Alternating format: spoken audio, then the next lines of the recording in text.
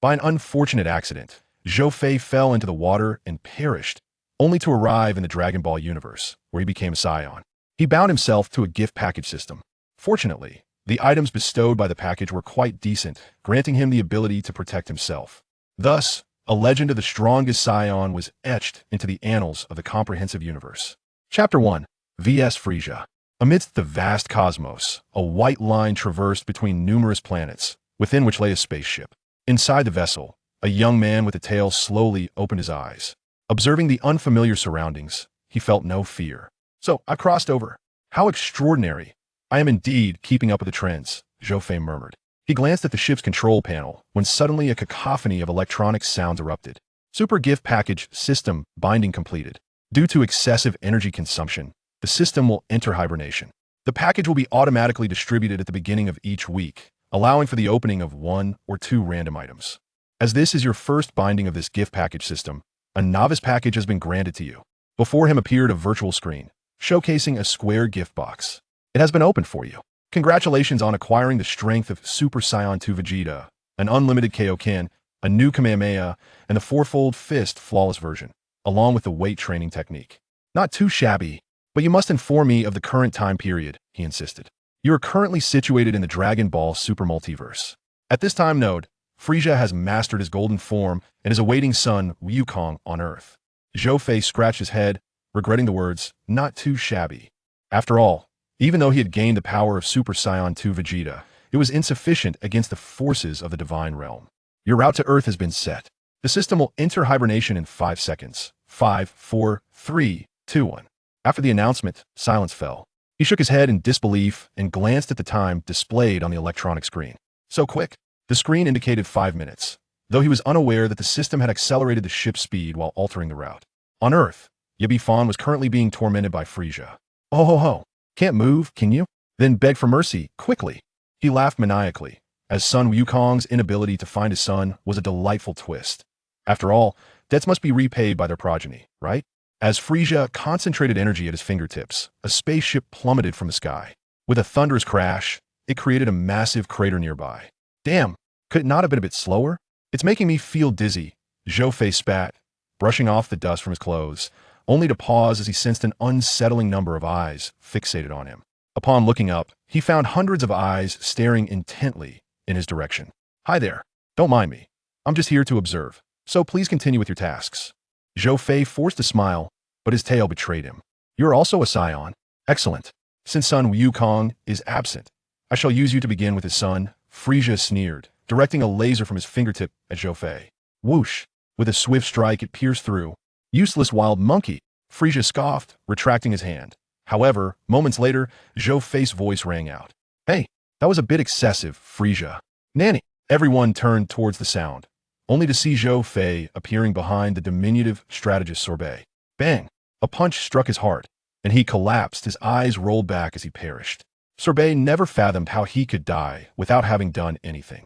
Oh, it seems you wish to resist me, Frisia observed with interest. Zhou Fei scratched his head. With the adversary already at his doorstep, he had no choice but to reciprocate. Piccolo, take Yabi Fan down. You should still have some sins of beans, right? Piccolo hesitated for a moment, then quickly supported Son Gohan. This won't do. I haven't had enough fun yet. Whoosh! A beam of light shot forth once more from Frisia's fingertip, yet it was neutralized by Zhou Fei's energy blast. All right, Frisia, let me entertain you until son Wukong and the others return, Zhou Fei declared, his demeanor shifting to one of immense excitement. Though I know not where you hail from, wild monkey, if you wish to play, then I shall oblige and let you witness the terrors of hell. Frisia detached from his small spacecraft. Buzz! Zhou Fei, filled with rage, charged towards Felisa first. Boom! The clash resulted in a fierce confrontation, yet this was merely a superficial probing.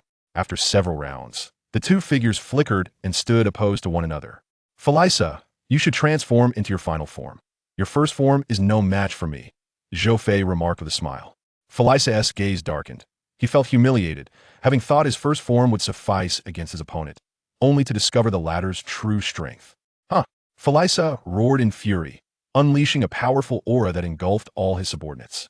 As the aura dissipated, he transformed into his complete form. Zhou Fei's expression hardened. His opponent's combat power had outstripped his by a significant margin, yet he felt no fear. Felisa has become this strong. Bike's shocked face turned pale, and beads of cold sweat trickled down his brow. This sense of oppression feels so familiar, even stronger than before. Clint clenched his fists, memories of the events on Nam Mike's star flooding his mind. Felisa savored the expressions of the Z warriors. Oh ho ho, wild monkey, though I know not where you hail from. Cease your hiding and transform into a Super Saiyan. Zhou Fei cast a sidelong glance at Felisa and chuckled. Felisa, are you not afraid of leaving another scar in your heart? Upon hearing this, Felisa's expression darkened as he coldly replied, If you wish to leave a scar, it depends on whether you possess the capability to do so. Zhou Fei shrugged, his gaze sharpening as he growled, a tremendous aura rising with a crackling sound. Boom! He transformed into Super Saiyan 2. What a powerful aura is this Super 2? No, it seems somewhat different. Wu Fan furrowed his brow. Though the transformation of this unknown Saiyan resembled Super 2, it bore subtle distinctions that he could not quite articulate. Felisa's expression changed repeatedly, disbelief etched on his face. How is this possible? How can the combat power of this wild monkey surpass mine? Yet, despite his words, the battle was inevitable. Swish! Bang! The two collided, erupting into a tremendous sound as they engaged in a brutal melee. The resounding impacts reverberated through the skies, causing the ocean to churn violently, and dark clouds began to gather overhead. Meanwhile, Burma finally managed to contact Weiss, recounting the events that transpired. Afterward, Sun Wukong and Bei Jita were astonished. Was Felisa truly an indestructible cockroach? He had returned once more. Upon hearing of other Saiyans opposing Felisa, Sun Wukong and Bei Jita exchanged glances, while Bylus and Weiss expressed a flicker of interest. After all, Weiss had conducted a search. Besides Sun Wukong, Bei Jita, and his brother, as well as the half-blood Saiyans on Earth, there were no other Saiyans. Who, then, was this sudden newcomer? On Earth, perhaps sensing a connection with his father, Wu Fan began to unleash his aura. Upon detecting his son's energy in the realm of destruction, the god of destruction immediately teleported away with the three of them. Chapter 2. The Hundredfold King Fist versus Golden Form. In an instant, Sun Wukong appeared alongside three companions. His arrival momentarily distracted Frisia, and in that fleeting moment, Zhou Fei seized his tail and executed a Thomas spin. After spinning for over 20 revolutions, he released his grip, propelling Frisia like a cannonball that crashed into a small mountain. Impressive. However, has Frisia undergone some form of training? This new form of his displays a remarkable enhancement in combat power compared to before. Sun Wukong's eyes gleamed with excitement. Vegeta, arms crossed, coldly remarked, regardless of his training, I shall personally eliminate him. Upon hearing this, Sun Wukong immediately gestured, Vegeta, that's not permissible. Frisia is mine to handle. Kakarot, if I leave him to you, you'll hesitate again. Therefore, I must take charge and finish him off decisively. That's not acceptable. Let us settle this with a game of rock, paper, scissors. Vegeta cast a glance at Sun Wukong and nodded. The two commenced their game, best of three, with Sun Wukong emerging victorious. Apologies, Vegeta. Vegeta snorted disdainfully, choosing not to respond. Suddenly, a resounding roar echoed as the brilliance flickered, and all the debris vanished, revealing a furious Frisia. You wretched wild monkey! His forehead throbbed with veins, his anger palpable. With a swift motion, he clasped his hands above his head, energy crackling as it coalesced into a purple energy sphere. Zhou Fei positioned his right hand atop his left, with his right pinky touching his left index finger, forming a frame, and unleashed a new energy wave towards the sphere. That's my new energy wave. How could he? Tian Jinhan exclaimed in astonishment. Boom! The two energies collided, erupting in a violent explosion that sent shockwaves rippling through the air. Zhou Fei, fueled by a surge of energy, charged through the dust and seized Frisia's tail, dragging him down into the ocean, creating towering waves. In a safe area on the ground, Beerus, amidst his meal, mumbled Whis. Have you managed to locate any information on this Saiyan? Not yet. I have scoured every corner of the universe, but there is no record of such a Saiyan. Whis replied, equally unclear due to his mouth full. Indeed, that is rather curious. This cream sundae is delightful. Beerus relished his dessert. Suddenly, Zhou Fei burst forth from the ocean, closely followed by Frisia, who bore minor wounds on his face. You insufferable wild monkeys! Frisia snarled, but as he prepared to strike, his gaze fell upon Beerus, enjoying his strawberry cream sundae, causing him to freeze in shock. Beerus-sama, are you here to thwart my vengeance? Are you blind? Just don't disturb me while I eat, Beerus remarked casually. Frieza nodded respectfully, though his thoughts remained known only to himself. Hey Frieza, how did you come back to life? Goku shouted. The Z fighters exchanged silent glances, questioning the appropriateness of Goku's inquiry at that moment. Goku, once I deal with this wild monkey, you're next. And Vegeta as well. Frieza's eyes flashed with a ruthless glint, ignoring Goku's question. Zhou Fei cleared his throat a few times. All right, Frieza, I believe you've had enough fun. It's time to showcase the results of your training. Otherwise, you may not have another opportunity. Frieza raised an eyebrow, recognizing that this fellow was quite knowledgeable. Fine. I originally intended to deal with Goku and the others, but since you are aware, let me show you the terror of hell. As he spoke, he clenched his fists, unleashing a fierce energy that caused the ominous sky to crackle with lightning. This is... Goku and Vegeta gazed at Frieza in astonishment. With a crack, thunder struck from the sky, shattering the hills. A blinding golden light erupted from Frieza, illuminating the surroundings. When the radiance subsided, he had successfully transformed. What kind of training has Frieza undergone? His power has increased so dramatically. If he weren't a villain, he would make an excellent opponent, Goku remarked. Vegeta snorted, not contradicting Goku, as there was some truth to his statement. Oh my! Whis observed Golden Frieza, then glanced at Goku and Vegeta, choosing to remain silent and focus on savoring his meal. Zhou Fei regarded Frieza with a serious expression, acutely aware of the pressure enveloping him. Though he soon regained his composure. Wild Monkey, I'll give you a chance. You must have some techniques left unutilized, so hurry and use them, or you may not get another chance. In that case, I ought to thank you. Without further ado, he began to gather energy frantically. Goku furrowed his brow. Sans signe familiar, huh? With Zhou Fei's low shout, a red aura manifested around his golden energy, while he internally declared, Kaioken times 100. Boom! An explosive energy surged forth, sweeping through the heavens, causing the ocean to boil and the ground to fracture, with stones defying gravity and levitating. Vegeta observed Zhou Fei's transformation. Speaking solemnly, Kakarot, that is indeed your Kaioken. Goku nodded earnestly. Is this guy reckless? Using Kaioken in Super Saiyan 2 form? The North Kao on King Kai's planet was astonished. He distinctly remembered teaching this technique to only one person. Yet this individual was utilizing it even more powerfully than Goku. Thus the question arose, where did this Saiyan come from? Earth. This is your true strength. It appears impressive, yet shall never rival my golden Frieza.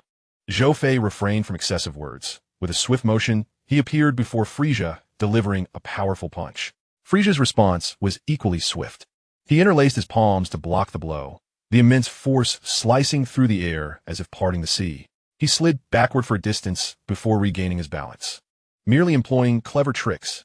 With a flick of his finger, Frieza unleashed a barrage of laser beams, their speed akin to that of a machine gun. Zhou Fei, not to be outdone, activated his new Kamehameha wave. The energies collided once more. This time, the Kamehameha found itself at a disadvantage. However, Zhou Fei intensified the flow of energy, and in an instant, the wave expanded dramatically, its power surging as its frequency of release increased, effectively countering Frieza's assault. The Kamehameha can be described as an extraordinarily formidable attack. As long as one possesses sufficient energy, it can be unleashed repeatedly. In the manga, it is depicted as firing over 20 times, while in the anime, it reaches a staggering 30 or more. In the storyline of Z, Tien Shin Han was capable of suppressing Cell, whose power exceeded his own by several magnitudes, showcasing the Kamehameha's might. How could this be? Boom! The Kamehameha struck him, resulting in a tremendous explosion. Wow! Frieza plummeted into the ocean. Tien Shin Han gazed intently at Zhou Fei, astonished by the Kamehameha's overwhelming power that surpassed his expectations. Kakarot, how many times do you think this fellow's Kaioken multiplies? Son Goku shook his head, uncertain of how many times the Kaioken could amplify power to such an extent. Nor could he fathom the toll it would take on the body. Unforgivable. Absolutely unforgivable. Frieza erupted from the sea, his face a mask of fury, veins bulging. He raised his hands high, energy coalescing into a colossal golden sphere. You shall vanish along with this planet, wild monkey. Zhou Fei raised a hand and fired an energy sphere of his own, albeit one approximately half the size of Frieza's. Chapter 3. Die once more. Training in the hyperbolic time chamber. The two energy spheres clashed, generating immense heat through their friction. Glub, glub. The ocean began to boil. Zhou Fei augmented the output of his energy once more. Boom! A dazzling light erupted, the sound of the explosion reverberating across the surroundings. Both individuals were hurled backward by the shockwave of the explosion, tumbling for quite a distance before stabilizing. Hey, my friend, you should be nearing your limits. Leave the rest to me, Son Goku called out to Zhou Fei. Zhou Fei shook his head. Limits? What a jest. His Kaioken bears no side effects or cap. Moreover, even if it did, he could not concede it to Son Goku. That would be too disrespectful to his identity as a traveler. Upon witnessing the scene, Sun Wukong furrowed his brow. Was this fellow not afraid of his body disintegrating? This was the question that lingered in Sun Wukong's mind. Seizing the moment when Zhou Fei was distracted, Golden Frieza swiftly appeared before him. But just as he was about to reach Zhou Fei spun around and delivered a powerful elbow strike to Frieza's face. Ugh! Frieza recoiled, clutching his face as he hastily retreated. Frieza, surely you cannot be this limited. Zhou Fei taunted. You wild monkey, do you truly believe you stand a chance against me? That was merely a moment of carelessness on my part. He bellowed. His fists clenched as he gathered his energy. Incredible. Frieza's power has surged once again. How has he achieved such a level? Sun Wukong marveled. Beerus, finishing the last spoonful of his sundae, wiped his mouth with a napkin. I am somewhat surprised that Frieza has managed to elevate his strength to this extent. When I first encountered him, I thought his combat prowess was adequate, and since I had been feeling drowsy, I allowed him to act as a temporary destroyer. Yet here we are, time has flown by, and witnessing his growth is indeed quite fascinating. Then, he glanced at Zhou Fei, a glimmer of insight igniting in his eyes. Whis, you two have sensed it. Haven to you. The energy emanating from that Saiyan is not of this realm. Whis replied nonchalantly. In the sky, a hum resonated as golden radiance spread once more, causing chaos within the atmosphere. Aircraft suddenly malfunctioned, and the entire Earth trembled. Yet, after merely 10 seconds, the golden light vanished, leaving Frieza's skin an even deeper shade of gold. He had now maximized his energy to its utmost limit, convinced that this time he would be able to vanquish the wild monkey. Not too shabby, he scoffed. You can only rely on your words now. With a swift motion, his speed more than doubled, and before Zhou Fei could react, he was sent flying, crashing into a sheer cliff.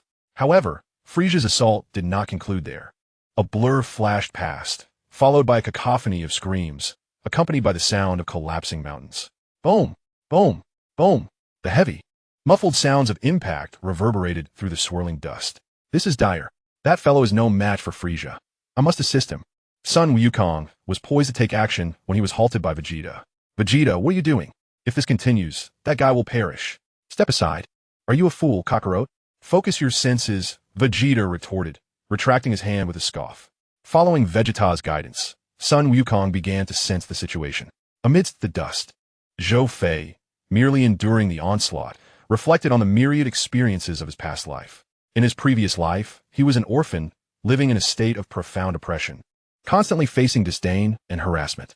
Although there were indeed many kind-hearted individuals, the presence of malevolence was equally prevalent. No, it was not so. The world does not alter simply because one is an orphan. The earth continues its rotation regardless of one's existence. He pondered. The reality has stripped away anything worth my concern. Thus, I shall shine brilliantly in this world. With this thought, a subtle smile graced his lips. Frieza, witnessing this, was consumed by rage. This wild monkey disregarded his onslaught entirely. Bang! Bang! He intensified his attacks, delivering a series of blows that forced Zhou Fei to retreat repeatedly. A punch, infused with the utmost power, was hurled forward. Just as it seemed destined to strike its mark, Zhou Fei raised his hand to meet it head-on, generating a shockwave that obliterated the surrounding mountains. What? The warriors gasped in astonishment. He had actually blocked it. Had that punch landed, it would have resulted in death or severe injury.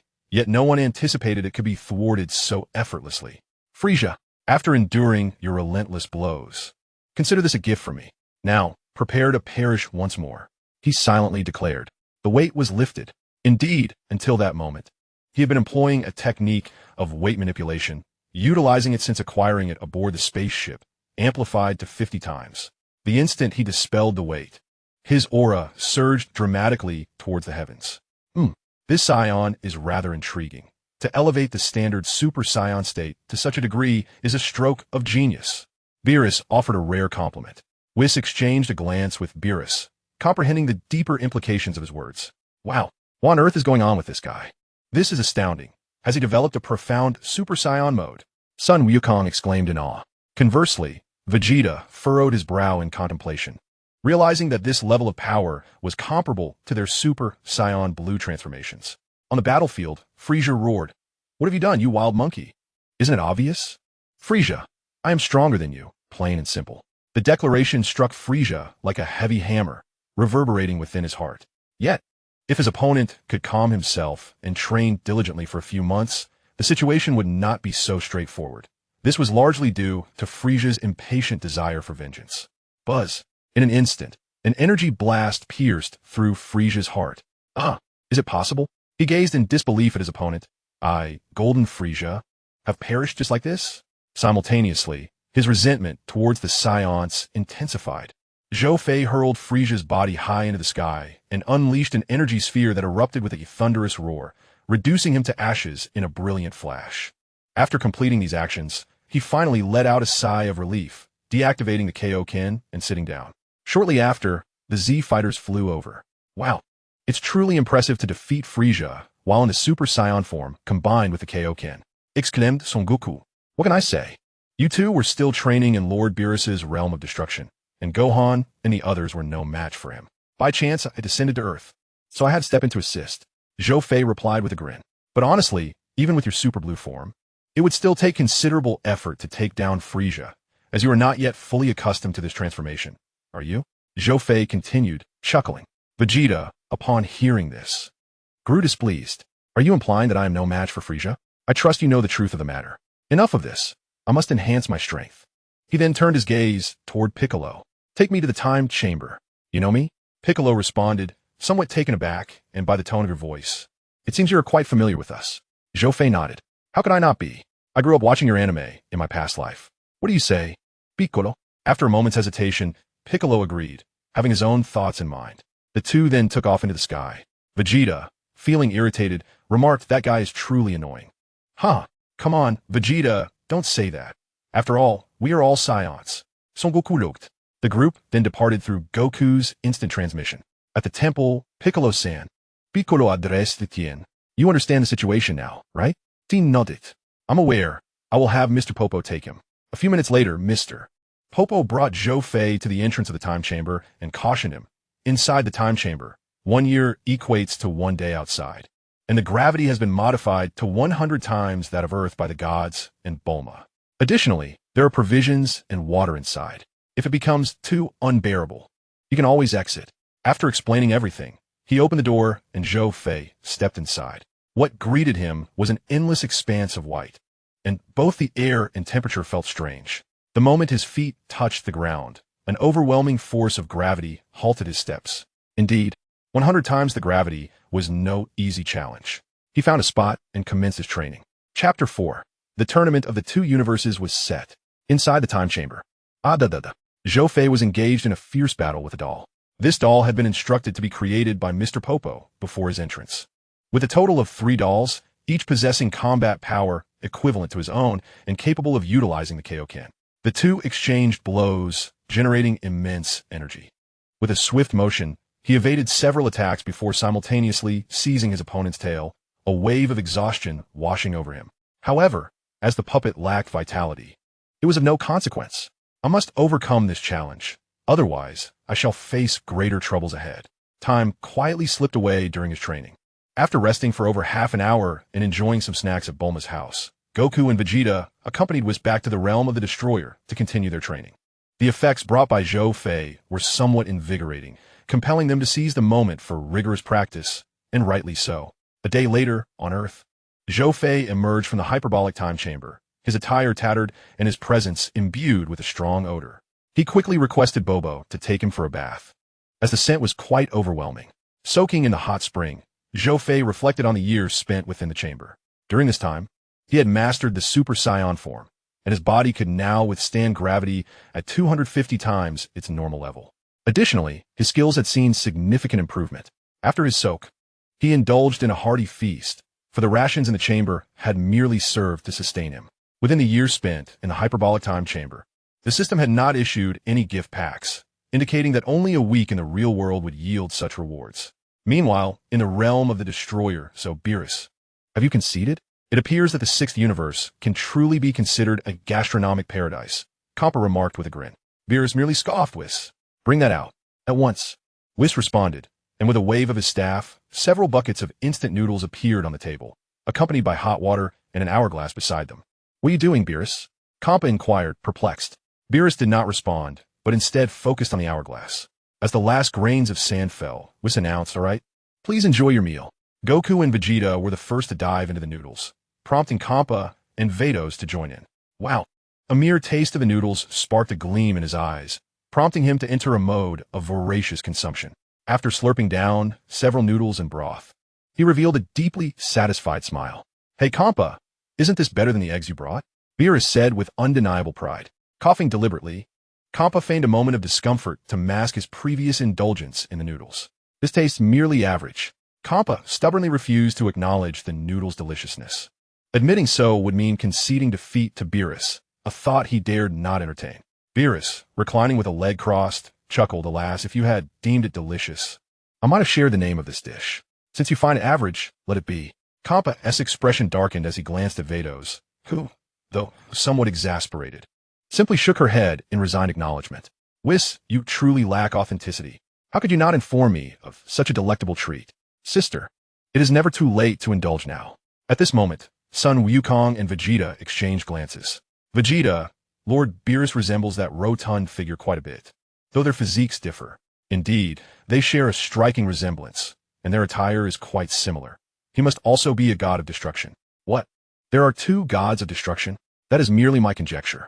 Whis, perceiving the silent exchange between Sun Wukong and Vegeta, smiled faintly. You are not mistaken.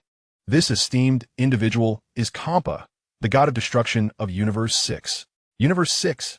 The two exclaimed in unison, astonished to discover that beyond their own universe, there existed others. Compa looked disdainfully at the two mortals, finding their astonishment quite trivial, indicative of their lack of knowledge. Whis then proceeded to enlighten them about the multiverse. To their astonishment, there were indeed 12 universes, implying that other universes must harbor formidable warriors. Sun Wukong's martial enthusiasm was reignited, although Vegeta remained silent. His eyes sparkled with excitement. Beerus, cease your withholding and tell me, what is this wondrous item called? Very well. Seeing your eagerness, I shall reveal it to you. This delicacy is known as instant noodles. Instant noodles. What a peculiar name, yet it is indeed fitting. This is a delightful treasure from Earth. And I must tell you, Earth is a veritable paradise of culinary delights beyond this. Your egg is abundant there. Compa swallowed hard and immediately instructed Beerus' attendant, quickly check. Since they have it in the 7th universe, we should certainly possess it as well. Beerus' attendant, Vados, used her divine staff to investigate, but unfortunately, their planet was beginning to crumble due to the foolishness of its inhabitants engaging in mutual destruction. Compa, witnessing this, felt a surge of frustration. Enough. The culinary contest has concluded. As for the victor, you already know in your heart. It is time for you to depart. Beerus issued a dismissal. Compa, with a glint in his eye, proposed, Beerus, shall we engage in a contest? A contest? What kind? Beerus replied, puzzled by Compa's intentions. Compa slammed his hand on the table, declaring, let us compete in combat. If I win, the earth shall belong to me. Beerus' expression hardened. Are you challenging me? The atmosphere shifted palpably. Compa, unperturbed, scratched his nose. I have yet to finish my statement. It is not merely you and I, but rather we shall each send representatives from our universes to battle. The last one standing shall claim Earth. Beerus scoffed dismissively. Do not speak nonsense. This holds no benefit for me. Why should I compete with you? Hey, Beerus, surely you are not afraid. What are you saying? Afraid? What a joke. Even if I were to compete, what leverage do you possess? Don't tell me you wish to take my Earth for free. Compas waved his hand dismissively. How could I take it for free? However, I do possess something, a wish-granting Dragon Ball. Have you heard of it? Dragon Ball? Indeed. Collecting all 7 will allow one to make a wish. Upon hearing this, Beerus shook his head. I thought it was something significant. It's merely the Dragon Balls. If we are speaking of Dragon Balls, Earth has them too. They belong to those Namekians. Do not misunderstand, Beerus. The wish-granting Dragon Balls I speak of are not those created by the Namekians. Their craftsmanship has certain limitations. The Dragon Balls I refer to can fulfill any wish, even those beyond the cosmos. How's that sound? ISNT it enticing? He was convinced that such an alluring offer would be irresistible to Beerus. However, the deity's response truly took him by surprise. So you still wish to take advantage of me, do you? That thing requires 7 to be gathered. Who knows when the last one can be found? Just as Kampas was about to speak again, Goku interjected. We can have Bulma create a Super Dragon Ball radar. Vegeta nodded in agreement. Indeed, she can invent a radar to locate the Super Dragon Balls. Beerus began to ponder, while Goku encouraged him to take the bet. After a few moments, Beerus nodded. Very well, let us compete. Kampas had been waiting for this very statement from Beerus.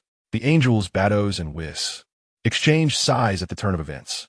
Ultimately, following Goku's proposal, they decided to use the rules of the Earth's martial arts tournament for this contest, scheduled to take place in a week's time. Afterward, Kampas and his retinue returned, while Whis and the others set off for Earth. Meanwhile, on Earth, a certain street vendor, Zhou Fei, looked up and noticed a fleeting glimmer across the sky, barely perceptible to the average eye, and a smile crept across his face. I suppose the time is nigh. He purchased a portion of skewered delicacies and, while eating, made his way towards Bulma's home. As for where he acquired the money, well, it came from the kindness of others. Chapter 5. The Gift Package. The tournament begins. Capsule Corporation. How did things come to this? Bulma questioned Vegeta. With arms crossed and an air of composure, Vegeta replied, I merely went with the flow. There's no need to overthink it. Bulma gazed at the Dragon Ball radar. It can certainly be modified. We just need to adjust its sensitivity and search range. However, that seems rather cumbersome. ISNT there a simpler method? Curiosity piqued among them. They inquired what this method could be. We can summon the Eternal Dragon and ask where the last Super Dragon Ball is. Beerus regarded the woman with newfound respect, surprised by her keen intellect. Subsequently, he instructed Vegeta to seek out the Dragon Balls. After more than half an hour, Zhou Fei arrived at Capsule Corporation. Among those waiting for Vegeta's return, Goku stood up. Goku, where are you going? Bulma inquired. I sense that Saiyan who helped us the other day is already at the door. I see. Please sit down. I'll have someone bring him in, Bulma replied, pulling out a device resembling a walkie-talkie and speaking into it. Just as Zhou Fei was about to knock on the door, it swung open, revealing a robotic servant. In a distinctly mechanical voice, it announced, Please follow me. A few minutes later, they arrived at the location where Goku and the others were gathered. Hello. Zhou Fei greeted them, nonchalantly taking a seat. By the way, my friend, I do not yet know your name. I am Zhou Fei. Goku nodded in acknowledgement. Zhou Fei, you truly are remarkable. After a year in the Hyperbola time chamber, you have grown significantly. Zhou Fei smiled modestly. You and Vegeta are the truly impressive ones. You have both attained the divine realm, while my abilities are rather insignificant in comparison. Goku scratched his head, feeling a bit embarrassed by the compliment. At that moment, Beerus set down his snack and spoke in a grave tone. You are not from this timeline. The atmosphere shifted instantly, charged with an unsettling tension.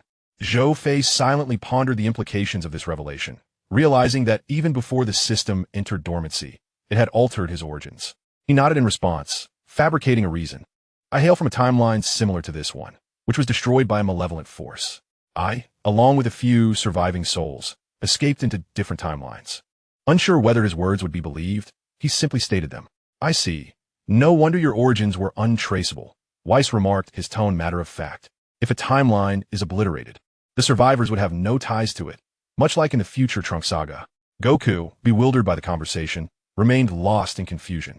As long as you do not undertake actions that could jeopardize the gods, all is well, Zhou Fei assured Beerus with a nod, fully comprehending the gravity of the matter. A couple of hours later, Vegeta returned with the 7 Dragon Balls. He remained cautious upon seeing Zhou Fei, but Bulma alleviated his concerns by explaining the newcomer's background. As the group gathered on the lawn, Bulma prepared to summon the Eternal Dragon, only to be halted by Zhou Fei. If you wish to inquire how to locate the Super Dragon Balls, I would advise against it. The Eternal Dragon's powers do not extend that far. Bulma, taken aback, wondered how he knew such information. It felt as if the other party was perpetually by their side, yet upon reflection, it was utterly impossible given the presence of Lord Beerus. Indeed, this was merely a consequence of the limitations imposed by the Namekians. Whis nodded in agreement with Zhou Fei's observation. In an instant, Bulma found herself engulfed in distress. If you wish to learn about the Super Dragon Balls, Bulma, you may consult Jace. He can introduce you to someone named Zuno, who possesses extensive knowledge of the cosmos, Zhou Fei suggested. Really? Bulma inquired, to which Zhou Fei affirmed with a nod. Was cast a knowing glance at Zhou Fei before returning to his usual demeanor. Subsequently, Bulma gathered the 7 Dragon Balls, though it seemed she had forgotten about the resurrection of a certain individual. However, this was of little consequence, as there was hardly a distinction between the King Kai being alive or deceased. Merely a halo hovered above his head. Bulma then retreated to her laboratory, embarking on a frantic search until she finally located the device to communicate with Jace. After issuing a verbal threat, Jace hastily boarded his spaceship and set course for Earth. After all, if Bulma were to follow through on her threats and send her husband to obliterate the Galactic Patrol headquarters, he would undoubtedly become a historical pariah. Hence, he expedited his journey as much as possible, although it would still require some time to arrive. As the hours passed, nightfall gently descended. Everyone set aside their bowls, truly attesting to Earth's delectable cuisine, which one could savor endlessly.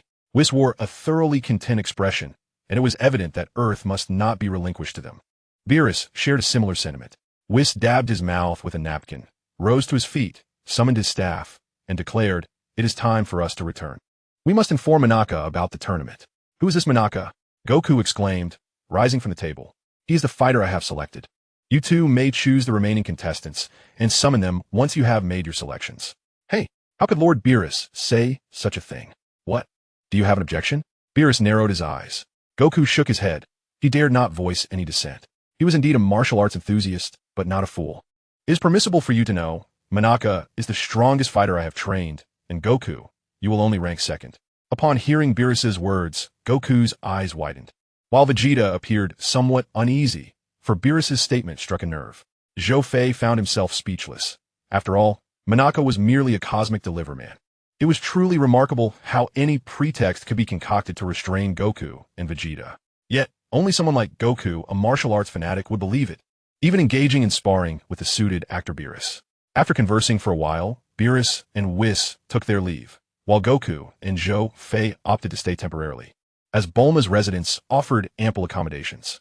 As time elapsed, a week quietly passed. Within the span of this week, the suitable contestants have been meticulously selected. On this day, Zhou Fei stood before the cube as the system announced, "Gift package dispatched, activation successful. Congratulations, you have acquired the Dragon Fist, capable of manipulating gravity." Quite impressive indeed. This gravity manipulation appears to be akin to that technique known as Hertz, which could prove advantageous in battle. Half an hour later, everyone gradually entered the cube.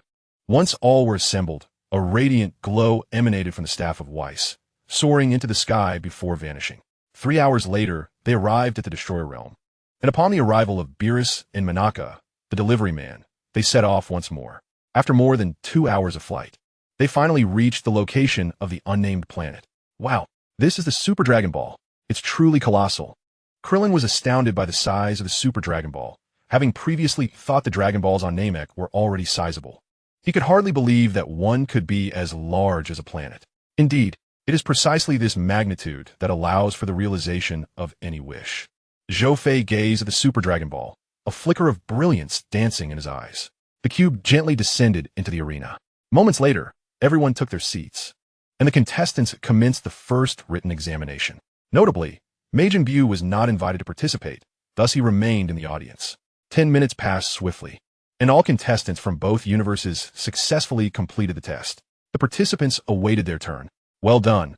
As for the order of competitors, Monaka shall lead, and the rest may determine amongst yourselves," Beerus declared, settling comfortably into his plush seat with his legs crossed. Subsequently, Zhou Fei and the others began a game of rock, paper, scissors. The first to take the stage was Son Goku, followed by Vegeta, then Zhou Fei, and lastly Piccolo. The host on the arena spoke with fervor, "Esteemed guests, thank you for your patience. The combat competition featuring contestants selected by the gods of destruction from universes 6 and 7 shall now commence. However, before we begin, we must first sing the cosmic song." Upon this announcement, the lights dimmed, and a beam illuminated the arena, revealing a pink penguin adorned with a bow. As the background music began to play, it grasped a microphone and sang, "The universe is vast." Once the performance concluded, the music ceased, and it bowed, offering a simple thank you. The crowd responded with a collective sense of disbelief, exclaiming, "This is truly beyond words." Zhou Fei's lips twitched in response. "Now, Without further ado, let us commence the first round of competition. The first contestant hailing from Universe 6 is the fighter bard Amo, and representing Universe 7, we have Son Goku. Please welcome both contestants to the stage. The host stepped back slightly. Let me witness what this bear is capable of. Son Goku stretched his limbs, leaping onto the arena alongside Bardamo. The battle was about to commence. Chapter 6, The Devious Scoundrel, One Strike Resolution. Two deities of destruction unleashed a surge of energy from their fingertips, striking the gong. The host and referee promptly declared, the match begins.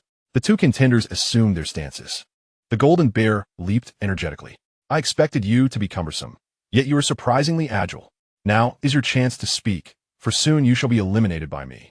As he spoke, the bear's leaps quickened, soon becoming a mere blur. Sun Wukong dodged left and right with the ease of a game, and with a resounding thud, he sent the bear hurtling towards the edge of the arena, perilously close to falling off. Luckily, he managed to regain his balance. What is Kakarot doing? That sort of opponent should be dispatched in no time, yet he dawdles, Vegeta remarked with evident annoyance. Sun Wukong scratched his head, offering an awkward smile. Don't say that. Vegeta, I've indulged in too much barbecue, and I seem to be struggling to digest it. The fellows from Universe 7, you appear to be rather underwhelming. Just as Lord Kampa described, strong on the outside, but weak within, Badamo sneered. Sun Wukong moved about, aiding his digestion. Seeing an opening, Badamo unleashed several energy blasts. However, Sun Wukong deftly evaded each one. Oh dear, my stomach feels much better, thank you. Now, let us commence in earnest. In a flash, he appeared before the golden bear, raining down a tempest of punches upon him. Yet, the bear remained utterly unmoved, even forcing Sun Wukong back. What is happening? My attacks seem ineffective. The golden bear rubbed his belly. Come, give it another go. Sun Wukong leaped back and unleashed the Kamehameha wave. With a resounding explosion, when the dust settled, the bear was still immovable. Confused, Sun Wukong pondered the bear's physical structure. The Kamehameha had no effect. Just then, Zhou Fei's voice rang out. Aim for his lower body and throw him off balance. Sun Wukong glanced at the golden bear's legs and charged forward. As the bear prepared to crouch, Sun Wukong seized his legs and, with a heave, toppled him to the ground. This truly works. Now it's much easier. He dragged the golden bear toward the edge of the arena, while the bear spat forth energy blasts. Yet, Sun Wukong, possessing keen perception, avoided them all.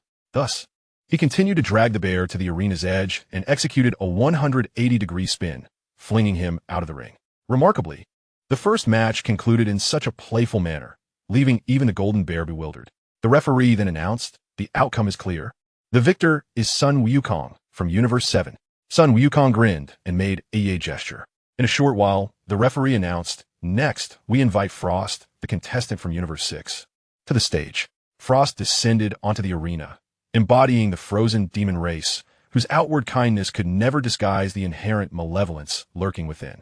From the contestant area, Zhou Fei cast a disinterested glance at the figure on the stage. Frost greeted him amicably, extending a hand. Your previous performance was splendid.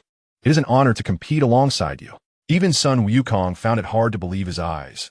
This individual bore an uncanny resemblance to Frieza, yet their personalities differed so drastically. Zhou Fei regarded him with a disdainful smile, finding him utterly repugnant. The match commenced. With the referee's command, Sun Wukong assumed his stance, while Frost smirked slightly, launching the first attack. He soared over Sun Wukong's head, clamping his legs around it to execute a 360-degree spin, subsequently hurling Sun Wukong forcefully to the ground. Hiss! Sun Wukong gasped in surprise, quickly regaining his footing and rubbing his head, which had suffered a sharp blow.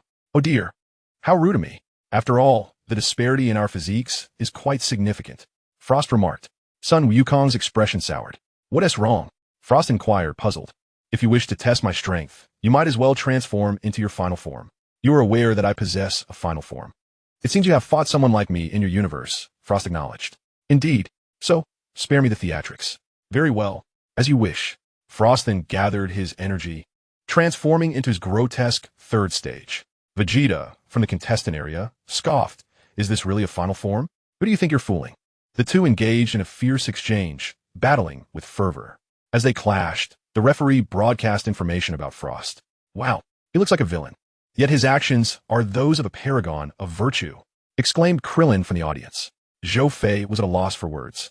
thinking that Frost must not have endured enough punishment from Frisia. Bang, bang, bang. After several rounds, Sun Wukong transformed into a Super Saiyan. And sensing Frost's formidable power, Frost too assumed his final form. With a swift motion, Frost dove from the heights, delivering a powerful punch. The impact resonated as it was blocked, leading to a one-sided confrontation. Observing this, Zhou Fei narrowed his eyes, sensing the impending climax. After several more exchanges, Frost was battered and bruised, yet remained resolutely charging at Sun Wukong. With great effort, Frost unleashed a punch, and just as Sun Wukong intended to block it, he unexpectedly withdrew his hand, while a glimmer of light flashed in Frost's eyes. He withdrew, and just as Sun Wukong was about to speak, he suddenly began to sway, as if intoxicated. His vision blurred, and he staggered a few steps forward, allowing Frost to seize the opportunity and sweep him to the ground with a powerful kick. What is happening? Kakarot actually lost. Vegeta could hardly believe his eyes. No, Sun Wukong did not lose. It was Frost who resorted to cheating, Zhou Fei stated with a calm demeanor. Vegeta glanced at Zhou Fei. Are you suggesting that the opponent used a weapon? Zhou Fei did not respond, but instead shouted loudly to the referee on the stage. Referee, I demand a check of his hands, particularly around the wrists. Zhou Fei's words left everyone else perplexed, while a cold glint flashed in Frost's eyes. Hey, Beerus, your contender isn't implying my fighter has employed any underhanded tactics, is he? Kampa questioned with evident irritation. Beerus looked at Zhou Fei, equally bewildered, unsure of the latter's intentions. From the audience, the Universe Patrolman Gak chimed in. Indeed, the referee ought to inspect his wrists. The referee found himself in a dilemma. Glancing between Beerus and Kampa, unsure of how to proceed. After a moment of contemplation, Beerus said, Kampa, for the sake of fairness, let us examine your fighter. Kampa narrowed his eyes. Beerus, are you looking for trouble? Beerus replied with an indifferent expression. Meanwhile, Piccolo descended from the contestant area to lift Sun Wukong, and Zhou Fei stood beside Vegeta, whispering a few words. Vegeta gave Zhou Fei a knowing glance, to which Zhou Fei responded affirmatively. Vegeta nodded and leapt onto the stage. Lord Kampa, since you have such confidence in your fighter, do watch closely as this battle unfolds. Zhou Fei shouted at Kampa. The audience felt increasingly bewildered, except for Gak. I shall see what tricks you can conjure. If my fighter is innocent, you will regret it. Kampa's words were laced with unmistakable threats. Zhou Fei remained unperturbed. One who stands upright has no fear of shadows. On the stage, the referee announced the start, and Vegeta immediately transformed into Super Saiyan. In an instant, he closed the distance and landed a punch on Frost's face before he could react, using just enough force to knock him to the ground. Then, stepping on Frost's hand, he crouched down, reaching out to touch him when a faint glimmer suddenly flickered from Frost's hand. Vegeta instinctively dodged and then swung a punch down. Frost let out a pained scream as an exceedingly tiny black appeared on his hand. Just as Zhou Fei had mentioned, you truly are despicable. Vegeta raised his hand, declaring loudly, everyone, take note. This fellow's hand conceals a hidden agenda. As he spoke, he exerted a firm squeeze, causing a strange liquid to ooze from the dark spot. When it fell to the ground, it emitted a hissing, corrosive sound. Poison. The crowd was taken aback. Goodness, this person actually resorted to poison. They recalled the image of Sun Wukong collapsing moments ago, and the realization dawned upon them. Kampa's face paled. He had just claimed it was impossible, but now he was met with a silent slap to the face, leaving him utterly humiliated. Beerus observed Kampa's disconcerted expression with a sense of delight. Yet he was equally displeased with Frost for daring to engage in underhanded tactics right under a god's nose. Such audacity was truly astonishing. You are indeed no different from Frisia, both equally repugnant. Vegeta hurled him high into the air, channeling energy in his hands, and with a resounding shout unleashed the Gallic gun. A powerful energy wave enveloped him, directly blasting through both Frost and the protective barrier. With swift reflexes, Bados waved her divine staff, instantly repairing the barrier as Frost fell unconscious outside the arena. Once the opponent was dealt with, Vegeta returned to his normal state, while Sun Wukong on the contestants' bench also regained consciousness. The victory belonged to Vegeta. The referee promptly announced. Chapter 7. Vegeta has lost. Sun Wukong steps onto the stage. On the contestants' bench, Beerus chided Sun Wukong a few times but said no more. Vegeta's opponent was the emotionally fragile robot, Magetta. The two engaged in a fierce battle within the square glass enclosure. After several rounds, Vegeta found himself retreating, panting heavily as beads of sweat dripped onto the ground, evaporating almost instantly in the searing heat. In contrast, the robot seemed unfazed. Steam billowed from its head as it charged at him, unleashing a flurry of iron fists. The relentless barrage of punches, compounded by the heat, forced Vegeta into a defensive position, gradually pushing him towards the edge of the arena. Vegeta was performing admirably. It seemed the Saiyan was on the verge of defeat. Kampa chuckled. "Lord Kampa, your judgment seems rather hasty," Bados remarked. "Isn't this situation quite apparent?" Bados shook her head in exasperation. She was at a loss for words regarding Lord Kampa. Dealing with such a master was indeed exhausting. On the arena, as Vegeta neared the edge, Vegeta raised his fists, preparing to deliver a final blow, only to be caught off guard by Vegeta. Huh! He landed a kick to Vegeta's abdomen, sending him flying while unleashing an energy blast. Vegeta opened his mouth and spewed forth a torrent of magma. Vegeta's energy blast detonated. Yet the magma surged towards him with undiminished force. "Damn it!" Vegeta growled, once more unleashing the Gallic gun, as the ferocious energy wave collided with the magma. The deafening roar echoed within the glass enclosure, and the temperature soared dramatically. At that moment, Vegeta's Gallic gun showed signs of weakening. On the contestant bench, Sun Wukong slapped his forehead. Vegeta was about to lose his temper. Just as Sun Wukong had predicted, Vegeta transformed into his Super Saiyan form, instantly amplifying the power of his ki blast severalfold, suppressing his opponent's magma. Vegeta, undeterred, retaliated by releasing more gas, intensifying the power of his magma. Vegeta raised an eyebrow. Though subtle, he sensed that the magma could sear his ki. After a brief stalemate, Vegeta's expression suddenly soured. "Have you all noticed? Vegeta's situation is rather dire," Piccolo remarked. Upon hearing Piccolo's words, everyone turned to look through the glass dome and indeed saw something amiss. Vegeta was breathing heavily. Sun Wukong's expression tightened. "It's simply because there's insufficient air within the dome. That robot had planned this from the start. Even without oxygen, he could survive, thus freely unleashing magma to scorch the air, which is why Vegeta is in this predicament," Zhou Fei explained in a calm tone. "Hang in there, Vegeta," Sun Wukong shouted.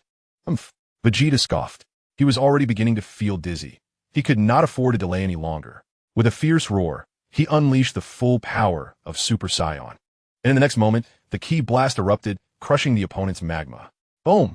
The glass dome shattered, and after inhaling the fresh air, he immediately gathered a tremendous amount of energy into his palm. "Ultimate Flash," he declared. The golden ki blast erupted forth. Simultaneously, Vegeta retaliated with an even more potent surge of magma. Sizzle, sizzle, sizzle. The tremendous energies clashed, causing the arena to explode, with magma and energy splattering everywhere. Vegeta roared with all his might, veins bulging, which only served to further amplify his energy. Was this the full power of Vegeta's Super Saiyan? Indeed, it was formidable. Zhou Fei nodded to himself. Vegeta was still holding on, yet how could he withstand one of Vegeta's ultimate moves? In no time, it was already at his doorstep, forcing him back to the edge of the arena. "Get down, you worthless scrap." Crack! Upon hearing Vegeta's venomous words, it was as if something had shattered. He stumbled, and the edge of the arena crumbled, sending him plummeting off the stage, simultaneously shattering the glass dome. After defeating his opponent, Vegeta returned to his original state. At that moment, Trunks in the audience hurriedly sent down a bottle of water. Vegeta gulped it down eagerly. The referee announced Vegeta as the victor, while Vegeta returned to the contestant bench, sitting there in a state of utter dejection, sobbing inconsolably. What happened? He was so formidable just a moment ago. Why is he crying now? Sun Wukong wondered, perplexed. He was not alone. The audience was equally bewildered. This elucidated that the opponent possessed a fragile spirit, sensitive to harsh words. The crowd murmured in disbelief. Such a peculiarity was indeed astonishing. Both Bardos and Vis appeared on the arena, their staffs simultaneously waving, and the stage was restored, now enlarged compared to its former size. Subsequently, they returned to their respective universes. Notably, Son Goku was once again deemed eligible to compete, as the evidence of his encounter with Frost's hidden weapon remained on his hands. Vegeta stood on the arena, awaiting the next contender. From Universe 6, Cabba rose, leaping onto the stage. The two exchanged glances as the drums resounded, signaling the commencement of the match. "I look forward to your guidance." Cabba offered a slight bow to Vegeta. They then assumed their stances. Cabba initiated the assault, diving forward with a punch. Vegeta reacted swiftly, stacking his hands to block the strike, though the force generated a powerful gust behind him. Impressive strength, Vegeta praised. Cabba unleashed a flurry of punches, managing to pressure Vegeta back. Do not let your pride overwhelm you, Vegeta warned. Seizing Cabba's wrists, he exploited an opening, delivering a kick that sent Cabba flying several meters away. Cabba, bracing himself against the ground, gasped for air before rising and assuming a stance. Oh, a technique akin to mine, Vegeta remarked, a smile gracing his face. Suddenly, Cabba launched a wave of energy toward Vegeta, reacting almost instantaneously. Vegeta countered with his own energy blast. The two forces collided explosively, sending a cloud of dust swirling. Truly the might of Saiyan. Your strength is commendable. Now, let the true battle commence.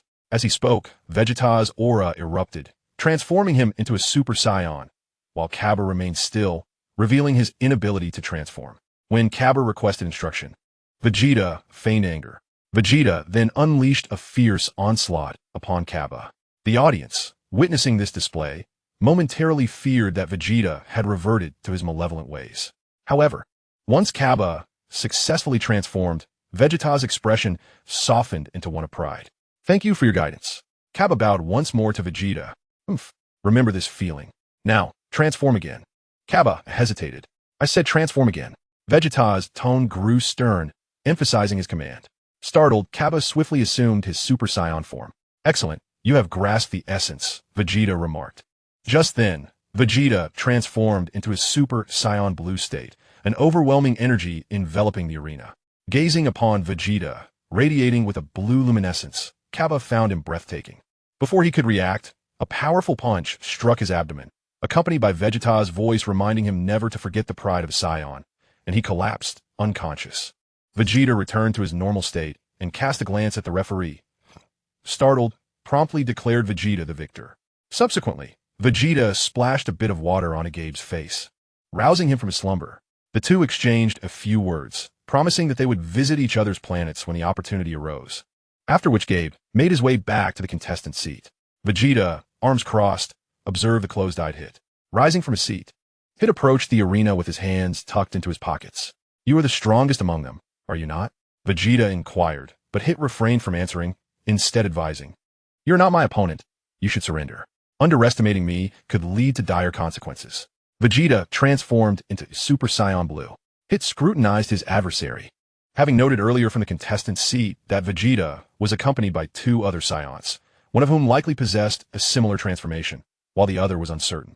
Nevertheless, this posed little concern for him. As long as he continued to win, that coveted square would be his. Assuming a stance with minimal distance, Hit extended his hands. Vegeta narrowed his eyes and launched a tentative attack. However, before his strike could fully connect, he was sent flying backward.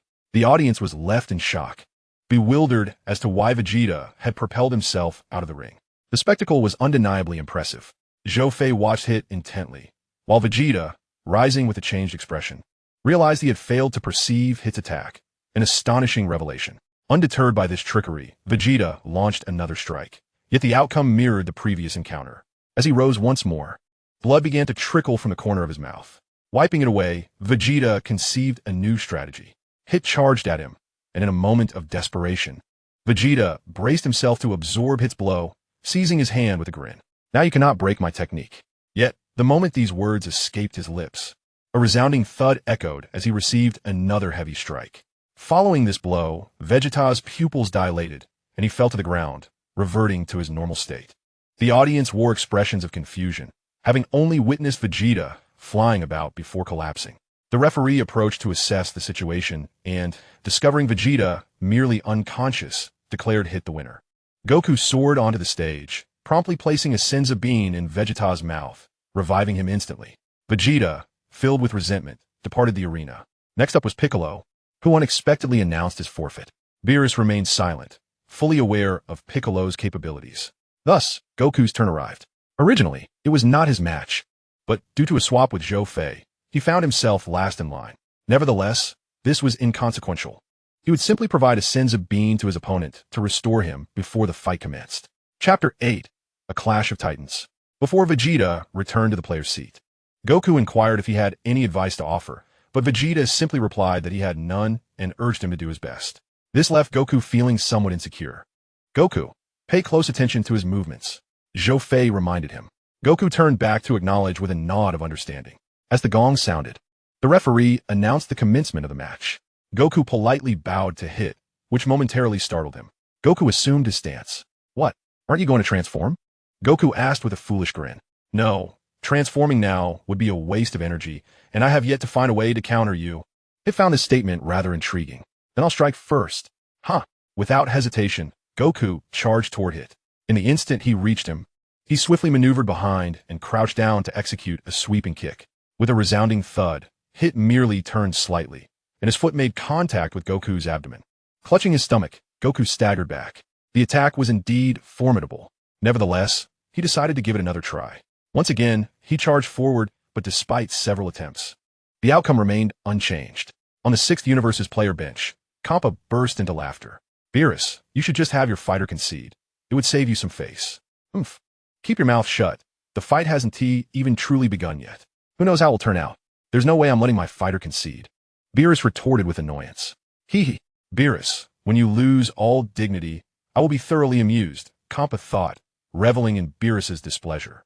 On the stage, Goku stretched his limbs and, with a surge of energy, entered the super blue form.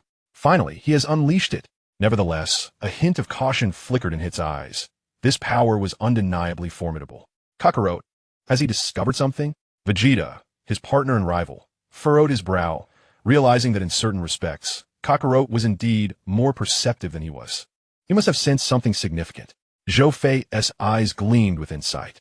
Goku, let the 6th Universe witness how you unravel the time skip and inspire Hit's growth. With a whoosh, Goku dashed toward Hit, engaging in an intense battle. After a fierce exchange of blows for several rounds, Hit suddenly activated his time skip. As Goku charged, he found himself ensnared within the frozen moment Hit had created, aiming a punch at his abdomen. Just as that punch was about to land, Goku intercepted it. What? Hit was taken aback, astonished. How could this be? Was it mere coincidence? In an instant, he retreated and then unleashed a flash strike, this time sweeping his leg towards his opponent's head. However, in the next moment, his move was thwarted by his son Wukong. How about that, Hit? Your flash strike has been deciphered by me. Son Wukong grinned. Hit's expression tightened. Having lived for over 1,000 years, he had never encountered such a situation before. Vegeta, watching from the sidelines, clenched his fists, finally grasping how Kakarot managed to do it. Kakarot had observed his opponent's movements and anticipated his actions, thus countering the flash strike. Was such a feat truly achievable? Krillin found it hard to believe that Son Wukong could reach such heights. It wasn't that Krillin doubted him. Rather, it was astonishing to think that the usually carefree Son Wukong could meticulously observe his opponent's actions and make predictions. It seemed almost fantastical. Yet, this was indeed possible. As long as one could harmonize the mind, body, and technique while possessing the judgment to react instantaneously, one could achieve such capabilities. Zhou Fei spoke calmly. Whis glanced at Zhou Fei with surprise. This scion was quite remarkable, knowledgeable about such matters. It seems that the historical trajectory of the dimension he previously inhabited bears some resemblance to ours, Beerus whispered to Whis. Perhaps, Whis replied ambiguously, casting a meaningful glance at Zhou Fei. Nonetheless, Beerus's words held a degree of credibility, although it was of no concern to them, the angels. With a swift motion, Hit retreated once more.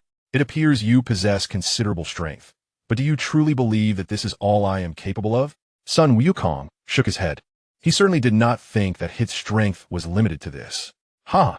Son Wukong, I must commend you. You have revealed to me the boundaries of my own limitations. As a token of my respect, allow me to demonstrate my true power. A powerful purple aura erupted from Hit, lasting several seconds before dissipating. Piccolo, seated among the competitors, observed with confusion. Based on the intensity of the earlier outburst, Hit's power should have increased, yet he felt no discernible difference from before. So he can also call upon such power? Son Wukong was surprised to discover this composed demeanor had another facet.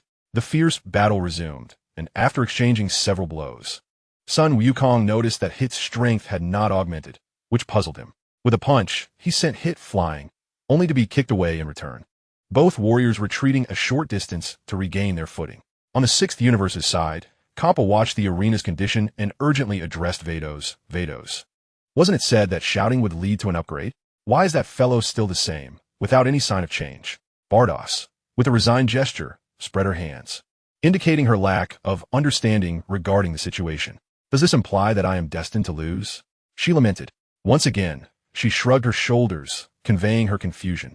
Champa, somewhat exasperated, was caught off guard by a sudden, thunderous noise. Sun Wukong, clutching his abdomen, fell to one knee, and this unexpected turn of events left Champa bewildered. What had just transpired? The scenario unfolded as follows. The two had engaged in a series of fierce exchanges, pushing Hit to the brink of the ring's edge. In a moment of sheer power, Sun Wukong unleashed a forceful punch, yet in that very instant, he found himself kneeling, his expression contorted in pain. The onlookers were taken aback. Only moments ago, it had seemed like a prime opportunity. How had it come to this? Noticing the perplexity among his companions, Zhou Fei offered a brief explanation. Upon hearing his words, the group finally grasped the essence of the situation. Hit's time skip had evolved. Sun Wukong, unlike you Saiyans, I cannot ascend in power, but I can grow. This notion had never crossed my mind until I encountered you. Thus, I owe you my gratitude. My growth has enhanced my time skip, and now I can leap forward by 0.2 seconds. Sun Wukong gradually rose to his feet, catching his breath, and assumed a fighting stance with a smile.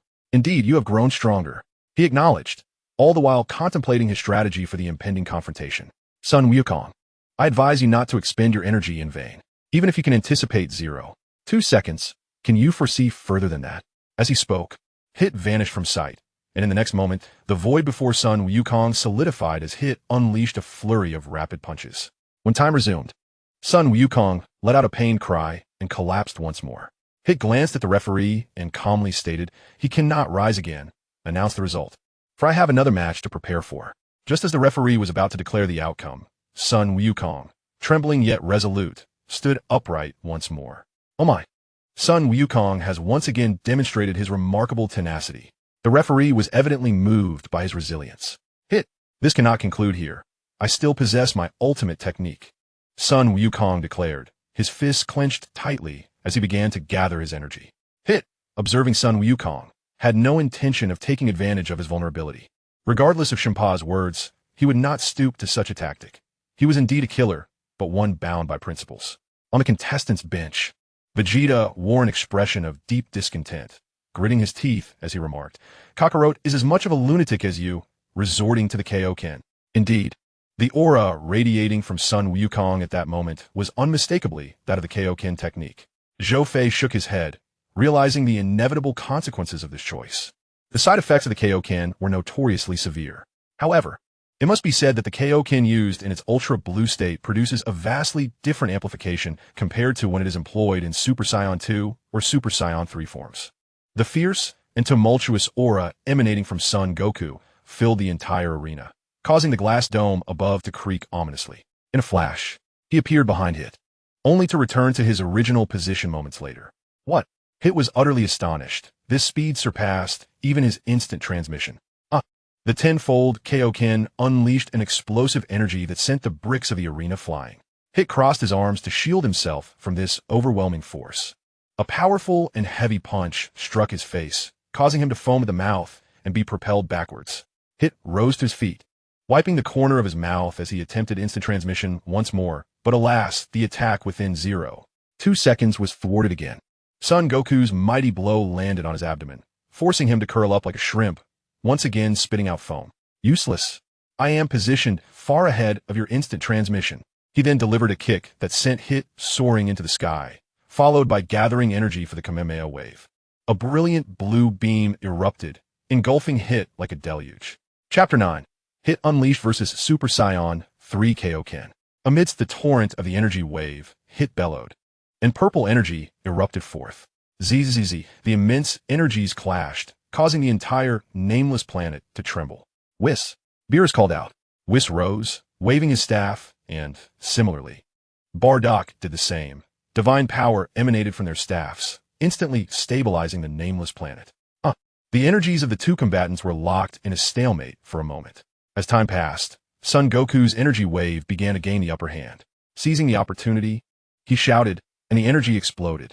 A thick cloud of smoke enveloped the entire arena. Cough, cough. What is happening now? Indeed, we can't see anything. As the smoke gradually dissipated, the figures of the two fighters emerged, both standing on the arena, albeit looking quite disheveled. Son Goku's muscles began to twitch. The side effects were setting in. Although Hit was also injured, he had managed to evolve his instant transmission in that moment of explosion, reaching a full second, thus avoiding any substantial harm. Huff! Son Goku gasped for air and revealed a smile. I never expected to encounter a master like you from another universe. You should still have the strength for one more battle. Hit. What do you wish to say? Hit. Let us settle this with one final blow. I do not wish to have any regrets in this battle. Very well. I share the same sentiment, Son Goku. As the words left his lips, both warriors unleashed their energy, the blue-red flames clashing with the purple flames, creating arcs of electric serpents. Kame, Ame, Ah. In a surge of energy, Hit unleashed a powerful wave. Crack! The arena could not withstand the immense force generated by the two combatants, shattering under their tremendous energy. As their power intensified, blood began to seep from Goku's skin. The side effects of Kakaroto's Kaioken had begun. Vegeta's expression turned grave. Goku, father, Chi-Chi and Goten were deeply worried. Not only the mother and son, but their companions felt the same anxiety. Damn it, just hold on a little longer. My body must endure just a bit more. Goku silently encouraged himself. The two energies erupted once more, this explosion causing the very fabric of space to fracture. Fortunately, the two angels intervened in time to mend the rifts, or the entire venue would have been consumed by the void. Whoosh! Bang! Goku was sent flying, crashing into the glass dome, creating a myriad of cracks before landing on the ground. Meanwhile, Hit precariously perched at the edge of the arena, barely avoiding disqualification. Roar! Hit has won, ha ha ha! Kappa was exceedingly pleased. If he won 2 more matches, the Earth of Universe 7 would be his. Goten and Krillin flew to Goku's side, with Krillin producing a Senzu bean while Goten fetched a bottle of water. After consuming the bean and taking a sip of water, Goku rose to his feet and gazed at Hit. You are truly formidable, and you have yet to reveal your killer techniques. I hope to engage in a no-holds-barred battle with you next time. I look forward to it. The two shared a moment of mutual respect, their eyes locked in understanding. At that moment, the referee emerged from seemingly nowhere to declare Hit the victor. Goku returned to the contestant area, plopping down onto the ground, while Vegeta cast a glance at him before turning his attention to Zhou Fei. Zhou stood up, first retrieving a Senzu bean from Krillin before making his way to the arena. He tossed the Senzu bean to Hit, a gesture that unsettled Beerus. Hey, how can you heal your opponent? Beerus bellowed. Zhou shrugged and replied with a grin. Lord Beerus, don't be so rigid. I want to witness his true power. His gaze shifted to Hit. Now, Hit, allow me to see your true strength. Without a moment's hesitation, he transformed into Super Saiyan 2. Aren't you going to transform into your blue form? Zhou shook his head.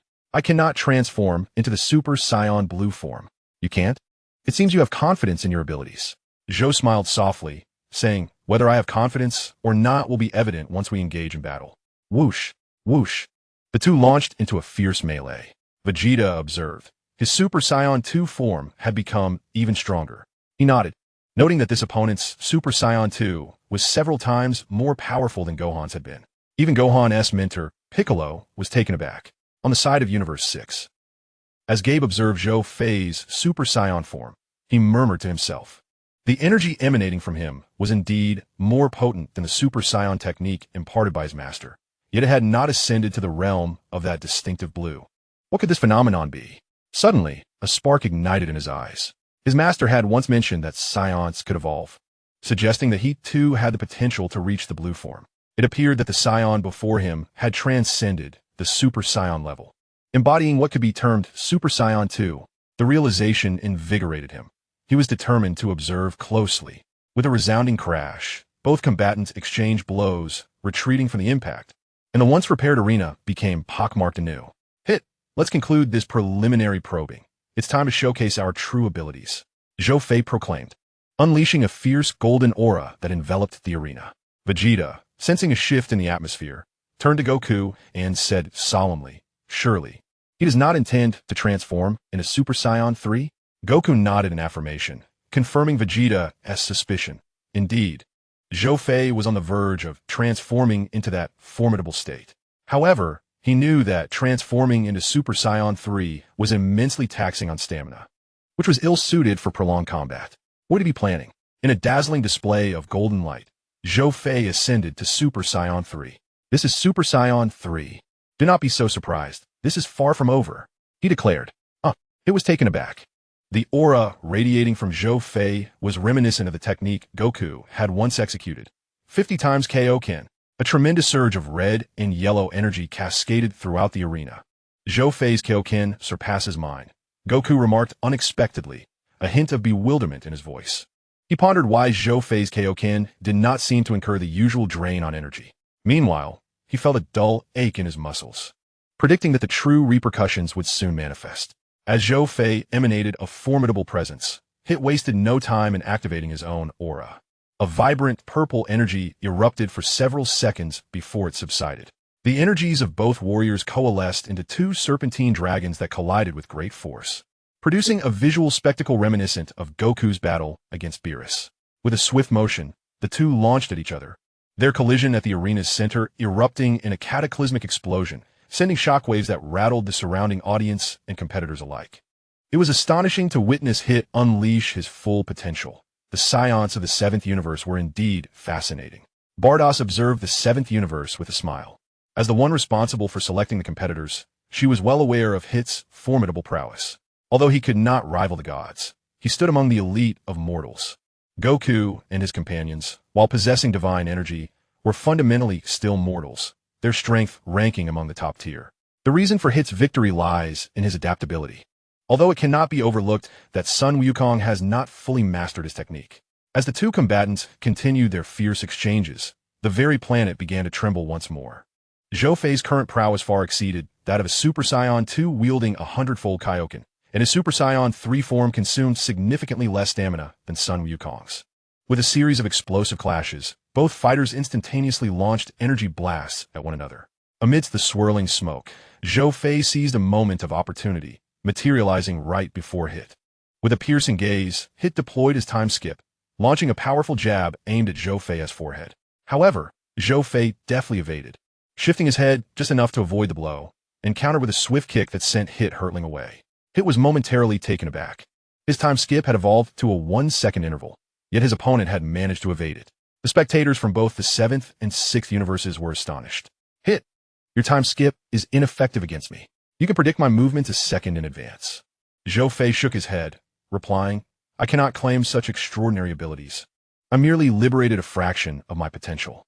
Zhou Fei's aura intensified once more, causing Hit to be propelled backward by the sudden surge of energy. Hit focused intently on Zhou Fei, sensing an impending threat without understanding its source. Chapter 10. The Dragon Fist Erupts, the Outcome Uncertain? From a spectator's seat, Vegeta watched Zhou Fei intently, his teeth clenched in frustration, feeling as though he might become a perennial third place. Resolutely, he vowed to train relentlessly after this match, determined to surpass everyone in strength. Sun Wukong stole a glance at Vegeta, sighing inwardly, fully aware of his rival's thoughts. He too felt a spark of fierce determination, knowing that with a scion like Zhou Fei in their midst, future battles and training would be anything but monotonous. Currently, Zhou Fei's combat power was nearing that of Sun Wukong's blue form. During a single week on Earth, he had spent a day in the hyperbolic time chamber, acclimating to a weight of 250 times his body weight, and subsequently increased it by another 100 times to 350 before exiting. Following that, it was Vegeta and Sun Wukong who trained within. Now, he had merely alleviated the 100-fold gravity, resulting in a noticeable surge of his energy. Furthermore, his transformation was inherently tied to Vegeta's Super Saiyan 3 form, enhanced by the Kaioken technique, allowing him to reach such remarkable heights. Quite intriguing. It seems he may indeed secure victory, remarked Beerus, narrowing his eyes. Whis glanced at Beerus, teasingly inquiring, what will happen if Zhou Fei wins, my lord? How will Monaka enter the fray? Caught off guard, Beerus leaned closer and whispered, you know very well. Whis chuckled softly to himself. I recall now. To motivate Sun Wukong and Vegeta, they brought in a passerby from the roadside. Beerus immediately gestured for silence, ensuring that neither Son Goku nor Vegeta would be aware of the situation, but Piccolo overheard everything. He glanced at Zhou Fei on the arena and thought, I can only rely on you now. In a flash, Zhou Fei vanished and reappeared before Hit, launching a flurry of powerful punches. Bang, bang, bang. Hit swiftly parried Zhou Fei's relentless assault. However, In the next moment, Zhou Fei altered his stance and delivered a sudden kick. Caught off guard for a mere fraction of a second, it was struck by Zhou Fei's foot, causing him to spit out foam and stumble back several dozen meters before coming to a halt, a testament to the sheer weight of the blow. This sight caused Kampa to become restless.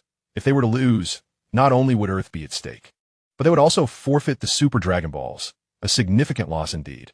Nevertheless, Hit's prowess was not to be underestimated. After enduring Zhou Fei's powerful kick, he swiftly retaliated. In a blur, he appeared before Zhou Fei once more, employing his time skip ability. In an instant, Zhou Fei's pupils constricted, and he too coughed up foam, kneeling on one knee while clutching his abdomen. Hit's time skip had evolved. In that fleeting moment, he sensed a blur before being struck. This was his counterattack. Well done, Hit. Keep it up, Kampa exclaimed, rising in excitement like a child. Vados cleared her throat softly, prompting Kampa to temper his enthusiasm. TCH. Kampa seems to be celebrating a bit too early, Beerus remarked with a faint smile. Zhou Fei stood up, appearing at incredible speed behind Hit. It's futile. You can no longer decipher my time skip. The moment Hit turned, the void around him seemed to freeze. He unleashed a series of punches, only to find that his hands had been seized by Zhou Fei. Hit was astonished that Zhou Fei had the audacity to withstand his barrage of heavy blows. Zhou Fei grimaced in pain, yet managed to smile. Only in this way can I inflict substantial harm upon you. As he spoke, he tightened his fist, a potent aura radiating from it. In the blink of an eye, his fist struck Hit squarely in the abdomen. Ugh! Hit violently coughed up blood, staggering backward several steps. Zhou Fei also clutched his stomach and knelt on one knee. Their exchange had utilized the utmost of their strength, resulting in the most severe damage they had sustained thus far. Zhou Fei, Hit. Their respective comrades from the universes cheered them on. I never anticipated that you could battle me to this extent, aside from Son Goku. The Scions of Universe 7 are truly fascinating. Hit spat on the ground, straightening his posture.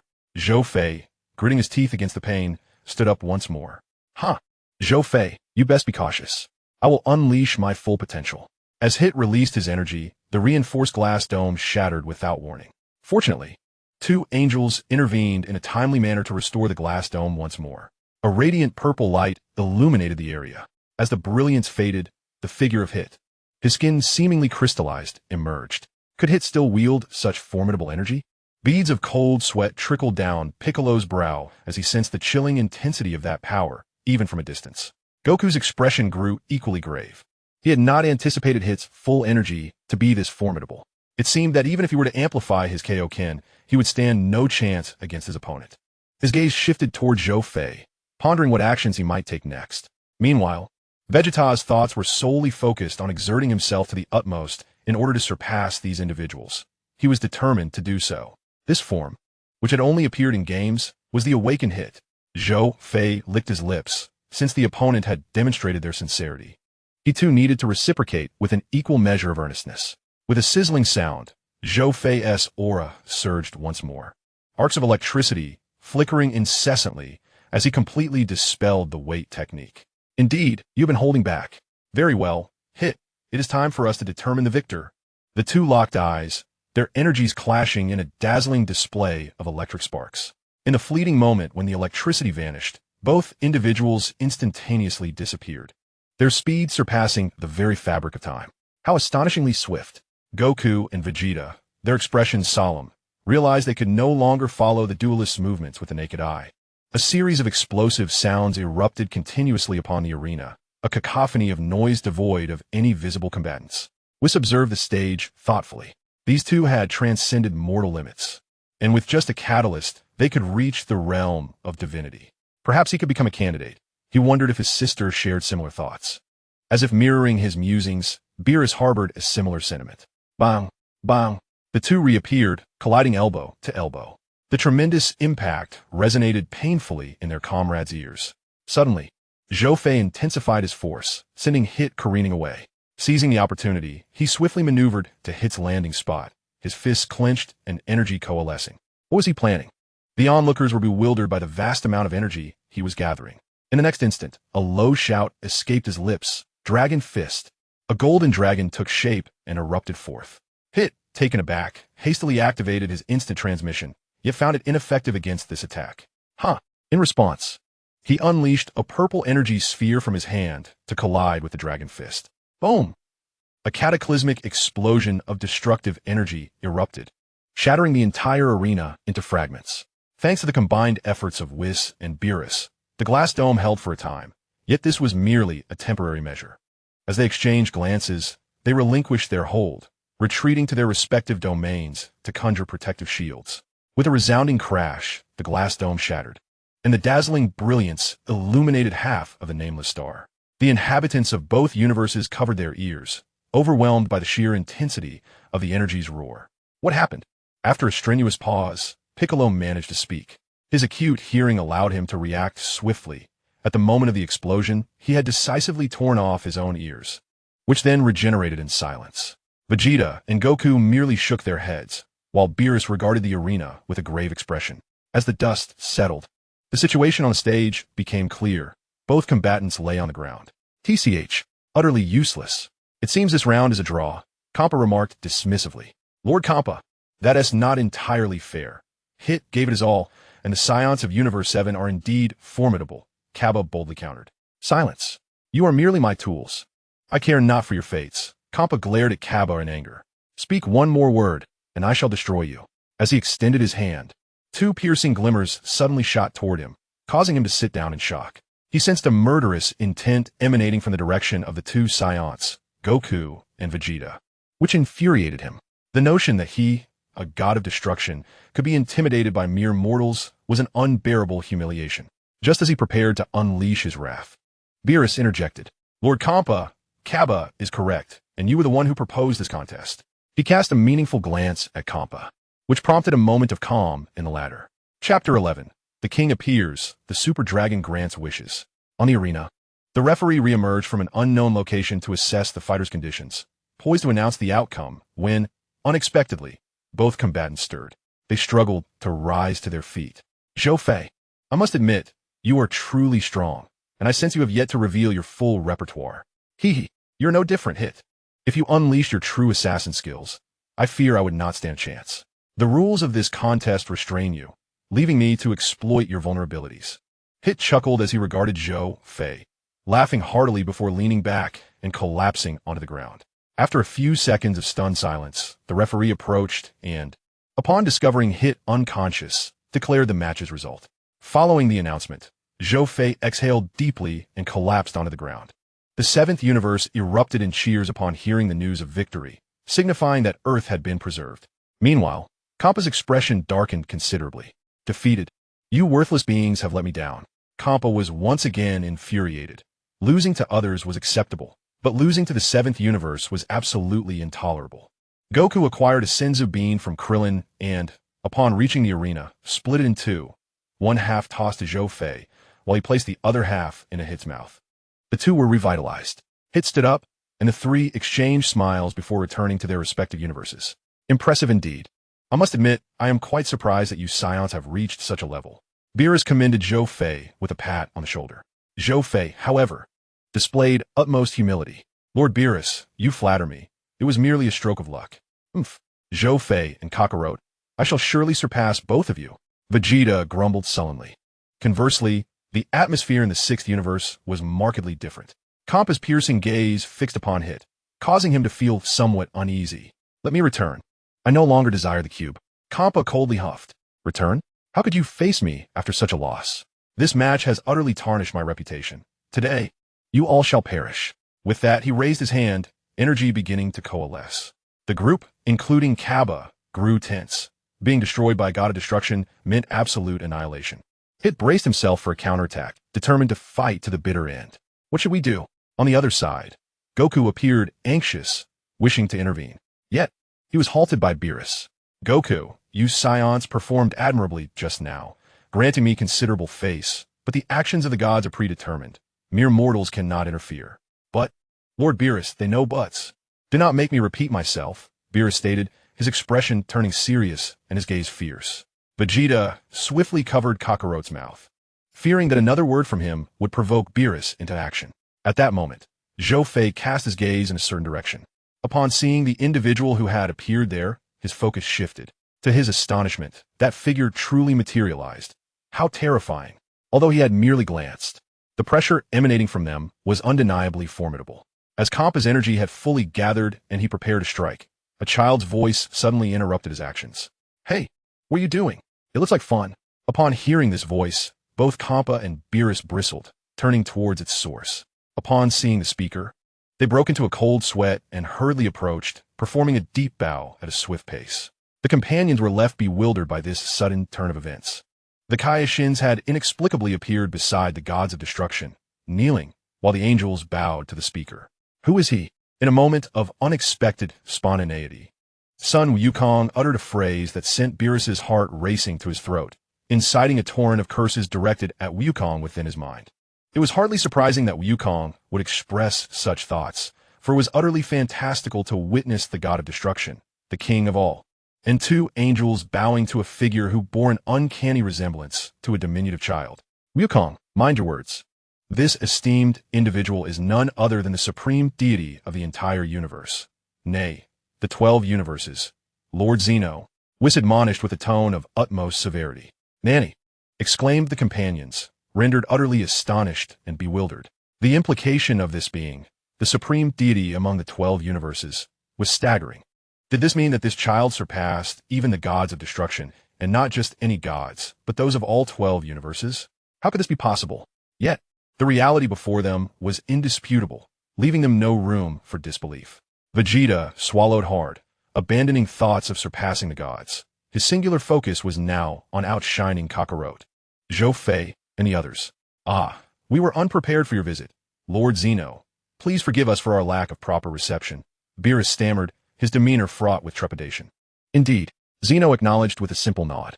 "May I inquire, Lord Zeno, what brings you here today?" Beerus asked cautiously. "Today, I wish to remind you about your unauthorized activities," Zeno stated. "Yes," both Beerus and Kampa replied in unison. "The duties of a god of destruction must not be taken lightly," they echoed once more. At that moment, the two angels reported on the conduct of the two gods of destruction, causing them to break into a cold sweat, filled with dread.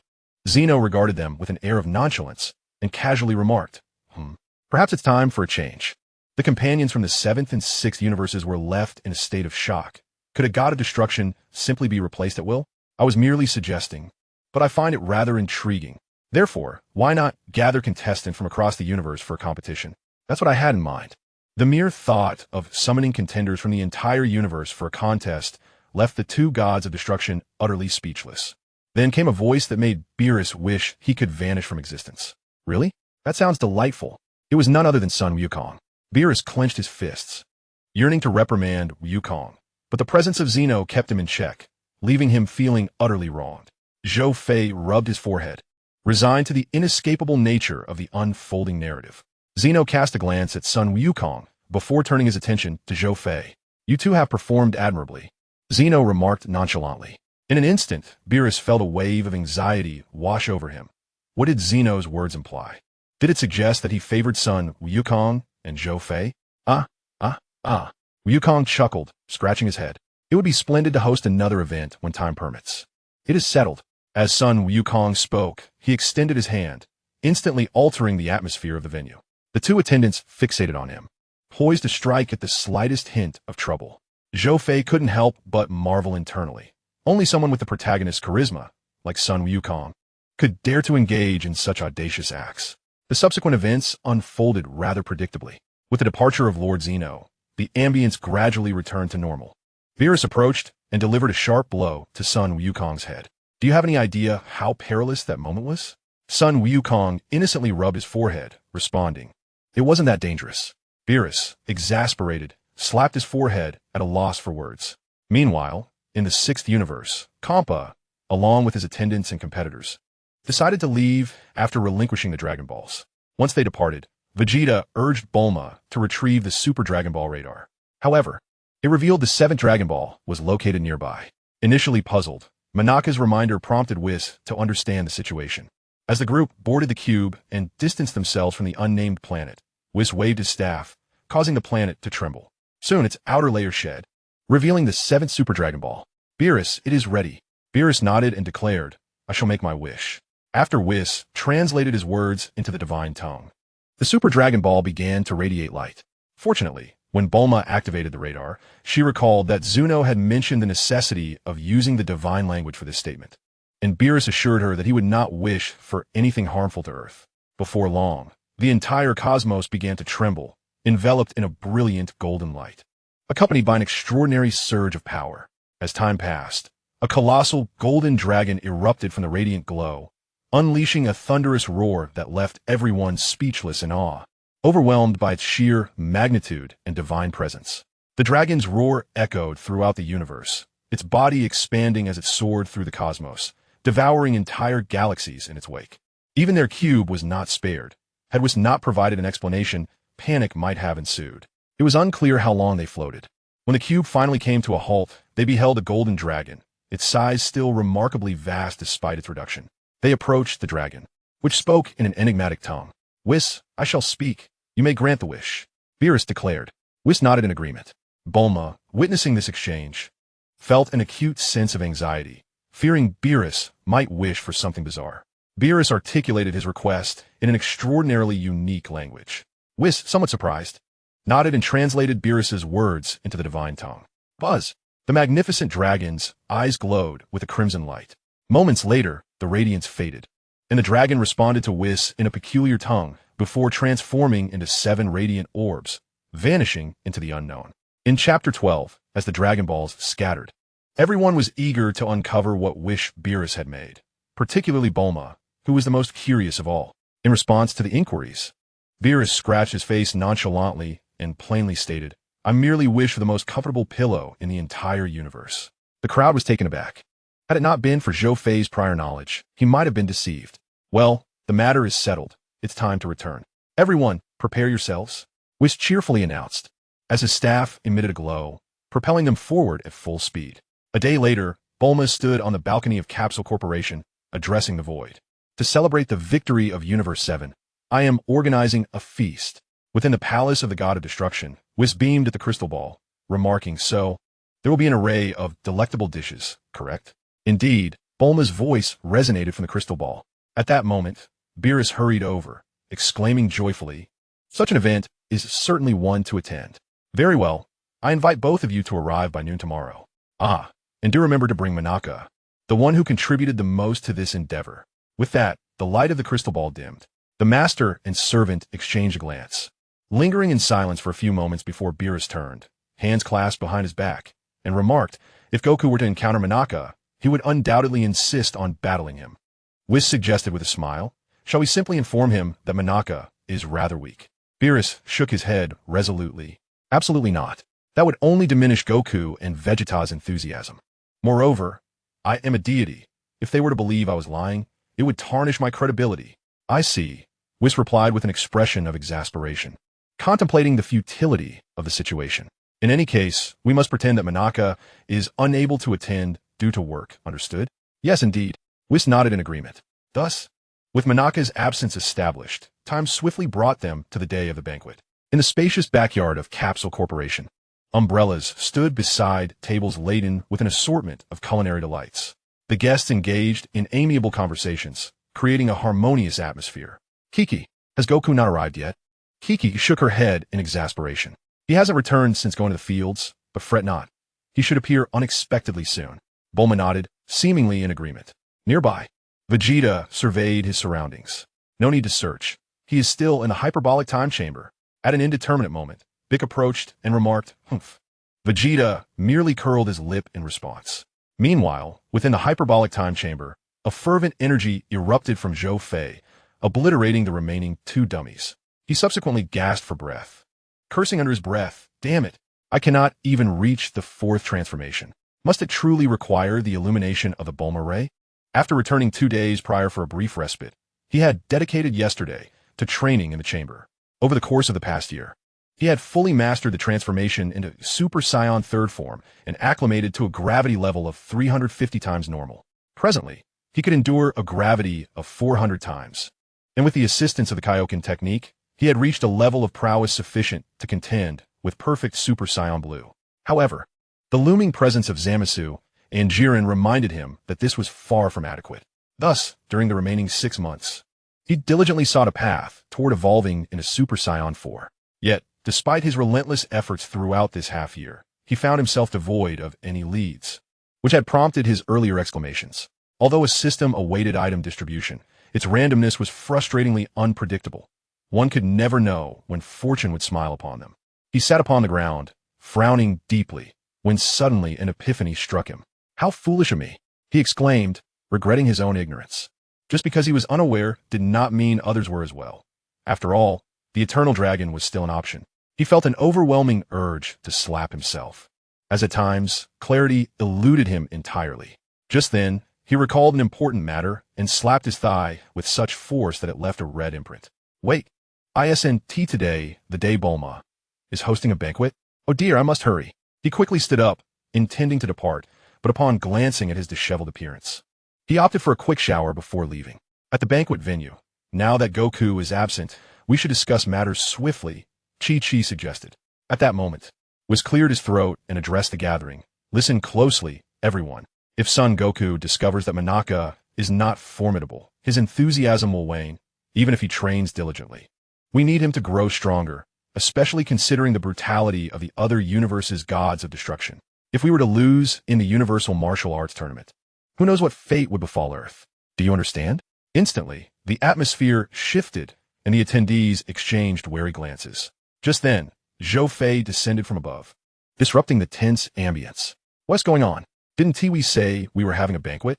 Why is everyone standing around?" he inquired, puzzled. Beerus's eyes lit up upon seeing Zhou Fei. He glanced at the discarded costume of the previous human, and an idea sparked within him. "Zhou Fei, come here," Beerus called out. Zhou Fei, perplexed, looked at Beerus and then surveyed the room, gradually piecing together the situation. "Surely, Beerus wouldn't suggest that he impersonate Monaka and engage in battle with Goku. That would be improbable, wouldn't it?" Approaching Beerus with a hint of skepticism, he placed a hand on Zhou Fei's shoulder and chuckled. "Zhou Fei, assist this deity." "Assist? With what? You ought to be aware that Monaka lacks any fighting prowess. Yet Son Goku wishes to engage him in a contest. Therefore, I kindly request you don that plush costume and spar with Son Goku." Upon hearing this, an understanding flashed through Zhou Fei's mind. Observing Beerus's beaming smile, he felt compelled to acquiesce. Who could predict the repercussions of refusal?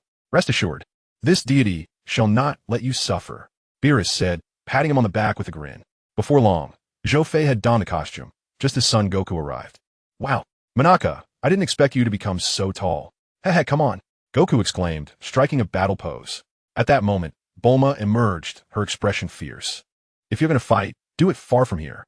Do you intend to ruin the banquet?" Goku repeated, I understand. The two then ascended into the sky, distancing themselves by several hundred meters before assuming their stances. Whoosh, whoosh, they charged at each other simultaneously, their fists colliding with a thunderous sound. The plush costume shattered, leaving the onlookers in a state of anxious anticipation, fearful that Goku might uncover Zhou Fei's identity. Zhou Fei, however, was unfazed. As he retracted his fist, he kicked Goku back over 100 meters and unleashed his aura, launching into a relentless assault. Goku found himself on the defensive, retreating. Seizing the moment, Zhou Fei swiftly maneuvered behind him, wrapping his arms around him as they plummeted downward. Just before impact, Zhou Fei released his grip, resulting in a tremendous cloud of dust upon landing. Following that, explosions erupted, flames reaching for the heavens. Whoosh! The two emerged from the dust, soaring high above, facing each other. "Monaka, you truly are formidable. Very well, I shall unleash my full power." With that, they began to gather energy, both radiating immense pressure. Fortunately, Goku seemed to harbor no suspicions. It was possible that the side effects of the Kaioken technique in his Super Saiyan Blue state were beginning to manifest. At this juncture, Beerus spoke up. "All right, let's conclude this battle for now. We shall resume our contest another time." The energies of Goku and Zhou Fei dissipated. "Why is that, Lord Beerus? I was enjoying myself," Goku complained, somewhat discontented.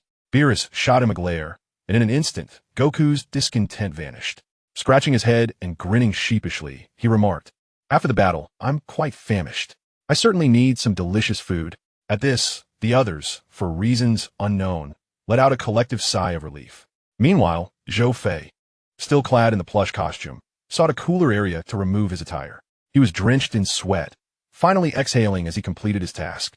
At that moment, Whis approached, waving his staff, which instantly rendered Zhou Fei immaculate.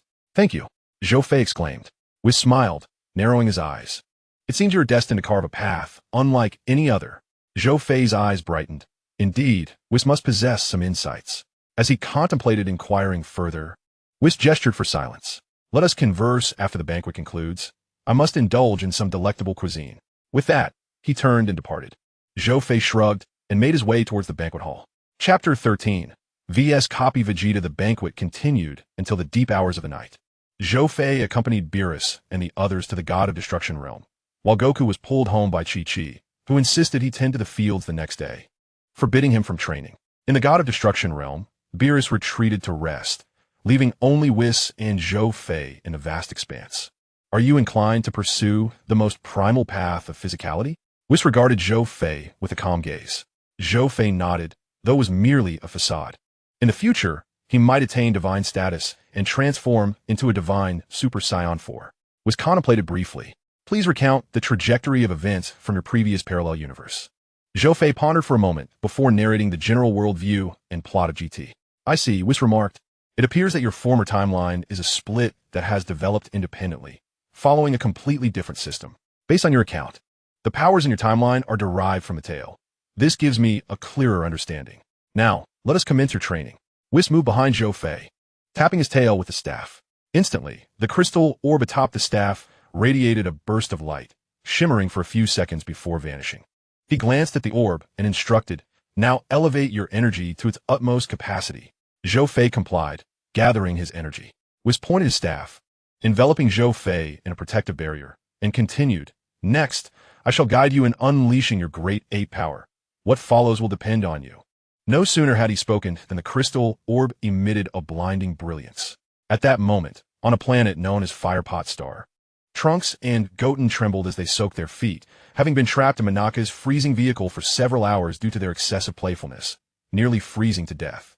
As they conversed, a creature resembling a beetle dashed towards them. Unaware, it accidentally knocked Monaka to the ground. Monaka was unscathed, while the other fell in disarray. Upon recognizing the newcomer, Monaka promptly picked up an item nearby and declared, "Botaiju, your monthly cosmic martial arts magazine has arrived. Thank you for utilizing our services." Botaiju embraced Monaka warmly, offering a friendly greeting. Intimate moments are often easily interrupted. A group of bizarre extraterrestrials, armed and menacing, approached slowly. Alas, in a moment of joy, I had forgotten about them. Trembling behind Monaka, Botaiju quaked with fear. "Did you truly believe you could escape my grasp? Yet, I am surprised to discover you have accomplices." "Perfect, I shall ensnare you all at once," growled the formidable grill. Botaiju clenched his fists and rose defiantly. "This is not their concern. Let anything that arises confront me directly." While his words rang true, anxiety gnawed at his heart. With a swift motion, he signaled to his subordinates, who unleashed a barrage of gunfire that sent him crashing to the ground. Trunks stood in disbelief, having thought of Botaiju as a formidable opponent, only to find him no different than Monaka. With no other option, Trunks and Goten joined forces. For how could the thrill of battle be complete without the two of them? In a matter of moments, they drove the adversaries away. However, during the retreat of one enemy, a glimmering object on the ground caught their eye, prompting a sly smile. "Ah, thank you so much. I didn't expect you to be this capable." Botaiju expressed his gratitude. Trunks smiled in return. "It's merely a trivial matter." Just as the adversary was about to express further thanks, Trunks suddenly touched his chest, his expression shifting to one of alarm. "Oh no, if those fiends acquire that object, it will spell trouble. Could I trouble you two to accompany me? Alone, I stand no chance." "Not a problem," they replied, and promptly, Trunks and Goten secured the unconscious Monaka before following Botaiju toward a canyon. A few minutes later, upon arriving at the canyon, they discovered that the nefarious group had already claimed the area. "Are you searching for this?" Grill taunted, holding up a pacifier with a sinister grin. "Fools like you're no match for us. We can dispatch you in no time, Goten." Trunks and Goten prepared for battle, but alas, their adversaries held Monaka hostage, leading to their capture. The scene shifted to Grill and his gang, standing before a locked vault-like structure. He handed the pacifier to a subordinate, instructing him to unlock it, and retrieved a thermos. "Finally, the super water is mine. With this, my power will multiply several-fold." As he spoke, he opened the thermos, and a brilliant light emanated from it. Meanwhile, on Earth, Bulma realized that her son and Tenten had departed in Monaka's vehicle, prompting her to send Goku and Vegeta on a search mission. Concurrently, in the desolate realm of the god of destruction, Whis sat on a bench, munching snacks while observing Zhou Fei, who sat cross-legged with his eyes closed within a protective shield. As Whis finished his last pack of snacks, the shield dissipated, and Zhou Fei opened his eyes, exhaling a long breath. He rose to his feet and stretched his limbs, emitting a sound reminiscent of frying beans, and clenched his fists. Indeed, he had attained Super Saiyan 4, albeit with slight variations from the GT universe.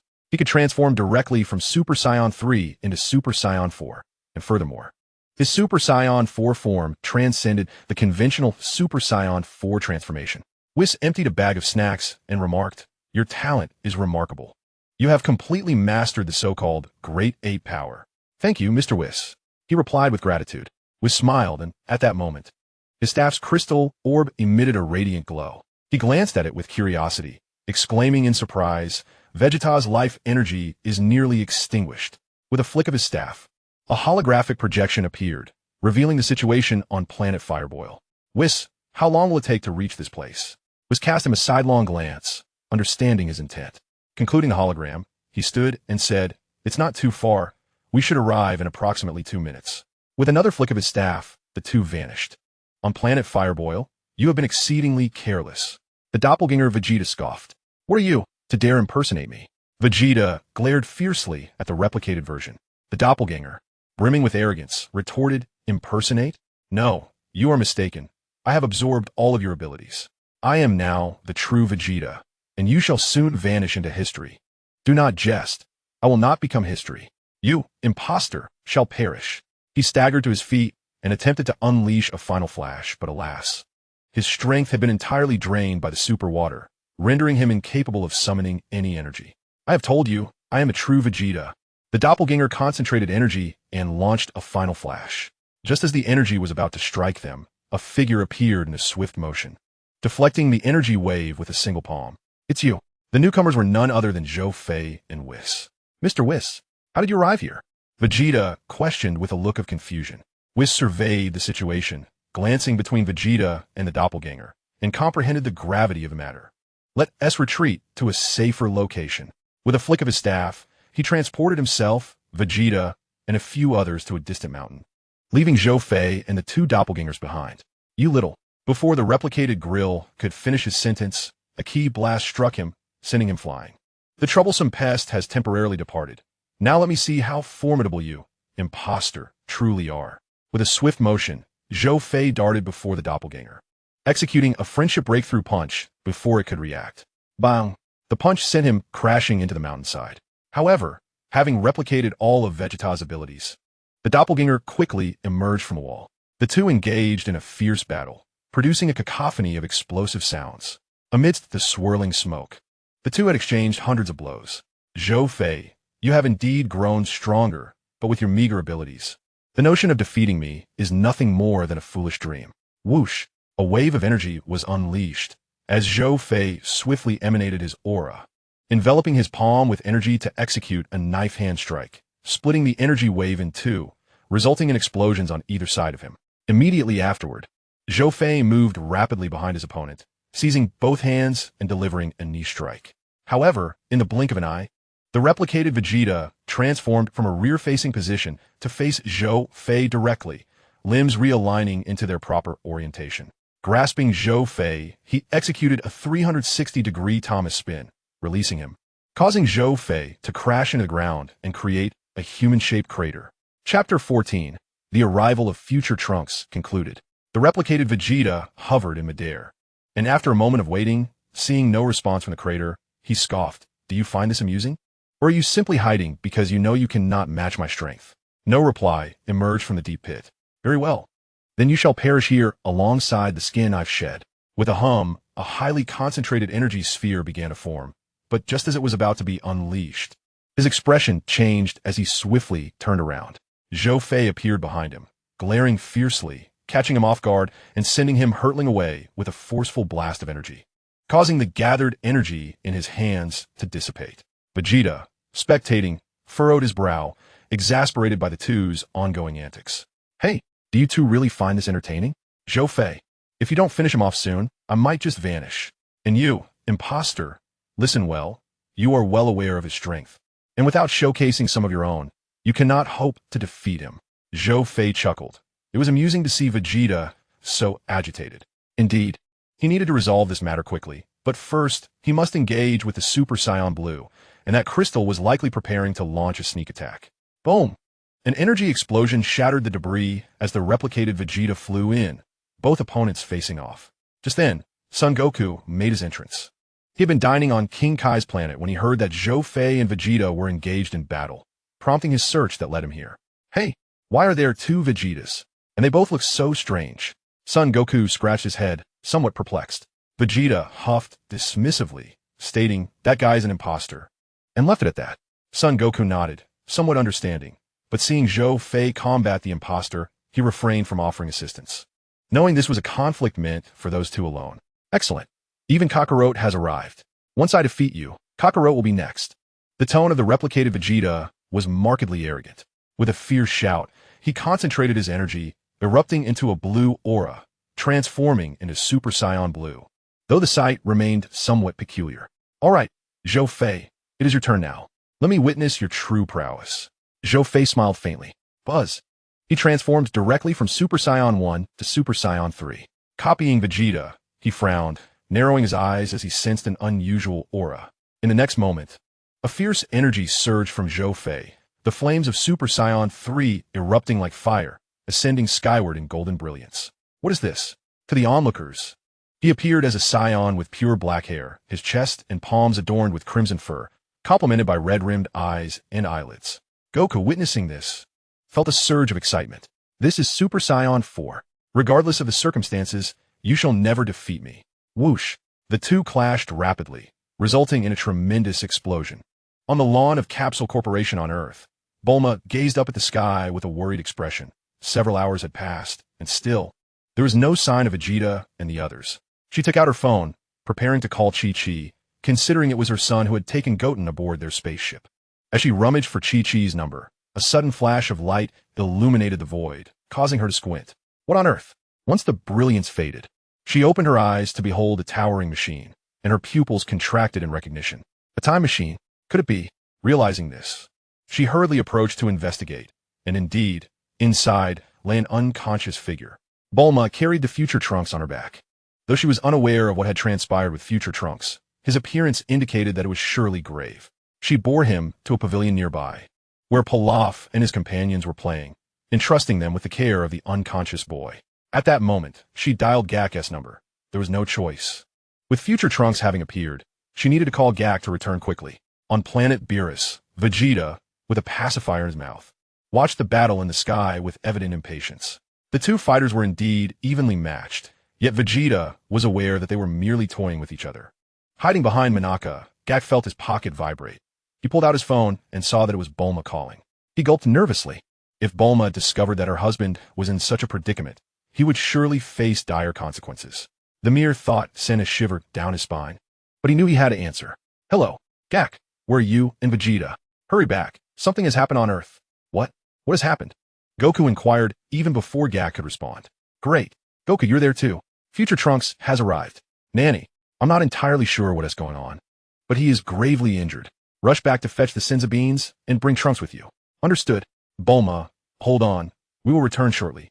As the conversation lingered, Jack's phone died, shutting off automatically. Hey, Zhou Fei, you must conclude the battle swiftly.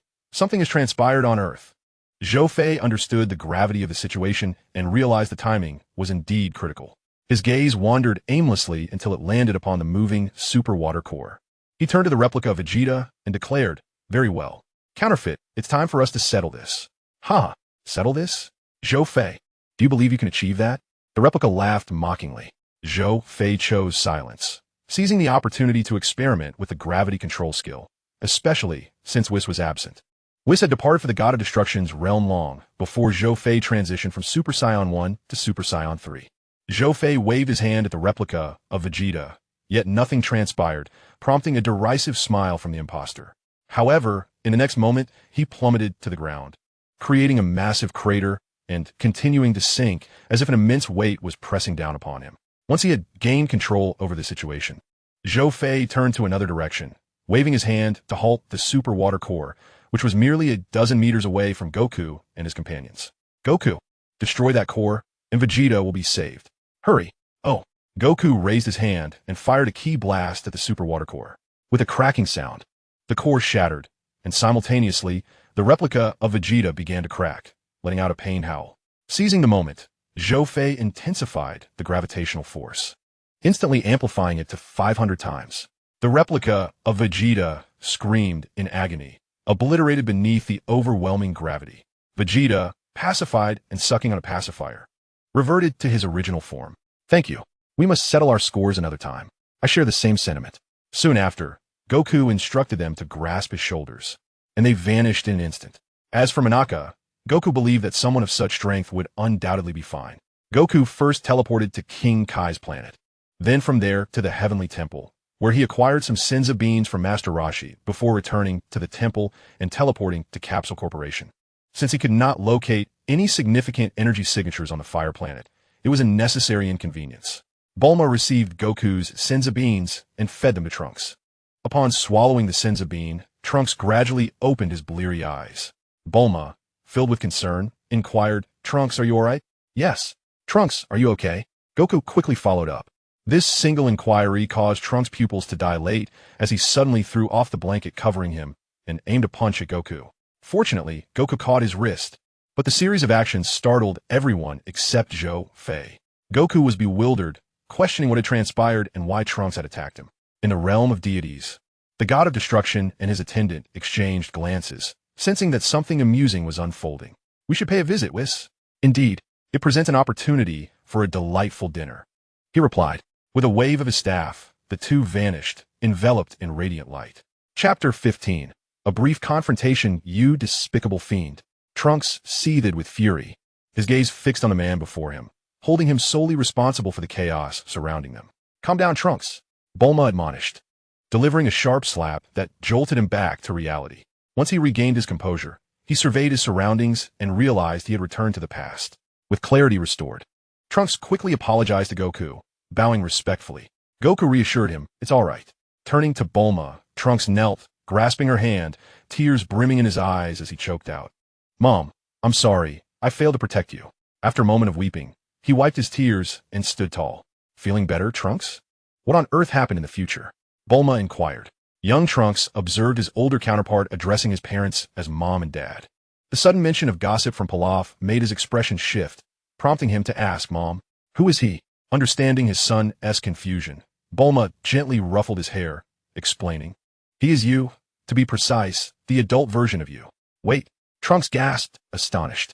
The Pilaf trio shared in the surprise, but upon closer inspection, they recognized the truth. It was indeed an enlarged version of the younger Trunks. I see now.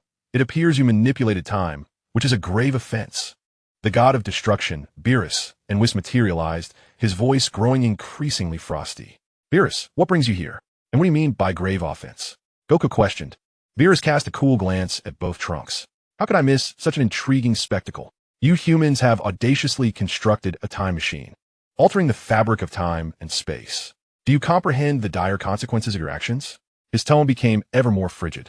Even Whis, typically unfazed, regarded the situation with newfound gravity. Whis is manipulating time truly such a severe matter. Vegeta defended Trunks. In a calm manner, Whis replied, time must flow unidirectionally, akin to a sapling growing into a towering tree. If time becomes chaotic, that sapling will wither, leading only to one consequence, obliteration. Goku and the others exchanged glances, realizing the gravity of the situation. Oh dear, Lord Beerus, let us overlook this matter for now. Surely, something must have troubled him, prompting him to return via the time machine once again. How about this? If you forgive Trunks, I shall treat you to a delectable feast, one that you have never savored before. Zhou Fei approached with a cheerful demeanor, attempting to mediate. Upon hearing of the culinary delights, Beerus's eyes sparkled with anticipation, especially since it was a taste he had yet to experience. You have made this promise. Should the food be unsatisfactory, I shall not hesitate to wreak havoc upon you. Zhou Fei nodded earnestly, rummaging through his pocket to retrieve several packets of spicy strips he had previously purchased from System Space. With a flourish, he distributed a packet to each person, fortunate that he had bought in abundance. What is this? Beerus inquired, a hint of confusion crossing his features. The item appeared red. Could it truly be delicious? Hee hee. Lord Beerus, this is called spicy strips, a rare delicacy that only gets better with each bite. Simply tear open the packaging and indulge. As he spoke, he eagerly ripped open a packet and began to relish the treat. Seeing this, Beerus, too, did not hesitate and joined in the feast. The flavor is exquisite, truly delightful. In mere moments, he had devoured the contents, his eyes narrowing in satisfaction as though his very soul had been elevated. He then looked at Zhou Fei, the implication in his gaze unmistakable. Indeed, he was a true gourmand, likely having sampled many delicacies. Yet this spicy strip was undoubtedly a first for him. Zhou Fei pretended to rummage in his pocket once more, producing 2 additional packets, slightly embarrassed. Lord Beerus. You see, rest assured, I shall uphold my promise. With that, Beerus snatched the 2 packets and made his way to the bench, indulging with abandon. Witnessing this, Whis shook his head, pondering why he could not have been offered a single packet. Trunks. Both future Trunks and present Trunks responded in unison. Future Trunks. Please recount what transpired in your timeline, Zhou Fei urged. With a heavy sigh, future Trunks' gaze filled with fury. Shortly after the defeat of Majin Buu, Earth indeed enjoyed a period of peace. However, one day, an individual claiming to be Goku appeared. Nanny, is that me? Goku scratched his head, bewildered by the revelation. Future Trunks nodded solemnly and continued. Though he claims to be Goku, I know he is not Uncle Goku. Thus we refer to him as the Dark One. He boasts of having annihilated humanity on several planets, and his power is exceedingly terrifying. Almost all of Earth's inhabitants were exterminated, and my friends, including my mother, fell at his hands. A knowing glance passed between Whis and Beerus. Their interest piqued. Wait a moment, Trunks. Are you saying that the future version of me perished at his hands? Bulma interjected suddenly. Future Trunks nodded gravely, whispering, yes. Damn it. Vegeta's expression darkened. His mood visibly soured. Is it true that with your current strength, you cannot defeat this foe? Goku posed the pivotal question. Tite shook his head. Even with all my strength, I am no match for him, and he will only grow stronger during the fight. Gradually becoming stronger indeed. Sun Wukong murmured to himself as he gazed at Trunks. Let us engage in a bout, and you can assess the disparity in strength between me and that dark figure. Trunks looked momentarily taken aback, but soon grasped what Uncle Wukong meant and nodded in agreement. Just as the two were about to spar, the sky suddenly darkened, and a fissure resembling a zipper appeared, from which emerged a figure clad in black, identical in appearance to Sun Wukong. Upon seeing this person, Trunks' expression changed drastically as he exclaimed, Dark One, how did you come to be here? So, you were here all along. The Dark One scanned the surroundings, recognizing several familiar faces, and then glanced at the ring on his finger, a slight smile gracing his lips. So that is it. I have traversed through time. It seems you summoned me here to meet your demise. You wretched fiend. The moment adversaries meet, hostility flares. Trunks prepared to take action, but was halted by Vegeta. You're no match for him. Just as he finished speaking, Zhou Fei appeared a short distance in front of the Dark One. Dark One, is it truly justifiable to commit such acts for your ideals? Your sense of morality seems quite distorted. The Dark One furrowed his brow slightly. Who is this person? He seems to know something. Below, Whis' eyes glimmered with intrigue. Who are you? I am merely a Saiyan, Zhou Fei replied with a gentle smile. The Dark One narrowed his eyes, and in an instant, a black and yellow energy sphere was unleashed. Without delay, Zhou Fei released a similar energy sphere. Boom! A brilliant flash erupted. Such quick reflexes, it appears you're not an ordinary foe. Zhou Fei shook his head with a scoff. Enough with these petty tricks. Show me your true power. He erupted with energy, transforming into Super Saiyan. The Dark One's eyes lit up. So this is a Super Saiyan. What an honor. Whoosh, whoosh. The two charged towards one another simultaneously. Dad, who is he? Date inquired. His name is Zhou Fei, also a Saiyan. Do not be deceived by his appearance. His strength is formidable, Vegeta explained. A Saiyan? Zhou Fei. There is no such individual in the future. What on earth has transpired in the modern world? Questions lingered, yet he did not dwell on them, for as the divine being had stated, time and space are indeed complex entities. In the air, Zhou Fei swiftly moved before the Dark One and threw a straight punch, to which the Dark One responded with disdain. Slap! He caught Zhou Fei's fist effortlessly, gripping it with tremendous force. Zhou Fei smiled slightly, but abruptly, the Dark One felt his body plummet heavily, crashing into the ground and creating a 100-meter-deep pit. As he raised his hand, a sudden sound erupted, and the dark figure soared from the pit, propelled towards the rift in time and space. Whoosh! Like a rocket, it vanished into the rift. Buzzing sounds filled the air as the rift began to seal, restoring the sky to its former state. Zhou Fei sighed in relief, for this was his primary objective. Engaging in combat with Sun Wukong would undoubtedly enhance the dark figure's strength, and while Zhou Fei's own confrontation would similarly bolster his power, it would hardly reach the extraordinary levels of Sun Wukong. After all, he was not Sun Wukong. Hey, can you let me have it next time? Sun Wukong gazed at Zhou Fei with a look of complaint.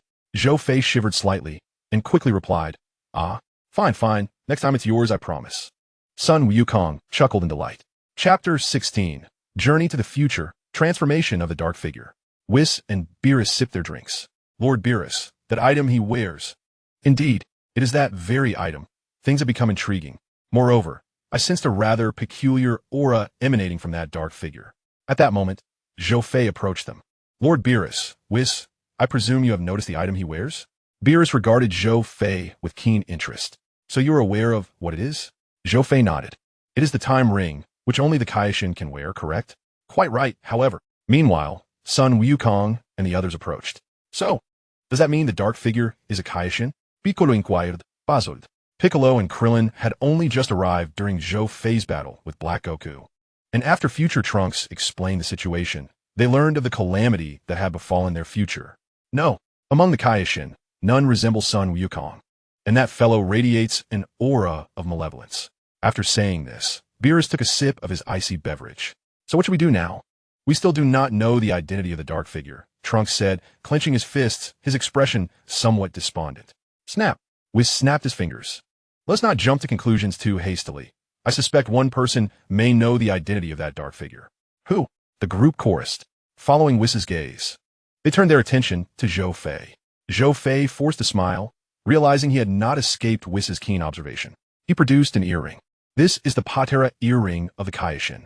Everyone was taken aback. They had not anticipated that Zhou Fei would possess the earring. Whis, I believe you should be able to trace the origins of this earring, so I leave it to you. In truth, he had hoped to keep it for himself, but he never imagined Whis' eyes were so sharp. Whis took the earring, a glimmer of recognition flashing in his eyes. Let me see it. Whis handed the earring to Beerus. In comparison to the malevolent aura that enveloped him, this particular essence felt somewhat familiar, as if it had been encountered before. Where could it possibly be from?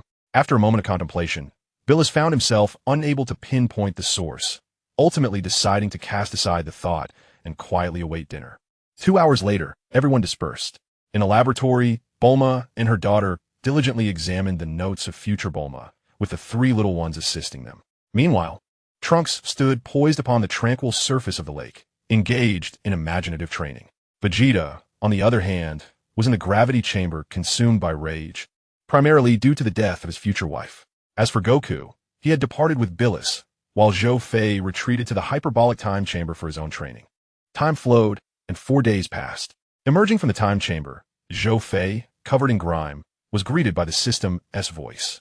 Congratulations! You have successfully unlocked a gift, the ultimate talent, Divine Realm. Divine Realm? The ultimate talent? Could you perhaps elaborate on what that entails?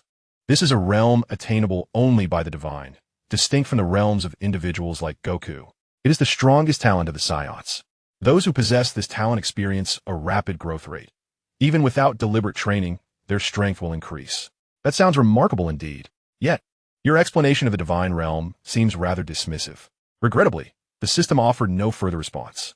With a sigh and a wry smile, Zhou Fei accepted the 2 abilities, feeling as though he had not undergone any significant transformation. Shaking his head, he decided to take a bath. Shortly after his departure, Goku emerged as well. Having only entered the time chamber the previous day, Zhou Fei's ascension in strength was truly impressive. He grinned as he rubbed his shoulder blades and proceeded to take a bath. In the Capsule Corporation laboratory, Bulma gazed with satisfaction at the newly refurbished time machine. Extracting energy alone had consumed an entire day, and the renovations had taken considerable time as well, but the end product made it all worthwhile. They should be returning shortly. Approaching a button, Bulma pressed it, transforming the time machine into a capsule, which she tucked in her pocket. Approximately 10 minutes later, Goku and Zhou Fei arrived at Capsule Corporation, followed shortly by Trunks, leaving only Vegeta absent. In the gravity chamber, Vegeta had just finished showering and emerged before the others. "Hey, Vegeta, you're here." Goku greeted him. Vegeta merely scoffed, but as his gaze fell upon Zhou Fei, he couldn't help but express surprise. There was something distinctly different about him compared to before. "Well then, since we are all gathered, prepare to witness my prowess," Bulma stated as she retrieved the space capsule from her pocket, pressing a button before tossing it onto the ground.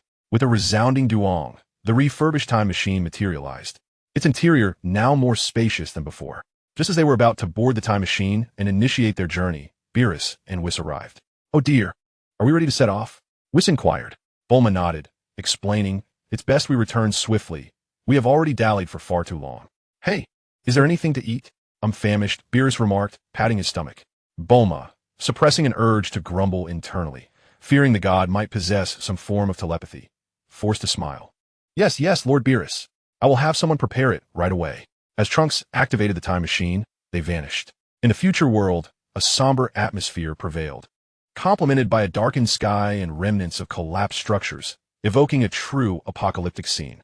The time machine descended slowly, and the four emerged, Trunks carefully stowing away the capsule. "How could this be? The future world has transformed into this," Goku exclaimed, his shock palpable, mingling with a burgeoning sense of anger. "Indeed, this is the world I inhabit."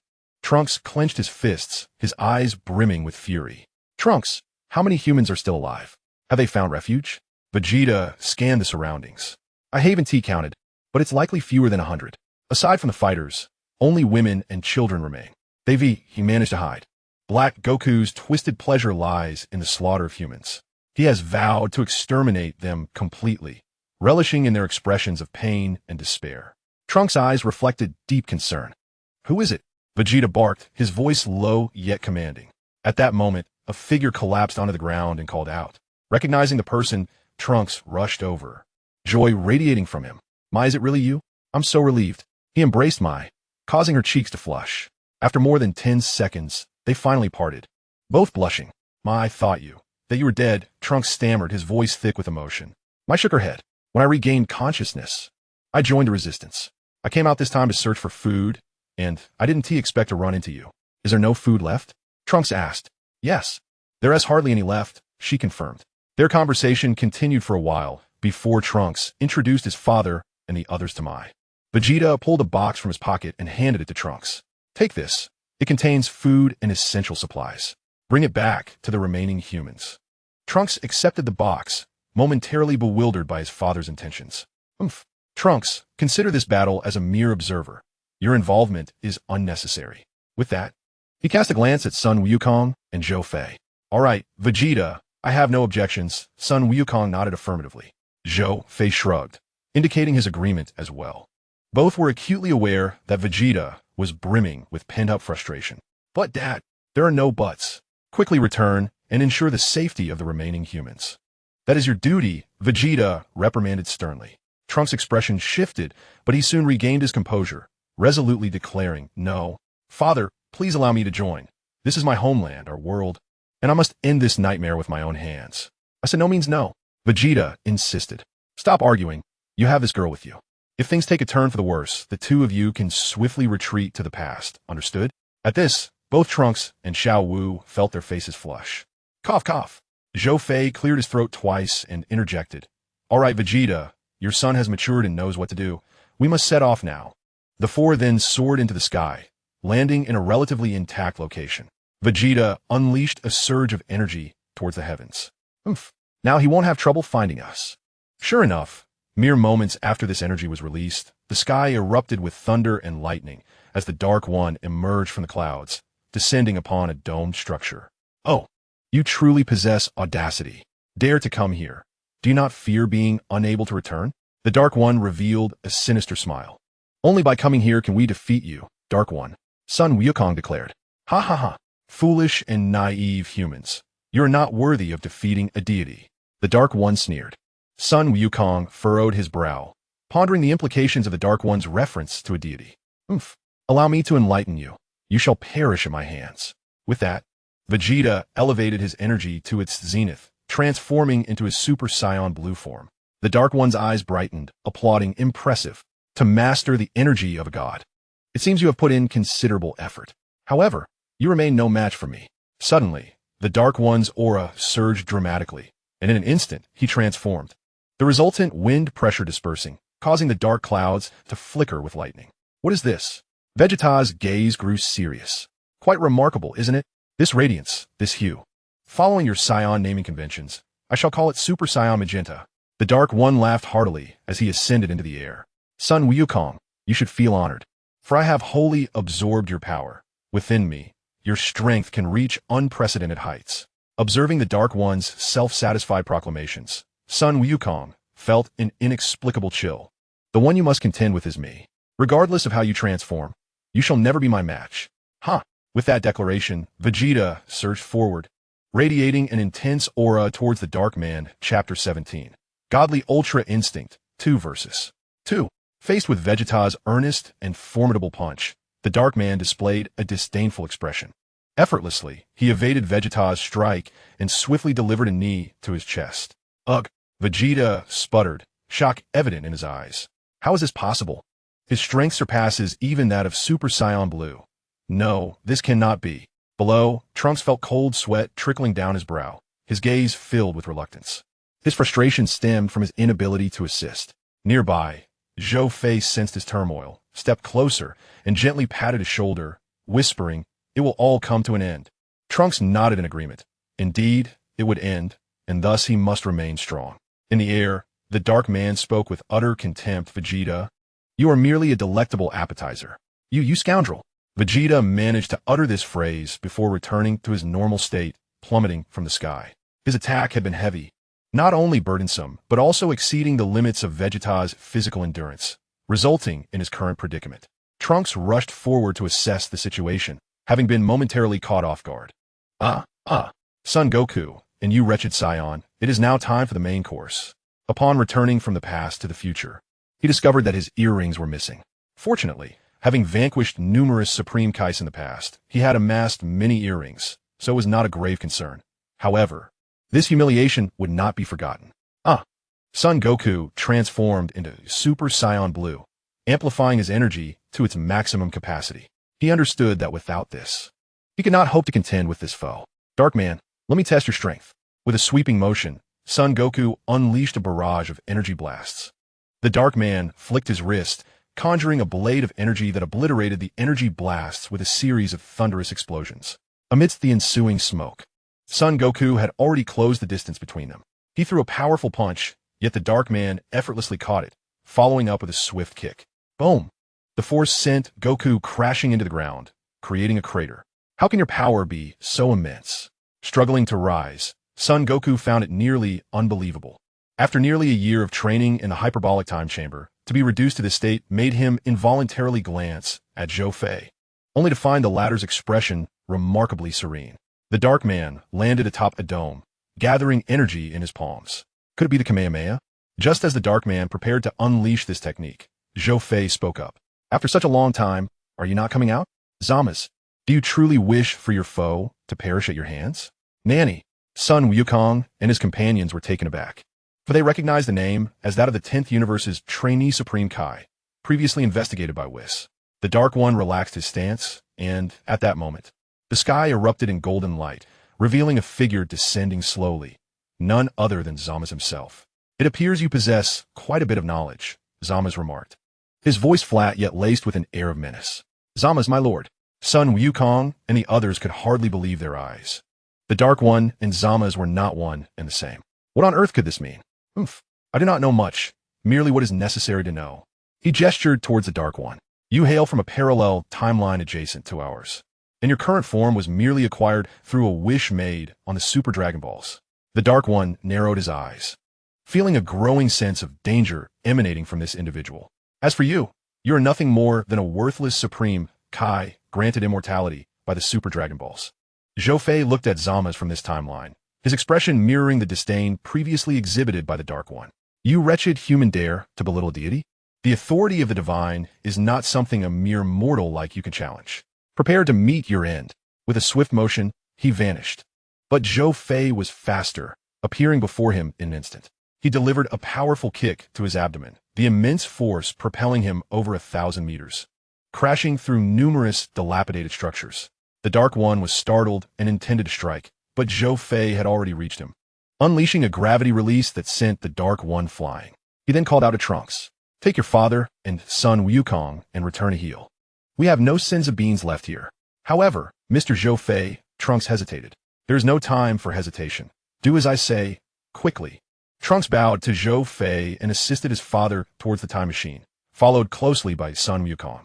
"Zhou Fei, please don't get hurt," son Wukong urged. Zhou Fei turned back and smiled at him. Trunks activated the machine and vanished. Moments later, the Dark One and Zama's reappeared. "You foolish human. You dare to attempt to obstruct us." The Dark One glared ominously at Zhou Fei. Zhou Fei stretched his limbs and replied with a smile, "Dare? I do not share that sentiment." With that, an energy blast erupted forth. Boom! Both figures were enveloped in smoke. In the next moment, the ensuing clash between the two triggered violent upheaval across the earth, with Zama's joining the fray. Ha! Zhou Fei's fury ignited, golden radiance soaring forth, as a powerful wave of energy surged around him. One overwhelming aura. The Dark Man furrowed his brow. In mere moments, Zhou Fei transformed into his Super Saiyan 4 form, silently invoking the realm of divinity within his mind. Instantly, the golden flames enveloping him began to morph into a manifestation akin to the limit break, yet with a subtle distinction. His hair remained jet black while the flames shimmered with particles reminiscent of a starlit cosmos, rising and falling around him. The Dark Man and Zama's exchanged a knowing glance, acutely aware of the threat before them. Indeed, it was a threat unlike that posed by Son Goku or Vegeta. "Saiyan, you possess divine power as well. Yet why is it different from theirs?" Zhou Fei had no intention of elucidating this to the Dark Man. He walked the path of physical prowess. Yet attaining the divine realm allowed him to traverse the dual cultivation of body and technique. "Very well, let us commence a new round." With a swift motion, he appeared before Zama's, landing a sudden punch that shattered Zama's face, while simultaneously delivering a kick to the Dark Man's midsection. The timing of these two strikes was impeccable, sending both adversaries hurtling away. He glanced at their trajectory and unleashed a gravitational force 500 times greater upon Zama's, turning his attention towards the Dark Man. "You truly have some nerve. Do you believe this will defeat us?" Such delusions are laughable. Veins bulged on his forehead as he summoned an energy blade, forming it into a scythe shape with a fierce shout. "How does it feel to be powerless? Ha ha ha. The fury of you Saiyans is indeed a delightful spectacle." The Dark Man laughed arrogantly. Zhou Fei narrowed his eyes, just as a thunderous explosion echoed in the distance, the ground shattering as Zama's, in a fit of rage, unleashed his own energy blade and charged forth. "Stop!" the Dark Man called out, but Zama's, consumed by fury, paid no heed. A smirk crept upon Zhou Fei's lips as he raised his hands, releasing a new energy cannon. An immense surge of power erupted forth. Boom! Boom! Aya! The relentless waves of energy battered his form. Amidst destruction, he was reborn, an agonizing cycle of renewal. Ha! The final strike of the energy cannon sent him flying thousands of meters away. "How absurd! I am immortal, you fool! Such attacks are futile against me." Zama shrieked maniacally. He soared back into the fray, only to be struck by an energy blast to the head, though he quickly regained his composure. "How is this possible?" Thomas and the Dark Man exclaimed in astonishment, realizing their opponent possessed two forms, having utilized the four-body technique. The two Zhou Feis exchanged glances, their hands moving in unison to unleash a fusion of energy, creating a colossal energy sphere that surged towards Zama's and the Dark Man. This maneuver mirrored the attack crafted by the narrative itself. Chapter 18. The Return of the Trio, a Divine Revelation. The sound of explosions resonated far and wide. The Dark One and Zama's flew out, followed closely by Zhou Fei. Zhou Fei himself confronted the Dark One, while his second clone engaged Zama's. "Do not let your pride cloud your judgment, Saiyan." The Dark One steadied himself and turned to kick, but Zhou Fei swiftly bent down, evading the strike while attempting to ensnare his waist with his legs in a bid to toss him away. However, the Dark One retaliated with a swift chop. Clang! A sharp sound echoed as the Dark One felt a jolt in his palm. With a smirk, Zhou Fei executed a quick maneuver, using his legs to deliver a powerful inverted throw, burying the Dark One's head deep into the ground. Boom! The earth shattered as the Dark One flipped and leaped, gathering energy into a scythe with one hand, sweeping it horizontally once more. Whoosh! He instantly blocked, and at the moment of collision, the shock wave dispersed. sending debris flying in all directions. Meanwhile, Zama's was being overwhelmingly suppressed. It was nighttime in the real world, in a vast expanse of the Capsule Corporation's grounds. A massive table was set, with Beerus and Whis indulging in delicious food. Suddenly, both Beerus and Whis paused, gazing skyward. They returned so soon? Beerus remarked, somewhat surprised. The time machine descended, and Trunks emerged, carrying Vegeta and Goku. Ah! Bulma exclaimed, rushing over to support Vegeta. What happened? She inquired. Trunks's expression grew serious, his voice laden with gravity. The Dark One has reduced my father and Uncle Goku to this state. He has already transformed into a Super Saiyan. Furthermore, he hesitated. Bulma furrowed her brow. Furthermore what? Speak up, Trunks. Taking a deep breath, Trunks finally revealed. The Dark One and Zama's are essentially the same entity and are accomplices. I saw them together in the future. Ah, Bulma exclaimed. I knew that Zama's was no good. This is infuriating. I never expected him to be so vile. In a fit of anger, Bulma produced a cloth bag from somewhere, retrieving 2 Senzu beans and feeding them to Vegeta and Goku. After swallowing the beans, the 2 Saions recovered, with Goku immediately shouting for Zhou Fei. Zhou Fei? Wait, where is he? We came back with only 3. What happened to him? Vegeta's expression turned grave as he began to explain. Zhou Fei confronted Zama's and the Dark One, buying us time. Indeed, both Goku and Trunks affirmed. Additionally, Zhou Fei revealed that the Dark One hails from a parallel world strikingly similar to the present, having wished for Kakarot's body through the Super Dragon Balls, while Zama's possesses immortality. Vegeta added. He grasped the general meaning, and Trunks gleaned a similar understanding. Yet Goku remained utterly perplexed. Suddenly, with a clap of his hands, Whis exclaimed in realization. Combining what you have articulated with my own investigations, I believe I have pieced together the situation. What is it? Whis, please enlighten us. Goku urged, now thoroughly bewildered. Whis, just share what you know, Beerus mumbled, his words muffled by the chicken leg he was chewing. The scenario appears to be as follows. Goku vanquished Zamasu, who subsequently harbored resentment and sought immense power. Through some means, he discovered the location and usage of the Super Dragon Balls, which enabled him to wish for immortality, aligning himself with the Dark One, his compatriot.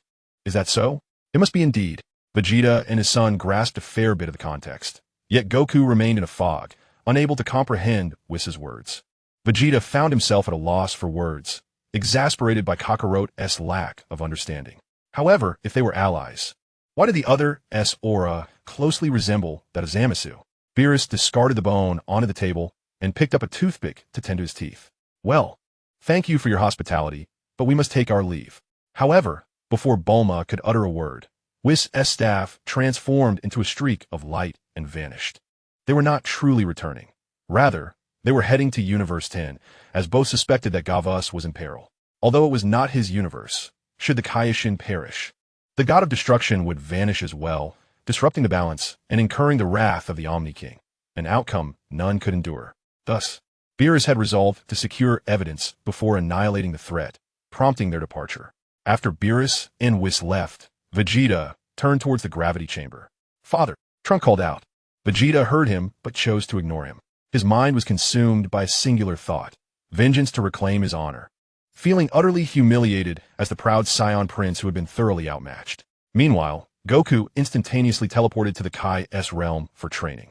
Time passed, and by noon the following day, the 3 had recuperated and stocked up on Senzu beans, reboarding the time machine amidst the eager gazes of those around them. With a thunderous rumble, a mountain was obliterated, dust rising like a mushroom cloud. The 4 had battled for 3 days and nights. Boom! 4 figures flickered in a radiant dance of light. Swish, swish! They descended into the city. Science, your race poses an extreme threat and must be eradicated entirely. The Dark One and Zamasu roared in unison. Suddenly, Zhou Fei raised an eyebrow and instantly reverted to his Super Saiyan form, simultaneously releasing the 4-body fist. A sense of apprehension washed over you. As expected, mere mortals cannot compare to the divine. The fate of humanity, destined for annihilation, is immutable. Zama's taunted. Zhou Fei had no desire to engage in a battle of words with him, for he found Zama's excessively narcissistic. In the distance, a brilliant light heralded the arrival of the time machine as it descended to the ground. 3 figures emerged, with Trunks swiftly stowing away the time capsule. Vegeta and Goku propelled themselves towards Zhou Fei with unyielding determination. Ha! Foolish humans, returning to court death. Would it not be wiser to flee? Zama's mocked. In the lexicon of the Saiyans, the term retreat does not exist. Vegeta bellowed, transforming into Super Saiyan Blue and charging at Zama's. Seeking death, are we? The two engaged in a fierce battle. Zhou Fei, are you alright? Goku inquired with concern. Zhou Fei shook his head, indicating he was fine. Goku retrieved a small pouch from his pocket and poured forth a senzu bean. After consuming the bean, Zhou Fei felt completely rejuvenated. Although he had expended considerable energy using the four-body fist and achieving divine status, he was gratified to confirm his strength, which had now surpassed Super Saiyan Blue, equating to Goku's 20-fold Kaioken and Vegeta's deep blue form. The ensuing conflict would likely not be straightforward. Zhou Fei's gaze sharpened as he surveyed Zama's and the Dark One. Goku, you cannot triumph over the gods. Why do you fail to comprehend this? Surrender. Zama sneered. Surrender? Zama's, you underestimate humanity. To surrender means death. To persist signifies hope. Thus, humanity shall never yield, Trunks proclaimed passionately. You humans are devoid of hope. Zama's unleashed a barrage of energy blasts. Clang, clang, clang. Trunks deftly deflected each blast with his sword. In that moment, a flash of light announced the arrival of the God of Destruction from Universe 7 and the God of Destruction from Universe 10. Cease this at once, Zama's, Gawasu interjected. You are Gawasu, so it is you from that realm. Zama's remarked with a smirk. Lord Gawasu, what brings you here? Goku inquired. Suddenly, the Dark One materialized beside Zama's. Wiping the blood from his lips and casting a glance at Gawasu without uttering a word, the old fool could not comprehend his aspirations. Humans, your game ends here. Prepare to witness the true power of the divine. Kneel before the radiance of the gods. The Dark One and Zama's exchanged glances. Zama's smirked and adorned his right ear with the Patera earrings. Do they intend to? They must be stopped. However, Goku and Vegeta were a moment too late. Buzz, a blinding light illuminated half the sky. A few moments later, as the radiant light dissipated, revealing a spectrum of colors, the amalgamation of Zamasu emerged, exuding an immense aura that stirred up fierce winds. My form embodies justice. My form embodies the world. Bow and worship. This exalted and resplendent figure is none other than the immortal, the divine god of strength. Zamasu. Ha ha ha. Zhou Fei's gaze sharpened. The worst-case scenario had materialized. Chapter 19. Half-power versus absolute god. Thomas looked down upon the crowd, then closed his eyes, unperturbed by their impending assaults. He reveled in the energy coursing through his being, a smirk gracing his lips. I can sense two forces merging within me. Indeed, this is the energy I require. Buzz. The moment he opened his eyes, a fierce aura erupted once more. Oh. This wretched being's aura is intensifying again. The others struggled to withstand it, but it soon overwhelmed them, and behind Zamasu appeared a ring of light. Nanny, such a stance from Zamasu was unprecedented to them, save for Zhou Fei. Zamasu, why must you commit such horrifying acts? Guavas inquired. Zamasu, grinning wickedly while clutching his forehead, responded, horrifying? Ha ha ha. Guavas, you are exceedingly naive. Only when humanity faces utter extinction will the world regain its true beauty. And then what? Guavas asked, puzzled. Whoosh. Boom. An energy sphere was unleashed. You shall perish in my hands for the third time. Yet, when the dust settled, it became evident that Zhou Fei had intercepted his energy. You, Zamasu, how could your heart be so twisted? A tumult of emotions surged within him. The reason he had initially chosen Zamasu was due to his exceptional talent, coupled with his calm demeanor and understanding of divine duty. But now, Guavas could only sigh inwardly. Zamasu spread his arms wide, and from the halo, thunder erupted. Crack, crack, thunderbolts descended. Sun Wukong and Vegeta simultaneously unleashed their energy waves to counter the thunder. Ha ha ha. Behold, this infinitely enhanced physique is the testament to the mightiest god. He narcissistically admired his own form. Zhou Fei felt a chill run down his spine. It was utterly repulsive. Zamasu narrowed his eyes, the halo behind him flashing red. Judgment Blade. Whoosh, whoosh, whoosh. The crimson blades arced downward. Whoosh. Zhou Fei instantaneously positioned himself before Sun Wukong and Vegeta, unleashing his aura to withstand the energy blades. He exchanged a glance with them, and understanding his intent, they separated to launch an assault on Zamasu. Insignificant humans. Do not dare to touch the divine with your filthy hands. Clap, clap. Zamasu grasped with both hands, producing a series of cracking sounds. Ugh. Sun Wukong and the others cried out in agony. With a mere flick of his wrist, Zamasu sent them flying, shattering numerous ruins. Ha ha ha ha! Foolish humans, listen well. I'm the sun that illuminates this world with my very being. The light I embody is justice, a truth you must acknowledge. I am now the embodiment of cosmic wisdom, cosmic law, and cosmic power. Wherever my light shines, you shall vanish, and today, the zero plan for humanity shall come to fruition. Once I have eradicated all of you, the unprecedented ideal world I envision will take shape. Zamasu's voice echoed through the realm. You speak nonsense. Trunks, filled with rage, charged at him with his sword. Swish. Clash. His strike was effortlessly blocked by a single finger from Zamasu. Trunks was taken aback. How could his full-force attack be thwarted so easily? Even during his battle with Uncle Goku, he had not faced such an overwhelming situation. Was he truly powerless to avenge everyone? He cast aside such thoughts, no. He could not entertain such despair. He was the hope of all humanity.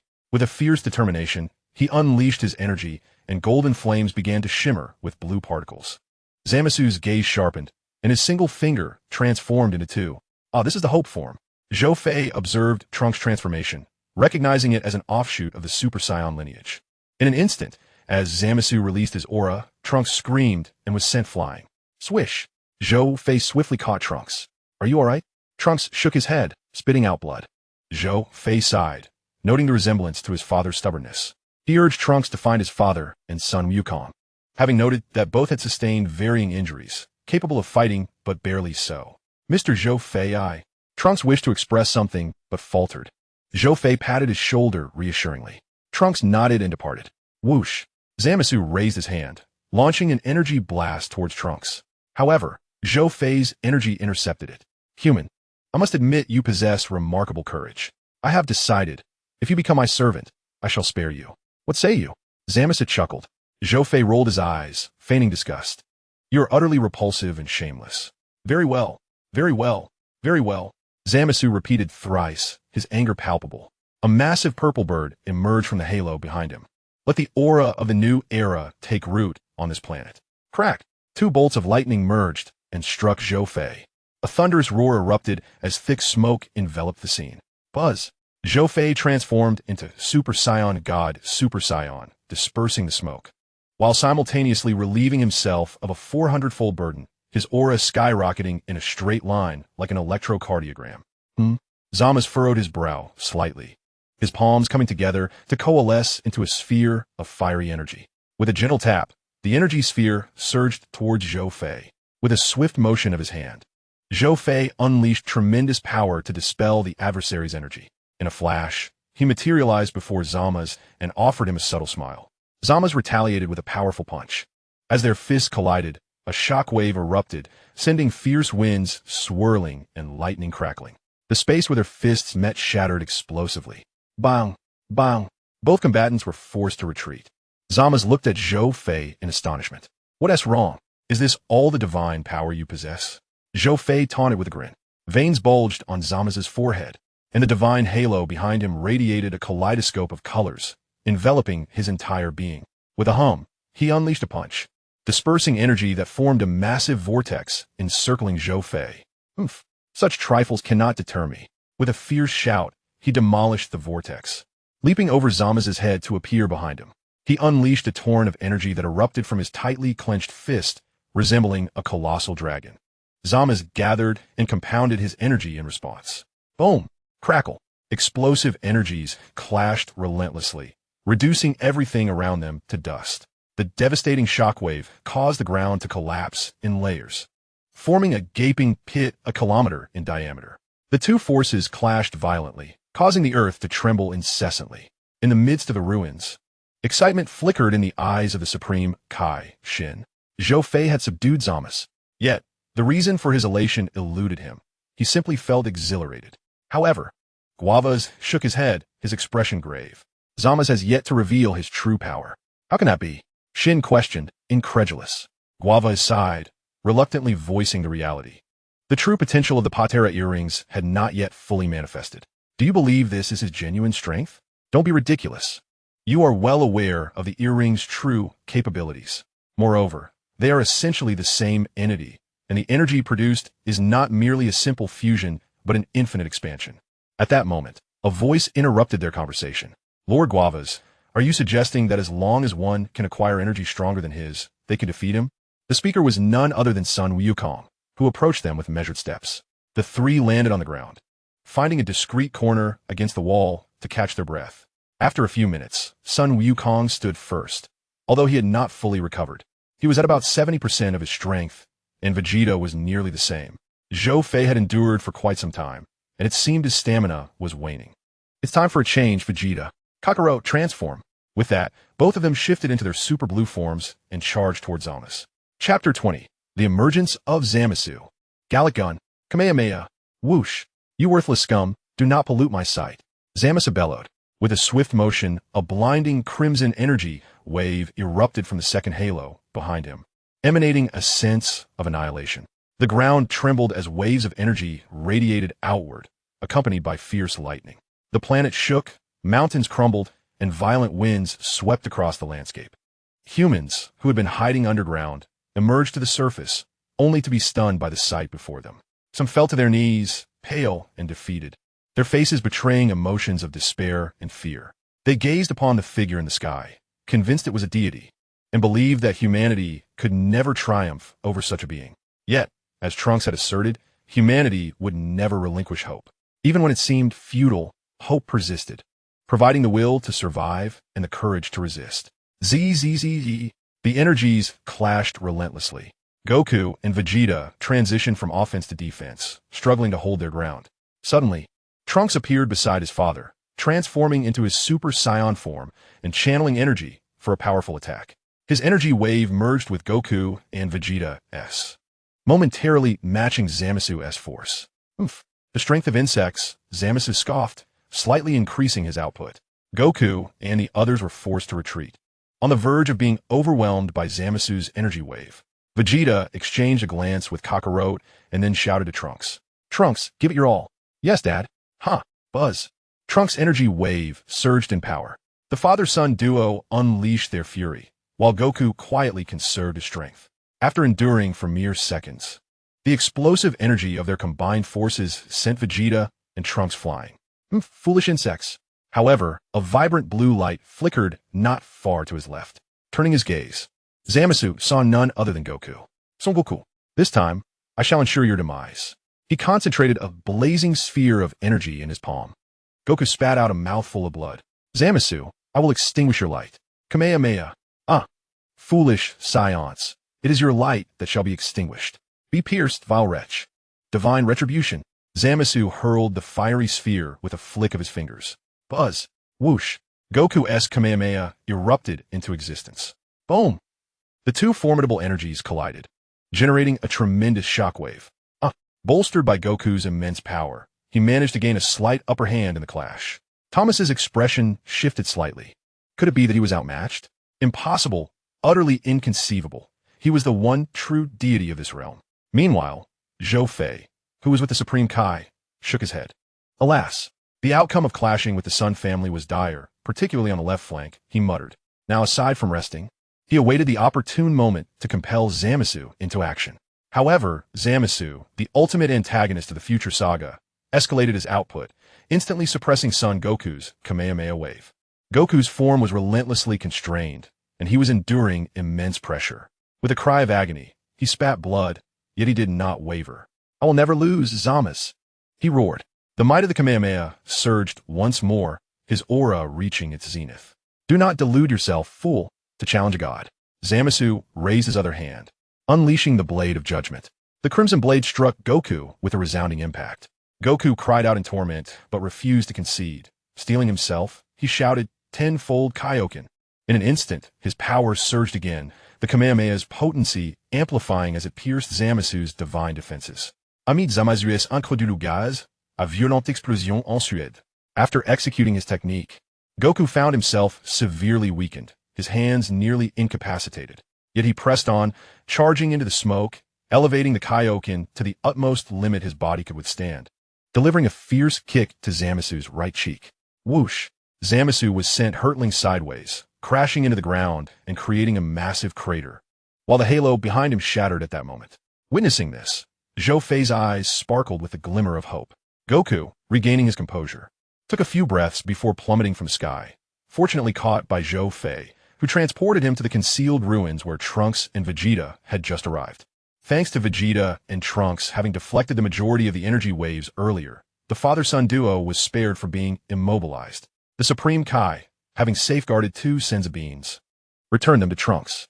Concerned about damaging the beans, Trunks handed them over to the Supreme Kai, for after all, he was the disciple of the Supreme Kai of the future world in the manga. Although there was little connection in the anime, a semblance of respect was warranted, and the Supreme Kai was a sensible individual, aware of the significance of such items. At this juncture, both regained a semblance of clarity. "Where is Zamasu?" Goku, gritting through the pain, inquired. "He is here."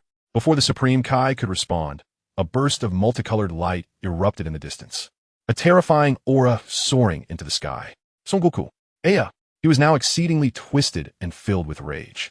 As a solitary deity, he could not accept being so utterly defeated by a mere mortal. He raised his right hand and proclaimed loudly, "Let the light of justice strike me. A feeble god that cannot vanquish evil has no reason to exist." Boom! Crack! From the ominous clouds descended bolts of pinkish-purple lightning, converging upon Zamasu, whose right cheek had grotesquely transformed, resembling that of a toad, while his right arm writhed like a pool of liquid, soon swelling to an immense size. Bam! His hand crashed to the ground like a colossal boulder. When the world had transpired, why did his body not revert to its original form? Both Son Wukong and Vegeta were steeped in confusion. Goku sighed, blinking his eyes slightly, and lamented, "Though Zamasu's body has become immortal, the dark beings are not truly immortal. Are you suggesting that the mortal darkness affects the body of an immortal?" Goku nodded, surprised by the intelligence of the human named Vegeta. He continued, "If Zamasu's body and spirit lose equilibrium, then our chance to defeat him emerges. However, even so, we will require a power greater than ever before to achieve this." Trunks glanced outside and pondered, "Win? How do we win? And where can we find such formidable power now?" With the aid of Zhou Fei, Son Wukong slowly sat up, straightening his posture to observe the unfolding scene. Suddenly, a spark ignited within him. "I've thought of a solution." Everyone turned to look at Son Wukong. "Since they can fuse Vegeta, and I can also fuse." "Oh, you mean the Patera earrings?" With that, the Kaioshin removed the earrings, reminiscent of the time they had faced Majin Buu when they two had fused, showcasing unparalleled prowess. Yet, he was puzzled as to why they had subsequently unfused. Upon witnessing this, Vegeta immediately turned his head away, adamantly refusing. "No way, Kakarot. I will never fuse with a scoundrel like you." Trunks looked at his father and Uncle Wukong with surprise, unable to fathom what a fusion between them would entail. Son Wukong rubbed his forehead, anticipating this reaction, yet felt compelled to persuade him. "Vegeta, come on. Haven't we fused once before? It shouldn't be a significant issue this time." "Scoundrel, how dare you bring that up?" Vegeta's expression darkened, for that fusion had made him acutely aware of his disparity with Kakarot, inciting his aversion to ever fusing with him again. At that moment, a powerful gust swept through, causing all structures to collapse. Vegeta, if this world were to face annihilation, this individual would undoubtedly continue to slaughter more innocents, perhaps even venture into other realms to eradicate Bulma, Trunks, and their companions. By then, it would be too late for regrets. Upon hearing this, Vegeta closed his eyes, his mind engaged in an internal struggle. After a few moments of contemplation, he smirked, accepting the Senzu beans and Patera earrings from Goku, his expression growing somber as he declared, "Damn it, Kakarot, this shall be the last time I fuse with you." With that, he donned the earrings and consumed the Senzu bean. Just as Goku was about to wear his earrings, a question suddenly struck him. "Lord Kaioshin, I do not understand why the fusion would dissipate after the earrings are worn. Was it not said to be a permanent fusion?" Guas explained, "Because the fusion between beings other than Kaioshins can only last for 1 hour. 1 hour, indeed. Time is truly of the essence." Nevertheless, he secured the earrings and consumed the Senzu bean. A radiant light flickered, and in his fury, Zamasu turned to the source of the illumination, spotting Goku and Vegeta adorned with the earrings. "You wretched humans dare to wield divine artifacts." With a sudden flash of white light, Vegeta emerged. "Who are you?"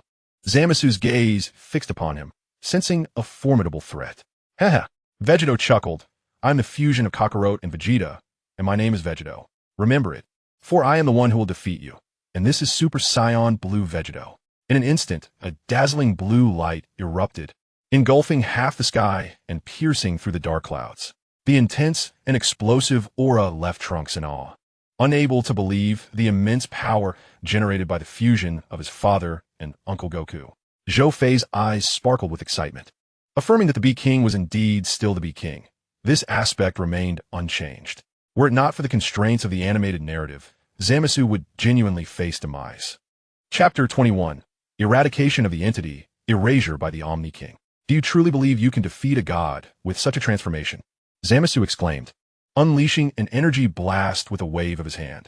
Vegito, unfazed, regarded the approaching energy blast with an impassive demeanor, raising a hand with effortless grace to obliterate the attack. What? Zamasu was genuinely taken aback. Yet, despite his astonishment, he swiftly regained composure. After all, it remained an undeniable fact that humans could never triumph over gods. With that thought, he laughed, an utterly deranged cackle. Ha ha ha. Humans, you are perpetually imitating the divine. Whatever the gods do, you follow suit. But what the gods enact is righteousness, while you humans are. Tiamat, enough with the nonsense. If you wish to fight, then let us commence. I still have to return home afterward. Zhou Fei's irritable voice rang out as he appeared beside Vegito. Vegeta looked on, somewhat astonished. Zhou Fei, you. Zhou Fei shook his head, loosening his limbs as his muscles trembled, transforming into the divine Super Saiyan form. This transformation astonished everyone. Even Vegeta. Mr. Zhou Fei, what is this? Trunks swallowed hard. Guas nodded in agreement. Indeed, this exudes a divine aura, but what, Lord Guas? Trunks inquired, puzzled. His father had explained the realms of divinity to him, which is why his newly transformed state bore blue particles. Guas shook his head at a loss for words. The divine essence emanating from Zhou Fei felt extraordinarily peculiar.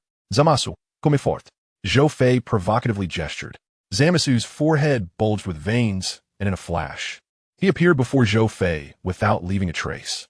His fists swelled like a cauldron as he prepared to strike, just as Zhou Fei raised his hand to defend. Vegeta intervened, blocking Zamasu's blow.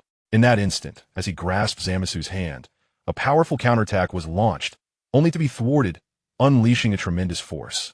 The clash of their energies echoed through the skies, reverberating across the earth and amidst the clouds. Suddenly, Zamasu stood before Zhou Fei, unleashing a ki blast imbued with destructive energy. Zhou Fei concentrated his energy into his fist, and at the moment of collision, a brilliant light erupted, enveloping the three combatants. Just then, Vegeta joined the fray, their movements intertwining in a dazzling display. Wow, incredible!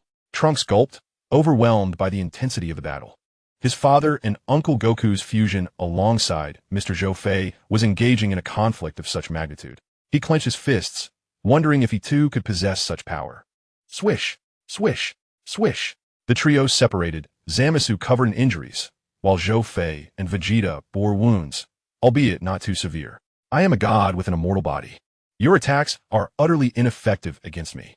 Zamasu roared, and with a furious cry, his injuries healed, though his dark half remained unchanged. Vegeta narrowed his eyes and with a subtle movement, appeared before Zamasu in the blink of an eye, delivering a powerful punch. Boom! Their fists collided, the air exploding instantaneously. A fierce wind howled as their energies clashed, radiating brilliant luminescence. Zhou Fei swiftly maneuvered to Zamasu's left side, launching his own assault, and thus, the three distinct energies became locked in a stalemate. Oh! Zamasu bellowed in fury, his energies surging to new heights, his overwhelming force reaching for the heavens. Ha! He hurled both Vegeta and Zhou Fei away simultaneously. Mid-flight, the two regained their balance and unleashed their ki blasts. The golden-blue energy wave and the orange-red energy wave surged towards each other in a fierce assault. Damn it! Do not become overly complacent, humans. With a swift gesture, he unleashed a dual-palm energy burst to counter the oncoming energy waves. A tremendous force radiated outward, engulfing all three in an overwhelming tide of energy. Suddenly, a muffled explosion resonated, and Zamasu's eyes bulged as a beam of energy pierced through his body. He gazed at Zhou Fei in disbelief, wondering how this human could. In an instant, Vegeta appeared beside him, a radiant sword penetrating the location of his heart. Trunks! Vegeta shouted in alarm. Trunks, momentarily dazed, locked eyes with Vegeta, and it was as if he comprehended something profound. Channeling his energy into the Super Saiyan Hope form, He drew his sword and charged at Zamasu. Zamasu, your end is nigh. Huh. With a swift slash, a cry of agony erupted from Zamasu. You, this is impossible, impossible. The combined energies of the three Saiyans surged forth, engulfing him entirely. Overwhelmed by the energy, Zamasu could scarcely believe his fate, unable to fathom how he had come to this point. No, ha. I am immortal. I cannot die. I will not die. Zamasu laughed maniacally. Suddenly, Zhou Fei's indifferent voice interrupted his laughter. Zamasu, do not forget that your other half is not immortal. Your downfall lies here, and you greatly underestimate us, Saiyans. He then unleashed the King Kai fist, instantly amplifying his power by 150 times, the explosive aura rapidly escalating. In the blink of an eye, a dazzling light illuminated the sky, piercing through the atmosphere and soaring into outer space. The three Saiyans collided with the earth, and Vegeta reverted from his transformation. As time passed, the massive mushroom cloud gradually dissipated, and the four Saiyans rose to their feet. This time, he should be completely eradicated, Zhou Fei pondered silently.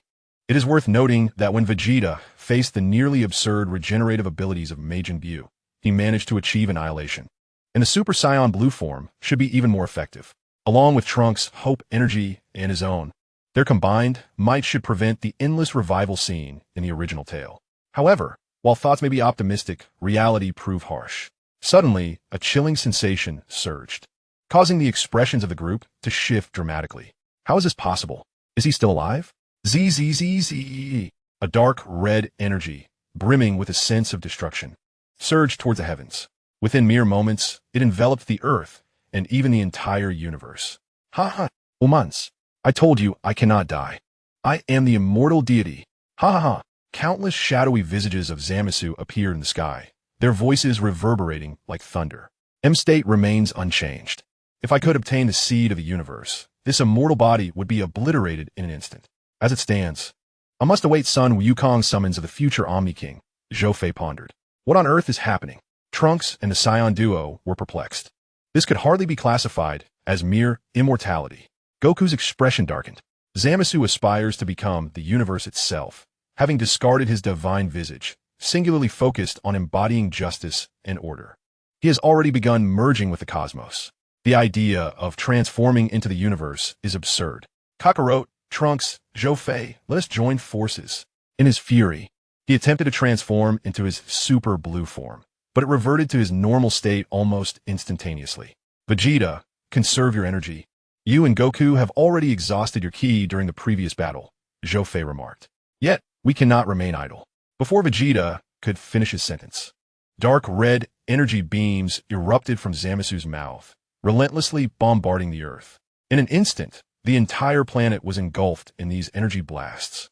The four Saiyans struggled to withstand the onslaught. Wherever the energy beams struck, the ground crumbled, and the hidden humans perished in the radiant light. Moments later, all fell silent.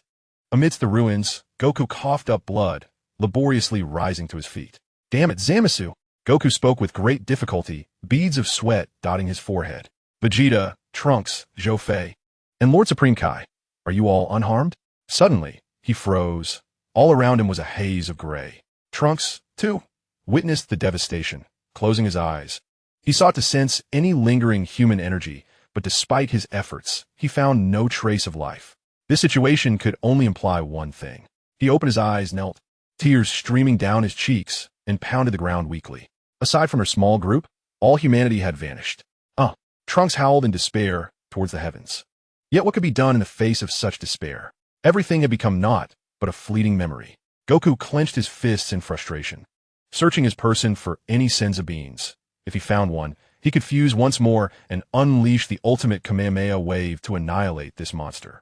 After a thorough search, he suddenly uncovered a button. Upon seeing this button, Goku's gaze sharpened as he turned to Lord Supreme Kai. Is the Omni King of this world still present? The Supreme Kai nodded. No one can eliminate the Omni King. Thus, he still exists. Goku smiled broadly. Understanding dawned upon him as he pressed the button. Just as Trunks wondered what Uncle Goku intended to do, the egg of the future world appeared in a flash. Upon encountering the two Supreme Kais, they immediately knelt, while Sun Wukong, filled with joy, embraced the Omni King. Trunks, however, appeared perplexed. Uncle Wukong, Who is he? Zhou Fei offered an explanation, revealing that this was the most esteemed deity in the universe, leaving Trunks profoundly astonished. The Omni King scrutinized Sun Wukong for a moment before addressing the others in a childlike voice. Who are you? Sun Wukong promptly released his embrace and introduced himself. The Omni King then glanced around at the desolate surroundings and exclaimed, "What is this? It's dreadful. There's nothing here. Did you do this?" Pointing a finger at Sun Wukong. Sun Wukong vigorously shook his head, gesturing toward the sky. No, no, no. It was that guy. The Omni King looked up and beheld the malevolent presence of Zamasu. With a calm demeanor, he remarked, "This is truly abominable. Such a world should not exist."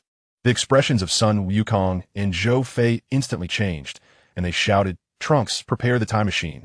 Don't just stand there, hurry. Supreme Kai, you both must leave this place at once." Trunks, momentarily stunned, quickly retrieved a capsule and readied the time machine, entering it with Mai as they activated the device. While the two Supreme Kais vanished from sight, the Omni King ascended slowly, his hands radiating dazzling light. As the time machine lifted into the air, Zhou Fei and the three Scions clutched its base. "Make this world disappear," they cried. "Ah!" Zamasu, whose darkness enveloped the universe, let out a scream as he vanished into brilliant light. The blinding radiance extinguished all, plunging everything into silence. In a moment of peril, Zhou Fei and his companions returned to the present timeline. Chapter 22, Farewell and Battle with Gohan. In modern times, as the anomaly dissipated and the time machine materialized, everyone sighed in relief, fearing the emergence of foes from the phenomenon. As the time machine landed, Sun Wukong, exhausted, plopped down on the ground, gasping for air, while Zhou Fei and Vegeta appeared unscathed. The glass canopy of the time machine gradually opened, and Trunks leaped out, followed by Mai, whose breathtaking appearance captivated everyone. As she was indeed quite lovely.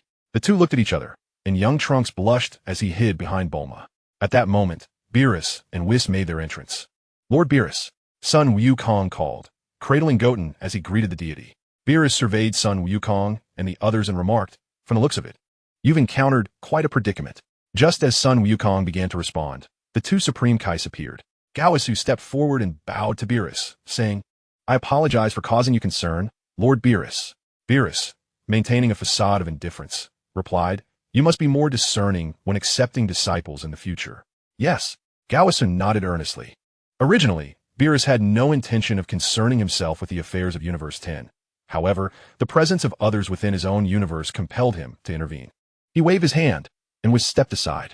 "Trunks, prepare the time machine," he instructed. "Hey, Uncle Goku's son." Goku nodded, glancing at Zhou Fei, who shook his head, unwilling to participate. Trunks activated the machine, and alongside Son Goku, they vanished.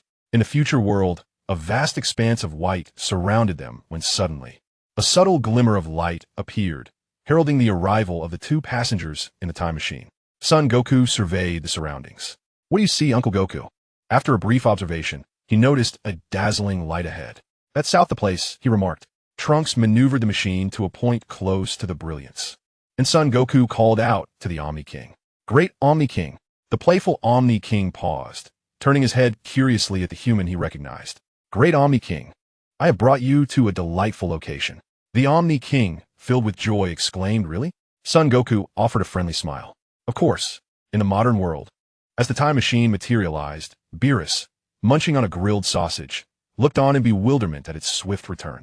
Son Goku and Trunks disembarked, and, at that moment, the head of the Omni King peeked out. Upon seeing the Omni King, Beerus, startled, dropped his sausage and hurried to bow deeply before the Omni King. While the two Kaioshins knelt in reverence, and Whis stood aside, bowing as well. Zhou Fei and Vegeta were absent, enjoying a relaxing soak in a hot spring.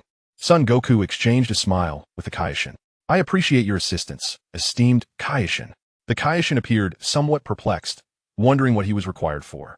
The scene shifted to the Omni King's palace, where the Omni King, joyfully prancing ahead with little steps, was followed by the Grand Minister and his four attendants. While Son Goku beamed with happiness, his delight stemmed from having found a good friend for the Omni King, fulfilling a promise made to him.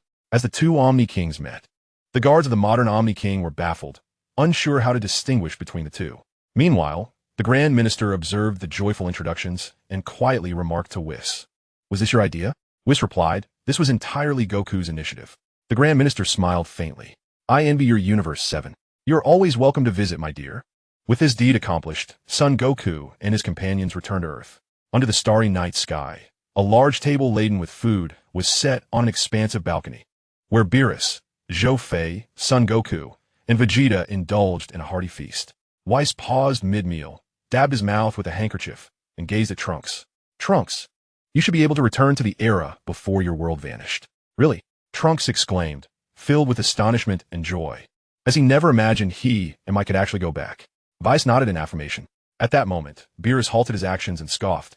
Whis, you are revealing too much. Moreover, if we were to proceed, the number of time rings would increase, and it would be impossible to explain the situation to Lord Zeno. Whis looked at Beerus with a slightly exasperated expression. Even now you speak such words? Have you not also increased the number of time rings yourself?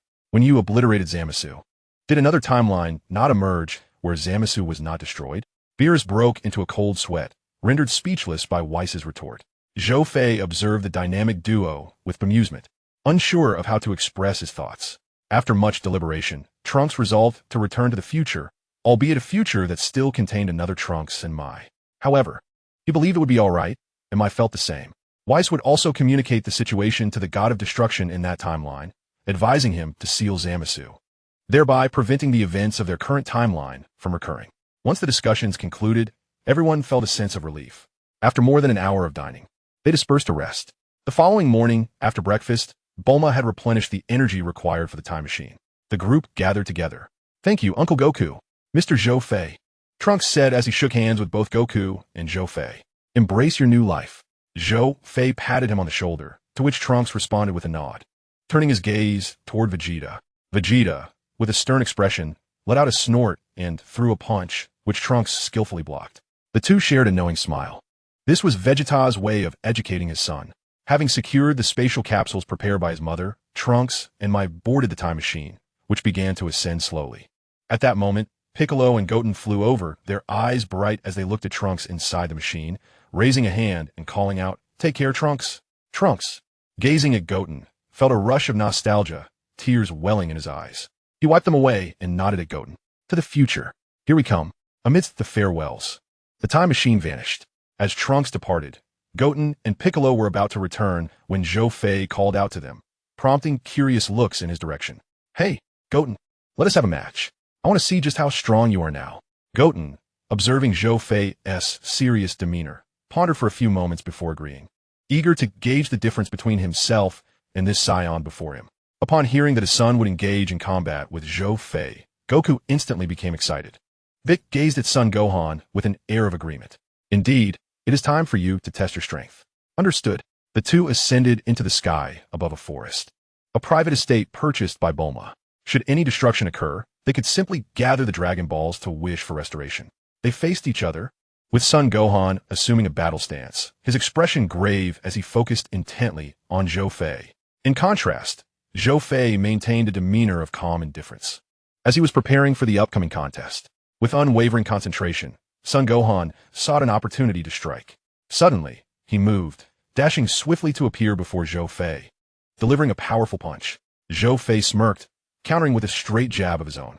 The resounding impact shattered the air, a shockwave obliterating the surrounding forest.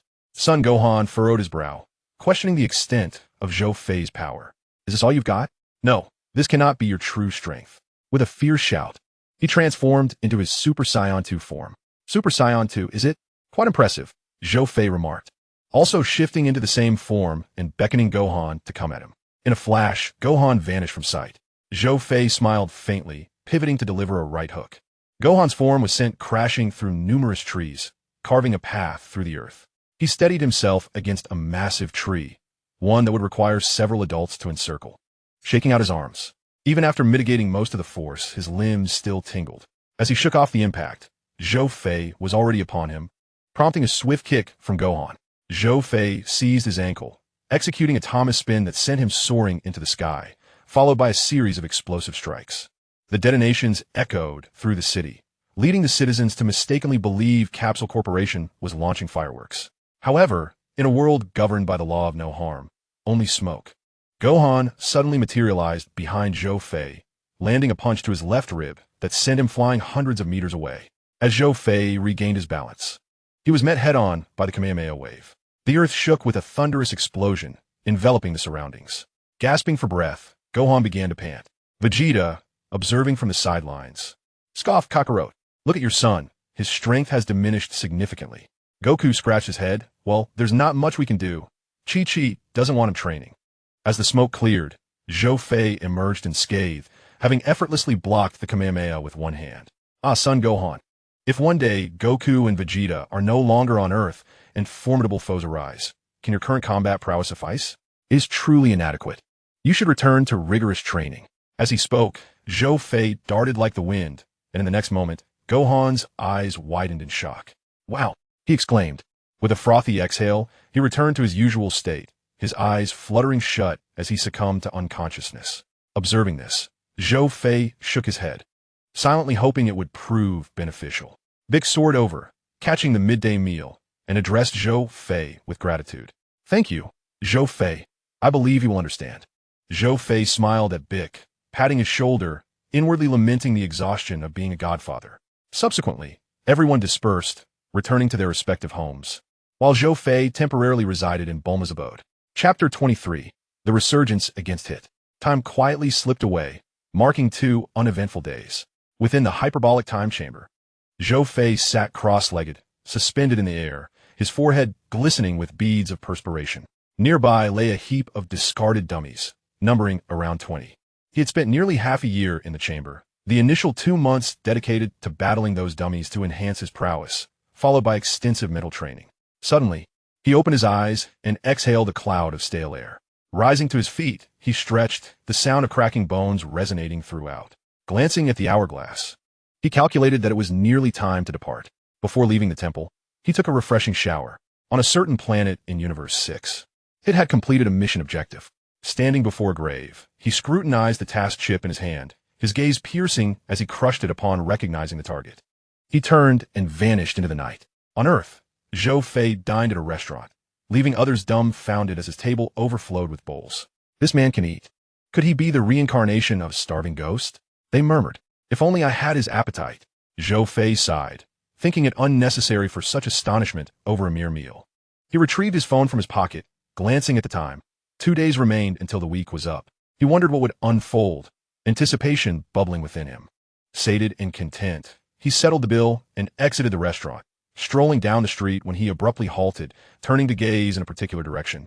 A subtle smile gracing his lips before he vanished into the throng. 2 hours later, in a rugged terrain, Zhou Fei performed a series of stretching exercises, his gaze sweeping the surroundings as he spoke with a faint smile. I know you're already here. What? Are you not planning to show yourself? Yet, silence enveloped him. Moments later, a cold voice pierced the stillness. Zhou Fei, I've accepted a contract to kill you. Oh, this is intriguing. Does the assassin also provide the name of the employer? Zhou Fei retorted. No, I merely wish to inform you, lest you find yourself unaware of how you perished. With a grin, Zhou Fei unleashed his Super Saiyan 3 form. Let us see then hit. As his words fell, Zhou Fei vanished, just as the ground beneath him suddenly fractured. Your reflexes are quite sharp. Behind a massive boulder, he concealed his presence. Shortly thereafter, Zhou Fei appeared at his previous location, curling his lip in bemusement. Truly, he was a top-tier assassin, capable of completely erasing his aura. Hey, Hit, I have a proposition. His words, however, went unanswered. Suddenly, he pivoted sharply, releasing a kinetic blast that erupted with a thunderous roar, kicking up a storm of dust. So, can you hear my suggestion now? After all, you cannot assassinate me. After a brief silence of several seconds, Hit's voice finally emerged. Go ahead, Zhou Fei replied with a grin. Let's have a rematch from our last competition. Are you jesting? Hit retorted. I am an assassin after all. Zhou Fei shook his head. I am not joking, especially since I know who commissioned you to kill me. You know? Hit inquired, a flicker of surprise in his tone. Zhou Fei nodded nonchalantly, a smile gracing his lips. As Hit contemplated this revelation, he suddenly leaped onto a boulder not far away. Very well, let us compete once more. With a swift movement, both exchanged glances and simultaneously vanished, seamlessly relocating the battleground. Minutes later, they found themselves on a solitary island. All right, here we won't disturb anyone else. Huh. Zhou Fei entered a state of explosive energy, his magnificent golden aura surging forth like a fountain reaching for the heavens. As the golden light flickered and the ground trembled, He transformed into his Super Saiyan form. Now, Hit, let me witness the extent of your prowess. In a flash, a shadow darted past. Hit's gaze sharpened, and he unleashed a powerful punch. Bang! Their fists collided, resulting in a muffled sound in the air. Hit grunted, stumbling backward, somewhat astonished that his time manipulation had proved ineffective. Truly impressive. Just then, Zhou Fei was nearly upon him, an iron fist expanding in his vision. However, at the moment of impact, Zhou Fei's attack passed through Hit's form, striking nothing but air. As Zhou Fei landed, Hit unleashed a flurry of transparent energy blasts from both sides. Boom! Boom! Boom! A series of explosive sounds followed as Zhou Fei shattered each transparent projectile with his fists, leaving the ground in utter devastation. Amidst the swirling dust, the sound of intense collisions reverberated. Whoosh! Zhou Fei emerged from the haze, halting just before touching the ground. Creating another space with time is indeed quite formidable. What should I do next? He scratched his head, his mind racing with thoughts. After all, both time and space were troublesome entities. Meanwhile, at a vantage point on the island, Xiangpa and Ba Duos observed the clash. Hi, Ba Duo. What form is Zhou Fei in? And why can't he seem to land a hit on Hit? Siempa koirit Ba Duo viplit sopti. Listening to Whis. It is referred to as Super Saiyan 4. As for why Hit cannot be attacked, it is because he exists in another dimension. Kampa still does not quite understand what it means to be in another dimension. With a hint of exasperation, Beerus looked at Kampa and explained once more. The reason he can exist in another dimension is that he has stored the time of his movements, utilizing the accumulated time to create an alternate space, akin to a parallel dimension. Thus, while he is visible to the naked eye, he remains untouchable. Although it's difficult to comprehend, it certainly seems impressive. Beerus shrugged, feeling a bit exasperated by the explanation. Suddenly, Hit appeared before him and threw a punch. In that fleeting moment, Zhou Fei released his 100-fold gravity aura, which surged slightly. With a swift motion, his fist grazed Hit's cheek, while he himself staggered back, leaving deep footprints in the ground with each step. Huh, impressive. You discern my intentions so quickly. Hit smiled at Zhou Fei, showing no surprise. The two squared off once more, charging at each other. The clash of purple and yellow energy in the air resembled a magnificent fireworks display. Both had grown significantly stronger, reminiscent of the martial arts tournament once again. Beerus observed the battle with a faint smile, yet sensed other latent presences emanating from Zhou Fei. Kappa grinned at Beerus. It was quite astute of you to hire someone to assassinate Zhou Fei. If the Omni King indeed intends to host a universal martial arts tournament, Zhou Fei poses a threat, along with that son Goku as well. However, eliminating one is a step forward. Upon hearing this, Beerus smiled knowingly. Not me. I'm merely an intermediary. Huh. Kampa appeared puzzled again. The clash between the two could be described as shaking the very island to its foundations. Whoosh, whoosh. When they reappeared, both were slightly out of breath. Not bad at all. Hit. I didn't expect that transforming into Super Saiyan 4 would only allow me to match you evenly. Match evenly? Zhou Fei, how dare you say that? I know you haven't shown your true strength. After all, I'm not far off myself. Zhou Fei rubbed his nose, grinning. So what is your plan now? You want to kill me, but can't, and besides, I'm the one who issued the task. Hit chuckled. I suspected as much. Let us leave our battle for another time. I'll consider this mission a failure. Zhou Fei looked at him in surprise. A failure? Does this mean that the legendary assassin Hit has met his first defeat at my hands? Wow. Zhou Fei, why didn't you invite me to fight Hit? That is quite unchivalrous. Suddenly, Goku's voice rang out. The two turned to see Goku, Vegeta, Beerus, and their attendants, along with Kampa and his entourage not far away. As Xiangpa and Beerus exchanged a glance, they both snorted disdainfully and turned their heads away. Thus, this confrontation came to an unceremonious end. Let's battle next time, exclaimed Sun Wukong, patting Zhou Fei on the shoulder, his face alight with enthusiasm. Zhou Fei chuckled helplessly. He had previously fought with Sun Wukong in the hyperbolic time chamber, and now the latter seemed eager for another bout. All right, we'll find the time, he replied. Subsequently, everyone parted ways. Chapter 24, an appetizer before the Universe Martial Arts Tournament. Time swiftly passed. 2 days had elapsed since the battle between Zhou Fei and Hit. Awakening early from the room prepared for him by Bulma, the system's voice echoed in his mind. Gift package successfully opened. Congratulations on acquiring self-healing technique and ultimate spirit bomb, turtle style, Kamehameha.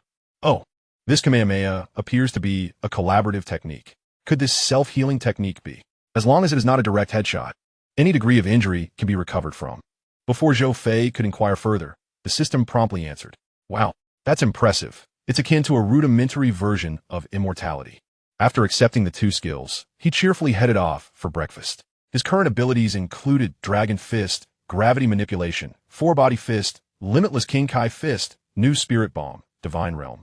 Weight Technique, Super Saiyan 4 Transformation of Vegeta, the Strongest Saiyan Talent, Ultimate Spirit Bomb, Turtle-Style Kamehameha, and Self-Healing Technique.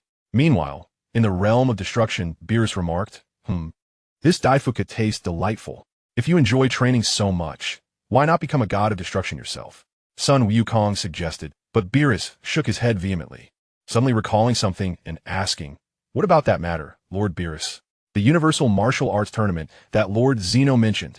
Upon hearing Sun Wukong refer to Zeno as Lord Zeno, Beerus was taken aback, nearly choking on his food. Whis promptly produced some water, allowing Beerus to gulp it down before he irately tugged on Sun Wukong's ear. "Mind your manners. You must address him as Lord Zeno.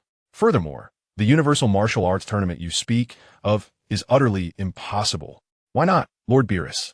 Sun Wukong inquired, puzzled. As this was a promise made by Lord Zeno, Beerus scoffed, releasing his grip and speaking sternly. "Sun Wukong, I warn you once more, do not mention this matter again. You have no idea how formidable Lord Zeno truly is." Sun Wukong, observing Beerus's serious demeanor, instinctively touched his nose. "I understand Lord Zeno's power. You know nothing. Indeed, Lord Zeno is pure and noble, but it is precisely his overwhelming purity that harbors a terrifying side. Do you comprehend?" "I do." As they spoke, he produced a button given to him by Lord Zeno and grinned mischievously. "All right, I'll be back shortly." With a press of the button, he vanished. Beerus, in a fit of frustration, sulked to the side, visibly agitated. Whis, observing this, could only shake his head, unsure whether the ensuing events would unfold positively or negatively. In front of the Grand Palace, the grand doors creaked open, revealing the Grand Minister. "Oh, it's you," the Grand Minister exclaimed, ushering him into the palace. There, Goku beheld the two kings, engaged in a playful game of cosmic collision. "Goku, you've arrived. Care to join us?" Invited the king from the modern timeline. I can't quite tell the two of you apart, but I recall that the king mentioned hosting a martial arts tournament across the universe. So what is the update? I've been eagerly awaiting news. "Oh dear, I completely forgot," replied the king. "Huh, I thought as much," Goku chuckled, scratching his head. The king from modern timeline regarded the other king with curiosity. "Hey, what is this martial arts tournament about?" asked the modern king with a smile. "It's incredibly fun," was the enthusiastic response, causing the future king's eyes to sparkle as he pointed at the game before them. "Is it even more enjoyable than this?" "Absolutely," affirmed the king, nodding in agreement. Delighted by this revelation, the future king accidentally toppled the game, scattering planets in every direction. Goku watched the two kings, who both raised their hands in agreement to host the Universal Martial Arts Tournament, prompting Goku to leap in joy. Laughter erupted among the kings and Goku, until the Grand Minister interjected. "Once the specific schedule and details of the tournament are finalized, I shall promptly inform the deities of each universe." After bidding farewell to the kings, Goku returned to the realm of destruction, where he faced a stern reprimand from Beerus. Fortunately, it wasn't severe, sparing them from any major calamities. Had it been otherwise, Beerus might have been driven to despair. Soon after, the trio arrived at the realm of the Kaioshin. They hadn't even sipped a cup of tea when the Grand Minister emerged from the void. The two Kaioshin, a Kaioshin attendant, and Beerus all knelt in reverence. "I now announce the schedule and details of the tournament." With that, he unfurled a scroll and began to relay its contents. On the 31,355,603 day of the royal calendar, starting at 1:57, a gathering of 10 selected participants from each universe will take place in the Void Realm for a power tournament. With the announcement made, the Grand Minister descended gracefully. Goku posed a flurry of questions, all of which the Grand Minister answered, even revealing that the universes that faced defeat would be personally eradicated by the kings, leaving the Kaioshin and Beerus trembling in fear. "Oh, by the way, Goku, the king has a favor to ask of you." Goku pointed to himself in confusion, wondering why he was being singled out for assistance. The Grand Minister nodded affirmatively. In the 7th universe, Goku and his fellow competitors are summoned to exhibit their martial prowess. As the future king of all has yet to witness their capabilities. 3 contestants shall be selected to engage in battle against the fighters from the 9th universe, and they're to convene at the palace of the King of All in 1 hour. Upon concluding his statement, the Grand Minister vanished. At Capsule Corporation, Goku firmly reiterated his unwillingness to participate, citing the impending birth of his child. "I'm aware of this," he replied, scratching his head in a manner that suggested he was at a loss for words. Vegeta coldly interjected, "You may seek out your son or consult Zhou Fei." Upon hearing this, Goku clapped his hands, realizing, of course, I can summon Gohan and Zhou Fei together. However, he soon found himself searching for Zhou Fei's presence, glancing around and sensing the surroundings, but to no avail. "I will inform him shortly," he added with a chuckle. "Thank you, Vegeta." Vegeta, proud as ever, merely turned his head away. Subsequently, Goku departed from Capsule Corporation and, after a brief flight of over 10 minutes, arrived at Gohan's location.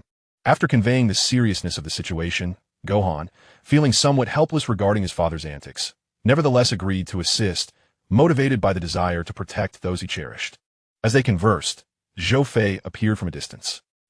Zhou Fei, you've arrived," Goku greeted him. "All right, time waits for no one." With a smile, Goku used instant transmission to whisk the 3 of them away. After a series of transitions, they materialized at the palace of the King of All. Upon entering, they soon encountered the competitors from the 9th universe, along with the Supreme Kai and the God of Destruction. Both factions offered their respects to the Grand Minister, who waved his hand, transporting everyone to a designated arena. "All deities descend," commanded the Grand Minister, summoning the divine beings from the other universes. As the gods assembled, a moment of silence enveloped the gathering. The Grand Minister then addressed the assembly, stating, "Fellow Supreme Kais and Gods of Destruction, you are likely aware that this power tournament has been called at the behest of the King of All. Prior to the tournament, due to the unfamiliarity of a future King of All with the nature of the martial arts tournament, a preliminary exhibition match will be held." As the Grand Minister concluded, a radiant light emerged behind him, revealing the King of All and his attendants. The assembled deities knelt on one knee in reverence. Just as Goku intended to greet the King of All, Zhou Fei halted him. The Grand Minister then explained that this exhibition match was proposed by Goku himself, who subsequently delivered an impassioned oration. This exhibition will feature 3 contestants from both the 7th and 9th universes, engaged in one-on-one combat without time constraints, continuing until one side concedes or the match cannot proceed. I implore all participants to exert their utmost in this contest. Now, let us commence the first match. I invite both sides to send forth their contestants to the arena. Upon the conclusion of the Grand Priest's words, he approached the vicinity of the Omni King. At that moment, the crimson-furred wolf dog from the 9th universe ascended to the ring. Meanwhile, Zhou Fei from the 7th universe gracefully leaped onto the stage. Noticing that both sides had taken their positions, the Grand Priest waved his hand and declared the commencement of the match. In Chapter 25, with 1 victory and 1 draw, the wolf dog scoffed, "You are my opponent? You don't seem so formidable." Zhou Fei, shrugging, thought to himself that this individual must be out of his mind. In a swift motion, the red-furred dog appeared before him and delivered a kick. Bang! Zhou Fei caught it with one hand, smiled slightly, and grasped the dog's ankle, flinging him away. The wolf dog executed several perfect flips in midair before landing gracefully. With a whoosh, the red-furred dog moved rapidly, creating numerous afterimages that surrounded Zhou Fei. These phantoms, with energy concentrated uniformly at their feet, launched an assault against him. Just as the attacks were about to connect, a powerful surge of energy erupted from Zhou Fei, dispersing all the afterimages. His eyes swiftly located the dog's true form, and in an instant he flashed behind it. "What?" The wolf dog gasped in astonishment as Zhou Fei seized its tail and executed an Indian whip. Boom! Boom! Boom! The deafening sounds reverberated through the arena, accompanied by the wolf dog's pained cries. "Vizier, show some strength, and don't let your opponent underestimate you," urged the blue-haired dog, Belgamo. At the moment his brother's words fell, the red-furred dog unleashed a burst of crimson energy, breaking free from Zhou Fei's grasp. "You brought this upon yourself." Flash impact wave. With immense energy coalescing at his foot, he struck at Zhou Fei. Zhou Fei merely smirked, dismissing the juvenile display of energy. Raising one hand, he bellowed, and an imposing energy wall materialized. With a thunderous crash, the ring shattered, yet Zhou Fei remained unscathed. How is this possible? The wolf dog, bewildered, glanced at his foot. Could it be that the impact wave lacked sufficient power? Impossible. Is this truly all you're capable of? Zhou Fei remarked in a nonchalant tone. The wolf dog, gazing at Zhou Fei's calm demeanor and unperturbed words, felt an inexplicable surge of fury rising within him. Roaring, he unleashed a violent red aura, concentrating energy in his foot. Let us see how you handle this. With a whoosh, multiple laser-like energy blasts surged toward Zhou Fei. Now, this is interesting, Zhou Fei thought as he transformed into his Super Saiyan form, releasing several energy blasts that collided with the wolf dog's oncoming assault. Boom! Boom! The sound of explosions echoed through the air. Amidst the chaos, Zhou Fei materialized before the wolf dog and landed a powerful punch to its face, sending it flying away. Colliding with the pillar, he fell outside the arena. However, this was not the end, for the king of all desired to witness a more exhilarating battle. Thus the fight must continue. The red-haired dog staggered back onto the stage and called out to the Kaioshin, "Give me that thing." The Kaioshin, Lord Lower, produced a pill and tossed it into Bazel's mouth. In that fleeting moment of swallowing, his breath surged. Ha ha ha. Now let me show you the disparity in our strengths. He leaped into the air, and with a series of kicks, energy shockwaves erupted continuously. This was his ultimate technique, the wolf strike. It was akin to a destructive artillery barrage covering the entire arena. The intense radiance stimulated the spectators' visual senses. Under the cover of explosions and blinding light, Zhou Fei stealthily approached the red-haired dog from behind. "Ha ha ha! Have you realized my prowess now?" he exclaimed, filled with pride. However, as he reveled in his triumph, Zhou Fei's calm voice resonated once more, echoing in his ears. "Indeed, quite impressive, but relying on drugs to elevate yourself to this level is merely your limit. Enough. This battle shall conclude." Just as the red-haired dog prepared to make a move, a golden energy enveloped him, accompanied by explosions and cries of agony. A flash of light revealed the red-haired dog plummeting from the smoke onto the arena floor, lying motionless, evidently incapacitated. In that brief moment, Zhou Fei had infused energy onto his opponent, then nullified the gravitational force by a factor of 200, unleashing Super Saiyan power to its utmost, resulting in a devastating explosion that severely injured him. The red-haired dog was carried away by his brethren, while Zhou Fei leaped back to Universe 7. Well, the first round is won by Zhou Fei of Universe 7. The Grand Priest snapped his fingers, restoring the battered arena to its former glory. Now, let the contestants for the second round take the stage. On Universe 7's side, Gohan removed his glasses, entrusted them to his father, and ascended the arena. Meanwhile, the ninth universe dispatched the brown-haired dog, Lavanda, who glared darkly at Gohan. Gohan narrowed his gaze. He could not sense his opponent's aura, yet the formidable strength emanating from him was unmistakable. The second round commenced. With the Grand Priest's decree, their battle ignited. The two engaged in close combat, exchanging blows for several rounds. Suddenly, Lavanda seized Gohan's hands with his limbs, executing an inverted hook, grinning ominously as he exhaled a noxious gas that invaded Gohan's eyes. Gohan staggered back, shielding his eyes, and in this moment, Lavanda enveloped his fists in venomous gas, launching a relentless assault against Gohan. Ugh! A powerful strike landed on Gohan's abdomen, causing him to collapse. My poison is no trifling matter. Gohan rose once more, but Lavanda, adhering to the principle of exploiting weakness, unleashed a fierce barrage of attacks upon him. Blinded, Gohan could only endure the onslaught passively. Bang! Lavanda delivered a powerful kick, sending Gohan flying several meters away. Gohan, struggling, managed to rise and stand tall. Lavanda gazed at him with a sinister smile. My poison will silently seep into your body, causing your flesh to decay gradually. Nevertheless, Gohan remained unperturbed by his words, keenly attuning himself to Lavanda's movements and impending attacks. As Gohan focused, Lavanda stealthily approached his back, grinning ominously. He launched an assault, but Gohan deftly blocked it and countered with a strike of his own. Stung by Gohan's punch, Lavanda swiftly retreated. Impossible. You cannot strike me. You cannot even see. That was merely coincidence. As he spoke, he closed the distance to Gohan, unleashing a flurry of attacks. Yet each punch was deftly parried by Gohan. Why? How can you withstand my blows? In his bewilderment, Gohan landed a kick squarely on Lavanda's chin, propelling him several meters away. I see your intentions clearly, Gohan declared. Lavanda spat in anger. Damn it, I will kill you. He slowly ascended from the ground, unleashing toxic energy orbs from his palms. Bang, bang, bang. A series of toxic projectiles struck Gohan, the venom within them beginning to spread through his body. Despite the onslaught, The resilient Gohan swayed but endured the barrage of poison. After being pushed back a considerable distance, he steadied himself and caught his breath. With each breath, the poison within him intensified its spread. This is not the end. My power far exceeds this. He bellowed, transforming into his Super Saiyan form, exacerbating the toxicity coursing through him. Enduring the excruciating pain, he launched a fierce counterattack against Lavanda. Bang! Bang! Bang! The ferocious battle caused the arena to tremble. Gohan elevated his Super Saiyan energy to its pinnacle, achieving a perfect state reminiscent of his time in the hyperbolic time chamber. Are you prepared to risk everything? This will only exacerbate your poisoning. I am well aware of this, and thus, I shall conclude this battle. The two figures collided in mid-air, generating powerful shockwaves. Whoosh! Whoosh! Boom! Gohan and Lavanda unleashed energy waves that clashed violently.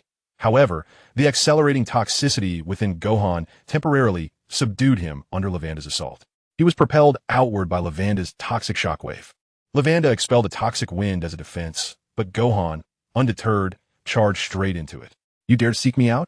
Before he could finish his thought, Gohan burst through the toxic winds, swiftly maneuvering behind Lavanda and seizing him tightly. With Lavanda in tow, he soared into the sky, turning sharply and heading toward the arena. Let go of me. With a resounding crash, the arena was left with a gaping pit. As the smoke cleared, Lavanda and Son Gohan lay motionless on the ground. Gohan stirred, yearning to rise, but alas, he found himself unable to do so. The poison had spread throughout his body, leaving only his head untouched. I must regain my strength. This was his final thought before slipping into unconsciousness. Seeing that both fighters were incapacitated, the Grand Priest declared the round a draw. Goku ascended to the arena, producing a senzu bean to feed Gohan, and in an instant, the toxins vanished, allowing Gohan to awaken from his stupor. He offered an apology, and the father and son returned together. Zhou Fei, observing Gohan, could not help but sigh. During their last battle, Gohan seemed to have taken it lightly. Otherwise, he would have performed in such a manner upon entering the arena. One could only hope that he would grasp the significance of strength this time. The Grand Priest proceeded to repair the arena, and the third round of battle was set to commence. Before the third round began, the Grand Priest addressed the assembly. Esteemed gods from distant realms, I shall now proclaim the will of the Omni King. The gods pricked up their ears in anticipation. Despite their human-level standards being the lowest, they had showcased an exhilarating contest, deeply moving the Omni King, who had just evaluated the 12 universes and ranked them accordingly. He cast a glance at Universe 7, which had an average score of 318, placing it second to last, while Universe 9 languished at the bottom with a mere 186. Zhou Fei stifled a laugh. At least they were second to last, but for Universe 9 to be at the very bottom was rather excessive. The Kaioshin and God of Destruction from Universe 9 wore expressions of embarrassment, having lost face before all the deities. The Grand Priest continued. The purpose of this power tournament is rooted in the Omni King's frequent lamentations about the excessive number of universes. Coincidentally, it was Son Goku from Universe 7 who proposed this request. Thus we seize this opportunity. The universes that are defeated in this tournament will face the Omni King's personal judgment for eradication. As the words eradication echoed, the gods began to murmur among themselves, resolute in their determination to select stronger contenders to survive the tournament. Furthermore, let me add that Universes 1 and 12, as well as 5 and 8, will be exempt from participation, as the average level of humanity within their realms has exceeded 7. Thus, the Omni King's decree has been proclaimed. Let us now commence the third round. Goku and Belgamore leapt onto the arena. The gods, particularly those representing competing universes, gazed upon Goku with disdain, and the atmosphere shifted palpably. On the arena, Goku faced off against the blue-haired canine. You must be Belgamore. This match may not determine the fate of the universe, so I implore you to showcase your true strength. Belgamore narrowed his eyes, a murderous glint emanating from his gaze as he retorted, You scoundrel, silence yourself. Upon hearing this, Sun Wukong was momentarily taken aback. The blue-haired canine inhaled deeply and addressed the assembly of gods. Esteemed deities, lend me your ears, he proclaimed. The gods regarded the blue-haired creature with skepticism, uncertain of what this lowly human might convey. I am the eldest son of the dangerous trio, known as the Crumbling Power Belgamo, and I am recognized as the 9th universe warrior of the lowest caliber, as decreed by Lord Zeno. He paused, his countenance twisted with disdain as he pointed at Sun Wukong. This fellow is far inferior, even beneath the standard of the ninth universe. Had it not been for this fool's audacious demands, we would still be enjoying our peaceful lives. Under the barrage of the blue-haired dog's vitriol, the god's gazes toward Sun Wukong grew increasingly hostile. Despite his eloquence, this was rather underestimating Sun Wukong, thought Zhou Fei with a slight chuckle. Meanwhile, the two combatants in the arena finally assumed their fighting stances, moving with remarkable speed. Suddenly, their fists and feet clashed, unleashing a furious exchange of blows. After several rounds, they disengaged, keeping their distance. "Your strength is commendable," Sun Wukong remarked appreciatively. The blue-haired dog scoffed in response. "I have no need for your foolish praise." With arms outstretched in a grand gesture, he provocatively challenged, "Come on, attack me and witness the origin of my title, the crumbling power of Belgamo." Sun Wukong scrutinized his opponent, noting his apparent lack of defense. "Very well, I shall not hold back."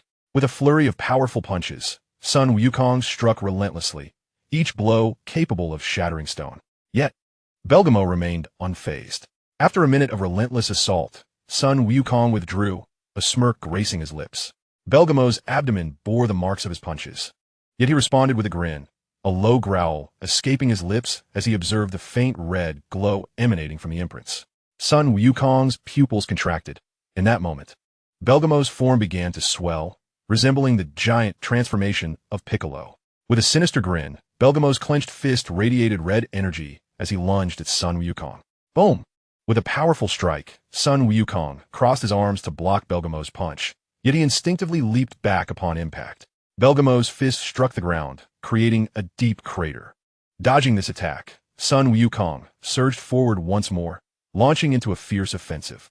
As his assault intensified, Belgamo's form continued to expand, and Sun Wukong even transformed into a Super Saiyan state to bolster his attacks. After numerous exchanges, Belgamo had transformed into a colossal figure, causing the arena to collapse. Can you grow even stronger?" Belgamo bellowed, observing Sun Wukong's cheerful expression. With a roar, he unleashed a formidable energy wave with one hand. Boom! Sun Wukong effortlessly deflected the energy wave with a flick of his hand, then, in a burst of power, ascended to his super blue form. The intense radiance of his aura leaving the gods in awe. "I bestow upon you immense energy, Belgamer."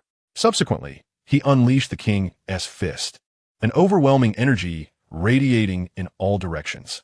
Do not feign bravado in that place. Belgamer completely transformed the power exhibited by Sun Wukong into his own, unleashing it with ferocity, causing the arena to tremble violently. Turtle School Key Blast. The evil wolf penetrates. The formidable shockwaves from both parties collided incessantly in the air, flashing with red and blue brilliance. Initially, Sun Wukong's Turtle School Kamehameha was suppressed by Belgamer. However, as Sun Wukong increased his output, the tide began to turn. Do not engage in a wave battle with the Sun family. This principle is eternally valid. Ultimately, Belgamer was overwhelmed, submerged in Sun Wukong's Kamehameha, as the space quaked, culminating in an explosion that enveloped the arena in thick smoke. Sighing, Zhou Fei shook his head in silence to provide energy to the opponent. He had foolishly transformed into a blue realm, merely a minor player, when merely transforming into Superman would suffice. Was it truly necessary to employ the king's fist? Such a fuss over nothing.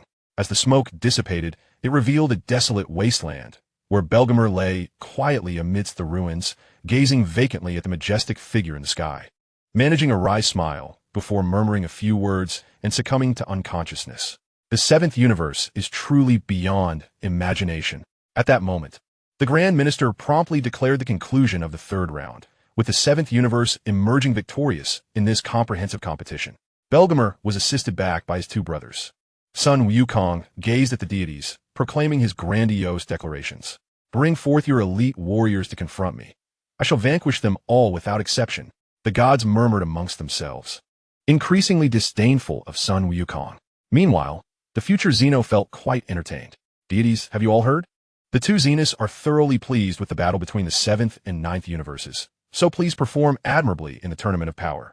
Furthermore, I shall now elucidate the rules of the Tournament of Power." With a wave of his hand, a radiant light emerged, revealing an arena. "This is the arena that shall be constructed in the Void Realm. Within this arena, victory is achieved by causing one's opponent to fall. Additionally, Only martial arts are permitted. No weapons, no causing death to opponents, and the use of flight techniques is strictly prohibited. The match duration is set to 100 taka. After the Grand Minister concluded these regulations, a profound silence enveloped the arena. Just then, a figure clad in a black robe leaped down. "Forgive my rudeness, Lord Zeno." With that, he tore off his black robe, gazing at Sun Wukong while striking a pose. "Sun Wukong, I am Torpo, the leader of the proud warriors from the brave and beautiful 11th universe. Come, let us battle. Should you confront me with malicious intent, my fist shall surely reduce you to ashes." "Excellent. Just what I needed, as I was not sufficiently entertained by that fellow," Sun Wukong replied exuberantly. At this juncture, the Kaioshin of Universe 11, Kai, made a request to the Omni King. Upon the Omni King's consent, the battle between Son Goku and Topo commenced. Goku sensed the formidable strength of his opponent and immediately transformed into Super Saiyan. Following a series of verbal exchanges, the two warriors finally engaged in combat. Topo surged towards Goku, executing a deft maneuver that allowed him to leap to a lofty height and land squarely upon Goku's shoulders. With a powerful twist, he sent Goku soaring through the air.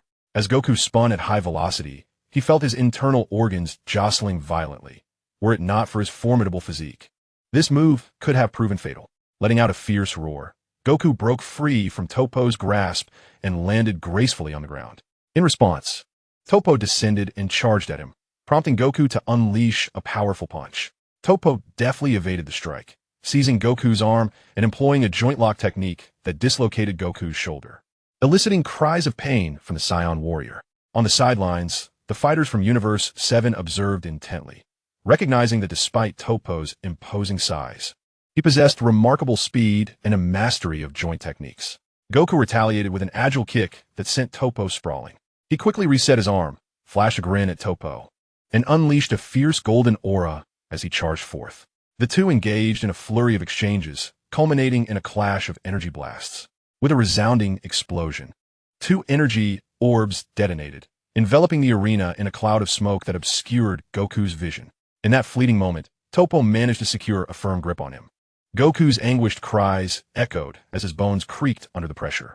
Observing the scene, Zhou Fei smirked, sensing the impending climax of the battle.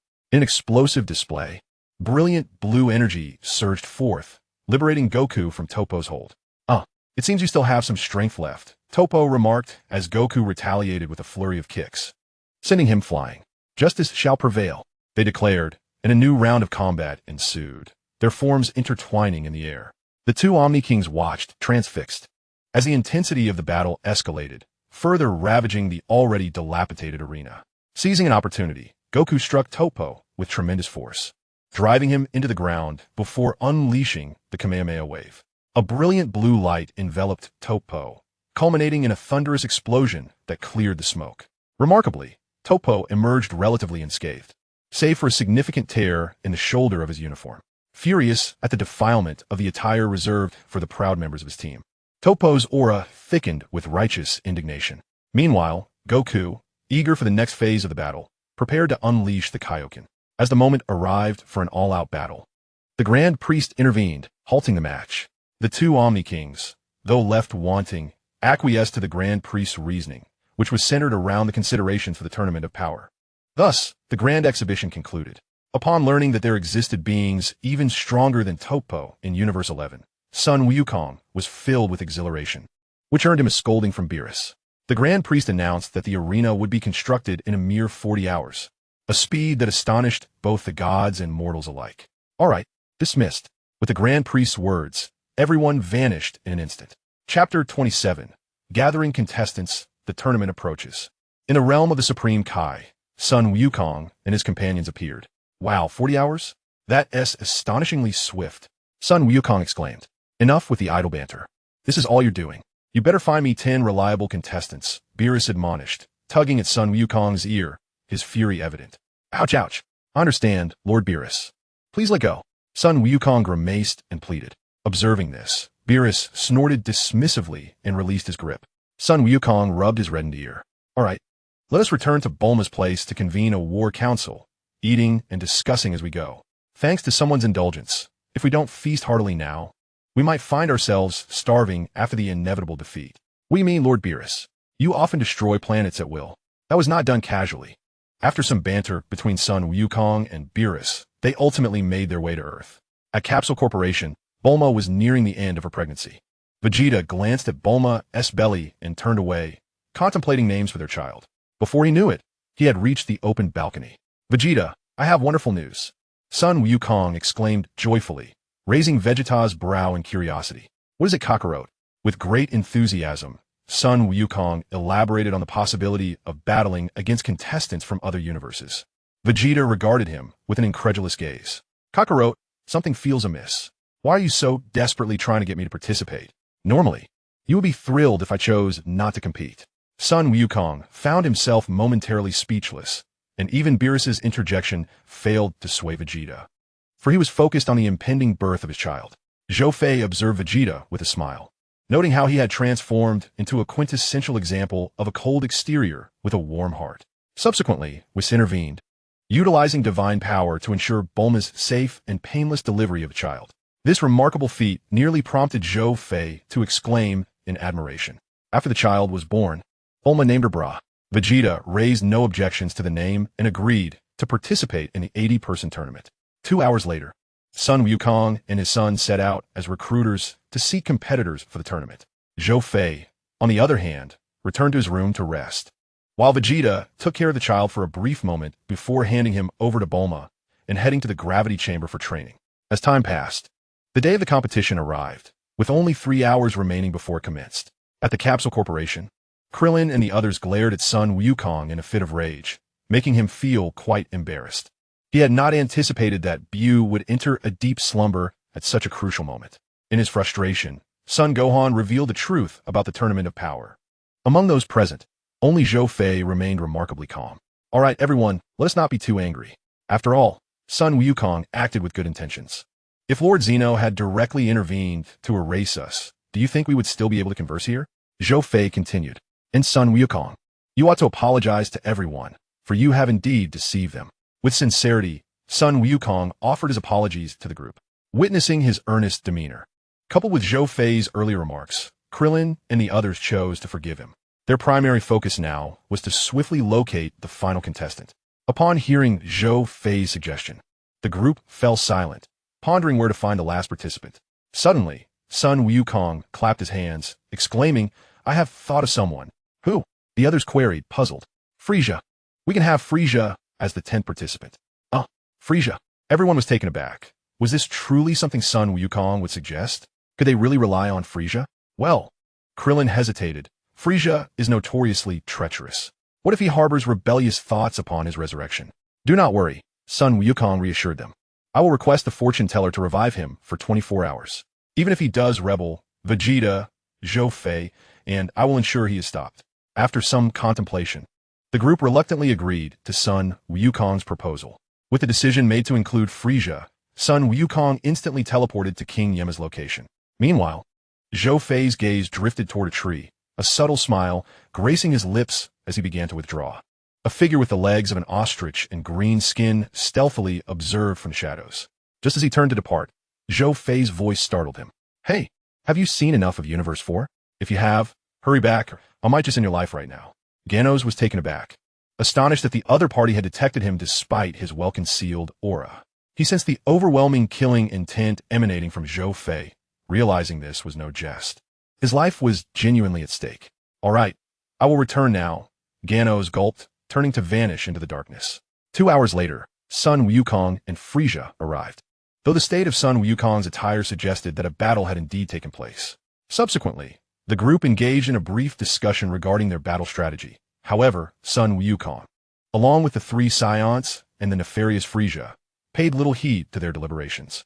Thus, it was only Gohan, Piccolo, and a few others who committed the discussed plan to memory. As the time drew near, Whis urged everyone to join hands in solidarity, a request that irked Vegeta somewhat, as the notion of grasping Frieza's hand was nearly unbearable for him.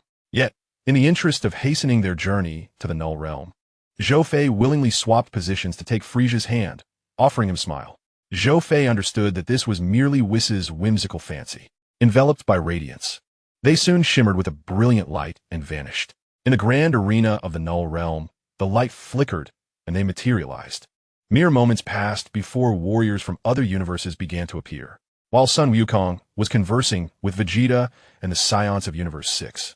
An overwhelming surge of energy suddenly manifested, prompting them to gaze into the distance where Topo, from Universe 11, emerged. Sun Wukong intended to approach and greet him, but was halted by Zhou Fei. Zhou Fei pointed toward a bald, gray-skinned figure, identifying him as Jiren, the individual Whis had referred to as a being surpassing the gods of destruction. Indeed, Jiren was formidable, and Sun Wukong gazed intently at him. With all the universes gathered, it was time to heed the solemn address from the Omni King. Upon the conclusion of the Grand Priest's remarks, the two Omni Kings joyfully opened the doors, exclaiming their delight at the assembly. "Welcome, everyone. I have eagerly anticipated this grand event. So let us engage in a lively competition." As the Omni King's words faded, some warriors swallowed nervously. This was a battle that could determine the fate of their universes and must not be underestimated. Thus, the Tournament of Power was poised to commence. Chapter 28. The battle begins, the vanishing universe. The Grand Priest observed all the warriors and reiterated the rules. The duration of the competition would be 100 taka, and the central pillar they could see would descend with time. When it reached the ground, the tournament would conclude. Weapons and lethal force were strictly prohibited. The objective was to throw one's opponent from the platform.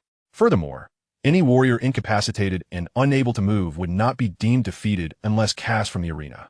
With that, the rules were laid out, and he hoped everyone would remember them. The warriors on the stage prepared themselves for battle. Seeing the eagerness among the participants, the Grand Priest turned to the Omni King with a suggestion. "Omni King, shall we commence the tournament?" Yes. Let's begin." The Grand Priest nodded and turned back. "Now, warriors from all universes, please prepare yourselves." 10 seconds later, with a wave of his hand, the Grand Priest declared the Tournament of Power to be underway. As his words echoed, the chaos of battle erupted. In no time, a dazzling array of colorful energy displays burst forth, eliciting gleeful expressions from the two Omni Kings. "What a spectacle! I shall not hold back." Sun Wukong rushed towards Tuapa, but was intercepted midway by a warrior from the fourth universe, leading to an intense confrontation. "Father, remember the importance of teamwork," Gohan exclaimed just as number 17, Vegeta, number 18, and Frieza distanced themselves from the group. Gohan's lips twitched, indeed. He could not manage these individuals. Moments later, Gohan and his companions assumed their stances, for they found themselves encircled by enemies from 3 universes.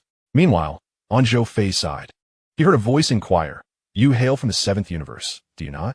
Turning towards the sound, he beheld a masked figure from the 3rd universe, endowed with insect-like wings, named Zapuri Chow.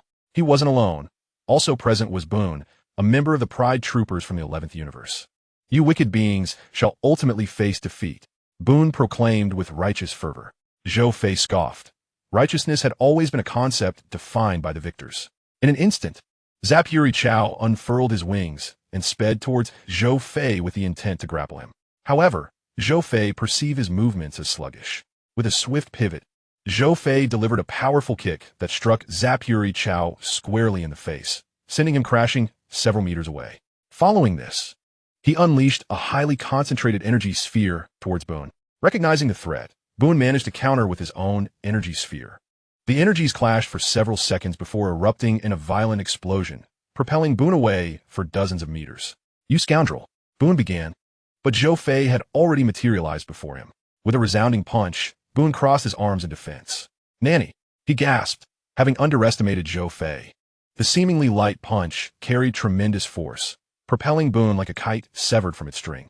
He desperately wished to halt his momentum, but to no avail. "Boon!" Tispo rushed towards him at incredible speed, intent on intercepting, but as he neared Boon's landing point, an energy sphere hurtled towards him. Feeling the sphere's potency, he cursed under his breath, dodging just in time, but he could not save Boon, resulting in the elimination of one from the 11th universe. Zhou Fei clapped his hands. Satisfied, he had anticipated Boon's landing spot and released the energy sphere to obstruct him. Suddenly, several figures sprang forth, surrounding Zhou Fei. Upon closer inspection, they were the notorious trio from the 9th universe, along with 2 additional competitors. Expecting them to target Sun Wukong first, Zhou Fei was taken aback when they directed their assault at him. "First, we eliminate you. Then it will be Sun Wukong and that greasy-haired fellow," the red-haired K9 sneered. Zhou Fei discerned their strategy of preying on the vulnerable. The 5 assailants launched their attacks simultaneously. Zhou Fei effortlessly evaded their strikes. At the moment he bent to dodge, the second member of the trio released a cloud of toxic gas. Buzz. Unperturbed by the toxic gas, Zhou Fei concentrated the energy in his palm and waved it away, dispersing the noxious fumes. Is that really possible? The second brother was taken aback, astonished at how effortlessly his poison was neutralized. Let me take over, exclaimed the red-haired dog, launching himself into the air to unleash a powerful energy blast. Oh, a slight improvement since last time, huh? Then I shan't hold back. He laughed, transforming into his Super Saiyan form, sealing his energy within to achieve a perfect state. In this form, he could better harness his strength without exhausting himself. Zhou Fei's transformation drew the attention of many, including Julian, who glanced his way before averting his gaze. With a swift motion, a colossal hand struck, sending all energy blasts flying. The afterimage startled the red-haired dog. Wow! The red-haired dog was hit hard by Zhou Fei's formidable punch, propelling him toward the edge of the arena. This scene sent the god of destruction from Universe 9 into a panic. If he were eliminated, the combat effectiveness of the trio would significantly diminish. Just as he was about to tumble off the stage, Oregon from Universe City skillfully pulled him back with a web of silk. Thank you, said the red-haired dog gratefully. The 3 brothers quickly formed a perilous triangular formation, with red, yellow, and blue lights swirling around him, each rotation perfectly timed and distanced. It became clear why Sun Wukong struggled to escape. Zhou Fei had sensed the trio's presence moments ago, indeed unable to detect their energies. However, with a sudden surge, he unleashed the energy he had contained within, violently breaking open a gap in the dangerous triangle. Seizing the opportunity, he swiftly evaded their encirclement, yet as soon as he broke free, all the contestants from Universe 9 closed in on him. What an uncivilized universe, ganging up on the few, is it? Let's see how it goes. Zhou Fei's eyes narrowed slightly. In a flash, he launched a preemptive strike against the 2 who expelled ice and silk. His decisive action caused them to momentarily recognize his prowess. Zhou Fei unleashed a wave of energy that erupted in a brilliant explosion, sending both opponents flying off the stage. The god of destruction from Universe 9 was utterly flustered, shouting, "Eliminate him together, quickly." The remaining contestants from the Earth universe unleashed their ultimate techniques against Zhou Fei. Suddenly, Sun Wukong appeared, intercepting the trio's assault. I've come to assist you. But, Zhou Fei, are you sure you're all right? Shouldn't you conserve your strength? Zhou Fei shook his head. Why should he conserve energy? His Super Saiyan transformation did not significantly drain his stamina, and he had been rigorously training in the hyperbolic time chamber, making his physical condition quite robust. Thank you, son, he replied, then charged towards the wolf trio. You wretched fiends. Just as the trio attempted to organize themselves, Zhou Fei seized the moment, disrupting their formation with an energy blast and then systematically dismantling their defenses one by one. A series of intense battles unfolded as 4 figures darted about the arena. Yet, how could this trio possibly contend against him in his Super Saiyan form?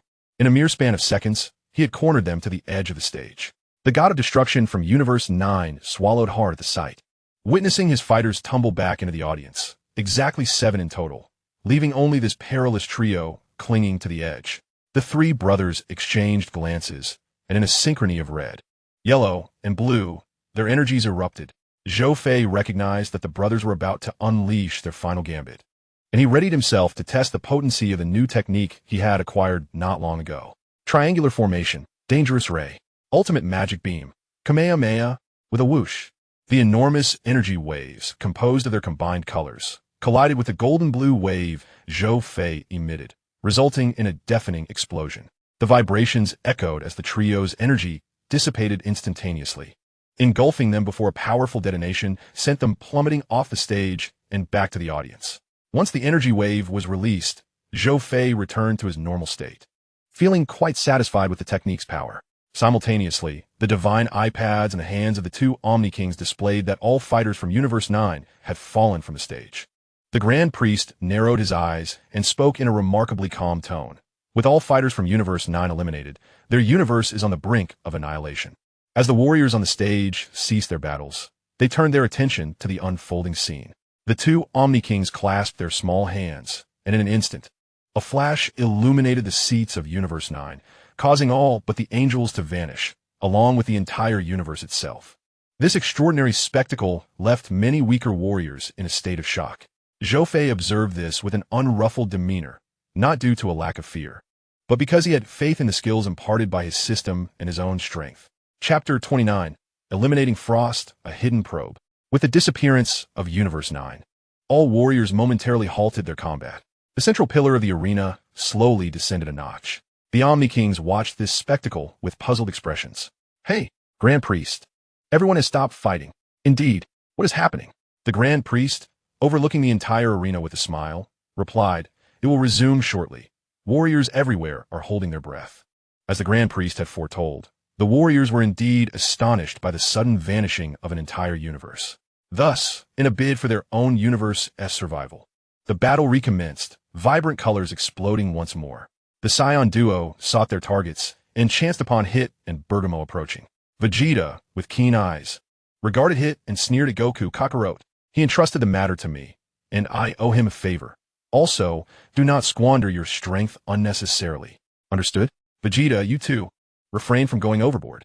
Goku replied with a nod before turning to seek out his battle target. "Yeah!" Vegeta exclaimed as he transformed into Super Saiyan and charged at Hit, only to be intercepted by Bardock, allowing Hit to vanish in the process. Thus, a fierce confrontation ensued between Bardock and Hit. Meanwhile, Gohan's small team faced several waves of enemy assaults. Krillin and his wife teamed up to deal with a foe who feigned death, only to encounter another adversary with keen senses, who was ultimately subdued by Krillin. Just as he was basking in his triumph, Frost's figure appeared, sweeping his tail towards Krillin. Krillin and Android 18 were taken aback. Just as the attack seemed imminent, Zhou Fei emerged and grasped Frost's tail. Hey, you really haven't changed. Always resorting to sneak attacks," Zhou Fei remarked. "You're the one," Frost retorted through clenched teeth. Although they had never fought, he bore a deep-seated hatred for all Saiyans. Krillin let out a sigh of relief, collapsing onto the ground, with Android 18 also expressing her relief. "Thank you, Zhou Fei," Krillin said gratefully. Zhou Fei shook his head, indicating it was no trouble, before turning his attention to Frost. At that moment, Frost lunged forward with a punch, but Zhou Fei effortlessly blocked it with one hand, while the other, still gripping Frost's tail, yanked upward, sending Frost soaring into the air. Whoosh! A flurry of energy blasts were launched. Nanny! While airborne, Frost deftly maneuvered to evade all the blasts, preparing to taunt Zhou Fei, only to discover that he had vanished from his previous location. Suddenly, he felt a weight on his shoulder, rapidly descending. "Frost, how is the life of a fugitive treating you? Can you comprehend the sentiments of those inhabitants of the planets you once ravaged?" Zhou Fei sneered, pinning Frost's shoulder with a grappling technique. Frost roared in fury, trying to break free. Zhou Fei let out a cold snort, applying more pressure. A painful crack echoed, and although Frost screamed in agony, his arm remained intact. "You wretched Saiyan, I will kill you." Frost was now consumed by rage. Zhou Fei clicked his tongue, suddenly dragging Frost towards a massive boulder. Frost screamed in torment. Just as they were about to collide with the boulder, a crimson laser struck it, shattering it into pieces, bringing Zhou Fei to a halt. "What do you mean by that, Frieza?" Zhou Fei questioned. Indeed, the assailant was none other than Frieza. Oh, it's nothing, merely observing your amusement," Frieza replied. Therefore, in the next instant, a barrage of energy beams shot forth from Frieza's fingertips. Zhou Fei narrowed his eyes, realizing Frieza's intentions. "Since you wish to perform, I shall accompany you in this endeavor, allowing me to observe your progress." As thoughts raced through his mind, he continued his fluid movements, dispelling all energy around him. Suddenly, with a flash, Frieza appeared behind Zhou Fei, putting him in a precarious situation while his tail ensnared Zhou Fei's hand, which was grasping Frost's. However, Frost seized upon a moment of weakness and swiftly burst free from the hold. In the spectators' area, Beerus was fuming with rage, regretting his decision to resurrect Frieza, for it seemed this fiend was now rebelling. Meanwhile, Whis maintained a serene gaze upon the unfolding events. On the Sixth Universe side, Kampa was exuberantly dancing with delight, taunting Beerus with laughter. "Beerus, it appears your warriors lack unity. It hasn't been long, yet they're already at each other's throats. I eagerly await the moment when they both fall, leaving an opportunity for others to seize." Beerus felt as though his lungs might burst from fury as he shouted at the two combatants in the arena. "Frieza, should you dare to defeat Zhou Fei, I shall obliterate you on the spot." Frieza, engaged in battle with Zhou Fei, wore a wicked grin. "Senior, do you require my assistance?" Frost inquired. Frisia cast a sidelong glance at him, chuckling. "You are quite the paranoid one. Very well then." In the midst of their exchange, Frisia unleashed a burst of energy that pushed Zhou Fei back. Golden radiance enveloped him, and with a brief shudder, Frisia successfully transformed into his new form. Frost was taken aback by this transformation, feeling a deep yearning. Krillin and Gohan recognized that Frisia was indeed serious about eliminating Zhou Fei. Zhou Fei raised an eyebrow and silently resolved, "Release all gravity." The removal of gravity brought about no significant change. He began to gather energy, golden flames erupting forth, accompanied by crackling sounds of lightning. Zhou Fei's hair gradually extended to his waist, completing his transformation into Super Saiyan 3. With a swish, the two charged at each other, engaging in a flurry of exchanges that numbered in the dozens. Frisia's strikes were relentless, aimed directly at vital points, when suddenly, Frost interjected with a punch to Zhou Fei's abdomen. After landing the blow, Frost joined Frisia in unleashing a wave of energy. A tremendous explosion echoed as Zhou Fei was sent crashing into a boulder. "Senior, I did not anticipate your strength to be so formidable. You truly are impressive," Frost praised. Frisia glanced at him with a faint smile. "With rigorous training, you too can attain this level of power." This revelation sparked Frost's curiosity, prompting him to ask, "What must I do?" Frisia reverted from his golden form, gathering energy to transform into a muscular state. "If the golden form is insufficient, this should suffice." Frost nodded, also channeling energy into his muscular form. "Very well. Do you wish to learn how to engage in combat efficiently in this state?" "Indeed. Please teach me," he replied eagerly. A sudden wave of energy penetrated the colossal stone, and with a disdainful smirk, Frisia vanished in an instant. The overwhelming force engulfed Frost, sending him tumbling off the stage. As he returned to the audience, Frost remained in a state of bewilderment. What had transpired? Wasn't that Saiyan supposed to be incapacitated? Why had the situation changed so drastically? Amidst his confusion, Zhou Fei emerged from the swirling dust, appearing utterly unscathed, not a single tear in his attire. Frisia, glancing at Frost with derision, scoffed. "Do you truly believe I would ally myself with a mere pawn like you?" Frost's rage surged, his eyes blazing with fury as he prepared to retaliate. Yet, at that moment, the Omni King clenched his tiny hand, causing Frost to vanish from sight. This startled Zampa, who hastily knelt in apology. Frisia walked past Zhou Fei with a sinister grin. On the surface, it seemed Frost had been eliminated, but in reality, it was merely Frisia's subtle test, a fact Zhou Fei was well aware of. In the viewing area, Beerus exhaled in relief, thankful that matters had not unfolded as he had feared. Losing a formidable ally like Zhou Fei would have been disastrous, and Beerus sensed a unique aura emanating from him, heightening his anticipation for Zhou Fei's forthcoming performance. Chapter 30. A brief encounter with the original Super Saiyan. Observing Frisia as he sought his prey, a glimmer of brilliance flickered in Zhou Fei's eyes. It must be said that Frisia's time in the underworld, honing his mental fortitude, had proven exceedingly beneficial. Based on their recent confrontation, he now rivaled Goku at his peak, employing a tenfold Kaioken against Hit from his sixth universe. Moreover, there was a significant advantage at play, his status as a deceased being allowed him to fight without exhausting his stamina, much like Goku did when transforming into Super Saiyan 3 to battle Majin Buu. If he truly rebels, I wouldn't hesitate to cast him from a stage. Zhou Fei mused, turning to seek his own target. However, before he could take more than a few steps, Caulifla rushed over with her junior Kale, her eyes sparkling with excitement. "Hey, little brother, what was that transformation you just used? Can you teach me?" Zhou Fei was perplexed. Wasn't she supposed to be searching for Goku? As he glanced around, he noticed she was engaged in combat with the inhabitants of the second universe. "Why should I teach you?" he replied. "Oh, come on, little brother, don't be so stingy. Don't you want to see how we Saiyans from the sixth universe can surpass those from your seventh?" Zhou Fei regarded Caulifla with interest and pondered for a few moments before responding. "To transform into Super Saiyan 3, you must first master Super Saiyan 2. By the way, can you transform into Super Saiyan 2? Caulifla shook her head, explaining, "I once managed to transform into what you call Super Saiyan 2, but I couldn't find that feeling again." Zhou Fei stroked his chin thoughtfully. "Try gathering more energy in your back." Kale nodded, gathering energy at her back, while her junior, hiding behind a rock, cautiously observed the scene. Zhou Fei offered him a faint smile, causing Caulifla to retract her head in fright. It was difficult to fathom that such an introverted Saiyan possessed the transformation of a legendary Super Saiyan. He was eager to ascertain the strength of this form, as previous portrayals and animations and comics suggested it surpassed Goku's Super Saiyan Blue. He wondered if his own Super Saiyan 3 form, at full power, could triumph over her. The anticipation was palpable. "Hey, Zhou Fei, what are you doing? Hurry up and get them off the arena." Beerus bellowed. Zhou Fei grinned. "Lord Beerus, please don't say that. I believe this will add a great deal of excitement. Don't play around. This concerns the fate of the universe." Beerus retorted. "Hee hee. Rest assured, Lord Beerus," Zhou Fei replied. After a brief exchange, Kale's energy surged as she transformed into Super Saiyan 2, exuding an aura of confidence. "Hey, big brother, can you teach me the Super Saiyan 3 transformation now?" Kale fixed her piercing gaze upon Zhou Fei.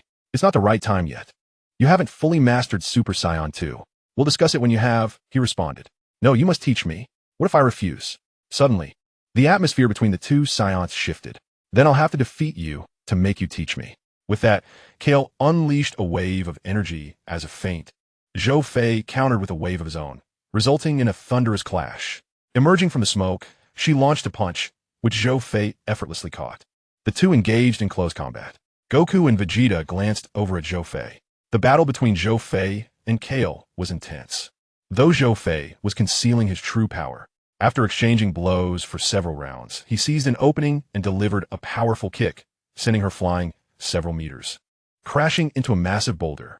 Then, with a leap, he shot through the mist, sending a ki blast that propelled her towards her junior. "Impressive, big brother," Kale exclaimed, her eyes sparkling with determination. She was not willing to forego the opportunity to grow stronger, disregarding her junior as she charged at Zhou Fei once more. Caulifla's junior watched her sister and Zhou Fei sparring with such joy, inexplicably consumed by jealousy. "I can't let my sister fight alone. I must help her," she muttered, raising her hand to unleash an energy wave. Zhou Fei effortlessly deflected the sudden attack, and the battle with Kale came to a halt. "What is this? You wish to fight me too? But with your level of power, it's best if you don't interfere," he remarked. Kale glanced at her sister, a hint of trepidation in her voice. "Sister, I'm not causing trouble, am I?" Caulifla instinctively cast a glance at Zhou Fei, and that small gesture ignited Kale's jealousy. Tears beginning to flow as she muttered Zhou Fei's name. A tremendous surge of energy erupted from him, creating an explosive aura that captured the attention of everyone present in the arena. "Oh, what is that? It looks incredibly powerful." Indeed. The two Supreme Kings appeared exceedingly pleased as the contest grew increasingly intense and exhilarating. The explosive aura swept forth, sending both Zhou Fei and Caulifla flying. Due to her proximity, Caulifla was on the verge of tumbling off the stage when she was rescued by Hit. "What is this aura? It feels ominous." Vegeta's expression turned grave as he gazed towards Zhou Fei. "This is bad. Kale has transformed," said Kaba. On the other side, Goku, who had already shifted his focus to another opponent, was filled with excitement as he observed Kale successfully transform. He was astonished that a Saiyan from Universe 6 could possess such formidable strength. Meanwhile, Zhou Fei, having been momentarily pushed back by the overwhelming force, stood up and suddenly heard Vegeta's warning. "Zhou Fei, be cautious. That may indeed be the true form of a Super Saiyan." Zhou Fei nodded in acknowledgement, turning to Kale, whose energy continued to surge. Without hesitation, he transformed into Super Saiyan 3. The two energies collided, producing sparks of electricity. "I will destroy you, Zhou Fei," Kale roared, charging towards him with a powerful punch. Bam! Zhou Fei crossed his arms to block the blow, yet the ground beneath them shattered. Kale relentlessly pushed Zhou Fei back, carving deep trenches into the earth until he was driven against a massive rock. "Her strength is indeed formidable, but still insufficient," Zhou Fei muttered softly, then retaliated with a fierce knee strike that sent Kale staggering back several steps. Clenching his fists tightly, his energy soared as he prepared to unleash the true power of his Super Saiyan 3 Vegeto form. Surrounding boulders levitated, and a magnificent golden aura shot toward the heavens. At that moment, Jiren, who had been meditating, opened his eyes, concluding his contemplation. "Indeed, you are quite concerned about that individual," Topo remarked quietly. During the Tournament of Power, he had noticed that this Saiyan named Zhou Fei possessed extraordinary abilities, likely surpassing even Goku's strength. However, he believed Jiren would not be defeated. Zhou Fei's overwhelming energy also attracted the attention of the gods. "Remarkable. A mere mortal can possess such formidable power. With proper guidance, he might very well become the next candidate for a god of destruction, mused the fox god of destruction with a chuckle. Although the human level in Universe 7 is rather low, these Scions certainly pique my interest. This match promises to be captivating, commented the fish god of destruction from Universe 12, eyeing Zhou Fei and Kale. To deal with Goku, it seems I must first handle this troublesome opponent, mused the Supreme Kai of Universe 3, adjusting his glasses as his gaze sparkled with intensity. Lightning danced around the flames, as if performing a graceful ballet. Zhou Fei beckoned to Kai'er with a flick of his finger. Kai'er's forehead bulged with veins, her eyes glinting with murderous intent, and she surged toward Zhou Fei with explosive fury. The two exchanged powerful blows, causing the ground to erupt and unleash terrifying waves of energy that shattered the surrounding massive stones. Although it appeared they had exchanged dozens of strikes without a clear victor, in reality, Kai'er was at a disadvantage, unable to control the torrent of energy within her. In a sudden flash, Zhou Fei executed a swift kick. Kai'er raised her hand to block, but the force of his powerful leg whip sent her reeling backward. Before she could stabilize her stance, a brilliant and colossal wave of energy surged forth. Indeed, it was the ultimate Kamehameha. Kai'er screamed in fury as a thunderous explosion resonated, enveloping the area in mushroom-shaped smoke. Impressive, but let us see you master this power before we settle the score, Zhou Fei declared, reverting from his transformation. Not long after, Khalifa leapt into the air to catch Kai'er, securing her hair before departing from Zhou Fei's vicinity. Incredible, truly remarkable. Zhou Fei has managed to dominate such a transformation, Sun Wukong exclaimed, his eyes shining with eagerness for another bout. As for Vegeta, he clenched his fists, cursing Zhou Fei every time he encountered him. His strength seemed to fluctuate.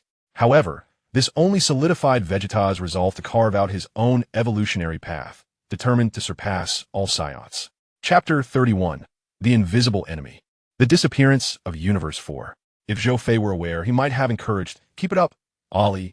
Having dispelled his Super Saiyan 3 form, Zhou Fei surveyed the audience, noting the numerous eliminated participants, including those from Universe 10. As he observed the situation, a pink heart-shaped energy wave suddenly surged toward him from behind with astounding speed. Zhou Fei swiftly turned, raising his hand to unleash an energy blast that dissipated the incoming attack, and cast his gaze into the distance, where he spotted the magical warrior Ribrian from Universe 2 approaching him. To be candid, the transformation was a stark contrast to her original form. Without transformation, she appeared quite beautiful, but upon transforming, she became rather unattractive, particularly while executing rapid rolls. Vegeta, instinctively appalled by her appearance, chose to evade, illustrating just how absurdly unappealing she had become. He could not fathom why the aesthetic preferences of Universe 2 were so peculiar. With a rush, Ribrian unleashed heart-shaped energy waves while chanting love, love, love. Zhou Fei, now filled with energy, entered Super Saiyan form. His arms sweeping to deflect all energy waves sent his way as he swiftly maneuvered to position himself behind Ribrian. The witch's reflexes were quick, and in an instant, their figures intertwined amidst the chaos of the tournament.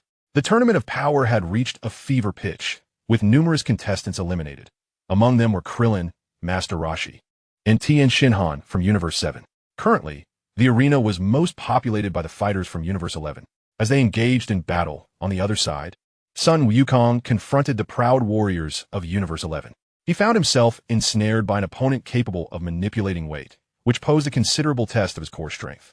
Suddenly, a small goat warrior unleashed a rapid assault, generating a whirlwind of astonishing speed. Sun Wukong's body trembled under the force. How about that? My high-speed spinning attack is quite formidable, isn't it? The goat warrior boasted with pride. With a surge of energy, Sun Wukong broke free from his restraints and retaliated with a powerful punch directed at the goat, followed by a swift kick to Tabba's abdomen, sending both adversaries flying. Just at that moment, an energy barrier from another dimension immobilized their movements. Confused, Sun Wukong examined the dimensional shield. The female warrior Kokot chuckled. "That is my creation. No matter what you do, you cannot break through it." Sun Wukong's gaze sharpened as he transformed into Super Saiyan Blue, unleashing a tremendous force that shattered the dimensional sphere. "Nanny!" Kokot exclaimed, stumbling backward in shock. At that instant, two other warriors charged towards Sun Wukong, encircling him with 5 members of the Proud Team. Meanwhile, Gohan's group remained cautious. Gohan, be careful. I sense a concealed presence nearby, Piccolo warned. Gohan nodded, acknowledging the subtle yet palpable threat. Android 18 and her brother were also vigilant, scanning their surroundings. Suddenly, Android 18 leaned forward and nearly fell off the arena. But Piccolo swiftly extended his arms to save her. Be careful, she said, expressing her gratitude. However, at that moment, Piccolo came under attack, being forced back repeatedly. Evading an unseen strike, he gathered his energy and unleashed a super explosive wave, a cataclysmic burst of power that obliterated everything around him. After the explosion, Piccolo gasped for breath. Gohan, concerned, called out, "Uncle Piccolo, are you all right?" Piccolo lowered his arms, signaling that he was fine. In the audience, Beerus observed the situation on the arena with a serious expression. What is happening? Even I cannot detect the source of the attack on Piccolo. Meanwhile, the god of destruction from Universe 4, Quitella, chuckled mischievously. Hey Quitella, what are you laughing at? Have you employed some underhanded tactic again? Quitella's smile was filled with disdain. Master Rashi, watching intently, remarked, an invisible enemy, with no visible attacks. It's as if we were facing a phantom. His words struck a chord, awakening the realization in Beerus. He shook his head, pondering the improbability of the situation, yet Quitella's grin suggested otherwise. Could it be an invisible foe? Gohan furrowed his brow, aware of the enemy's presence, yet troubled by their invisibility. With Uncle Piccolo having expended considerable energy, he pondered a solution when Master Rashi suddenly had an epiphany and shouted loudly. Go Gohan, quickly grab something to spray at him. Gohan scratched his head, pondering where to find an object. However, this reminder sparked an idea in him, and he conveyed it to Piccolo. Subsequently, Gohan and Piccolo leaped into action, unleashing small energy blasts upon the arena. Though these blasts lacked significant power, they stirred up a dense cloud of dust. The god of destruction from Universe 4 scoffed derisively. How mundane. Whatever you attempt is futile. Do you truly believe such clumsy tactics could defeat Gamisalis? No one can catch him, nor can you evade him. Prepare to exhaust yourselves and be eliminated. His laughter echoed sharply, filled with arrogance, which irked Beerus considerably. Yet, Keitra underestimated Gohan's strategy, for the swirling dust concealed the invisible opponent's form. In an instant, Piccolo appeared before Gamisalis, delivering a swift kick that sent him crashing into a massive boulder. Infuriated, Gamisalis charged at Piccolo, but the latter easily sidestepped, launching a barrage of energy blasts that knocked him into another stone. As long as I can see you, it's manageable, Piccolo declared, unleashing a powerful energy wave that illuminated the arena and erupted in a thick haze, leading to Gamisalis' elimination. Thus, only one warrior remained from Universe 4. Keitra now wore a grimace, entirely stripped of his earlier smugness. It was now Beerus' turn to revel in triumph. Teasing, see, Keitra, your so-called strategy is utterly ineffective against our Universe 7. Keitra feigned fury, yet inwardly, he smirked. Laugh all you like. This is merely the beginning. On the arena, shortly after dispatching Gamisalis, Piccolo found himself under attack once more. His adversary seemed intent on targeting him, capitalizing on his earlier exertion. What is this? Piccolo exclaimed, bracing himself against the incoming strikes. After enduring numerous assaults, he discerned a notable difference from the previous invisible foe. He could distinctly sense this opponent's energy. As long as I can perceive your energy, the situation is manageable. With a flurry of swift energy blasts, he obliterated a boulder. Unbeknownst to him, he had unknowingly edged towards the arena's precipice. As he calmed himself to survey his surroundings, his gaze sharpened, and he swiftly turned, executing a slicing motion with his hand. Only strike nothing but air, startling him. Just as he prepared to pivot, a relentless series of attacks struck his back, causing Piccolo to tumble out of the arena. Back in the audience, Piccolo gazed at his hands, perplexed. I clearly sensed the invisible opponent's energy, yet when I attacked, I didn't connect, as if he possessed no physical form at all. Nanny. Beerus was taken aback, astonished by such an unexpected maneuver. What on earth was happening? Number 17 descended from a massive boulder, surveying his surroundings, feeling an odd sensation since earlier. Suddenly, he pivoted and delivered a powerful kick, only to find himself striking nothing. Much like Piccolo before him, he was subjected to a relentless barrage from behind, propelled toward the edge of the arena. In a flash, Gohan swiftly moved to the edge of the arena and caught number 17. Are you all right, number 17? Yes, number 17 replied, gazing at a small cloud of dust swirling on the ground, then leaping onto a larger stone. He began his operations and soon discovered that the opponent was not an invisible entity, but rather a diminutive insectoid creature. The insectoid chuckled, "Even if you find me, it's futile, you cannot hit me." Both number 17 and Gohan unleashed energy blasts simultaneously, yet the insectoid evaded each one effortlessly. It was impossible to land a hit. The creature relied on its jumps for evasion, and if they could prevent it from having a stable position to leap from, perhaps there was a chance. After number 17 articulated this idea, Gohan conceived a plan. He slammed his fist into the ground, causing the earth to crack, and the insectoid was momentarily disoriented by the sudden upheaval, losing its balance. Seizing the opportunity, number 17 unleashed a flurry of energy blasts, sending the insectoid flying. Once he caught sight of its silhouette, number 17 quickly released a small protective shield to contain it. He grasped the creature firmly, and despite its frantic attempts to escape, it could not break free. Number 17 then hurled the shield high into the air and kicked it with all his might, sending it soaring straight out of the arena. Thus, the final contender from the fourth universe was eliminated. The Omni King pressed a button on Damon's avatar, which turned black. The Grand Priest promptly announced, "Contestant Damon from the fourth universe has been eliminated." The God of Destruction, now trembling in fear, with bloodshot eyes, began to struggle in a panic. The Omni Kings, however, would not grant his wishes. With a mere clasp of their hands, he and his universe vanished from existence. At this stage of the tournament, 3 universes had already been erased, leaving 5 remaining. Chapter 32, The Anticipated Battle. The warriors, accustomed to yet another universe's demise, showed little concern, aware that time was running short. Meanwhile, on Zhou Fei's side, he declared, "Watch this, beautiful maiden charge." Ribrian erupted in a pink aura, launching a fierce assault against Zhou Fei. "I must seize victory and obtain the Super Dragon Balls," Ribrian exclaimed amid her attacks. Zhou Fei replied nonchalantly, "What will you do with the Super Dragon Balls afterward?" "Of course, I will become a deity.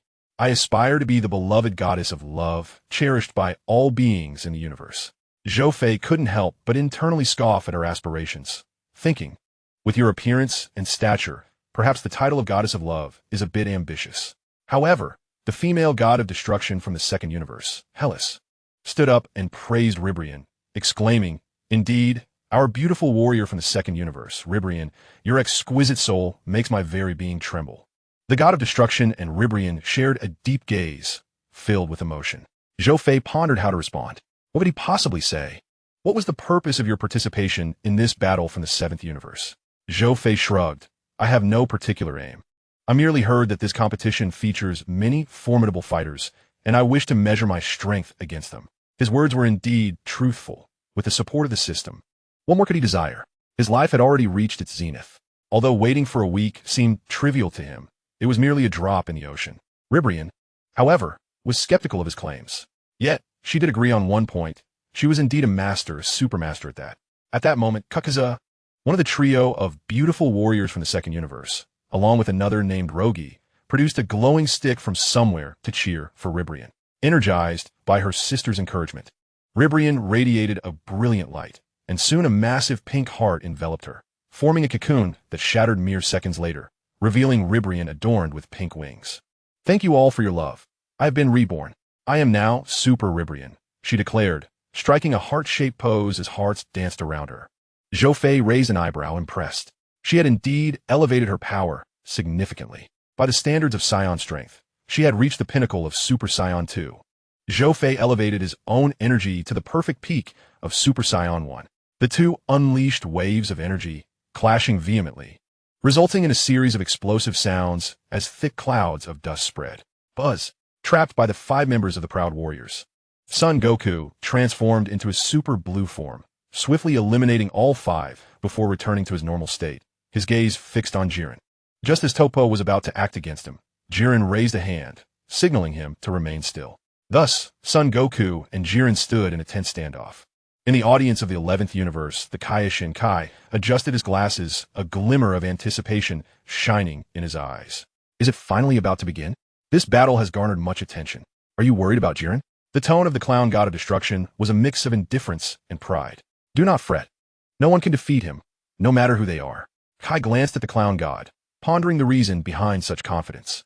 Yet, the very fact that he expressed such conviction indicated Jiren's formidable power. The clown god of destruction closed his eyes and communicated telepathically with Jiren. Jiren, I hear you," came Jiren's response. The moment to conserve your strength has passed.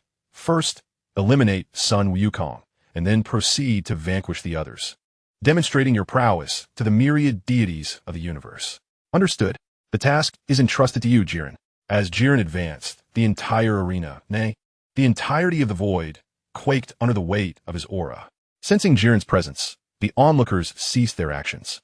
Zhou Fei and Ribrian halted their battle, their gazes drawn toward Jiren. In this moment, push your limits, Sun Wukong. Without lingering, he resumed his assault on Ribrian, forcing her into a defensive stance. What an extraordinary monster has emerged. Frieza flicked his tail, narrowing his eyes at Jiren, who approached Sun Wukong with deliberate steps. Topo, perched upon a massive rock, murmured to himself, Jiren, take the plunge for your aspirations and to claim the Super Dragon Balls. The transformation of the void piqued the interest of the two Omni Kings. Wow, remarkable. That individual deserves our full attention. They were brimming with anticipation for what would unfold next. Sun Wukong regarded Jiren, who had assumed a battle stance. At last, you are prepared to engage with me, Jiren. No sooner had Sun Wukong spoken than Jiren unleashed an unparalleled wave of ferocity that swept across the arena. The gods of destruction, including Beerus, displayed expressions of astonishment. Sun Wukong, his brow furrowed with concern, watched Jiren intently. As beads of sweat dripped to the ground, he erupted with energy, initiating the Kamehameha as a test. Whoosh! Boom! The Kamehameha was effortlessly repelled by Jiren's formidable aura, failing to breach his defenses. Realizing the futility of his efforts, Sun Wukong transformed into Super Saiyan, launching another assault. Yet Jiren remained unmoved, merely allowing Sun Wukong's strikes to graze him. This was akin to a mere massage. When Super Saiyan proved ineffectual, he shifted to Super Saiyan 2, which only prompted Jiren to slightly tilt his head. Neither kicks nor punches seemed to have any significant effect on Jiren. After a barrage of attacks, Sun Wukong leaped back and transformed into a Super Saiyan God, renewing his assault.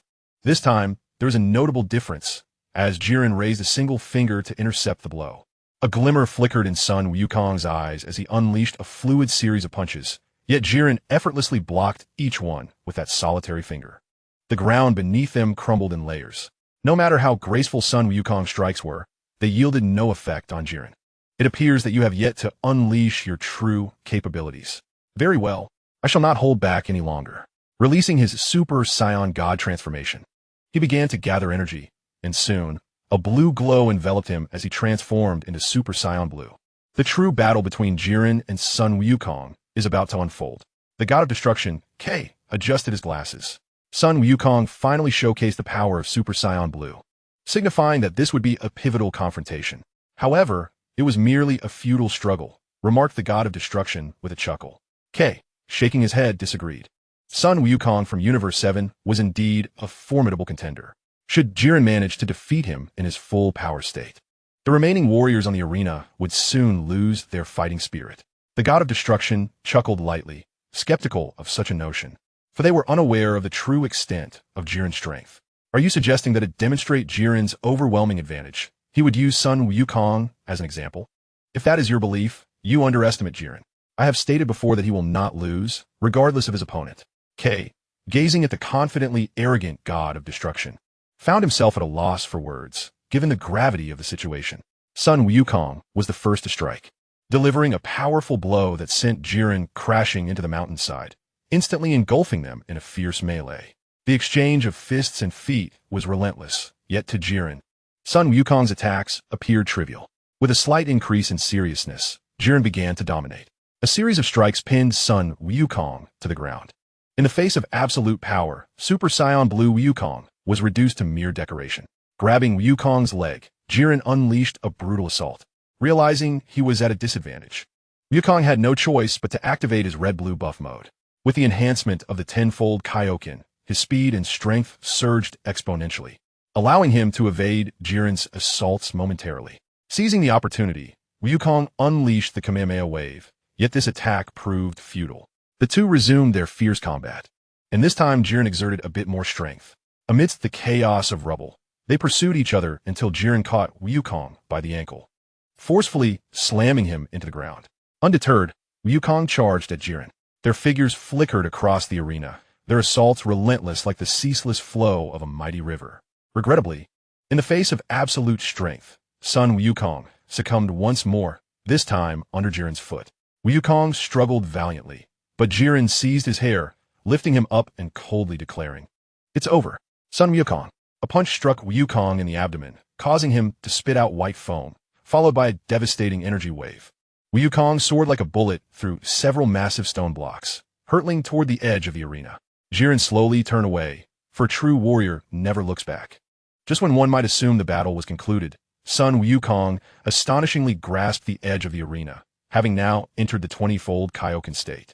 Jiren, it is not over yet. Sun Wukong roared, his aura escalating geometrically, for his power surged with every shout. With a swift charge towards his opponent, Goku was nonetheless unable to maintain his composure for more than 3 seconds. Jiren, with a piercing gaze, unleashed an invisible shockwave that sent Goku flying, causing him to relinquish his 20-fold Kaioken. The sound of multiple collisions echoed as Goku was hurled towards the ground near the time marker. Damn it! Gritting his teeth against the excruciating pain, Goku rose to his feet, feeling as if his body were on the verge of disintegration. It was truly vexing. He had not anticipated that even utilizing the 20-fold Kaioken would fail to inflict a single scratch upon his adversary.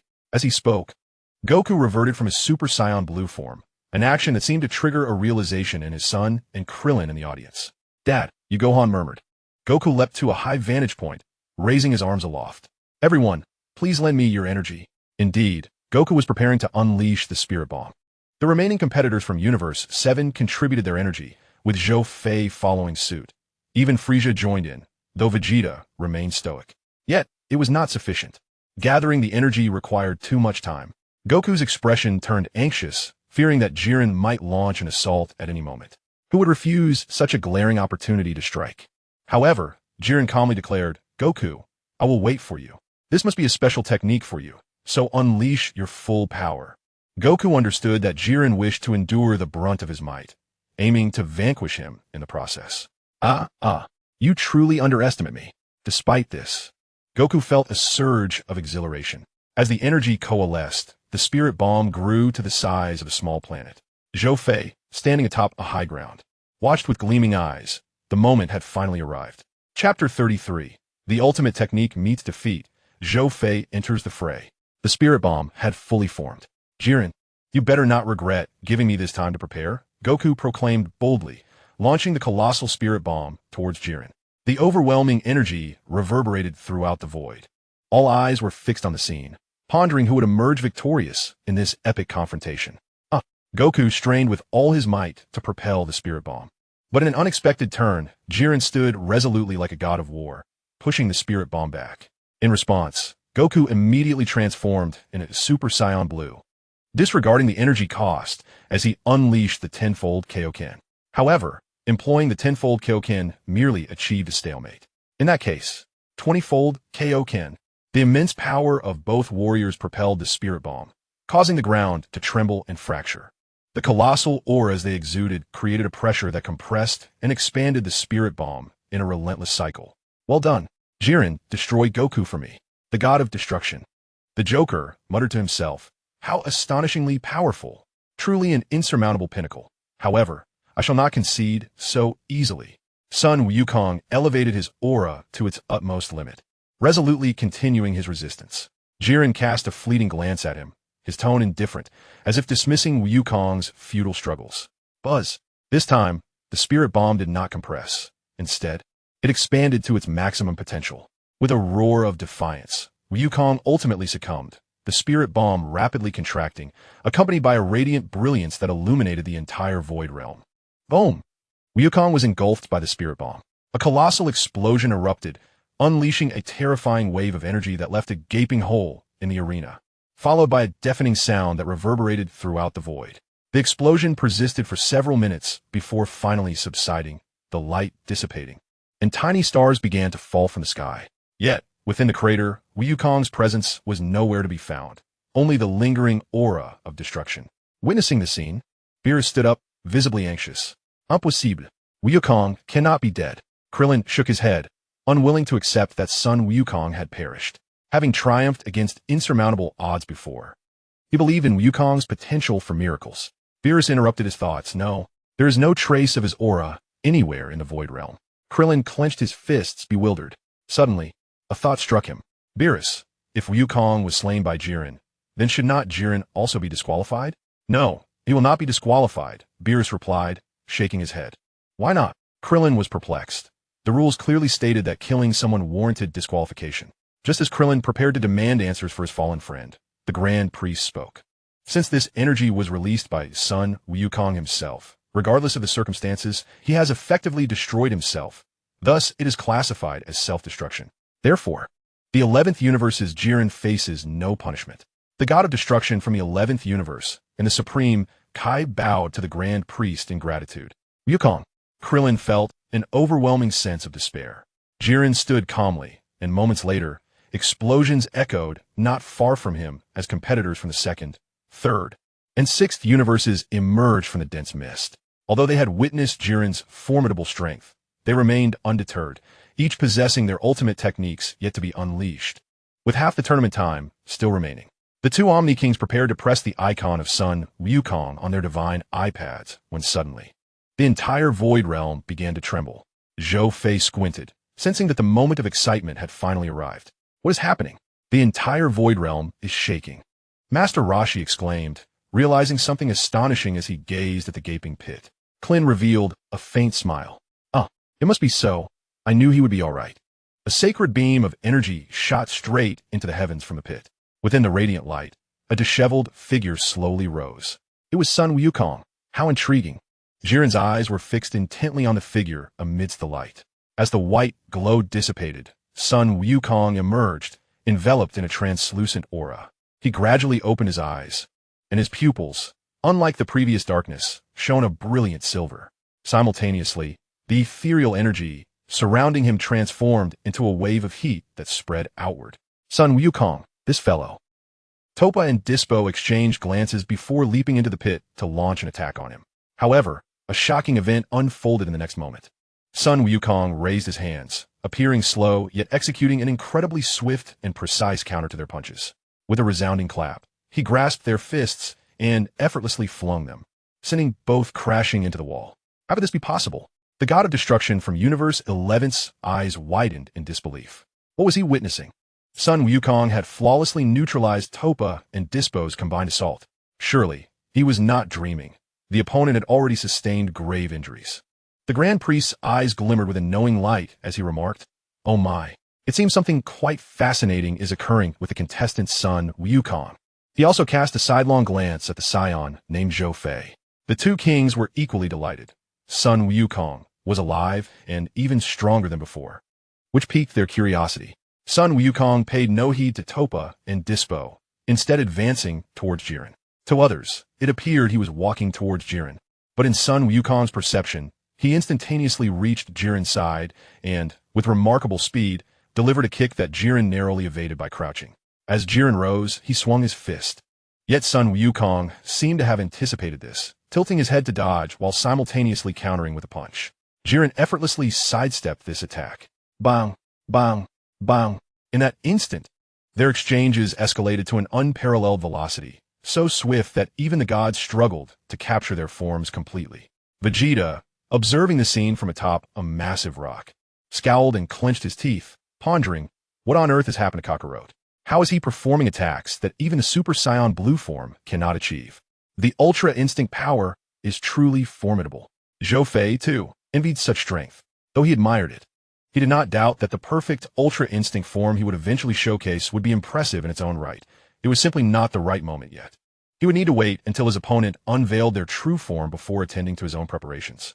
Beerus gazed intently at Goku, who was locked in a fierce battle with Jiren. Observing the silver hue of Goku's pupils and the aura he emanated, a revelation struck him. To confirm his suspicions, he posed a question, could it be that he has? Indeed, just as you surmised, Lord Beerus was affirmed with a nod. A slow smile crept across Beerus' lips. It was true. He had finally achieved it. The Ultra Instinct. At this revelation, the other gods of destruction were left in shock, their disbelief palpable as they beheld the mortal figure suspended in the air.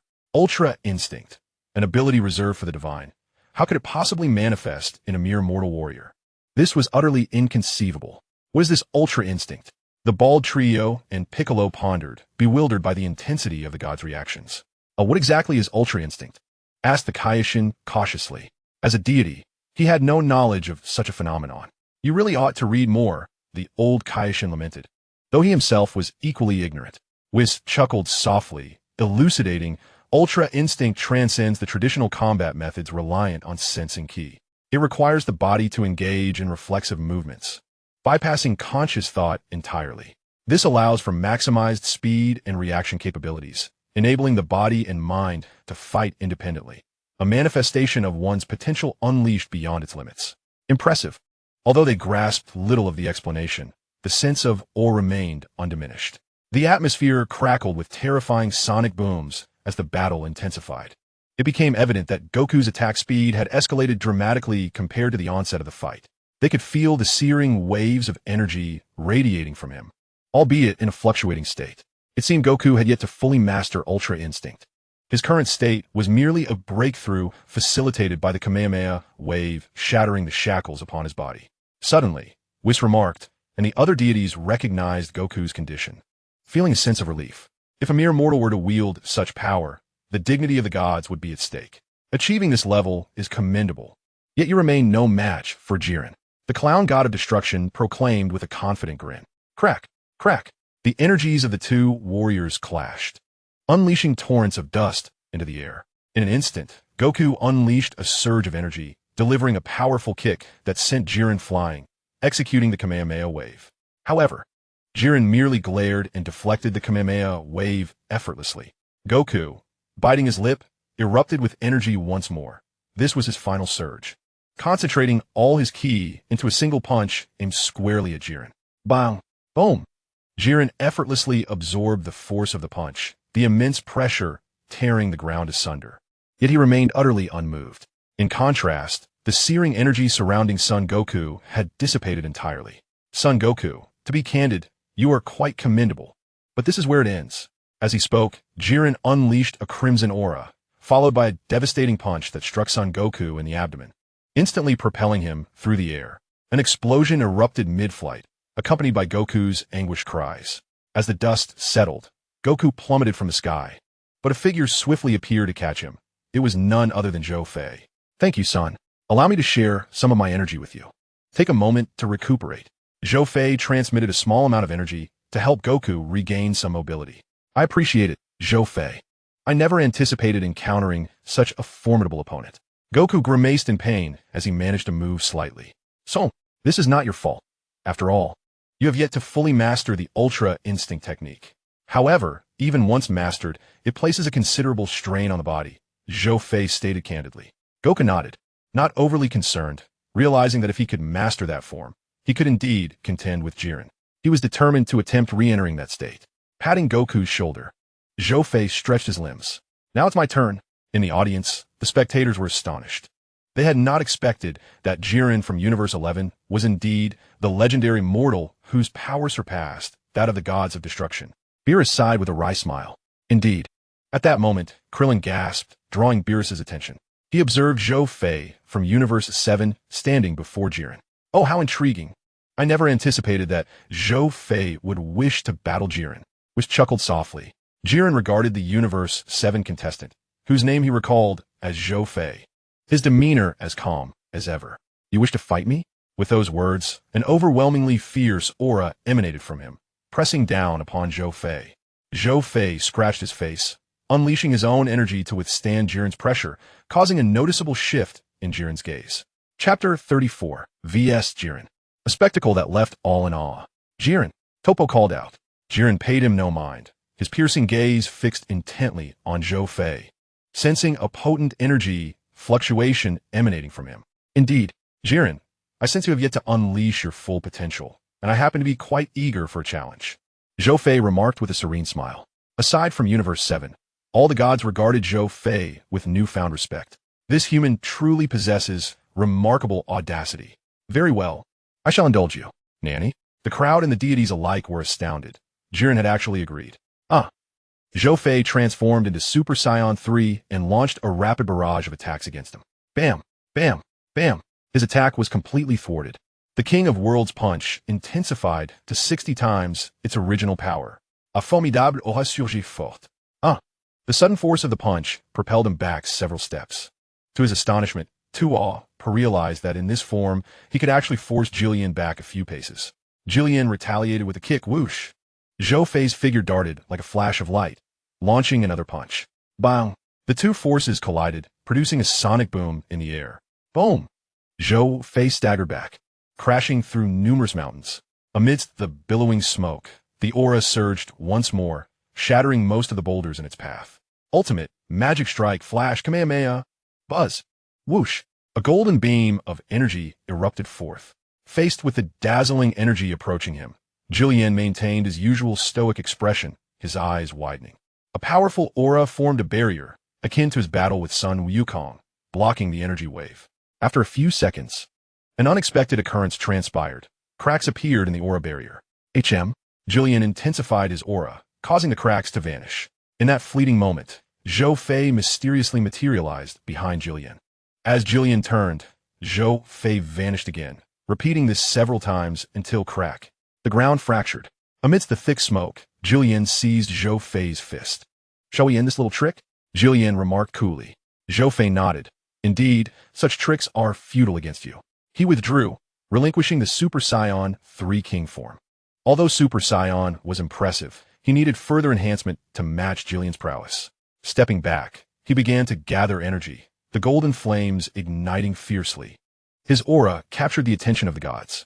An unparalleled energy erupted from Zhou Fei, causing a tremor in the void.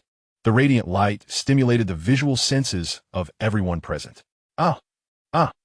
As the brilliance dissipated, his hair turned pitch black, covered in a fiery red aura, exuding an intense heat. What scorching energy! It surpassed even the warmth emanating from Wukong. Krillin gulped nervously. This was the first time he witnessed Zhou Fei in his Super Saiyan 4 form. Vice, this is the evolutionary path he has chosen, Beerus remarked. Vice nodded, stating that Zhou Fei's current strength had seen a tremendous leap compared to when he first transformed into Super Saiyan 4. This was a primal form belonging to the Saiyans, diverging from the path taken by Sun Wukong and others. Vice spoke calmly. Beerus squinted at Zhou Fei, a smile creeping to his lips. Jillian, let the real battle commence. Whoosh, whoosh. Both Jillian and Zhou Fei vanished simultaneously. Thump, thump, thump. The sound resonated like a heartbeat throughout the void, creating waves of ripples in the emptiness. The battle between the two was nothing short of spectacular. However, the other warriors were not idle, eager to pause and witness the spectacle. Yet, time was of the essence, and they needed to focus on eliminating their rivals. Bang, bang, whoosh. Zhou Fei and Jiren materialized atop a towering boulder. Your strength must exceed this, Jiren remarked. His steady gaze fixed upon Zhou Fei. His words sent shockwaves through the gathered gods and spectators, particularly the destroyer of Universe 11, who exclaimed, So you dare to hold back against my Jiren? Do you not know the meaning of death? I could have Jiren teach you. No need for such remarks. I'm here now. Zhou Fei laughed heartily, his expression turning serious as the heat and aura emanating from his body dissipated, or rather, were contained within him. He now appeared as though enveloped in a radiant red luminescence. This was the perfect Super Saiyan 4, akin in principle to the perfect Super Saiyan Blue, yet fundamentally. Super Saiyan 4 represented a primal transformation of the Saiyan Great Ape, thus surpassing the perfect Super Saiyan Blue in strength. He silently invoked, awakened the Saiyans' greatest talent. In an instant, a peculiar energy surged forth, and he felt a clarity in his mind. However, beyond that, he sensed nothing else. Damn, is this some sort of trick? Zhou Fei muttered to himself. Now is not the time for such doubts. The gods sensed a shift in Zhou Fei's aura, puzzled by how so many humans from Universe 7 possessed the power to reach the divine realm. Particularly, this human lacked the divine aura of Sun Wukong, yet exhibited divine strength. What sorcery was this? Could he be yet another mortal who surpassed the destroyers? Wow, who is that? He looks incredible. Indeed, we must pay close attention. The two onlookers were utterly fascinated by Zhou Fei. The Grand Minister watched with keen interest. Zhou Fei, however, had no time to dwell on such matters. In the blink of an eye, he appeared before Jiren, his speed having multiplied exponentially. He unleashed a powerful punch, the force resonating through space itself. Jiren's eyes widened as his protective shield shattered, and he retaliated with a punch of his own. The resulting impact echoed like a planetary explosion, shattering the boulder beneath them. The two engaged in close combat. Thud, thud, thud, whoosh. Waves of energy clashed in a dazzling display. Suddenly, Zhou Fei delivered a knee strike to Jiren's abdomen, sending him flying backward. Following swiftly, he executed a kick that propelled Jiren skyward, then ascended himself, merging his palms into a fist, delivering a devastating blow that drove Jiren into the ground. He then unleashed 5 or 6 intense waves of energy. Boom! The ground erupted, sending plumes of thick smoke into the air. Moments later, Jiren waved his hand, dispersing the smoke. Jiren's calm gaze finally exhibited a hint of change, and the god of destruction from Universe 11 stood in shock. What had he witnessed? Jiren had sustained injuries. Indeed, Jiren was wounded. A gash marred his back, revealing several minute lacerations upon his skin. Remarkable. To inflict harm upon Jiren is a testament to the true prowess of Zhou Fei. At that moment, Sun Wukong, sprawled upon a massive rock, was filled with astonishment. On the other hand, Vegeta, locked in combat with Topo, clenched his fists tightly, consumed by a sense of dissatisfaction. Kakarot had surpassed his limits, and Zhou Fei's strength eclipsed his own, while he remained stagnant. This was intolerable. Overwhelmed by frustration, he let out a furious roar, his energy surging rapidly, a brilliant blue radiance igniting around him. Moments later, the blue glow faded, his muscles slightly bulging, and the starlit particles surrounding him became more pronounced, forming a larger and brighter cross-shaped pattern. Indeed, he had evolved into his deep blue form. Sun Wukong cast a glance toward Vegeta, astonished to find that Vegeta had also broken through his limits. He could sense that Vegeta's power now rivaled his own at 20 times the Super Saiyan blue form. Feeling the immense energy coursing through him, Vegeta offered Topo a slight smile before launching another attack. At this juncture, Zhou Fei landed, realizing that the Saiyans' greatest talent was utilized in this manner. During the previous battles, he had evaded Jiren's attacks several times, and the recent flurry of strikes stemmed from that extraordinary talent, enhancing his combat prowess. Combined with his formidable power in the perfect Super Saiyan 4 form, it was this amalgamation that had rendered Jiren injured. It appears you are unlike Sun Wukong, yet to me, you are insignificant. Zhou Fei refrained from countering Jiren's words, as they held merit. After all, Jiren's overwhelming power could suppress Sun Wukong in his Ultra Instinct form. Had it not been for the psychological scars, victory would have eluded him. Indeed, as you say, you are insignificant. Yet, has this not resulted in your injury? Zhou Fei's words were candid and direct. A glimmer flickered in Jiren's eyes. In the audience, the clown god of destruction shouted, "Jiren, do not waste time. Eliminate him swiftly." Jiren acknowledged with a grunt and began to approach Zhou Fei, only to halt abruptly as an extraordinarily terrifying aura emanated from Zhou Fei. Red starlit particles manifesting upon his surface. This sudden shift compelled even Beerus to rise, as he had never anticipated that Zhou Fei had mastered the divine realm. No wonder he felt something amiss. The remaining gods exchanged glances, each perceiving the astonishment in the other's eyes. This human harbored the power of the divine realm. The Grand Priest regarded Zhou Fei with a measure of surprise, as he perceived nuances beyond those of the gods of destruction. At this moment, Zhou Fei, in his mortal form, had ascended to a divine echelon. Jiren's gaze sharpened, now sensing an unprecedented hint of danger. Boom! However, before he could fully comprehend the situation, he was propelled outward. A thunderous roar reverberated as the entire arena trembled. A surge of crimson energy erupted, creating a scorching wave that obliterated all nearby boulders. Wiping the blood from the corner of his mouth, he gazed at Zhou Fei, articulating each word with conviction. Indeed, I underestimated you. You possess such hidden prowess. Nevertheless, I am the strongest, and you shall never defeat me. A fiery red aura enveloped him. Whoosh, whoosh. The two figures charged at each other, testing their strength. Chapter 35. The Resurgence of Supreme Mastery, Part 1. The air crackled as the immense forces generated by Zhou Fei and Jiren collided. Everything in the vicinity was reduced to dust under the overwhelming pressure. For a moment, they remained locked in a stalemate.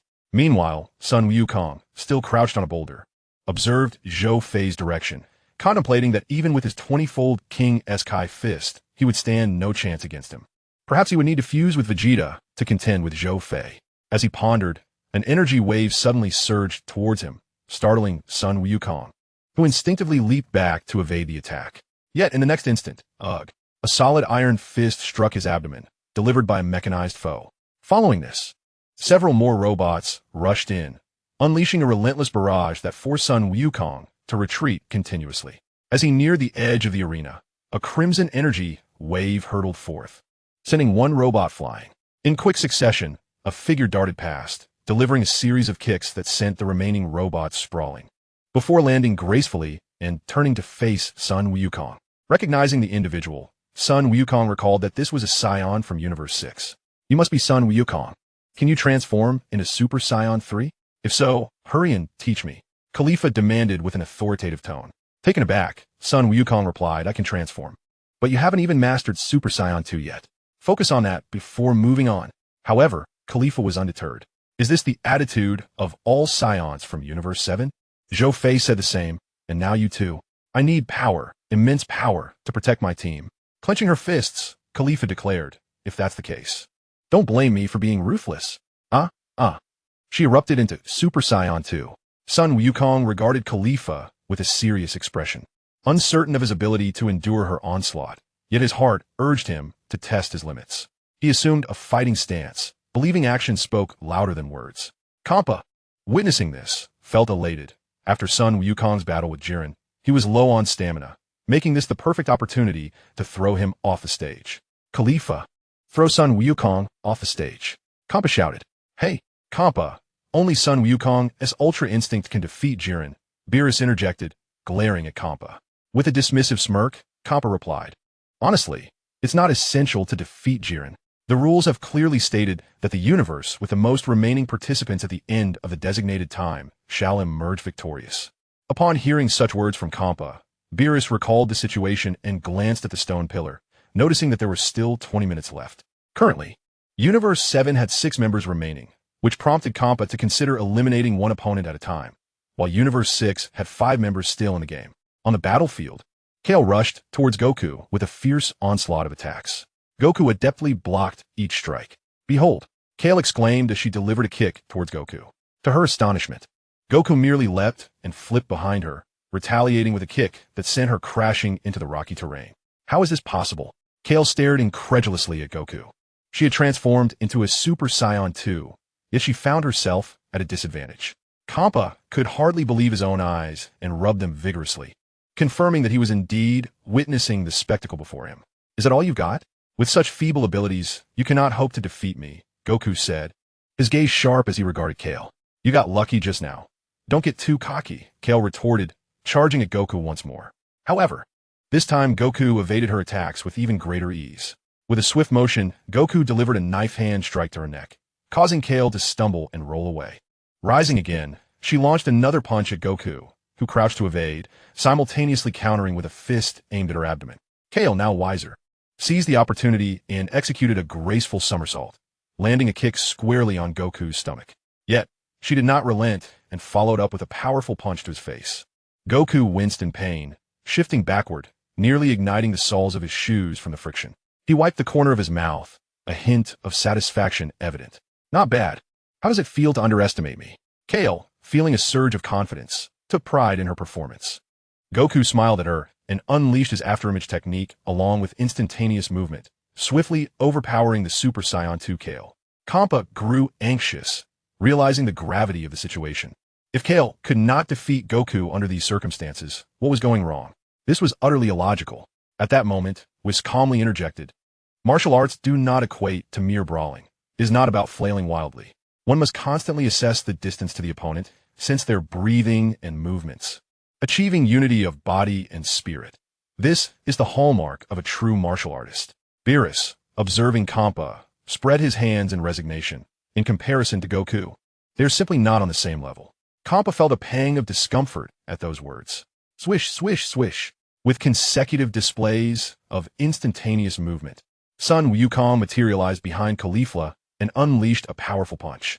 Just as she turned around, Khalifa sensed his presence and instinctively pivoted to intercept his blow. After both warriors retreated momentarily, they engaged in an intense melee. The clash was fervent, a whirlwind of strikes. Meanwhile, Gohan battled 2 Namekians from the 6th universe. while Android 17 and 18 faced off against robots from the 4th universe. Frisia contended with the speedy warrior Tispo from the 11th universe, and Hit clashed with the sorceress from the 2nd universe. The force of their blows reverberated through the ground, creating explosive impacts. Continuous assault, exclaimed the spectators, captivated by the spectacle. On the other side, Zhou Fei and his companions struggled to see the action, opting instead to focus on Sun Wukong's bout. After exchanging dozens of blows, Caulifla adeptly adapted to his fighting style. A sudden strike landed on Wukong's abdomen, followed by a swift kick that sent him flying several meters away. You should get serious now. Transform quickly, or you might find yourself eliminated by me. Sun Wukong nodded in acknowledgement, recognizing the potential for such an outcome. He concentrated his energy and, after a few seconds, erupted into Super Saiyan 2. With a swift motion, they exchanged a flurry of punches, each collision igniting a fervor akin to chewing on a piece of gum that one simply cannot stop. Their formidable energies erupted, generating vibrant sparks of lightning and fire that spread throughout the arena, affecting some of the weaker competitors. This skirmish could certainly be described as a divine battle where mere mortals suffered the consequences, resulting in the elimination of 2 contestants from the 2nd universe. Consequently, only 4 fighters remained in that universe, 3 men and 1 woman. Realizing that their close-quarters combat yielded no decisive victor, both warriors steadied themselves to engage in a battle of energy blasts. Their energies clashed, producing blinding light and deafening explosions, shrouded in thick clouds of smoke that dissipated swiftly. Though I've trained well in Super Saiyan 2, I never anticipated you could wield it to such an extent. I underestimated you. Caulifla, Sun Wukong remarked. Caulifla grinned, feeling an inexhaustible force surging within her. The Saiyan race truly was remarkable. Both combatants radiated golden auras, forming colossal energy spheres. They moved in unison, trading dozens of blows. Each impact generated shockwaves that devastated the surrounding terrain. In the midst of the battle, Sun Wukong sensed a similar surge of power within himself. Suddenly, Caulifla launched a crimson energy wave, and with remarkable agility, Sun Wukong leapt aside to evade it. In an instant, she landed before Caulifla. With a swift kick, Caulifla crossed her arms in defense, yet the force of the impact shattered a massive boulder. Sister, Kale called from a relatively safe vantage point. Sun Wukong turned to Kale and asked, what do you intend to do now? Will you flee with your sister or join the fray? Kale hesitated, unsure of her choice. At that moment, Caulifla emerged from the rubble, spitting defiantly. Kale, do not heed his nonsense. Together, we shall eliminate this foe and grow stronger, surpassing Super Saiyan 3. Kale looked at her sister, her face lighting up with joy as she nodded enthusiastically. She transformed into a green-haired Super Saiyan. Caulifla charged at Sun Wukong, with Kale swiftly following her to his right, exploiting an opening to land a punch squarely on his face, sending him flying several dozen meters away. The 2 sisters pursued him relentlessly. Chapter 36, The Return of Supreme Mastery, Part 2. As he was propelled backward, Sun Wukong did not neglect to retaliate, unleashing a barrage of energy blasts from his hands. Both sisters deftly evaded, one attacking to the right and the other to the left. However, Sun Wukong's defense was formidable. Though momentarily, he found himself under pressure. With a swift motion, Kale darted in front of Sun Wukong, obstructing his line of sight. At the instant her sister launched a wave of energy, she deftly maneuvered behind him and kicked him toward the blast, ensuring a precise hit. Boom! Black smoke billowed forth. As the haze dissipated, Sun Wukong managed to block the attack, albeit sustaining significant injuries. That was rather intriguing. For reasons unknown, Sun Wukong felt exhilarated. Fighting alone was indeed thrilling, but he had not anticipated that battling against 2 could be equally exhilarating. Caulifla grinned mischievously. Come on, let's swiftly toss Sun Wukong aside. Zampa began to stir trouble once more. Caulifla and Kale exchanged a glance and charged at Sun Wukong with fervor. Tot. Although Sun Wukong's defense was not flawless, he held his ground, and as the sisters accelerated, his blocking speed increased correspondingly. Zampa ceased his antics, utterly astonished. This shouldn't be. They are 2 Super Saiyans. How can Sun Wukong withstand this with his current stamina? Beerus observed Zampa's expression with satisfaction, although he was unsure of Sun Wukong's current state. As long as he did not falter, that was sufficient. Master Rashi, having watched Sun Wukong's movements, spoke up. Could be that technique? The one that appeared during his battle with Jiren? Tulin found it hard to believe, Was it possible that Wukong had? At that moment, Whis interjected. That is impossible, for the ultimate freedom technique is a skill so elusive that even the destroyer gods find it challenging to master.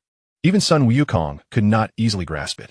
However, given the current circumstances under the relentless assault of the two Saiyans, Sun Wukong's senses have become increasingly acute, enabling him to reach this level of prowess. Master Roshi nodded thoughtfully, while Piccolo stroked his chin in contemplation, whereas Tien Shinhan and Kaiatsu merely marveled at the display of power. Meanwhile, in another arena, Gohan engaged in a fierce battle with two Namekians. Sensing that these warriors were no ordinary opponents, their speed, strength, and attacks were unlike any he had encountered before, reminiscent of fighting hundreds of adversaries simultaneously. Yet, Gohan felt exhilarated, as this presented an excellent opportunity to showcase his true strength. Entering his Super Saiyan form, he charged once more at the two Namekians, determined to take them down with him, even if it meant his own elimination. On the other side, the two sisters simultaneously struck Sun Wukong, forcing him back, and swiftly unleashed two highly dense energy blasts. Faced with the oncoming projectiles, Sun Wukong chose not to evade, but to unleash his own energy. The two blasts collided with his aura, resulting in a resounding explosion that left a deep crater where he once stood. As the dust settled, the sisters beheld a long-haired Sun Wukong. What incredible aura! Kale gasped, swallowing hard. Kefla, observing Sun Wukong's transformed state and the powerful energy radiating from him, could not help but exclaim, "Is this the Super Saiyan 3? Sun Wukong nodded. Indeed, during our battle, I felt my powers surging, and before I knew it, I transformed into this form. However, it only lasted a few moments before I reverted to Super Saiyan 2. Hey, are you looking down on us? Why did you revert? With a wry smile, Sun Wukong scratched his head. Given my current stamina, I haven't fully recovered to maintain that form. Nevertheless, I have finally witnessed the power of Super Saiyan 3. Rest assured, I will defeat you and surpass Super Saiyan 2 to reach Super Saiyan 3. Kale, let us transform together. Kale looked at her sister's excited expression and then down at herself. Clenching her fists, she muttered, I too wish to grow stronger and fight alongside my sister. She then assumed a battle stance and began to gather energy. Noticing Kale's actions, Sun Wukong's expression became solemn. She was about to transform. As the sounds echoed, a powerful and ferocious green aura expanded, forcing Sun Wukong and Kefla back several paces. When the energy dissipated, the primal Saiyan in a berserk state emerged. Her forehead throbbed with veins, and she cast a fierce glance around. Caulifla rushed over, her face filled with surprise, reaching out to touch Kale. Unexpectedly, Kale seized her hand with brute force, causing the ground beneath them to crack as she knelt partially. It seems you no longer recognize me. Even if you exert all your strength, forgetting yourself in the process, the only one who can fight by my side is you. Kale, you are my dearest junior and my closest friend. Listening to her sister's words, Kale couldn't help but shed tears. The moment the tears fell to the ground, her pupils returned to normal, and a surge of energy enveloped her, transforming her robust form back to its original state, though the essence remained unchanged. Sun Wukong's gaze sharpened, preparing himself for the impending confrontation, his entire being trembling uncontrollably. The fact that I cannot suppress this trembling must stem from my Saiyan instincts. Truly an extraordinary individual. If I let my guard down, I might indeed commit a grave mistake. Yet, amidst his solemn demeanor, a hint of excitement flickered in Sun Wukong's eyes. Buzz. Roar. The three Saiyans erupted with energy simultaneously, like flames fiercely igniting. Let's go, Kale. Yes, sister. Sun Wukong dashed toward the two with a swift stride, while Kale spun her sister around and hurled her toward him. A kick was launched, which Sun Wukong deftly blocked, but at that moment, Kale was already upon him, landing an uppercut that sent him flying. Seizing the opportunity, Caulifla moved behind him, delivering another kick. Bang! Sun Wukong rolled through the air several times before landing. As the two sisters began their swift and elusive movements, making it difficult for him to track them. Suddenly, Kale seized an opening, landing a kick to his back that sent him crashing into a massive boulder, which shattered upon impact, releasing a wave of energy that instantly split into several beams. With a series of thunderous explosions, Sun Wukong managed to evade serious harm, but he found himself confronted by Caulifla's figure. As Caulifla charged at him, Sun Wukong executed the solar fist to obscure her vision, causing her to crash into the mountainside. Moments later, Kale pursued him, forcefully striking him. embedding him into the mountain face. The tremendous power made Sun Wukong feel as though he could scarcely catch his breath. "Ah!" Kale shouted, relentlessly propelling his body through several rocky formations. Such formidable strength. Sun Wukong concentrated energy beneath his feet, launching himself away and landing gracefully. "Your coordination is impressive. I never anticipated you would reach such heights. It seems I must also unleash my true abilities." Clenching his fists tightly, he gathered energy and transformed into Super Saiyan God. Given his current stamina, transitioning to Super Saiyan Blue would still be a stretch, but considering the endurance and resilience of Super Saiyan God, this form is slightly more advantageous. First, the red hair. "Regardless, we will defeat you." The two sisters charged at Sun Wukong once more, flanking him from opposite sides in a coordinated assault. However, this time, Sun Wukong effortlessly deflected their attacks, countering with a punch and a kick that sent one of the sisters, Caulifla, reeling. With a sudden burst of energy, Caulifla lunged toward Wukong, yet he sidestepped her with ease, delivering a heavy uppercut to her abdomen, causing her to double over in pain. "Sister!" Kale exclaimed, her concern evident. In that instant, Sun Wukong had closed the distance between them and launched an attack on Kale. Observing the fierce exchange between her sister and Wukong, Caulifla seized a fleeting opportunity, landing a kick on Wukong's leg that momentarily staggered him, allowing Kale to unleash an energy wave. Boom! The energy wave enveloped Sun Wukong. "Now you're finished," Kale proclaimed triumphantly. Not quite. Wukong countered, breaking through the energy wave and delivering a punch to Kale's face, sending her staggering backward. He then conjured two controllable Kamehameha waves to pursue the sisters, while Kale managed to deflect the energy waves with sheer strength. Caulifla struggled to evade and was ultimately blasted away by the attack. As Caulifla was propelled toward the edge of the arena by the explosion, Kale rushed to catch her. Meanwhile, Sun Wukong stood atop a high vantage point. "Sister, are you all right?" Kale asked anxiously, noticing Caulifla's pained expression.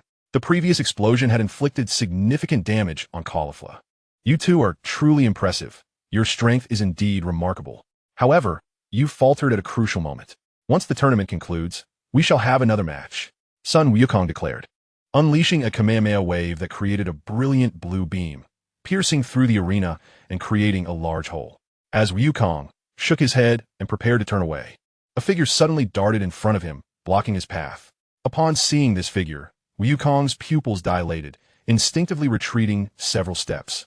Meanwhile, Zhou Fei and Jiren both halted, turning their attention to Wukong.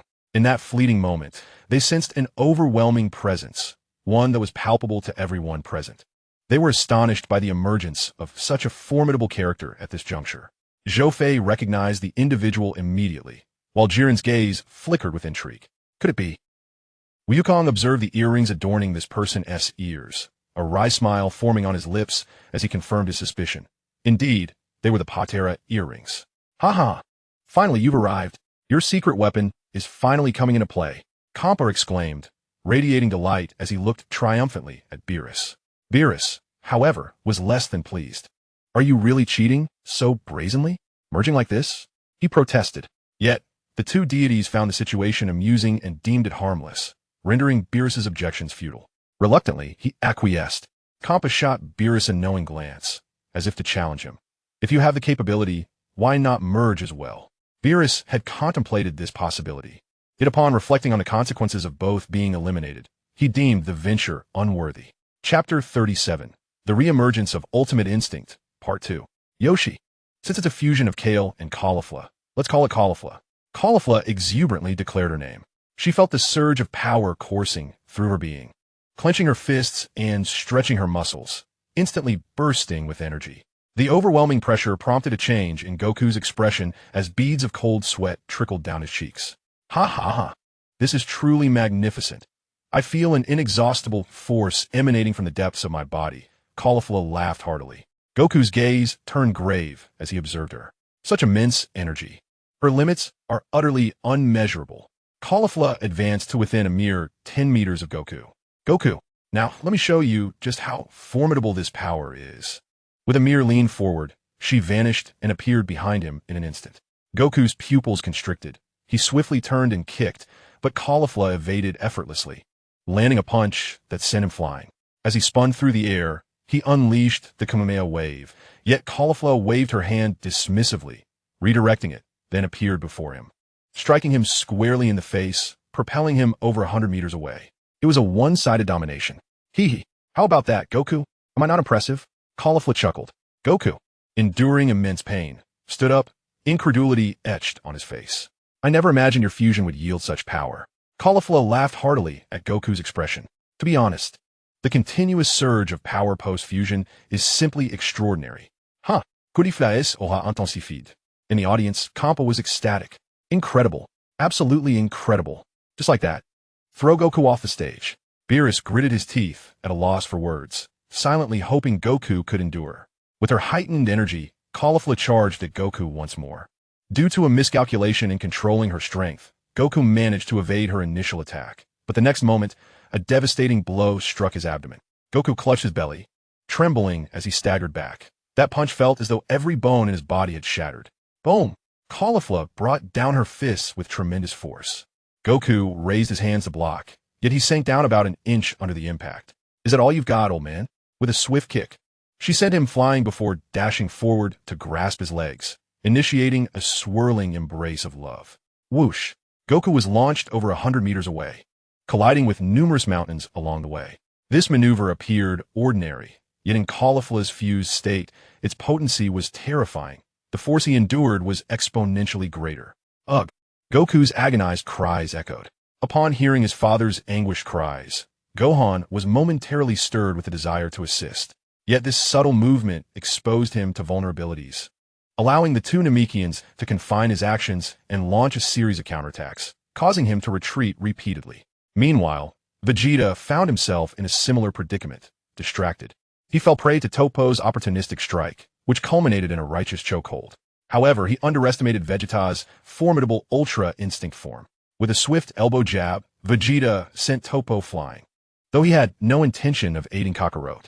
As for the others, they were similarly preoccupied. Frieza was out of the question, and Androids 17 and 18 were entangled with fighters from the third and second universes. Zhou Fei, despite not engaging Jiren in battle, also chose not to intervene. Indeed, it seemed as if he and Jiren had reached an unspoken accord, refraining from further conflict as they both found a spot to meditate, preparing for the next genuine confrontation. Meanwhile, Goku, having been launched away, rose to his feet just as Kefla approached him with the swiftness of the wind, unleashing a barrage of fierce attacks. Goku struggled to defend against a rapid onslaught. Whoosh! Boom! Experience this. A green energy sphere hurtled towards Goku, detonating violently upon contact. Yet amidst the billowing smoke, Goku transformed into Super Saiyan Blue, successfully withstanding the assault. Kefla narrowed her eyes, anticipating his transformation. I was waiting for you to assume that blue form. If I hold back any longer, I might commit an irreparable error. Goku replied. Without hesitation, Kefla transitioned into Super Saiyan mode, her immense energy obliterating the ground and igniting a fierce explosion. They both surged forth from the haze, engaging in a tumultuous clash. The arena resonated with the deafening sounds of combat, debris scattering, and a tempest of energy swirling around them. After several rounds of close-quarters combat proved ineffective, both fighters resorted to their royal techniques. Energy spheres collided and exploded as their powers surged. The arena began to tremble violently. With a swift maneuver, they both retreated, and Kefla raised a hand to unleash a highly concentrated energy sphere. Goku, taken aback, swiftly activated the Kaioken, empowered by the buff. He deflected the sphere with a single strike. The audience grew concerned for Goku's stamina. Forcing the Kaioken, while still fatigued, could have dire consequences. You truly possess remarkable skill. Goku, I intend to defeat you and surpass you, huh? As she spoke, Kefla launched 2 more energy spheres, both of which Goku adeptly evaded. Approaching her, he delivered a powerful punch, but Kefla crossed her arms to block, yet was still forced to stumble back several meters, her arms emitting wisps of smoke and tingling sensations. This feeling is extraordinary. Yes, watch as I defeat you in one fell swoop. In a fit of fury, she charged at Sun Wukong, unleashing a rapid barrage of powerful punches. Just as she was about to strike her target, Sun Wukong executed a deft sidestep, countering with a heavy blow to her abdomen. The impact sent Kefla hurtling back several dozen meters, crashing into the ground and creating a substantial crater. Kampa, startled, turned purple with fear and rose to his feet, bellowing, "You utilized the Patera earrings. If you lose, I shall not forgive you. Do you hear me?" Give it to me, boom. Before he could finish, a deafening explosion interrupted him. Shut up. Those watching should focus on the battle, Kefla retorted, turning her gaze towards Sun Wukong. You caused me a bit of pain. I shall return it tenfold. With that, she unleashed 2 energy blasts, while Sun Wukong responded with his Kamehameha wave, obliterating the blast with ease. Yet, to his astonishment, Kefla had maneuvered behind him. Although he sensed the impending attack, he found himself momentarily unable to react. Bang! Sun Wukong was sent flying by Kefla's powerful kick, even reverting from his blue form. Nanny! Beerus was taken aback, his expression shifting dramatically. Kampa, on the other hand, was elated and commanded Kefla to swiftly throw Sun Wukong off the stage. Kefla looked at the fallen Sun Wukong and declared, It's quite enjoyable battling you. But this is a competition, and I must toss you out. Just as she prepared to move, she froze in disbelief, for Sun Wukong, akin to an indomitable zombie, rose once more. Gritting her teeth, Kefla conjured 3 energy blasts in each hand, hurling them towards Sun Wukong, convinced he could not withstand this onslaught. The spectators held their breath, anxious that a direct hit would spell doom. As the blast closed in, Sun Wukong effortlessly dodged each one. What? Kefla's eyes widened in shock. How had he evaded her attacks? Was it mere coincidence? Indeed, it must be coincidence. She reassured herself. Sun Wukong, that was merely luck. You won't escape this time. She concentrated again, forming another highly dense energy blast to throw at him. Yet the outcome was much the same. He evaded it completely. Why? What was happening? As Kefla stood in astonishment, Sun Wukong erupted with a searing energy, his hair adorned with silver streaks. Upon opening his eyes, his pupils transformed to silver. This is... Kefla's pupils widened in shock at the intensity of his gaze. The audience was equally astounded. This form resembled the one he had taken during his initial encounter with Jiren. It had returned once more. Even Whis was caught off guard, realizing that Sun Wukong had once again entered the realm of the divine. Beerus's face turned a deep shade of purple with jealousy. He never anticipated that Goku would once again transcend his limits and enter the state of Ultra Instinct. Oof, what can that half-baked state accomplish? Kaifula, unleash your full power and throw Goku down with all your might. Zampa shouted. Kaifula merely rolled her eyes. Did she really need his prompting? Goku lightly leaped backward, landing atop a towering boulder. A tremendous wave of heat surged from him, forcing Kaifula to brace herself with her hands. As the surrounding rocks shattered under the force of Goku's aura, you can no longer defeat me, Goku stated calmly, locking eyes with Kaifula. You bastard, don't underestimate me. I will not be defeated by you. I am the strongest. A violent surge of energy erupted from Kaifula, rivaling Goku's heat. As electric sparks crackled around her, she had now ascended to Super Saiyan 2. The explosive energy she emanated was not to be underestimated. The clash of their auras shattered the stalemate for many onlookers. Wow, Goku's form has appeared again, and he's radiating heat. The 2 spectators, full egg, stared wide-eyed with delight as they found the unfolding spectacle increasingly thrilling. Indeed, he is exuding a tremendous amount of heat. The gods echoed in agreement, momentarily gazing at the duo, particularly lingering on Zhou Fei before retracting their attention. Ha ha ha. Here it comes, here it comes. This is the power I crave. Being a Saiyan is truly magnificent. Goku, I will continuously ascend, surpassing you by far. No, I will exceed all Saiyans. Kaifula declared with great confidence. With a grand gesture, she conjured several red energy spheres that began to swirl, forming a vortex-like phenomenon. Hee, I feel this move could obliterate the entire universe. Goku regarded her with calm composure, allowing the scorching heat to dissipate as he assumed a fighting stance. Kaifula smirked. Is this where your power increase halts? Yes, this is already sufficient. Very well. Prepare to be blown away along with the arena, Goku. In an instant, the boulder shattered as she lunged towards Goku. However, he effortlessly evaded her attack, the formidable vortex of energy exploding in the distance, sending shockwaves that caused the arena to tremble. Chapter 38. Defeat. Hit makes his move. Kaifula nearly stumbled due to inertia, but quickly regained her balance and spun around to deliver a kick. Goku, without even glancing, squatted low to dodge, the fierce wind from her leg sweeping past him. Kaifula, unfazed, executed a series of rapid attacks against Goku, yet he effortlessly sidestepped each one, even in a half squat. Subsequently, Goku stood tall and showcased an exquisite serpentine evasion, dodging her swift assaults never allowing her to graze even the hem of his garment. TMD. Don't underestimate me. It is often said that output relies heavily on loudness. Yet no matter how fiercely the mighty Kafura roars to amplify her assault, she cannot even graze a single hair on Sun Wukong. From a vantage point, King Frisia observes this spectacle, a glimmer of intrigue flashing in his eyes as he flicks his tail and chuckles. Ahaha! Sun Wukong, do continue to grow stronger. Kakarot's movements have evolved. He now deftly evades each strike with uncanny precision, as if his body reacts instinctively. Vegeta, keenly observing Wukong's actions, suddenly appears to have an epiphany, his expression shifting. Could it be? He recalls the words of Whis from the past. Responding only after contemplation imposes limitations on speed. The delay from sensory input to cerebral processing, then transmitted through nerves to the body, is excessively time-consuming. If only each part of the body could autonomously assess and act. Yet achieving such a state is exceedingly challenging. Thus, could this imply that Kakarot has indeed reached that level? Contemplating this, Vegeta clenches his fists. Though he has acquired newfound strength, Kakarot surpasses him by a considerable margin. Yet, he feels no despair. He will rely on his own methods to transcend his limits. This is the pride of Prince Vegeta, a warrior who forges his own path as a Saiyan. With a powerful thrust, Sun Wukong propels Kafura away, shattering several massive boulders in the process. He glances at his fists, sensing he has grasped something elusive. Boom! Kafura bursts forth from the rubble. Hey there, old man. Your previous attack had quite the flair, but its potency fell short. Surely, you possess more than this.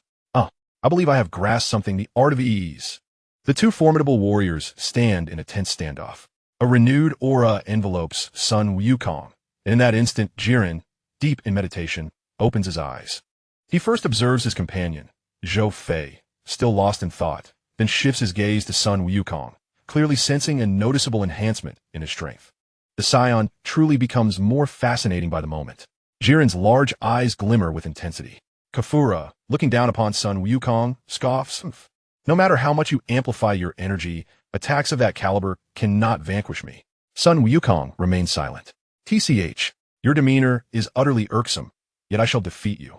Prepare yourself, Sun Wukong. With that, she assumes a stance, ready to strike, when suddenly, a streak of light whizzes past. By the time she comprehends the situation, Sun Wukong has already circled behind her. Kafura gasps in shock, poised to retaliate. With a resounding impact, she leaps into the air, but instead of soaring away, she is met with a barrage of rapid-fire punches. The force of each strike penetrates her form, leaving craters in the ground beneath her. As Sun Wukong retracted his fist, she flew out and crashed heavily onto the ground. It was inconceivable. Just as Caulifla stood up, Sun Wukong had already appeared before her, delivering a powerful punch. Caulifla raised her arm to defend, and the clash of their immense energies caused the earth to buckle beneath them. In the midst of this standoff, Caulifla's arm began to tremble, a clear sign of her exertion. She attempted to retreat and kicked out, but she seemed to have forgotten that Sun Wukong had fully mastered his agility. He swiftly evaded her strike and retaliated, sending her flying hundreds of meters away. In an instant, he teleported to the spot where Caulifla was about to descend. Clenching his fist, he unleashed an air punch that struck Caulifla, the moving target. The impact altered her expression. It hurt, excruciatingly so, beyond comparison to the previous attack. A resounding crash echoed as several massive rocks shattered. Caulifla, overwhelmed by the damage, began to gasp for breath, revealing the extent of her injuries. Sun Wukong was not faring much better. The exertion from his last move had nearly drained his stamina, and he too was panting. Caulifla's next move will be her last, he declared calmly. The intensity in Caulifla's eyes grew, and she gritted her teeth, loathing the feeling of being looked down upon. Sun Wukong, this isn't over yet. Allow me to show you my ultimate technique. Caulifla began to unleash her power, an explosive aura expanding around her. She channeled all her energy, forming it into laser beams that swept across the landscape, severing the towering rocks in their path, showcasing their razor-sharp precision. What is that? Incredible! Kampa exclaimed in astonishment. Caulifla released an attack that resembled laser beams, executing an all-encompassing assault. Truly a final weapon, as Vados noted. Although Kampa didn't fully comprehend the move, he sensed that it could potentially defeat Sun Wukong. Sun Wukong, Caulifla commanded, directing her laser-like energy towards him. The air crackled with energy as smoke billowed in the wake of the lasers, Yet Sun Wukong cleverly evaded them all. He leapt onto a massive boulder, while Caulifla skillfully manipulated 3 streams of energy, shredding the stone to pieces.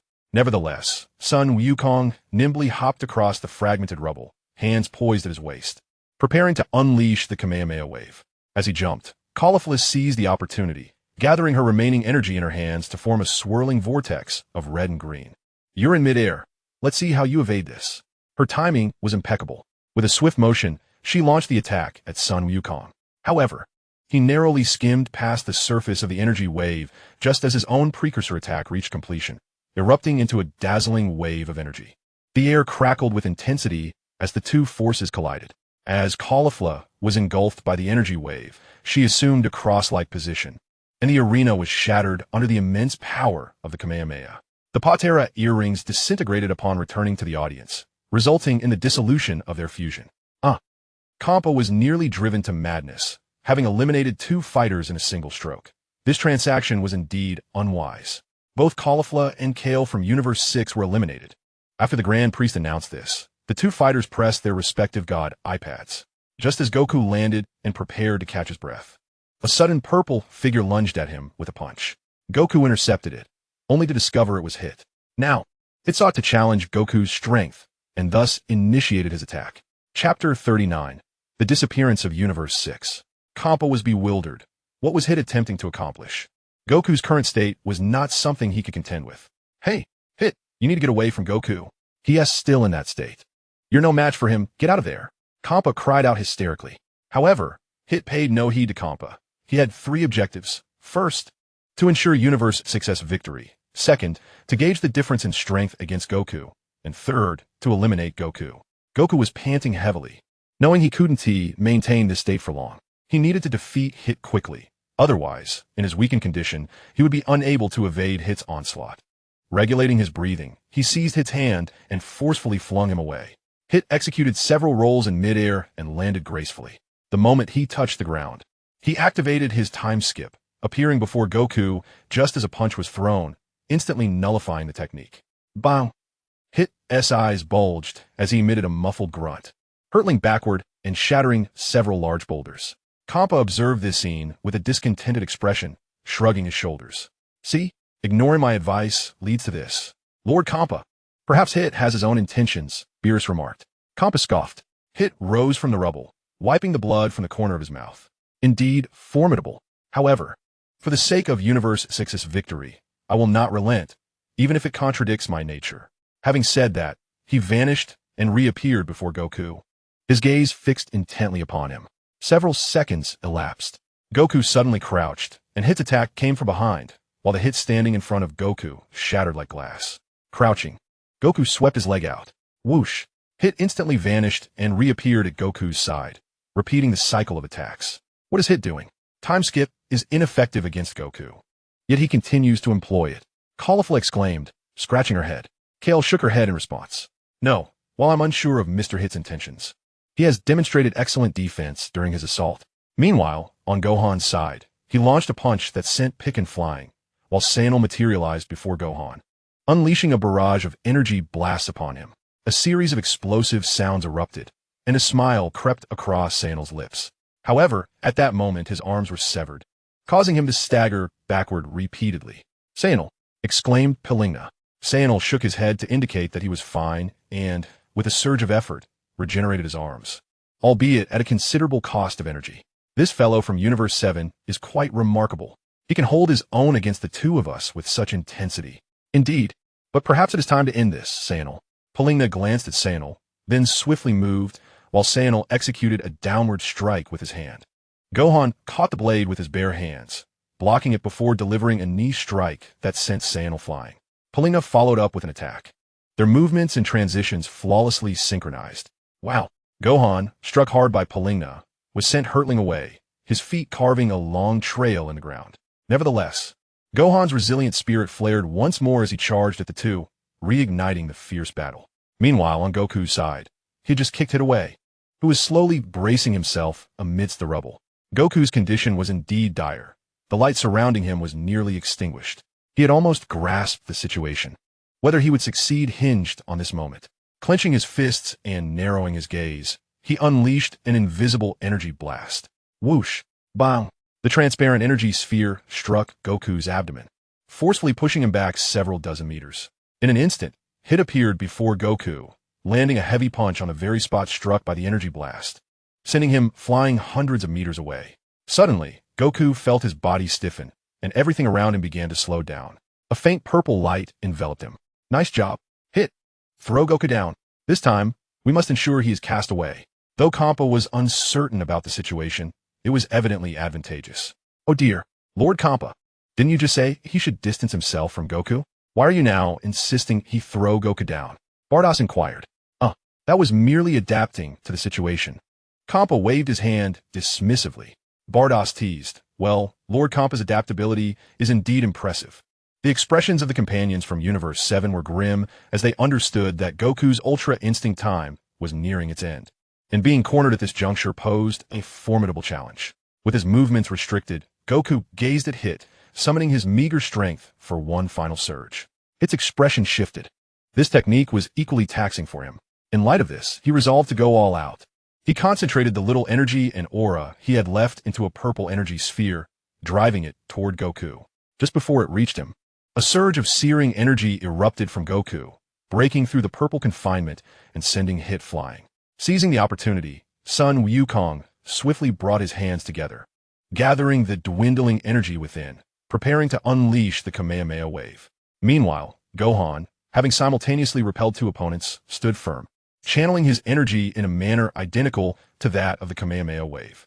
Kamehameha! The father and son exclaimed in unison, as two brilliant beams of light sliced through the sky. Although Hit had been defeated, the two Namekians managed to endure slightly longer than he had, having assimilated all Namekians prior to their arrival. Saiyan withstood Gohan's energy wave, while Pibra countered the Kamehameha with his own verbal barrage, yet they likely underestimated Gohan's latent potential. Gohan's energy surged once more, and the Kamehameha wave expanded in power, propelling the last hope of Universe 6 from the arena. Sun Wukong emerged from his state of serene memory, panting heavily and collapsing onto the ground, while Gohan appeared far better off than his father. Hit, Pibra, and Saiyan were eliminated. Thus, Universe 6 faced total elimination. I hereby declare that Universe 6 is on the brink of obliteration. Following the Grand Minister's announcement, the two attendants perused their divine iPads, locating Universe 6 and clicking on it. In the audience, Kampa stood up, maintaining a stoic expression, and, as the universe faced annihilation, he made a face at Beerus from a mere meter away. Kaba offered his blessings to Vegeta, while Hit exchanged a knowing smile with Sun Wukong and Zhou Fei before their group vanished in a flash of white light. Say something, Beerus mumbled. Lord Beerus, how do you feel? Whis inquired, glancing at Beerus. Rather than respond directly, Beerus merely suggested, let's watch the match. On the battlefield, Vegeta clenched his fists. Kaba's disappearance only strengthened his resolve to acquire the Super Dragon Balls. Meanwhile, Sun Wukong, having released the Ultra Instinct technique, found himself considerably weakened and soon became the target of the fighters from Universe 2. Indeed, it was Ribrian and her 5 companions who surrounded him. I can't believe you all came together. Sun Wukong gasped, struggling to maintain his footing. Love always strikes unexpectedly and descends out of nowhere, Ribrian declared. The 2 female fighters leaped into action, launching a combined assault, while the 3 male fighters cheered them on from the sidelines. As their unified attack erupted with formidable energy directed at Sun Wukong, androids 17 and 18 arrived just in time to obliterate the incoming assault. Thank you, 17 and 18. Sun Wukong expressed his gratitude. The 2 acknowledged him, signaling that it was no trouble at all. Could you 2 step aside? We'd like to have our moment without any interference. Ribrian insisted. That is certainly not going to happen. Indeed, we cannot allow Sun Wukong to fall. Echoed the duo of androids 17 and 18. You are truly exasperating, Reggie remarked, casting a glance at Librian. Do not fret, Reggie. Our love shall always accompany us through obstacles. Only by surmounting these challenges can we truly experience love. Reggie, upon hearing Librian's words, felt as though she had gleaned wisdom beyond years of study. Librian then turned to androids 17 and 18, exclaiming, let us first extend our affection to those 2. He subsequently addressed the 3 male competitors from the same universe, pleading, please keep an eye on Sun Wukong. Do not let him escape.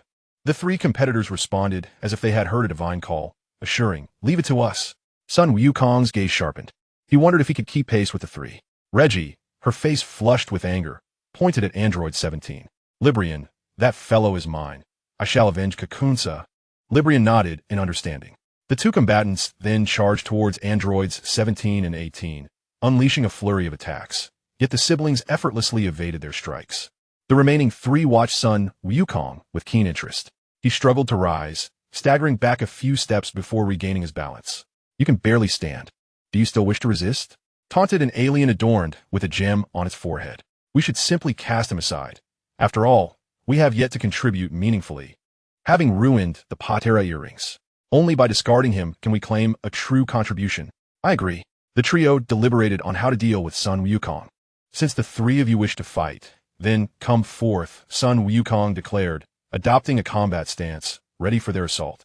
The clash between Android 17 and Reggie rumbled on. With a swift movement, Android 17 retreated, allowing Reggie to seize the opportunity to unleash energy blasts, guiding two orbs to pursue him. Android 17 destroyed one with energy, yet the other exploded beside him just as Reggie reached him, delivering a powerful kick that sent him flying, following closely behind. The chase ensued. A similar scene unfolded with Android 18. Before long, the siblings had united, and through their combined efforts, employing Librian's techniques alongside Android 17's attacks, they successfully eliminated Reggie. The shock transformed Librian's face into a mask of disbelief. At that moment, an energy wave from Android 18 struck her, hurling her into a boulder and reverting her to her original state, which was somewhat more appealing. However, this was merely a ruse. During their exchange, her attacks had infiltrated the ground, sprouting like seeds and ensnaring Android 18, culminating in a heart-shaped aura enveloping her. This caused Krillin to panic. Was his wife about to be eliminated? This move was Librian's colossal love. A profound love inevitably brings with it a certain restraint. "You can no longer escape my affection." Rising amidst the supportive cheers of companions, my form expands dramatically, much to the astonishment of Android 18. Such a technique exists in the second universe. It seems. Is this where it must end? As a colossal fist hurtles towards her, 18 displays a bittersweet smile, closing her eyes in anticipation of the impending strike. In that moment, memories of her time with Krillin and their daughter flood her mind. Suddenly, she opens her eyes wide, a surge of energy allowing her to break free from her constraints. The collision between the general's fist and the enormous hand reverberates with a resounding crash, propelling her backward, her feet sinking into the ground. What is happening? Where does such strength come from in one devoid of love? Ribrian is greatly taken aback. 18 gazes up at Ribrian. "What is the matter? Perhaps you should ponder that yourself." I have no further comment. With a fierce shout, she shatters Ribrian's fist and swiftly ascends along her massive arm. Just then, 17 arrives, deploying a protective shield to block the energy wave unleashed from Ribrian's mouth. Android 18 leaps into the air just as Ribrian gathers energy for another explosion. Instead of dodging, 18 retaliates with a powerful punch, shattering the energy blast. Yes, I concede defeat. Thus, through the concerted efforts of the sibling duo, Ribrian is eliminated from the second universe. Upon the Grand Priest's announcement, the Omni King taps an icon on his iPad. With a sigh of relief, 18 and 17 proceed to assist Goku. Fortunately, Goku is faring well. As this is his own choice, he seeks to transcend his limits once more. After exchanging blows for several rounds, the 3-against-1 proves ineffective against Goku. To secure victory, the three representatives of the second universe once again unveil new powers, transforming into the three manifestations of Ribrian. At that precise moment, Android 18 and her brother arrive on the scene. Thus, a chaotic 3-on-3 battle ensues. Boom! The clash of ferocious energy creates a substantial rift in the arena. To the seventh universe, your resilience matches our love. We recognize you as valiant warriors of affection. However, for the sake of the second universe's triumph, we must elevate love to its utmost limits and eliminate you with all our might. The three warriors, taking turns to voice this declaration, radiate a pinkish energy that coalesces above their heads into a colossal black heart. Android 18 unleashes a Kamehameha wave, only for it to be absorbed by the black heart, which swells significantly. The god of destruction of the second universe rises, her beautiful eyes gleaming with light. Indeed, this is Ribrian's ultimate technique, one they have yet to master. Excessive love can sometimes bind and inflict pain. However, when love reaches its zenith, Only those who can control its weight may unleash such a beautiful yet devastating move. The three warriors declare in unison, "Beautiful black hole." Whoosh. Boom. A dark heart enveloped Sun Wukong and his companions, the formidable gravitational force rendering them incapable of resistance, while the black heart continued to descend relentlessly. Such overwhelming gravity likely surpassed even Bulma's gravity training room. My instant transmission proved futile against it. Nevertheless, Sun Wukong struggled to his feet, adjusting his breathing, and declared, in comparison to love, what truly suits me is sheer determination. With a powerful exhale, he entered the super blue state. Merging his hands, he prepared to unleash the Kamehameha. Given his current stamina, this would be his sole attempt. Failure would mean certain demise. Kamehameha. The azure energy beam erupted forth, initially curving upward before Wukong intensified his output, straightening the Kamehameha wave. With a mighty shout, he propelled the wave through the heart's shell, resulting in a thunderous explosion that engulfed the three. Amidst their cries, the scene shifted back to the audience. All contestants from Universe 2 were eliminated, and I hereby declare the impending extinction of Universe 2. As the two overseers concealed the remaining three avatars of Universe 2 within the iPad, they raised their hands in unison, sealing the fate of everyone from Universe 2, who left behind a final heart before vanishing. With only 12 minutes remaining in the competition, 5 universes had already been erased, leaving 3 in existence. In the audience, the god of destruction from Universe 3, Mosca, emitted a peculiar sound. On the arena, the crystal ball atop Pepperoni's staff gleamed with brilliance. It is the command of Lord Mosca. Come forth, warriors of Universe 3. At his command, the last 4 robotic warriors, Kitsukai, Pontia, Bolarita, and Baera, gathered around him. Their immediate objective was to annihilate the largest remaining contingent from Universe 7. Baera, leave it to me. However, he had scarcely charged forward when he was intercepted by the sibling duo, Androids 17 and 18, leading to an intense confrontation that ultimately led to his elimination. Indeed, his entrance was brief and swiftly met with defeat. The crystal ball atop Pepperoni radiated light, and he merged with the remaining 3 robots. After a dazzling display of eerie brilliance, a towering creature emanating an intensely violent aura was born. The sheer power of this colossal being altered the expressions of Sun Wukong and his companions. Chapter 41. The Disappearance of Universe 3, The Final Battle. Buzz. Oniraza exhaled a fragrant breath, unleashing dozens of expanding energy orbs. The arena trembled violently. Oniraza surveyed the surroundings, fixing his gaze upon the still meditating Zhou Fei, and without a moment's hesitation, charged towards him. This is bad. I must assist Mr. Zhou Fei, Sun Gohan exclaimed, his expression shifting with urgency. Just as he prepared to act, Sun Wukong blocked his path, shaking his head. Father? Gohan queried, gazing at his father with confusion. At this moment, the crowd paused in astonishment. Zhou Fei had opened his eyes, and in an instant, a tempest of energy surged forth, causing the entire arena to tremble. Oniraza halted his advance. Zhou Fei stretched languidly. The meditation had felt akin to a refreshing slumber. What is that? He beheld the towering Oniraza, who leaped into the air, channeling his formidable energy into a powerful fist. Oniraza raised his hand and struck. Boom! His massive form staggered back several steps, shaking the arena. Zhou Fei landed before Sun Wukong and the others. Time is of the essence. This behemoth is mine to handle, while you contend with the 11th universe. Very well. Be cautious. He may prove to be more formidable than he appears. Fear not. Zhou Fei patted Sun Wukong on the shoulder and strode towards Oniraza. Oniraza gazed at the diminutive human approaching him and roared, raising his foot to stomp down upon Zhou Fei. Bang! A resounding crash erupted, stirring a cloud of dust. As the arena quaked, a testament to the power of that blow. Just as he prepared to unleash a maniacal laugh, he was met with a series of muffled thuds, akin to a hammer striking. Oniraza realized his foot was being lifted, and in alarm, he intensified his force, attempting to crush Zhou Fei. Boom! Staggering back, Oniraza crashed into several massive boulders before regaining his footing. You think you can step on me? Not so fast. Zhou Fei scoffed. Roar! Oniraza was enraged, his mouth agape as he unleashed a crimson energy beam. Buzz! Transforming into Super Saiyan 2, he released a massive energy wave. Boom! A thick cloud of smoke billowed forth. Oniraza struck at the smoke. Bang! The earth fractured, as if possessed, as he pummeled the haze with fists and feet.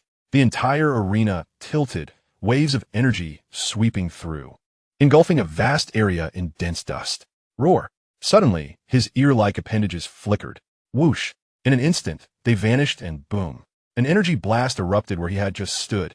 Swift on his feet yet, Zhou Fei waved his hand and murmured, 400 times the gravitational field. Crack! Crack! The ground within a 2-kilometer radius of him began to collapse. Thud! Oniraza faltered, succumbing to the unexpected gravitational force, collapsing to the ground. What is happening? The Kaioshin of the third universe, L, adjusted his glasses. The god of destruction, Moscow, emitted a peculiar sound. The angel, Cambry, translated, "Why are you lying there? Quickly, get up." What? What is this? Why did he suddenly fall? The two full eggs were quite perplexed. The Grand Minister remarked, "It was Zhou Fei who exerted gravity upon that particular area." How impressive. Indeed, it was both thrilling and remarkable. The two omnipotent beings exclaimed with great excitement. Buzz, Bear, Oniraza, in a fit of wrath, struggled to rise. However, adapting to a gravity of 400 times is not something that can be accomplished overnight. Zhou Fei, having returned to his normal state, approached him with a smile, poised himself, and unleashed a new energy cannon that sent Oniraza flying off the stage, severing their fusion. One could say Oniraza was unfortunate, as he barely had the chance to launch an attack before facing defeat. The entire third universe has been eliminated. I declare the impending dissolution of the third universe.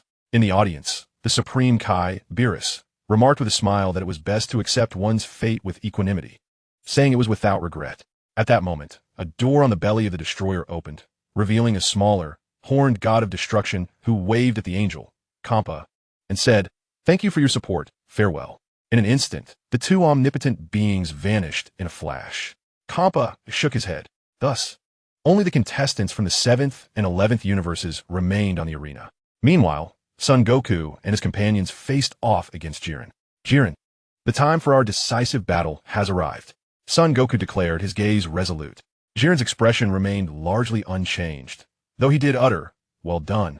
It's impressive that you've survived this long, but it ends here." "Ha! I beg to differ," Son Goku retorted. They then advanced towards one another, standing face to face. After several tense seconds, Son Goku unleashed his full power, transforming into a Super Saiyan and creating an explosive effect in place. Crash! Vegeta landed on high ground, smirking disdainfully. Just some trivial tricks. Whoosh! Whoosh! The two emerged from the smoke, engaging in a fierce battle. Bang! Bang! Bang! They exchanged blows in a series of rapid-fire encounters, testing each other's limits. As they both landed simultaneously, just as Son Goku prepared to launch another attack, Vegeta transformed into Super Saiyan Blue and charged at Jiren. "Jiren, show me your strength." In the face of Vegeta's relentless assault, Jiren stood motionless. He showed no inclination to defend against Vegeta's tempestuous onslaught. I have never encountered anyone with such a tenacious and heavy aura. However, the one who defeats you and claims the Super Dragon Balls will be none other than me. At these words, Jiren's gaze shifted, and he delivered a knee strike to Vegeta's chest, followed by an elbow to the back of his neck. Vegeta was sent skidding across the ground, and as Jiren raised his hand to unleash an energy wave, Son Goku intervened with a swift kick, sending Jiren flying. "Jiren, come and fight me." Son Goku charged towards him with great speed. Jiren steadied himself and unleashed a rapid succession of punches, prompting a slight change in expression from Sun Wukong, who immediately crossed his arms to defend himself. Unfortunately, he had underestimated the power behind Jiren's blows. With a series of resounding impacts, he was sent flying several times. Meanwhile, Vegeta, observing the relentless barrage from the ground, keenly discerned Jiren's punching trajectory. Sun Wukong executed 2 consecutive rolls upon landing, expelling frustration as Jiren appeared before him. Bang! The two collided elbow to elbow. Wukong barely managed to absorb the impact, yet Jiren's other elbow struck him on the head. At that moment, Vegeta charged in, but Jiren, without even glancing, delivered a punch that sent him soaring. Seizing the opportunity, Sun Wukong attempted a Lushan Rising Dragon Fist, only to be effortlessly anticipated by Jiren, who sidestepped and delivered a powerful kick, propelling him once more. Vegeta, upon landing, immediately rushed towards Jiren, but the latter simply shifted his foot back. Vegeta, realizing the precariousness of the situation, was promptly seized by the ankle and flung around in a whirlwind of Jiren's power, rolling through the air multiple times before hitting the ground, only to charge at him again. Such persistence. Jiren assumed a fighting stance, launching another flurry of high-speed punches. Remarkably, Vegeta smirked, evading the onslaught and landing a punch to Jiren's abdomen. This unexpected turn left Jiren momentarily taken aback, while the spectators, including Beerus, expressed their astonishment at Vegeta's impressive evasion. Excellent work, Beerus remarked, as Jiren had already assessed Wukong's movements when he sent him flying with his rapid punches. Piccolo elucidated the situation. Adadadada. Vegeta pressed on with his relentless assault against Jiren. Isn't it time to take this a bit more seriously? Zhou Fei murmured to himself, observing the intense battle from a high vantage point. Suddenly, a figure materialized. What is this? Are you planning to sit back and watch the fight unfold? Trop inquired. Zhou Fei chuckled and shook his head, but his expression grew serious as he gazed at Troppa. I noticed you during the Omni Conference, and now I intend to eliminate you to ensure Jiren secures the Super Dragon Balls. Hey, Troppa, do you truly believe this is for the best? Until he resolves his inner turmoil, he will never fully integrate with you. Zhou Fei responded. Troppa's pupils constricted momentarily, but he quickly regained his composure. Regardless, victory belongs to Jiren, he declared, stepping forward toward Zhou Fei. Chapter 42. VS God of Destruction Troppa. Zhou Fei remained still, aware that this was merely a feint. As anticipated, just as Troppa was about to reach him, he suddenly appeared above Zhou Fei, unleashing a barrage of finger strikes. Whoosh! Zhou Fei released an energy wave. Boom! Black smoke billowed. With a swift turn, he retaliated with a punch, sending Troppa hurtling backward, arms crossed, and crashing to the ground. Bang! With a resounding crash, a boulder shattered, and a carp sprang to its feet, swiftly charging towards Zhou Fei. However, midway through its approach, it abruptly altered its stance. Leaping into the air with clenched fists poised to strike down, Zhou Fei made no attempt to evade. He slowly raised his hand, and with a thunderous boom, the impact reverberated. Crack! Crack! The ground beneath him sank, his legs sinking deeply into the earth. The surface collapsed in layers, swiftly forming a circular pit. Are you looking down on me? Why aren't you fighting me seriously? Trope exclaimed indignantly. Our elder brother speaks, and you, the second brother, still intend to cling to your so-called justice? Zhou Fei responded with a smile. You do not truly comprehend the essence of my justice. The universe is on the brink of annihilation. What relevance does justice hold now? Do you believe your steadfastness to justice is of any use, Trope? Trope fell silent. Just then, a thunderous roar echoed, shaking the arena as three formidable auras collided. Zhou Fei cast a glance into the distance, where Sun Wukong, utilizing the King's fist, and Vegeta, in his Super Saiyan blue form, relentlessly assaulted Jiren. He glanced at the stone pillar. Time was running short, and he could not afford to delay any longer. With a swift motion, he grasped Trope's wrist and hurled him away, who spun in the air several times before landing. His gaze sharpened. Suddenly, a gentle breeze stirred, and two figures instantly pierced through the air, entangled with one another. Bang! Bang! Bang! The sound of their powerful fists colliding echoed like thunder. Each impact unleashed fierce lightning that surged outward. Swish! Swish! Bang! The two reappeared, clashing once more, as a violent gale radiated from their center, causing the earth to fracture and collapse. The terrifying winds surged upward, akin to a tornado wreaking havoc in a parking lot. Oh, it has begun. What a fierce battle. The two spectators glanced back and forth between Jiren and Zhou Fei, utterly engrossed. What do you think? Trope, are you finally going to show some real strength? Zhou Fei inquired with a grin. Trope narrowed his eyes, aware that with his current power, he could not eliminate Zhou Fei. Did he truly have to? At that moment, the voice of the Grand Priest resounded. Contestant 18 from Universe 7 has been eliminated. Zhou Fei raised an eyebrow, puzzled. What happened? 18 has actually been eliminated. He cast a glance toward the audience, confirming that 18 was indeed seated there, while the clown god of destruction from Universe 11 continued to laugh. Tispo's speed has surpassed the speed of sound. Relying on numerical advantage is futile, the clown god of destruction remarked. Beerus snorted in disdain, implying that he was subtly suggesting that the fighters from Universe 7 were ineffectual. Very well, Trope. Since you are so determined to uphold your battle, I shall have no choice but to eliminate you. With that, he withdrew his fist, unleashing a surge of energy as he transformed into Super Saiyan 4, a fierce aura pushing him several meters back. As he lowered his arms, Zhou Fei materialized before him. His palm pressed against his chest, unleashing a surge of energy that propelled him away with a thunderous force. In a swift motion, Zhou Fei followed, positioning himself at the spot where he would soon land, raising his hand to assume the stance for the new energy cannon, aiming directly at Topo. Energy incessantly coalesced around him. With a resonating hum, he unleashed a barrage of 8 successive blasts. The deafening explosions reverberated through the air. "Topo!" the clown destroyer exclaimed. Amidst the billowing smoke, Topo descended. Zhou Fei withdrew, standing still. As the smoke dissipated, a disheveled Topo emerged, a faint purple glow emanating from his form. His expression dark as a stormy sea. "I understand now. It is time for me to unleash my true power, and I hope you can withstand it. For you have brought this upon yourself." As his words fell, intricate patterns appeared on his body, and he seemed to grow taller, enveloped in a shroud of purple energy. Feeling the unusual energy, Beerus could no longer remain composed, recognizing a familiar presence. Could it be? The clown destroyer's lips curled into a knowing smile. At last, Topo was revealing his genuine strength. "Indeed, Beerus, the energy radiating from Topo is precisely what you anticipated. He has now truly become the destroyer he was meant to be. This is all thanks to my training, dear," Angel Margarita remarked with a gentle smile. On the arena, astonishment filled the air. What is this overwhelming energy? Goku and Vegeta exchanged bewildered glances, perplexed by the emergence of new developments at such a critical juncture. Jiren cast his gaze into the distance. "It seems you have made up your mind, Topo." Zhou Fei appraised his opponent. "Destruction." Topo raised his hand, launching a sphere of destructive energy.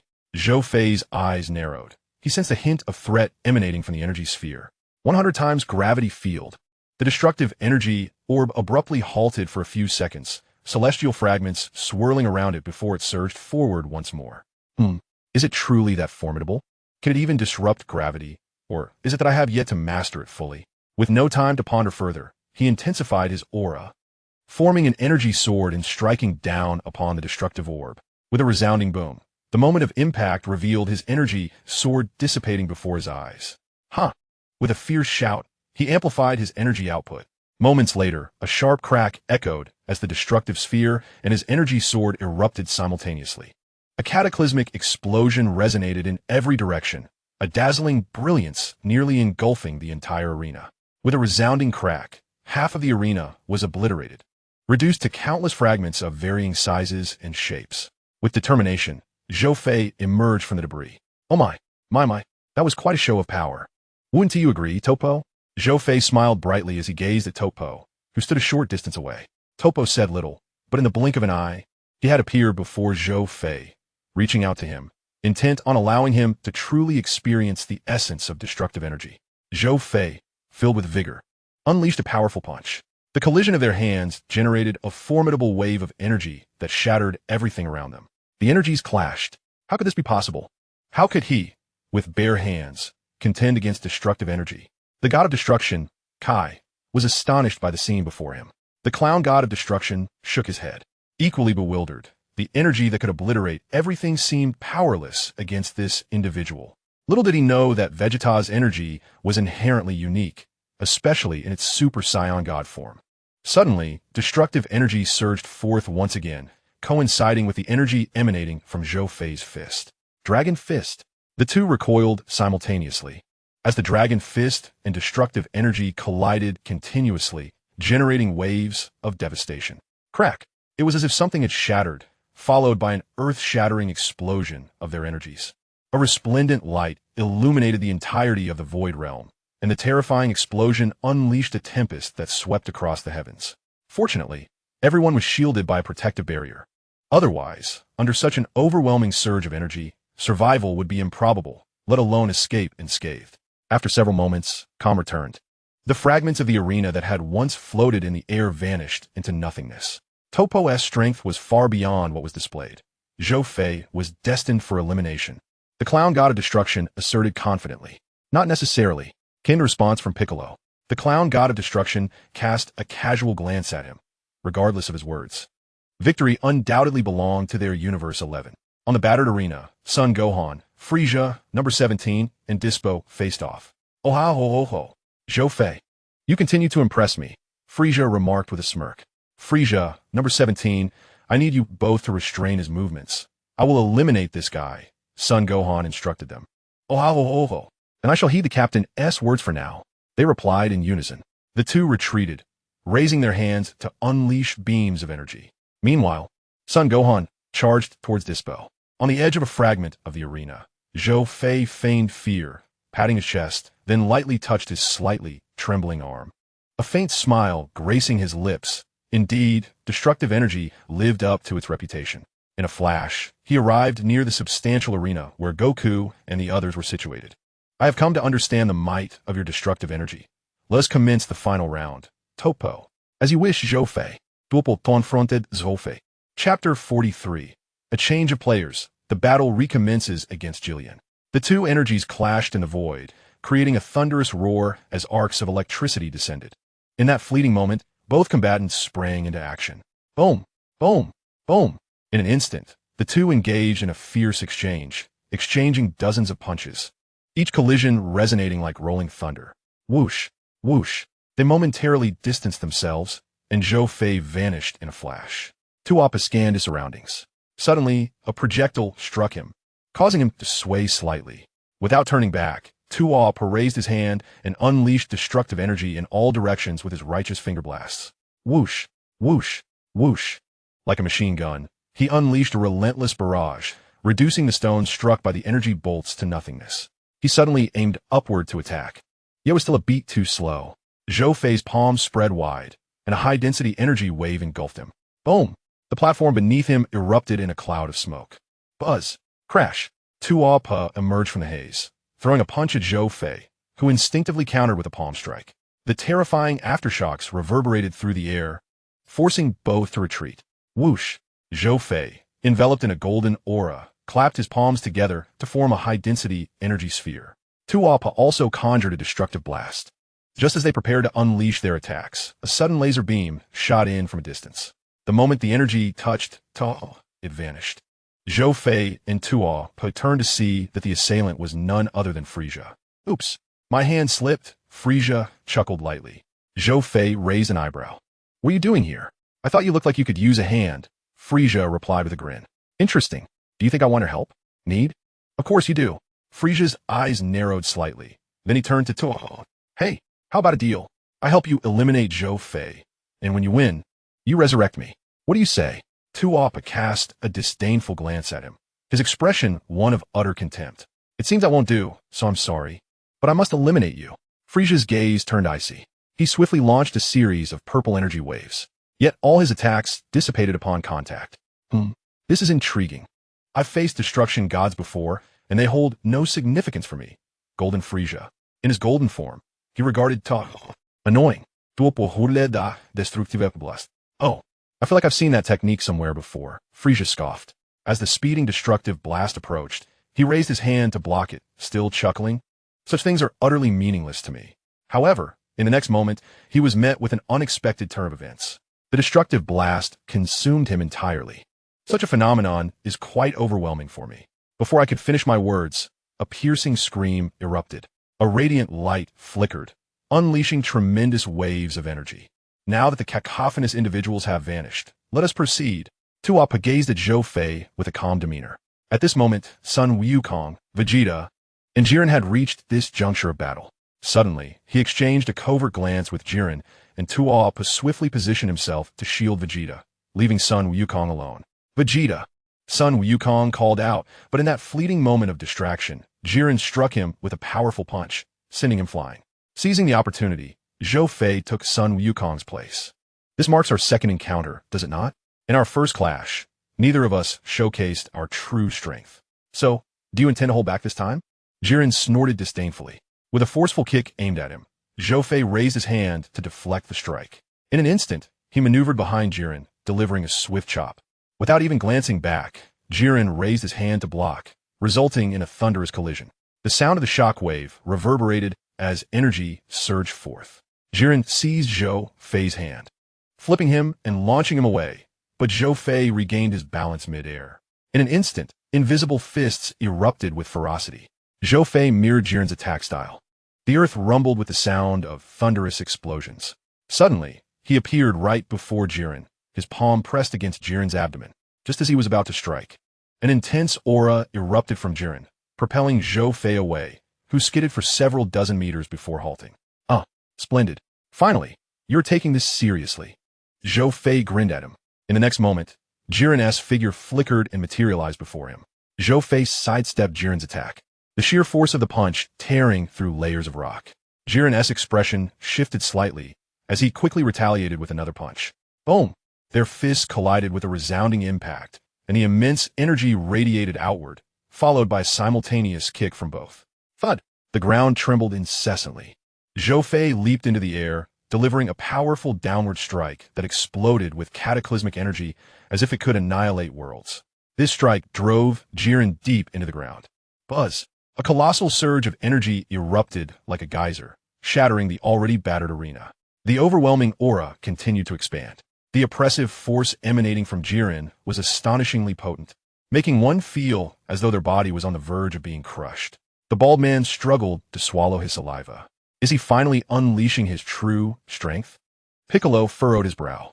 This was the first time I witnessed Jiren unleash such a fierce aura, remarked the god of destruction, the clown, with a sly smile. Jiren has begun to take this seriously. Zzz. A red energy sphere was hurled from his hand. Zhou Fei executed a swift hand chop to counter it. Crack! The world around him erupted into chaos.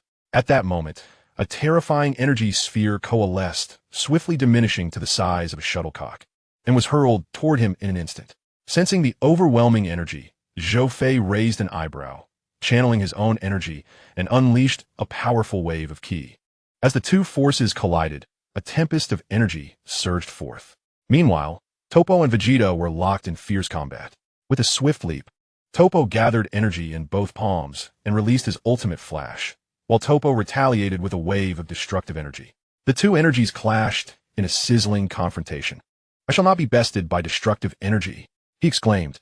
For over 10 seconds, they were locked in a stalemate, until the destructive energy obliterated his attack. Vegeta narrowly evaded. Scoffing, is this all the power you possess after your energy boost? Toppo's tone was rife with disdain. Such a meager level of strength cannot hope to defeat me. Absolutely not. As Vegeta regarded Toppo, the latter suddenly closed the distance, delivering a punch that sent him flying before swiftly appearing behind him to unleash an energy blast that struck true, crashing him into the ground and creating a massive crater. Vegeta emerged from the smoke, just as Toppo descended before him, unleashing a palm strike. Vegeta blocked the attack while simultaneously delivering a kick to Toppo's leg. Staggering, Toppo supported himself with one hand and kicked Vegeta away. Is this the same person I faced before? Vegeta pondered, recalling their earlier encounter, which felt like a world apart compared to now. Shaking his head, he remarked, how laughable that one who speaks of justice has turned to destruction. I no longer require a justice that cannot protect our universe. With a swift charge, Toppo sent Vegeta flying with a kick as an energy wave erupted from his form. Vegeta crashed through several mountains, landing amidst a pile of rubble. Toppo gazed at Vegeta among the debris, mocking the Saiyans' supposed commitments. What the Saiyans' vows? Spare me. You bear too much weight to ever hope to defeat me. I will survive, no matter the cost, and I have already abandoned far too much. As his words lingered in the air, he raised his hands, gathering destructive energy. Just as he prepared to launch his attack, the voice of the Grand Minister resonated. The contestant Toppo from Universe 11 has been eliminated, and the contestant Son Gohan from Universe 7 has also been eliminated. The Omni King pressed the icon on his divine iPad. Toppo pursed his lips, his expression darkening. Chapter 44. Elimination of Toppo, all-out battle with Jiren. A colossal energy sphere formed and was hurled at Vegeta. Let the seventh universe perish. As the energy sphere, imbued with the essence of annihilation, approached him, a whirlwind of thoughts flooded his mind. Trunks, Bulma, Brawl, and the promise made with Kaba, his pride as a Saiyan his entirety. You claim to have discarded all excess. What a jest. I am not you. I shall never abandon what is dear to me. At that precise moment, the energy sphere engulfed him. However, a resonant hum echoed forth. Vegeta, in a surge of fury, launched an energy sphere with a powerful kick. Whoosh! In a fleeting moment that Toppo was momentarily dazed, Vegeta charged in and struck him with a decisive punch, immediately following up with the prince's combat technique. A relentless barrage of energy blasts ensued. Yet they could not escape the immutable law of being harmless despite the smoke. After a series of explosions, Vegeta dove in, unleashing a flurry of attacks on Topo, momentarily subduing him. Bam! As Topo raised his hand to release energy, Vegeta's fist, mere inches away, shattered the energy into oblivion. What? Bang bang bang! Before Topo could comprehend the situation, a sequence of powerful blows landed upon him, forcing him to retreat repeatedly. With such lackluster prowess, do not even think of claiming strength. A final kick sent him hurtling far away. How astonishing! How did Uncle Vegeta manage to disregard Topo's destructive energy? Gohan exclaimed. The god of destruction from Universe 11 wore a grim expression. If that is the case, then obliterate all his attacks, as long as we survive whatever it takes. Act swiftly. The last 3 words were shouted in a frenzy. Topo stood up just as Vegeta charged at him. No matter what, we must survive at all costs. Destruction. Vegeta's fists were enveloped in a deep blue aura. Boom! One punch shattered the destruction blast. What? While it was somewhat understandable that his earlier attack could be dispersed, why could his destructive energy also be shattered by a single punch? You, who cannot even protect your own pride, I, Vegeta, shall not be defeated by someone like you. In a moment of regaining his balance, Topo launched 3 destruction blasts. However, all were evaded by Vegeta. Destruction. Boom! As the destruction blast coalesced, Vegeta retaliated with a heavy punch that sent Topo reeling, followed by a soaring kick that propelled him away. Vegeta refrained from pursuing. I will make you experience the techniques that cannot be destroyed. He rapidly elevated his energy, forming an aura that flowed around his body. At that moment, Topo also rose, gathering destruction energy in both hands and merging it into one. The destructive energy swiftly expanded, and Topo thrust it toward Vegeta, launching the destruction blast. Boom! Crackle crackle. The instant their energies collided, a violent wave of energy surged, shaking the very fabric of the void. Both warriors shouted as they intensified their energy output. After a stalemate lasting over 10 seconds, the destruction blast gradually began to engulf Vegeta. Just as Topo prepared to exhale, his expression shifted. The destruction blast was scattered by Vegeta's energy. With both hands layered together, he attempted to block Vegeta's energy surge, yet he had underestimated this particular move of Vegeta's. A resplendent golden light consumed him. The dazzling brilliance flickered incessantly, culminating in a thunderous explosion. As the light and sound faded away, all that remained was a vast circular pit. Suddenly, a figure darted back to the audience seats. The contestant from Universe 11 was eliminated. The Omni King pressed the icon displayed on his divine iPad. Only one remained. One individual now faced the 5 warriors of Universe 7. The 2 Omni Kings exchanged cheerful banter. However, the atmosphere among Universe 7 spectators grew tense. For more than 10 seconds had elapsed without a glimpse of Vegeta.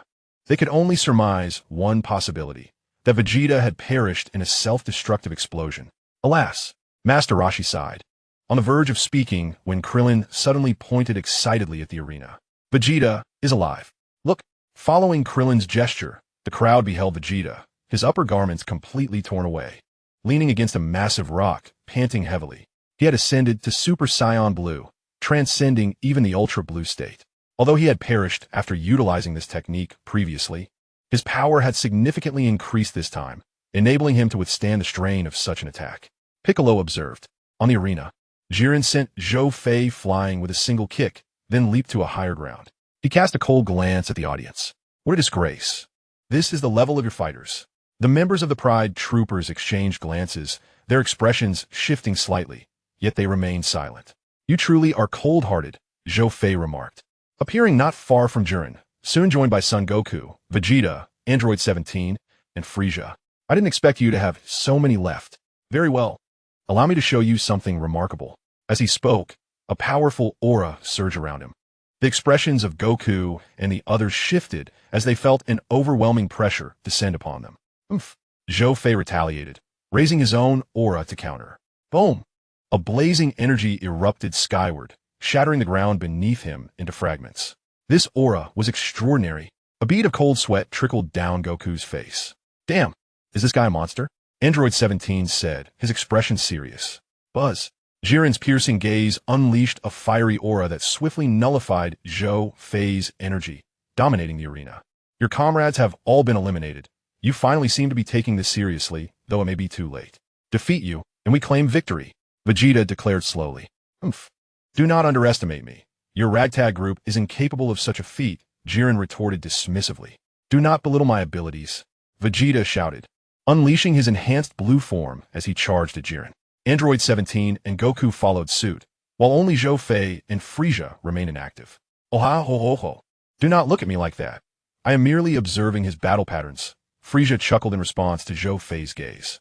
A cold smirk curled at the corners of Zhou Fei's mouth. He was well aware of Frieza's intentions. Attempting to ambush Jiren was no trivial task. Suddenly, a series of dull thuds echoed through the arena, and in an instant, Goku and his companions were sent flying. Whoosh! They charged at Jiren once more. Launching a collective assault, the battlefield erupted into a fierce melee. A glimmer flickered in Jiren's eyes. With a swift motion, he unleashed an attack formed from his energy, sending Android 17 hurtling away. He then elbowed Vegeta, propelling him into the air before executing a perfect split, kicking Goku aside with remarkable fluidity. Each movement executed with precision and grace. As 17 collided against the edge of the arena, Goku, Vegeta, and 17 simultaneously unleashed their energy waves. A resounding crash echoed as 3 beams of energy converged upon Jiren, resulting in a spectacular explosion. Yet, Jiren emerged unscathed from the smoke, launching a kick aimed at 17. Just as the blow was about to connect, 17 managed to push Vegeta out of the way. Bang! A cry of agony escaped 17's lips. 17, 18 shouted from the audience, her voice filled with concern. Jiren unleashed another energy blast. Fueled by rage, Goku charged at Jiren, closely followed by Vegeta. Jiren let out a disdainful grunt, seizing Goku's wrist and hurling him skyward. A deafening explosion erupted midair. Goku! Tulin shouted anxiously. In the next moment, Zhou Fei flashed into action, catching Goku mid-fall. Thank you, Goku gasped, wincing from the pain. The recent explosion had inflicted severe damage. Be careful, he nodded in acknowledgement. Zhou Fei placed him on a small rock before departing. At that moment, Jiren fired an energy blast at Vegeta, sending him flying before turning his attention back to Goku. A flurry of afterimages flickered as Goku landed, only to find Jiren in hot pursuit. Just then, a barrage of energy blasts rained down. Goku narrowly evaded by leaping backward, only to be met by Vegeta's straight punch. Slap! Jiren effortlessly grasped Vegeta's fist, his demeanor calm. Your skills are commendable, worthy of one who has defeated Toppo, he remarked. But such prowess alone will not suffice to defeat me. Raising his fist, a crimson glow enveloped it, ready to strike. Suddenly, he froze, encased by a sphere of energy. How does it feel now? Can you move? This is what they call sleep paralysis. Frieza cackled, unleashing a relentless barrage of energy blasts. The arena reverberated with a cacophony of explosions, and Frieza's laughter filled the air, a testament to his delight. However, before long, the crimson aura erupted, instantaneously breaking through his superpower barrier. In the blink of an eye, the red phantom flashed, and Jiren had already appeared before him. What? Frieza's pupils constricted as he regained his composure, preparing to defend himself. A resounding crash echoed. Wow! The forceful punch pierced through his body, causing him to spew forth a mouthful of white foam. His pupils vanished, and his eyes rolled back as he was sent flying, crashing into the stone wall of the arena, creating a large fissure. He turned to look at Son Goku, Vegeta, and the others. Chapter 45, The Battle of the Shattered Jade. Son Goku, do you not comprehend? You are simply not on the same level as I am. Hence you have no chance of defeating me. Jiren fixed his gaze upon Son Goku and the others. Do not speak too confidently, Jiren. Jiren's attention shifted to Zhou Fei as he snorted disdainfully. I know what you intend to do with the Super Dragon Balls. Since the person is already dead, why cling to the past? After being betrayed by friends, you have walked this path of strength alone, devoid of any trustworthy companions. It is truly a lonely existence. Zhou Fei spoke eloquently, entirely disregarding the darkening expression on Jiren's face. Shut up, Jiren bellowed, his voice reverberating across the arena, interrupting Zhou Fei. You know nothing at all. Do not presume to judge me. A ferocious aura burst forth, enveloping the heavens. Wow! The powerful aura sent Son Goku and the others, except for Zhou Fei, hurtling through the air. Such formidable energy. He hasn't even unleashed his true abilities. He is indeed a monster. The companions from Universe 7 murmured amongst themselves. Buzz! In an instant, Another wave of scorching energy erupted. This time, Zhou Fei entered the divine realm, elevating his aura to its peak, thereby achieving a state of mutual contention. Jiren's eyes flickered. In a flash, the red phantom appeared, seemingly transcending space, and delivered a kick towards Zhou Fei. Boom! Zhou Fei accurately blocked the blow, and in an instant, a powerful shock wave emanated from the two, causing the ground to collapse in layers. Whoosh! Whoosh! The two vanished simultaneously, followed by the thunderous sound of their collision, shattering the surrounding rocks. Their rapid-fire exchanges of the return, my beautiful fist technique, dazzled the onlookers. Just then, an energy wave surged forth, interrupting their fierce battle. I have endured so much loss at your hands. I will not allow you to obtain the Super Dragon Balls. Whoosh! Frieza lunged at Jiren, launching a series of relentless attacks. Indeed, it was Frieza who had initiated the assault. Zhou Fei shook his head, realizing that Frieza was recklessly flirting with death, relying on his origins from the underworld and the rules of this battle. Clatter! Jiren turned and kicked him away, sending him crashing into the rubble of the arena. His forehead throbbed with veins, his expression fierce. To hell with the rules. You are destined to perish by my hand, Frieza bellowed in a fit of rage. In an instant, he transformed into his golden form and charged at Jiren, the stones behind him shattering in an instant. Jiren, with a mere glare, unleashed an invisible attack that breached Frieza's defenses, swiftly dispelling his golden form. Whoosh! His body hurtled away like a cannonball. Thud! A stone struck Frieza, sending him plummeting from the sky. Time is running out. Jiren, it is time to settle this, Zhou Fei remarked as he clapped his hands. Jiren glanced at the stone pillar, noting there were still 4 minutes left, squinting slightly as he approached Zhou Fei. Zhou Fei, Son Goku called out with difficulty. Rest assured, I shall secure victory, Zhou Fei responded with a grin. In no time, he stood before Jiren, the two facing off, their formidable auras clashing. Buzz! Suddenly, Zhou Fei's aura shifted, cosmic particles swirling within it. A tremendous pressure forced Jiren to take a slight step back. Just that marginal retreat was enough for Zhou Fei to strike. Bang! A shadow of his fist flashed as Jiren crossed his arms to block the attack. Yet he was propelled backward at an alarming speed. Roar! Stabilizing himself, Jiren glared fiercely. Swish! Bang bang bang! In the blink of an eye, all of his invisible attacks were deflected by Zhou Fei, who then vanished, his palm magnifying in Jiren's vision. He pressed forward, shattering the massive boulders. Ah! A burst of crimson energy expelled Zhou Fei. Crack! Jiren merged his palms to condense an energy sphere, pushing it toward Zhou Fei. The originally shuttlecock-sized orb expanded tenfold. As he beheld the oncoming energy sphere, Zhou Fei inhaled deeply, clenching his fist to concentrate his energy, and with a low shout, he unleashed a punch formed from his aura. Buzz! A ripple coursed through the void. Boom! Crack! When his energy fist collided with the energy sphere, they momentarily stalemated before the sphere shattered. What? The energy fist struck Jiren's abdomen with pinpoint accuracy. Ah! Veins bulged on Jiren's forehead as he rapidly retreated, each step etching a several centimeter deep footprint into the ground. Jiren, the destroyer of the clown, stood up in shock. Incredible! Zhou Fei actually managed to land a hit on Jiren, causing him harm. Tulin's eyes widened in astonishment. Mr. Zhou Fei possesses such hidden strength. Son Gohan gazed intently at Zhou Fei. Whis observed Zhou Fei, glancing subtly at Son Goku and Vegeta, a glimmer of light dancing in the depths of his eyes. You, this fellow. Jiren felt the pain radiating from his abdomen, marked by the visible imprints of fists, and cast a steely gaze upon Zhou Fei. Jiren. Zhou Fei and Jiren both turned towards the voice, revealing none other than the breathless Vegeta. Zhou Fei, step aside. It is I who must eliminate Jiren. Zhou Fei raised an eyebrow. What can you possibly do now? Do you genuinely believe you possess the power to eliminate me? That is utterly impossible. Oof. That is precisely what I think, and I do not appreciate your self-assured demeanor. Vegeta prepared to gather energy for his transformation into Super Saiyan, but alas, his current stamina could not sustain it. The energy dissipated before it could coalesce. What? No transformation. He taunted. Against you, this will suffice. Ha! He charged at Jiren, unleashing a flurry of punches. Bang! Bang! Bang! Yet, every strike was effortlessly parried by Jiren. Zhou Fei sighed inwardly, realizing that Vegeta had surrendered his dignity, fighting for a promise and to protect what he held dear. Stop wasting your efforts. You might as well concede. Jiren remarked nonchalantly. Enough chatter. I will eliminate you, Vegeta declared as Jiren simply tilted his head to evade. With a swift motion, he seized Vegeta's fist.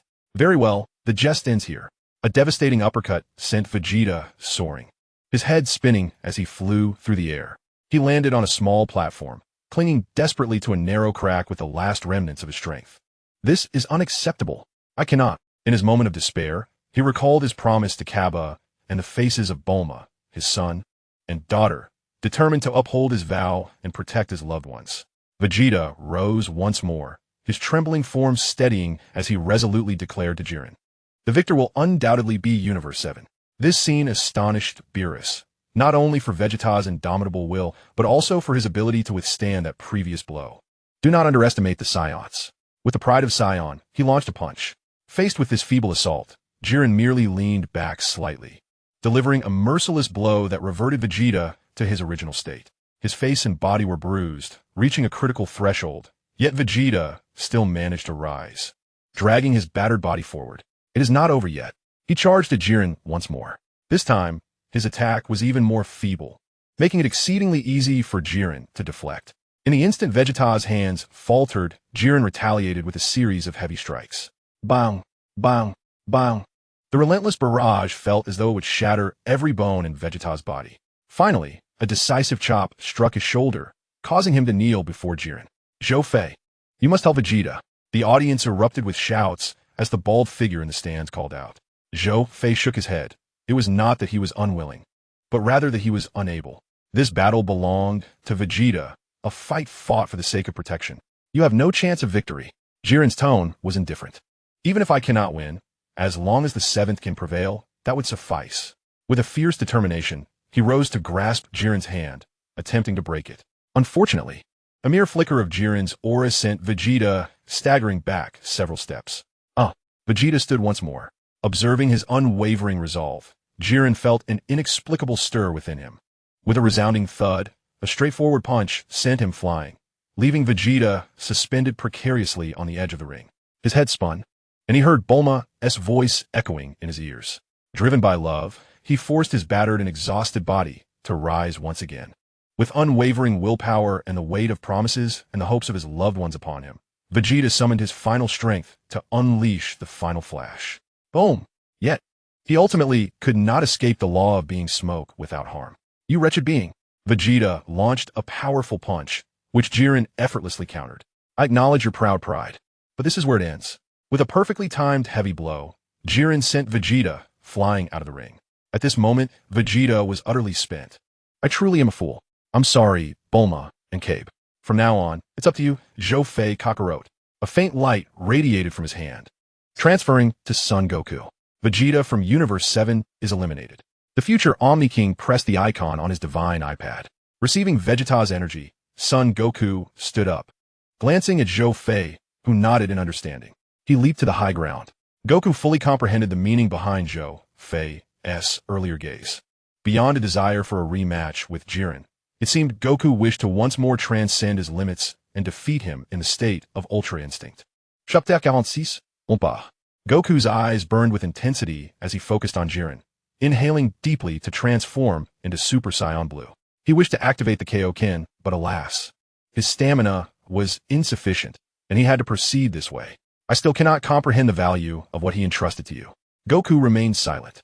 Trust is utterly worthless. Upon hearing this, Goku finally sprang into action, adopting a fighting stance. Is that truly what you believe? No sooner had he spoken than Goku launched the first attack. The two engaged in close combat, trading heavy blows with each strike.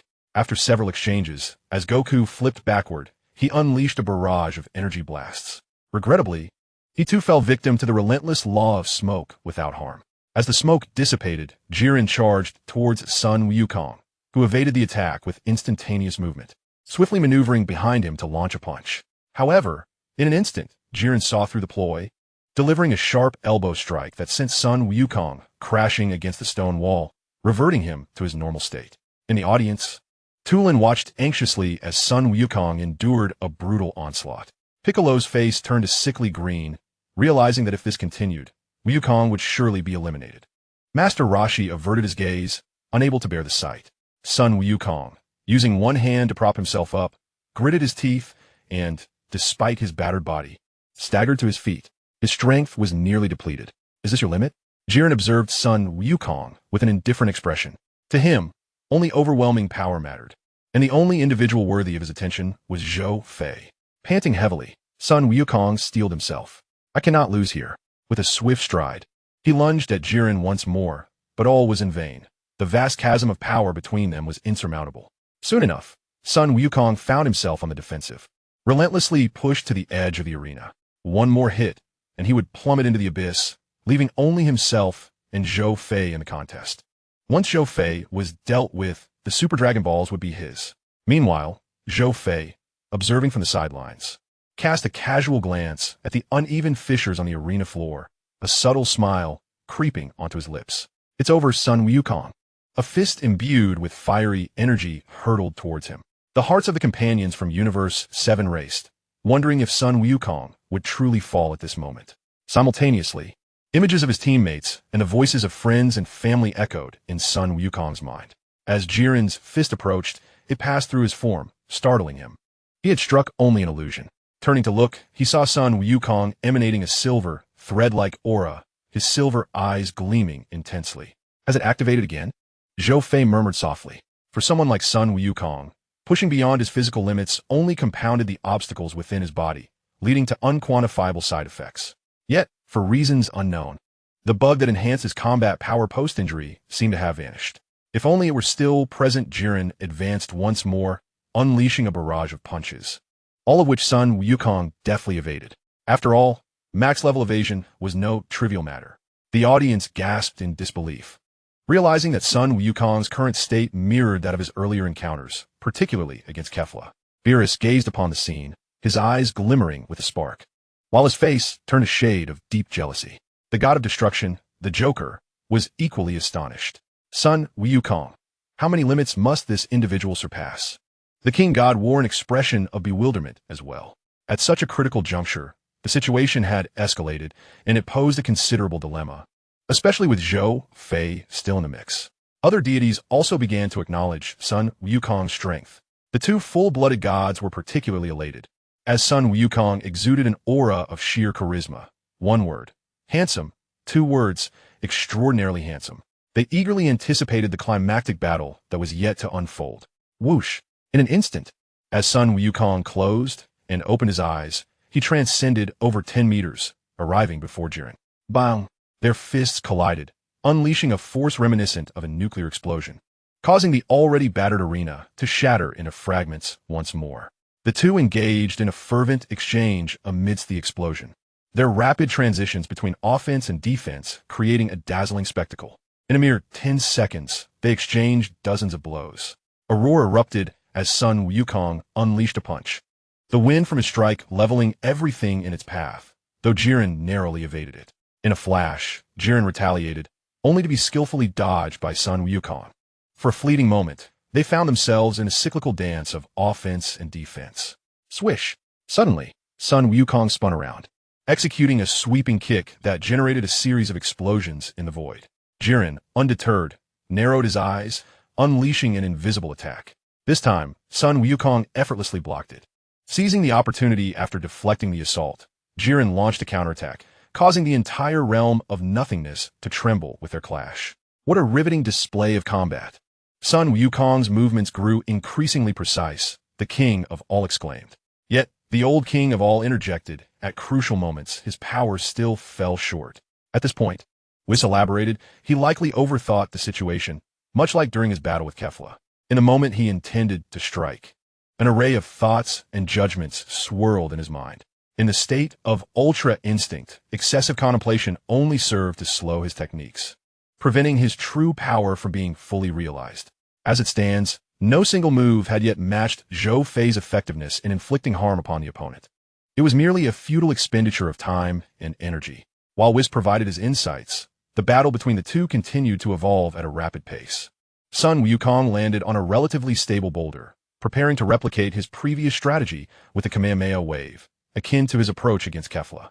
Unbeknownst to him, this technique had long since lost its efficacy.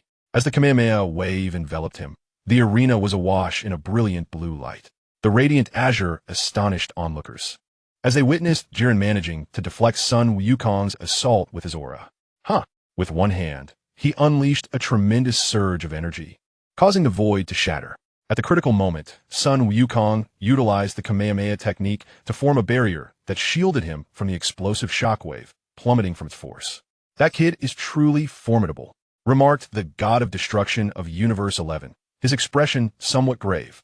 The clown god of destruction, however, dismissed the concern with disdain. "There is nothing to worry about. Regardless of how well the defense is executed, without sufficient offensive power, victory remains unattainable." Even the angel Margarita concurred with the clown god as perspective. Defense will inevitably crumble when weariness sets in. Once he exhausts his energy, it will be time for Sun Wukong's elimination. This is nothing but a fanciful delusion," Vegeta scoffed. At that moment, the clown god of destruction rose to his feet. "What do you mean by that? Is it not premature to draw such conclusions? Throughout this match, we Saiyans have repeatedly surpassed our limits. This fact is undeniable. As a deity, it would be rather reckless not to recognize this." The clown god narrowed his eyes. "Are you suggesting that, under such conditions, he could still achieve Ultra Instinct? That is sheer fantasy. Everything you have just uttered is but the ramblings of a dreamer." Yet, the resolute expression on Vegeta's face stirred a flicker of unease within the clown god, a nagging sense of foreboding. Jiren has little time left. Eliminate Sun Wukong swiftly.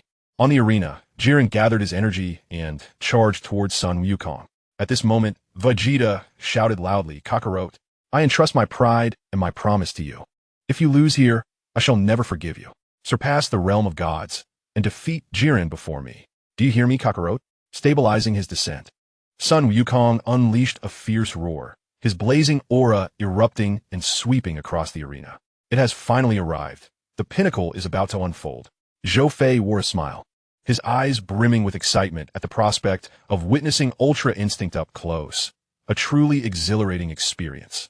Chapter 47. The pinnacle of Ultra Instinct and the explosive battle with Jiren. The gods and mortals alike held their breath, captivated by the scene. A formidable gust of energy surged through the void, momentarily pushing Jiren back. Even Zhou Fei, positioned at a distance, felt its impact.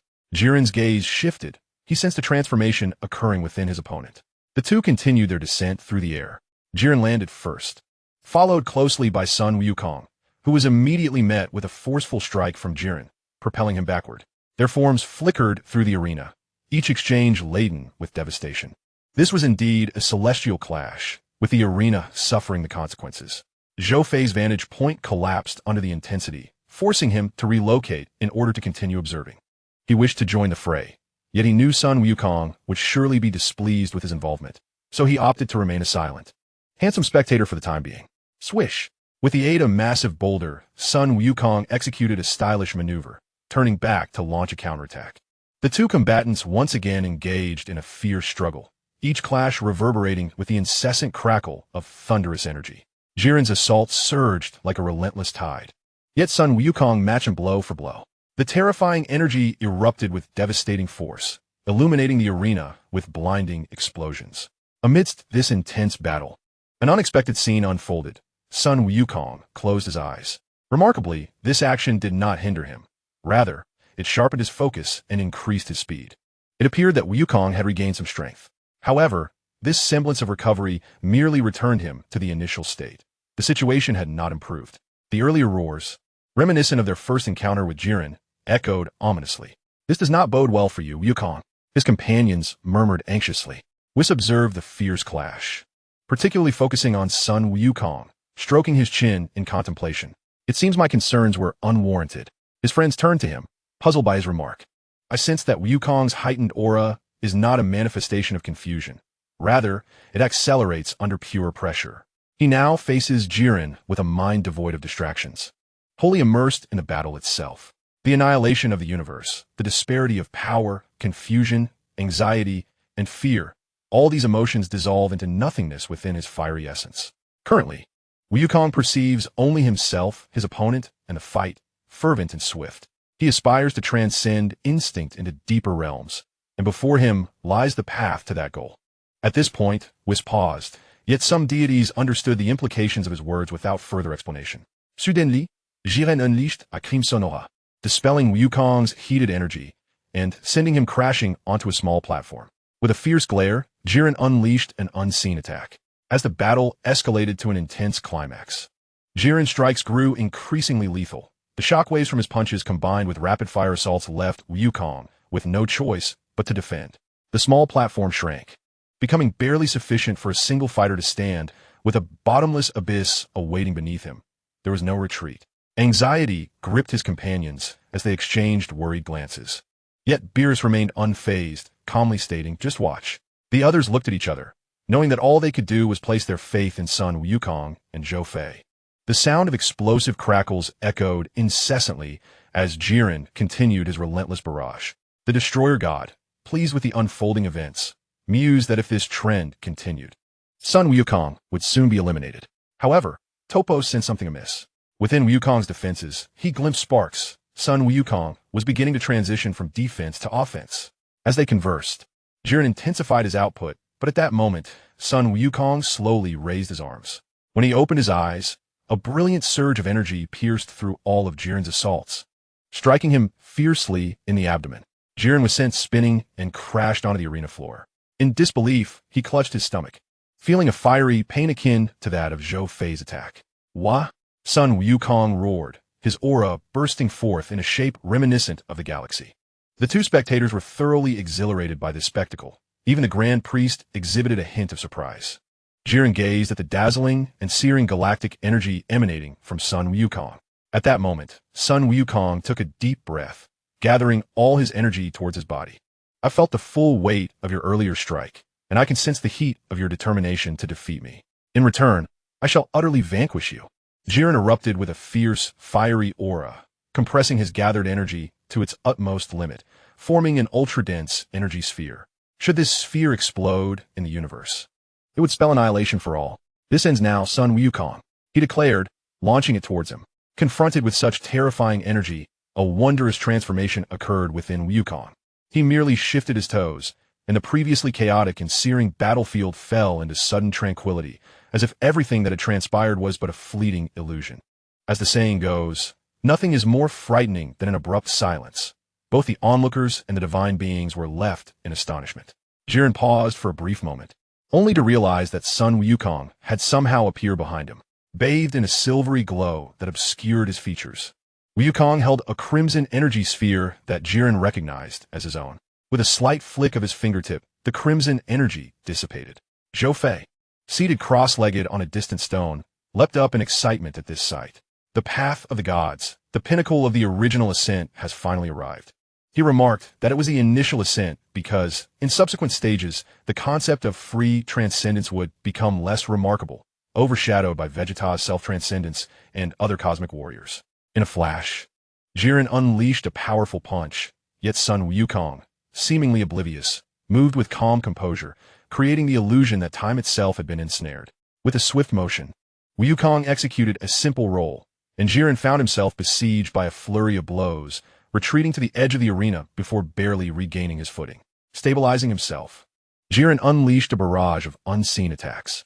However, to Sun Wukong, these strikes were utterly insignificant. With a casual wave, he deflected the invisible assaults, which detonated violently in the distance. At this moment, both the God of Destruction and the Supreme, Kai, rose to their feet, demonstrating their respect for one who had attained the zenith of the Ultra Instinct technique. They were also eager to witness the true strength of this remarkable ability. With a roar, Jiren surged forward once more, refusing to accept that strength was not the ultimate path. He believed himself to be the strongest. In an instant, however, his aura dissipated, and countless attacks erupted upon him. With a thunderous crash, he broke through layers of colossal stones before finally coming to a halt. Not long after Jiren was sent flying, the silvery light enveloping Goku began to shed like an eggshell, revealing his flowing silver hair and emanating a noble and divine aura. Witnessing Goku in this form, Jiren felt an inexplicable flicker of fear in his heart. He shook his head, quickly dismissing such irrational thoughts. He would not fear, absolutely not. Who was he? He was Jiren. With a swift movement of his toes, Goku transformed into a streak of light, leaving a crimson mark across Jiren's face. Do not presume that a slight increase in power grants you the right to look down upon others.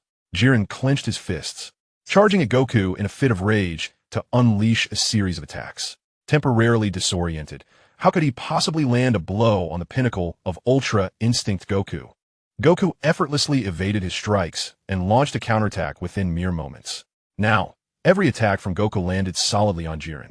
The Ultra Instinct technique was indeed flawless. If I could attain this form and combine it with Super Saiyan God or even Super Saiyan Blue, would I not reach an entirely new height? Zhou Fei contained his excitement as he pondered this. Suddenly, Goku kicked Jiren several meters away. Jiren leaped into the air, raising his hands to gather a terrifying energy. And without a moment's hesitation, he brought it crashing down towards Goku. Goku, with serene composure, slowly raised his hand and unleashed a shockwave that neutralized Jiren's energy. Yet, the ensuing explosion still engulfed the battlefield. How could my energy be obliterated? This is impossible. Jiren charged at Goku once more, re-engaging in a fierce clash. After several rounds of combat, the situation remained heavily in Goku's favor. Having sustained multiple heavy blows from Goku, Jiren found himself utterly flustered. A powerful punch struck Jiren in the abdomen, causing his back to arch as he spat out a mouthful of foam and was sent flying. The sound of crashing echoed as he shattered several large stones, landing amidst the rubble. Goku stood ready, eyeing the debris intently. In an instant, a surge of energy erupted, obliterating all the rubble, and Jiren, panting heavily, gazed at Goku, now a figure of invincibility, particularly struck by the unwavering silver of his eyes. It is impossible. I shall not be defeated, absolutely not. Strength embodies justice. Strength is absolute. If I am unable to emerge victorious, then all is rendered meaningless. A loss equates to the forfeiture of everything, just as it once was for me. Therefore, I resolutely refuse to endure such treatment again. Guilin uttered these words through gritted teeth. In this moment, he transformed all the emotional wounds of his past into an indomitable force, releasing a primal roar as his aura surged forth, liberating his true self. A cataclysmic conflagration of energy erupted from within him, causing his muscles to swell and tear through his garments, a searing energy engulfing the arena, compelling even the formidable Sun Wukong to retreat under its overwhelming force. In terms of combat prowess, Guilin's explosive form could easily suppress the ease of Sun Wukong, and were it not for the plot's constraints, victory would not be assured for Sun Wukong. Zhou Fei shook his head, feeling a twinge of regret. Chapter 48, Victory, a Wish.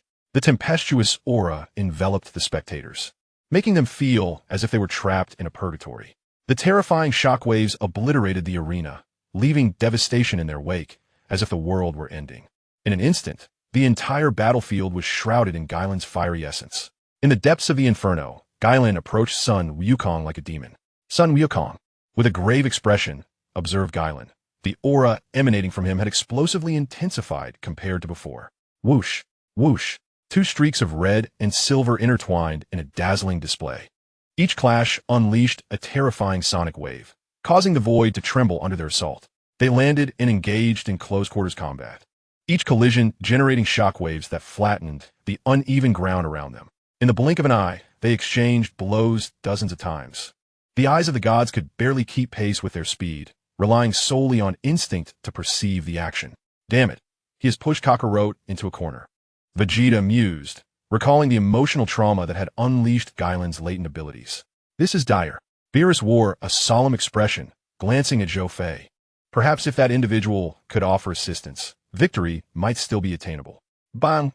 The two engaged in a straightforward exchange of punches, yet no explosion ensued. No matter what happens, I shall not be defeated. With a furious shout, energy erupted from his fist, sending Sun Wukong flying. In that fleeting moment, he raised his hand to unleash a devastating energy wave. As the energy wave swept across the land, the ground erupted, flames igniting in its wake. In a single blow, Sun Wukong found himself on the defensive, leaping onto a boulder as a relentless barrage of energy blasts rained down upon him. For the moment, he could only endure the continuous bombardment.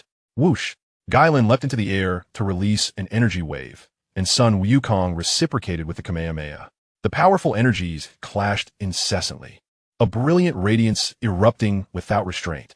However, adhering to the ancient law of defeat on the left side of the wave, Sun Wukong inevitably succumbed, engulfed by the searing energy.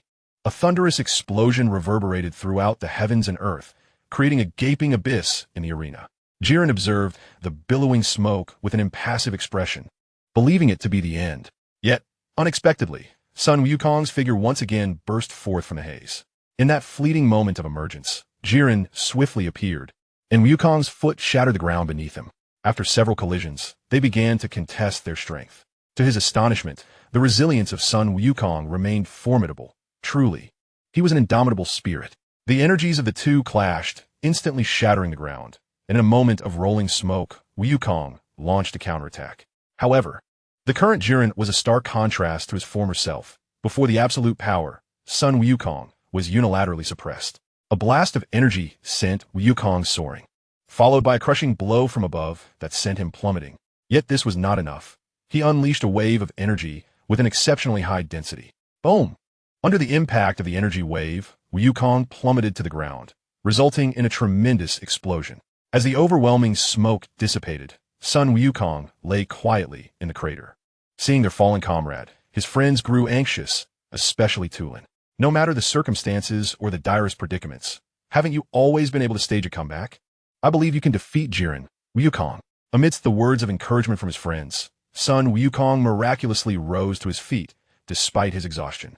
Jiren was taken aback, his pupils contracting in disbelief. How could this creature still stand? By all accounts, his stamina should have been nearly depleted. Could he truly be an unkillable cockroach? Jiren, it is not over yet. Why? Why can you still rise after such severe injuries? Why? Perhaps it is because many have placed their hopes in me, and in return for their faith, I cannot simply fall here. Silence. Do not jest. In the face of my immense power, trust holds no value. Suddenly, without warning, Jiren unleashed an energy wave towards the audience. Just as the wave was about to strike, a figure flashed forth, deflecting the energy with a single palm. The newcomer was none other than Zhou Fei. Hey, Jiren, do not go too far. Zhou Fei's gaze was profound. Although he knew the audience was shielded by the Grand Priest barrier, he still felt it was shameless to resort to such tactics. You scoundrel, though I am no hero. Your assault on my friends and family is unforgivable, Jiren. Sun Wukong roared, his aura erupting like a geyser. His speed reached its zenith, and with a fist imbued with fury, he struck down with ferocity. Jiren, caught off guard by this blow, nearly had his teeth shattered. Red and blue streaks of light surged from the ground to the heavens, accompanied by incessant explosions. Fueled by rage, Sun Wukong's attacks grew increasingly incisive, momentarily suppressing Jiren. In a flash, Sun Wukong appeared before him, provoking a furious Jiren who unleashed a series of relentless attacks. Yet, Sun Wukong skillfully evaded each strike. With a swift glide, he landed beside Jiren and delivered a powerful punch to his left rib. A pained cry escaped Jiren's lips as he was sent flying. Seizing the moment, Sun Wukong unleashed an unprecedented Kamehameha wave. With a brilliant burst of azure light, Jiren's form was engulfed by a torrent of energy. A thunderous explosion reverberated across the battlefield, casting a terrifying shadow. Zhou Fei released his aura to shield against the shockwave, forcibly creating a deep crater in the arena. As the smoke cleared, the once formidable Jiren lay defeated on the ground, his crimson aura extinguished, revealing only his bulging muscles and battered body as remnants of his former might. Stripped of his resistance, everything he had once believed and shattered into nothingness. What are you waiting for? Strike now, Sun Wukong. Beerus shouted urgently. With Jiren's elimination, the seventh universe would secure an unequivocal victory. Yet, Sun Wukong hesitated, gathering energy to direct at Jiren, who resignedly closed his eyes.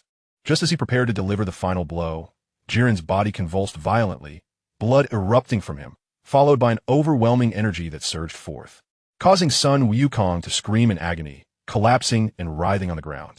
This sudden turn of events left their companions bewildered, save for Whis, who sighed. Jiren had pushed beyond his limits repeatedly, and the divine power he had exhibited had inflicted severe repercussions on his body, culminating in this explosive backlash. In that moment, Zhou Fei flashed to Sun Wukong's side, transferring some of his energy to alleviate the torment caused by the side effects. Jiren, perhaps now you comprehend that trust and bonds are not trivial matters, he exclaimed. Even if you understand, what does it matter? The victor reigns, while the vanquished are cast aside. Come, eliminate me. Jiren closed his eyes once more, awaiting his fate at Zhou Fei's hands. However, from the audience, Topo's voice rang out. Jiren, what are you doing? Are you truly content to lie there before your enemy? Is this pitiful state your finale? Stand up, Jiren. Opening his eyes, Jiren spoke slowly. I have no friends. I know you trust no one, Topo replied earnestly. But why have you trained to become stronger? For your pride. So fight to the very end. Even if you doubt your strength now, I will believe in you until the last moment. Topo's heartfelt words resonated deeply. Hearing his friend, Jiren suddenly rose, his body bursting forth with fiery energy once more. With a swift wave of his hand, he unleashed his final breath, and a wall formed from that very essence surged forth. Zhou Fei nodded. Jiren was indeed formidable, capable of demonstrating such immense power even when gravely injured. The title of the strongest mortal among the 12 universes was not for naught. Clenching his fist, Zhou Fei struck out, shattering the wall of essence, and then walked slowly towards Jiren. In truth, your defeat stems primarily from your past and your lack of trust. Perhaps you should consider battling once more. Upon hearing these words from Zhou Fei, an inexplicable smile crept onto Jiren's face. Buzz! A radiant glow emanated from Zhou Fei's hand as he soared off the stage. All participants from Universe 11 have been eliminated. I hereby declare the impending disappearance of Universe 11. The audience surrounded Jiren, expressing their gratitude. Thank you, Jiren, Topo exclaimed. Why? He still could not comprehend. Yet, despite his confusion, he felt an inexplicable joy as he smiled, vanishing along with Universe 11. On the arena, Zhou Fei shook his head. Throughout the duration of the competition, he hardly engaged in a thorough battle, making it feel as though he had merely been sightseeing. Nevertheless, he believed there would be future opportunities. He surveyed the surroundings and said, "You two have rested long enough. It is time for you to emerge." His companions were puzzled, wondering who he was referring to. However, in the next moment, several rocks shattered, and Frisia and Android 17 appeared. Android 18 stood up with delight. I never expected we would win in such a manner. Android 17, rubbing his painfully sore shoulder, remarked, "Oh ho ho. You truly are remarkable, Son Goku. I knew I was right about you, but remember our agreement." Frisia smiled at Son Goku. Having regained some strength, Son Goku slowly rose to his feet. Just as he was about to speak, when the Grand Minister approached them. "Zhou Fei, have you decided on your wish?" Zhou Fei nodded. Seeing this, the Grand Minister summoned the Super Dragon. The entrance of the Super Dragon was as spectacular as ever, prompting even the two Omni Kings to rise in respect, which sparked a glimmer in Zhou Fei's eyes. "Now, please state your wish," the Grand Minister said with a gentle smile. "I wish for the restoration of the universes that were eliminated during the competition." Zhou Fei's wish took all the gods and mortals present by surprise. "Are you certain this is your wish? You can still change it," the two Omni Kings reminded him. Zhou Fei shook his head, affirming that this was indeed his wish. The two Omni Kings nodded, and the Grand Minister conveyed this wish to the Super Dragon. Zhou Fei believed that by articulating the desire to restore all eliminated universes, it might indeed lead to the revival of those 6 unknown universes. The Super Dragon's crimson gaze shimmered with brilliance as a magnificent golden light streaked across numerous universes, reviving all those that had been eliminated during the tournament. As the Super Dragon dissipated, everything came to a close. Moments later, everyone followed Whis back to Earth. Thus concluded this chapter concerning the fate of the universes. Yet a new crisis loomed on the horizon. Chapter 49, A New Foe Approaches. At Capsule Corporation on Earth, Bulma expressed her surprise at their swift return, as scarcely 40 minutes had elapsed. Goku and his companions emerged from the Universe Cube, promptly seating themselves upon the grass. "Bulma, please prepare some delicious food.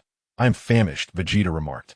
Bulma paused, casting a bewildered glance at Vegeta. After years of marriage, she sensed a subtle change in him, shaking her head as if to dismiss it as mere illusion.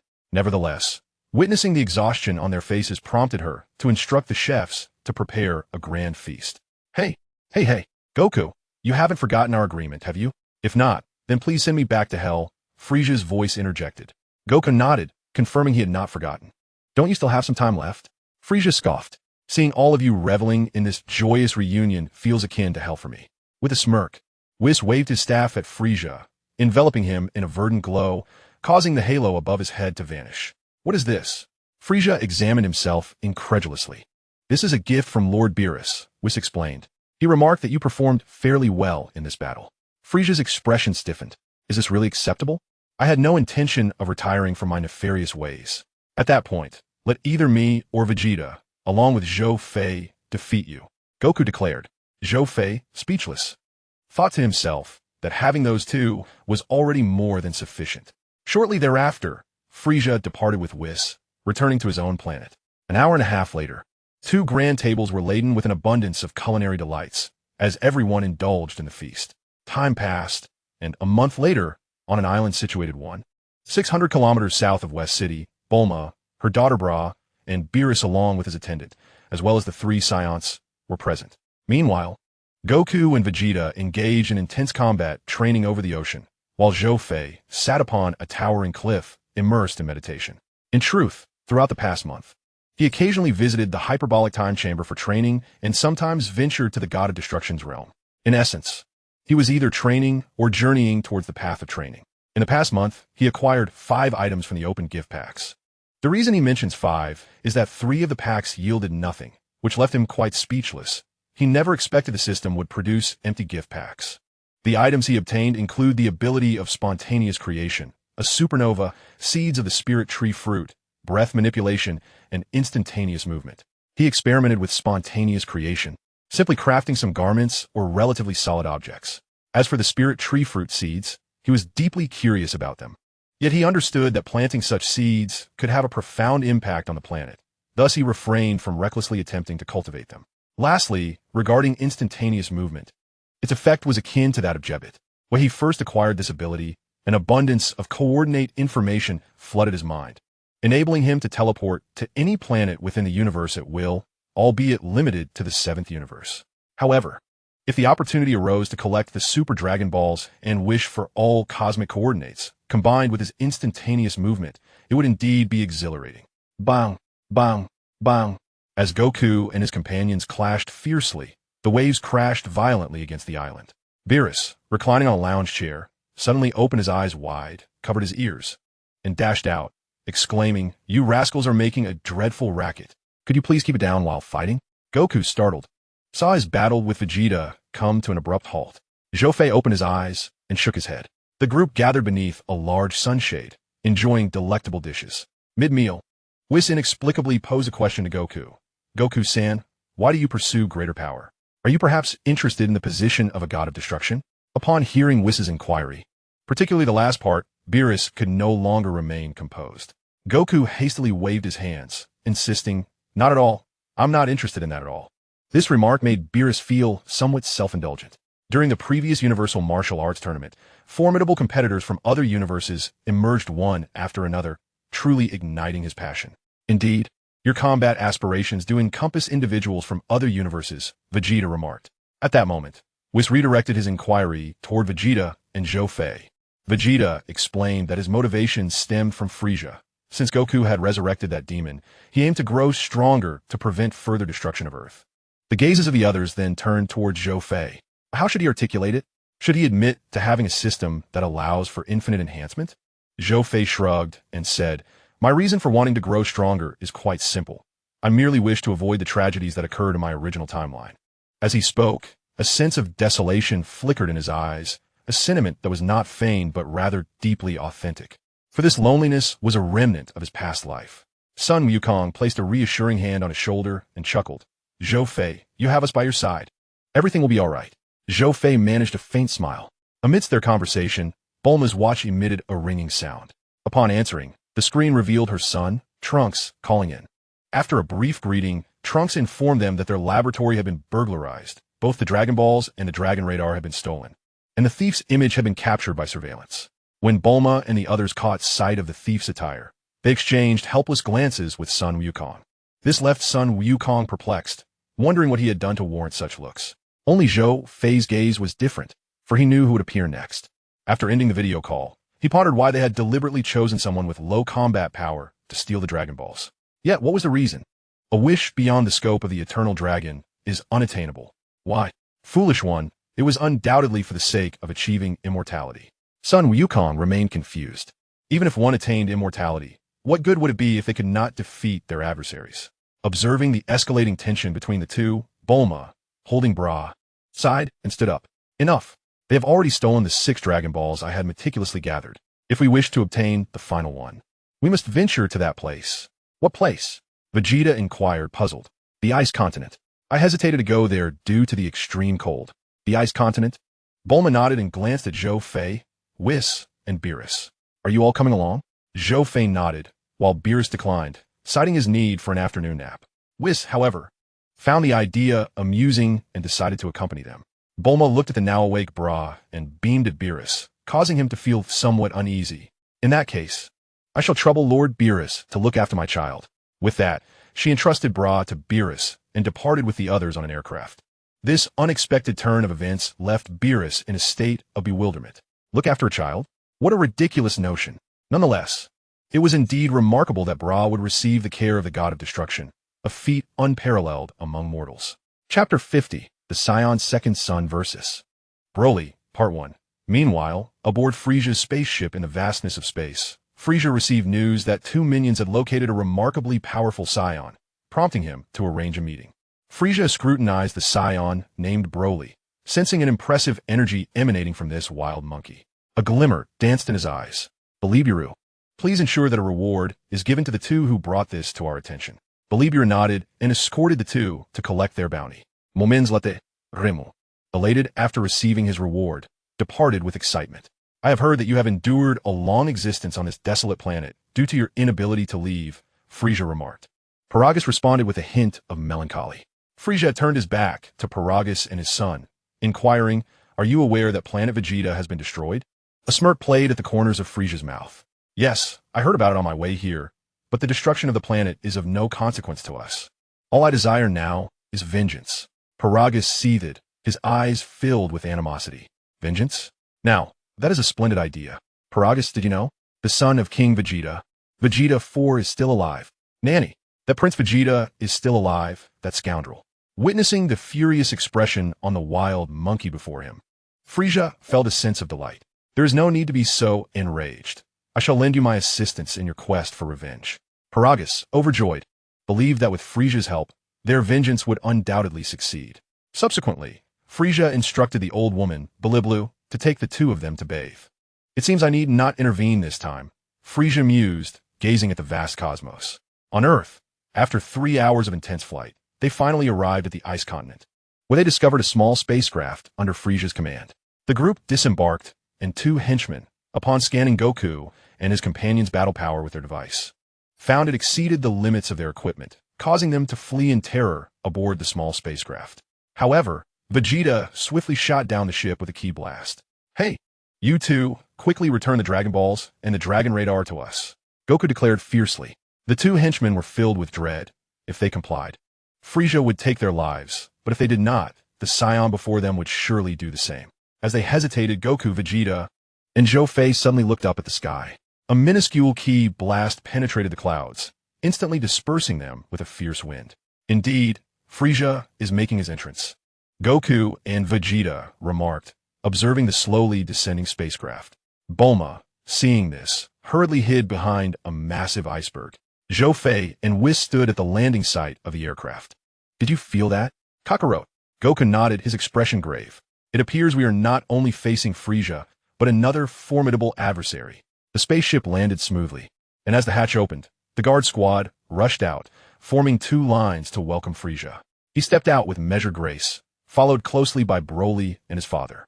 The moment Broly made his entrance, the second Scion felt an overwhelming aura sweep through the air, a formidable presence that ruffled their hair like a chilling breeze. In the distance, Zhou Fei's eyes sparkled with excitement. The legendary Scion, who appeared only once in a millennium, had finally arrived. Compared to versions of Broly from other timelines, he found himself rather fond of this particular reality. Whis observed Broly with a contemplative expression, for as a deity, his perception extended far beyond that of Goku and his companions. Frisia, what brings you here? Goku inquired. You are all already aware, aren't you? Frisia replied, simultaneously using his telekinetic powers to gather the 7 Dragon Balls into his grasp. Naturally, I intend to make a wish. And who are those two behind you? Frisia asked with a sly smile. These two are the newest members of my Frisia force, Broly and his father, Paragus. You must have noticed they too are Scions. He continued. I do not recognize them, Vegeta scoffed. Enough with the jesting. Vegeta, my son and I have come for revenge, Paragus declared. His face contorted with rage and fists clenched tightly. I know nothing of this. Revenge seems trivial. After all, we are all Scions and should coexist harmoniously. The second Scion interjected. Unable to contain his anger any longer, Broly, standing behind Frisia, erupted in fury. Frieza, my king. Paragus noticed his son's agitation and cast a glance at Frieza. It seems Broly can no longer hold back. Let us engage. I wish to witness the extent of his prowess. Paragus nodded, his gaze fixed intensely on Vegeta. Very well, Broly, attack. With his father's command, Broly charged towards Vegeta with a fierce cry. Vegeta smirked, effortlessly blocking the attack, then shouted as he sent Broly flying away with a powerful strike. Broly retaliated with a punch, but despite his speed, he could not land a hit on Vegeta. Frustrated, Broly swung again, while Vegeta remained relaxed, arms crossed. Having discerned that Broly's attacks, though strong, were overly simplistic, unwilling to be on the receiving end of continuous blows, Vegeta seized the opportunity, delivering a swift kick to Broly's abdomen, sending him tumbling several meters and carving 2 deep grooves into the icy ground. Having completed his warm-up, Vegeta was ready for the true contest to begin. He shed his down jacket and delivered a piercing punch to Broly's nose, causing him to lean back. Broly raised his right hand to strike, but it was merely a feint. He swung with his left, yet Vegeta appeared to anticipate the move, effortlessly evading the attack. Vegeta executed a swift maneuver, striking Broly in the abdomen with both feet before seamlessly transitioning into a Thomas spin, which deftly brought Broly crashing down. Before Broly could even comprehend the situation, Vegeta sent him flying, following closely behind. The fluidity of his movements resembled a dance, devoid of any superfluous theatrics. The two combatants clashed repeatedly upon a vast, icy expanse, their tremendous might causing the ice beneath them to fracture with each collision. After several exchanges, Broly tightened his fists and unleashed a powerful blow. Unfortunately, his intent was all too apparent. Vegeta was well prepared and effortlessly evaded the attack, deflecting Broly's hand with a single palm. Broly stumbled, nearly losing his balance in midair. With a furious roar, he surged towards Vegeta at an astonishing speed, positioning himself directly above him. Even Vegeta couldn't help but admire the swiftness of his approach. Regrettably, Broly's assault remained simplistic and straightforward, easily countered by Vegeta. After all, most of Broly's combat techniques were inherited from his father, rendering them trivial to Vegeta. However, as time progressed, Vegeta discerned a concerning truth. This Saiyan, named Broly, was rapidly evolving. Once more, Broly struck with a fist, and though Vegeta managed to block it, the sheer force propelled him backwards. Regaining his footing, Vegeta clenched his fists and slammed them down with a resounding thud. Although he had sent Broly flying, the latter, fueled by rage, charged back towards him upon landing. Having acclimated to Vegeta's speed, Broly swiftly maneuvered behind him. Vegeta felt a flicker of surprise, yet in that fleeting moment, Broly delivered a powerful punch. Vegeta, however, had anticipated this and was ready. The two engaged in a test of strength, their fingers interlocked mid-air. Vegeta gripped Broly's finger joints with fierce determination. The prior strike had ignited his fury. Sensing Broly's pain and desperate attempts to break free, Vegeta began to radiate a golden aura. "You are truly a formidable opponent," he exclaimed, launching Broly away with a headbutt that triggered his transformation into Super Saiyan. Now in this heightened state, Vegeta regarded Broly with a cold gaze, which Broly found intolerable. Speeding behind Vegeta once more, he attempted to employ the same tactic. But Vegeta effortlessly raised his hand, delivering a punch that sent Broly flying. Paragus watched in astonishment. What was happening with Vegeta? Could it be that Broly was incapable of transforming into a Super Saiyan? Frieza regarded Paragus with curiosity. Nanny? Super Saiyan? Could it be the legendary one? Paragus swallowed hard, panic setting in. If this truly was the legendary Super Saiyan, how could he possibly exact his revenge? On the battlefield, the two resumed their clash. Although this time Broly found himself overwhelmingly outmatched. Chapter 51, Saiyan's Second Young Master vs. Broly, Part 2. Broly roared in fury. Indeed, his methods of attack were painfully simplistic. In the presence of a seasoned fighter like Vegeta, Broly's combat experience resembled that of a mere child. How could he possibly avoid being suppressed? Yet, the crux of the matter was that Broly had yet to unleash his true potential. Bang! Vegeta landed a powerful punch squarely on Broly's face. However, this time, Broly did not soar away. Instead, he absorbed the blow with his face. His eyes glared at Vegeta with a fiery intensity. What on earth is wrong with this guy? Vegeta sensed something was amiss. Yeah, Broly concentrated his energy into his fist and delivered a devastating blow to Vegeta's abdomen. Although Vegeta managed to block the attack, the immense force propelled him backward, crashing through a colossal iceberg. Damn it, This guy's rate of growth is astonishingly rapid. Boom! Broly pressed forward, using his fist to relentlessly push Vegeta, cleaving the massive iceberg in half. Observing the fierce battle between them, Zhou Fei narrowed his eyes, fixated on Broly. His anger was steadily escalating. It wouldn't be long before it was his turn to enter the fray, especially since he had barely showcased his abilities in the Tournament of Power. Whoosh, whoosh, whoosh. A series of concentrated energy blasts erupted. Swish, swish, swish. Vegeta deftly evaded them, veering upwards, his energy transforming into Super Saiyan God mode. Akimson aura erupted, compelling Broly to halt.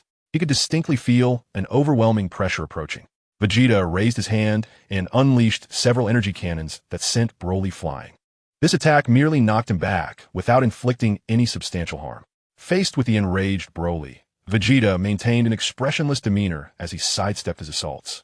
After easily dodging several rounds, he seized Broly's fist and delivered a seemingly light punch. Yet, it struck like a sledgehammer, sending Broly hurtling thousands of meters away, shattering several small glaciers to mitigate the resistance of his flight. Boom! Ultimately, he crashed into a sturdier iceberg, creating a massive breach. Paragus, witnessing the disparity in power, slumped despondently to the ground, contemplating surrender. However, upon realizing that his son was on the brink of going berserk, he rose again in a panic, shouting, "Broly, stop. Come back. Are you ignoring my words?" "Broly." Frieza observed Broly with a contemplative expression. Broly clutched his forehead and roared. "What is happening?" Vegeta sensed an overwhelmingly powerful energy emanating from him. Although perplexed, he deemed such antics beneath his notice. With a raised hand, a brilliant wave of energy was unleashed. The wave engulfed Broly, resulting in a violent explosion. Vegeta snorted disdainfully, preparing to retreat when suddenly the sea began to tremble, resembling boiling water. With a tremendous roar, a colossal vortex formed in the ocean, followed by a massive column of water shooting skyward. Broly emerged from the whirlpool, his muscles bulging and his pupils shining with a golden-green aura that enveloped his body. In a flash, Zhou Fei appeared beside them. "Hey, what's going on with this guy?" "Vegeta, Zhou Fei, have you ever seen a Saiyan like this?" Vegeta shook his head, while Zhou Fei remained silent, his eyes sparkling with excitement. Broly roared furiously. Suddenly, a green energy wave erupted from his mouth. The three swiftly dodged, and with a thunderous boom, an iceberg was obliterated, shattering into fragments that soared into the sky before exploding violently. Vegeta, fueled by rage, struck Broly in the face. Yet for the current Broly, this insignificant attack was merely a nuisance. He retaliated, sending Vegeta flying and swiftly pursuing him. Bang! Bang! Bang! A flurry of punches ensued, with Vegeta forced into a defensive stance. A fury-laden punch sent Vegeta crashing through several icebergs before he finally hit the ground. Vegeta shook his hand lightly. His arm had gone numb from blocking the earlier attack. Broly stood atop a mountain, roaring in fury. "Hey, how about we exchange a few blows?" Son Goku removed his outer jacket, stretching his muscles and taking his stance. With a swift motion, the two rushed towards each other. Bang! The collision of their fists generated a fierce storm. As they weaved through each other, the intensity of their battle escalated. After several exchanges, it became evident that in his regular state, Goku could not compete with Broly. Thus, he transformed into Super Saiyan, but the results were still unsatisfactory, leading him to ascend to Super Saiyan God. As Broly charged at him, Goku utilized a technique akin to using 4 ounces to deflect 1,000 pounds, dissipating much of Broly's force. Nonetheless, the impact caused the ice beneath them to crack violently, reminiscent of tectonic shifts. Goku leaped backward, and Broly swiftly turned to pursue him. "Hey, calm down." But in his rage, Broly was beyond reason, delivering a reckless punch. Goku furrowed his brow slightly, raising his hands to momentarily restrain Broly's movements with divine energy. "Listen, we Saiyans are living peacefully on Earth, and you're not a bad person. There is no benefit in listening to those villains, so please cease this fighting." However, Broly disregarded Goku's words, his fury surging once more as he broke free from the restraints, using his own energy to bind Goku instead. Goku was taken aback. Bang! A heavy punch landed on his face, but fortunately, he managed to guard against it and countered with a shoulder throw. A thick layer of ice crumbled under the force of the strike, the area affected extending for thousands of meters. Sun Wukong leaped into the air, and at that moment, Broly rose, unleashing another furious roar, his green aura erupting. With a focused gaze, he charged at Broly, engaging in close-quarters combat. Each collision fractured the ground beneath them. Bam! A punch sent Sun Wukong flying, and Broly swiftly closed the distance, landing a kick just as Sun Wukong touched the ground. Instinctively, Sun Wukong rolled away from the blow. But Broly seized the opportunity, launching a relentless series of stomps. Each stomp was immensely powerful, creating deep craters in the earth. After rolling several times, Sun Wukong regained his footing, gathering energy into a blast aimed at Broly. Bam! Broly caught the energy blast with one hand, crushing it until it exploded. Damn! Broly grasped Sun Wukong's hand and with a slight flick, sent him forward, then seized his foot, swinging him around like dough and slamming him into the ground repeatedly. Bam! Bam! Bam! Aya! Sun Wukong cried out in agony, each impact feeling as though his very bones were shattering, his insides trembling violently. After several rounds of this brutal exchange, he nearly lost consciousness. Whoosh! Broly threw him into the air, grasping his head and rubbing it against the icy wall before finally hurling him away. Upon landing, Sun Wukong felt an overwhelming pain throughout his body. To be this powerful, truly formidable, struggling to rise, he tore off his tattered outer garment, channeling energy to enter the Super Saiyan Blue form. Whoosh! The two once again clashed. The intensity of this encounter vastly different from before. In mere moments, they battled from the heights down into the magma below, only to emerge again. The devastation in their wake, nothing short of terrifying. Meanwhile, Frieza had killed Paragus and shouted at Broly amidst the fray. Broly, look this way. Your father has been brutally harmed. Broly turned to see his father lifeless, his pupils contracting in shock as a surge of energy erupted from within him. Sun Wukong landed. Swallowing hard, this aura was extraordinary. At that moment, Zhou Fei appeared beside him. You should rest. I will handle this from here. Sun Wukong hesitated, as it was his first encounter with such a formidable Saiyan, feeling reluctant to forego the battle. However, seeing the determination in Zhou Fei's eyes, he reflected on his past battles with Vegeta and decided not to overshadow Zhou Fei.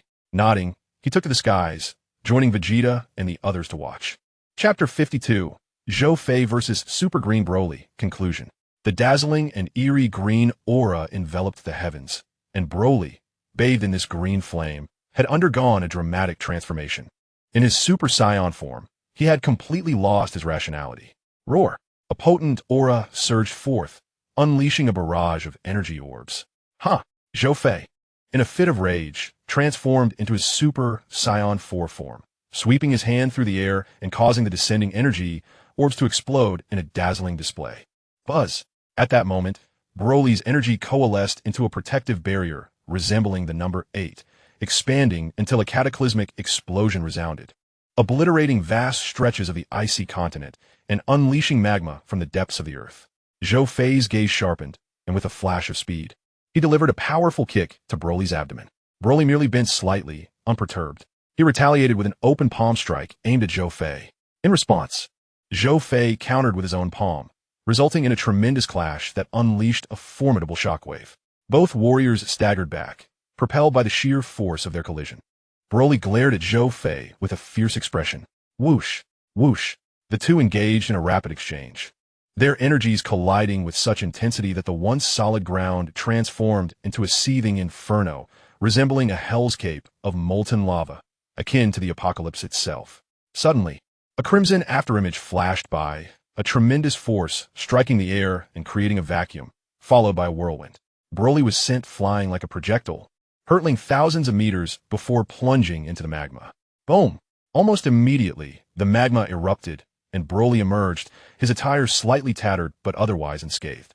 Roar! He bellowed like a beast, his green energy swelling and contracting as he surged towards Zhou Fei with electrifying speed. Remarkably, his velocity had escalated once again. The gravity had been released to 500 times Earth's. In an instant, Zhou Fei felt his own power surge. Just as his energy peaked, Broly reached him and unleashed a ferocious punch. Bang! Zhou Fei nonchalantly absorbed the blow, the resultant shockwave reverberating through the void. Grasping Broly's fist, he flung him away, prompting Broly to retaliate with an energy wave. In the blink of an eye, Zhou Fei countered with his own energy wave, clashing against Broly's. ZZZZ. The titanic energy waves collided, sending tremors through the air. Who exactly is this Saiyan? Why we never heard of him before? Sun Wukong pondered in confusion. Haven't you heard that scoundrel Frieza mention they hail from a remote and inhospitable planet? Vegeta scoffed, casting a sidelong glance at him. Yet, he couldn't deny in his heart that this Saiyan was exceptionally formidable. A premonition stirred within him. Even transforming into Super Saiyan Blue might not guarantee victory over this Broly. Simultaneously, a wave of indignation washed over him. How could there be another Saiyan, beyond Zhou Fei and Kakarot, who surpassed him? The prince? It was a blow to his pride. How could he hope to grow stronger and surpass Kakarot and Zhou Fei when faced with such insurmountable odds? On the battlefield, the two formidable energy waves clashed for several seconds, mutually neutralizing each other. In a flash, as the energy dissipated, Zhou Fei seized the opportunity to approach Broly and struck him in the face with his knee. Broly staggered back a fair distance, but immediately retaliated.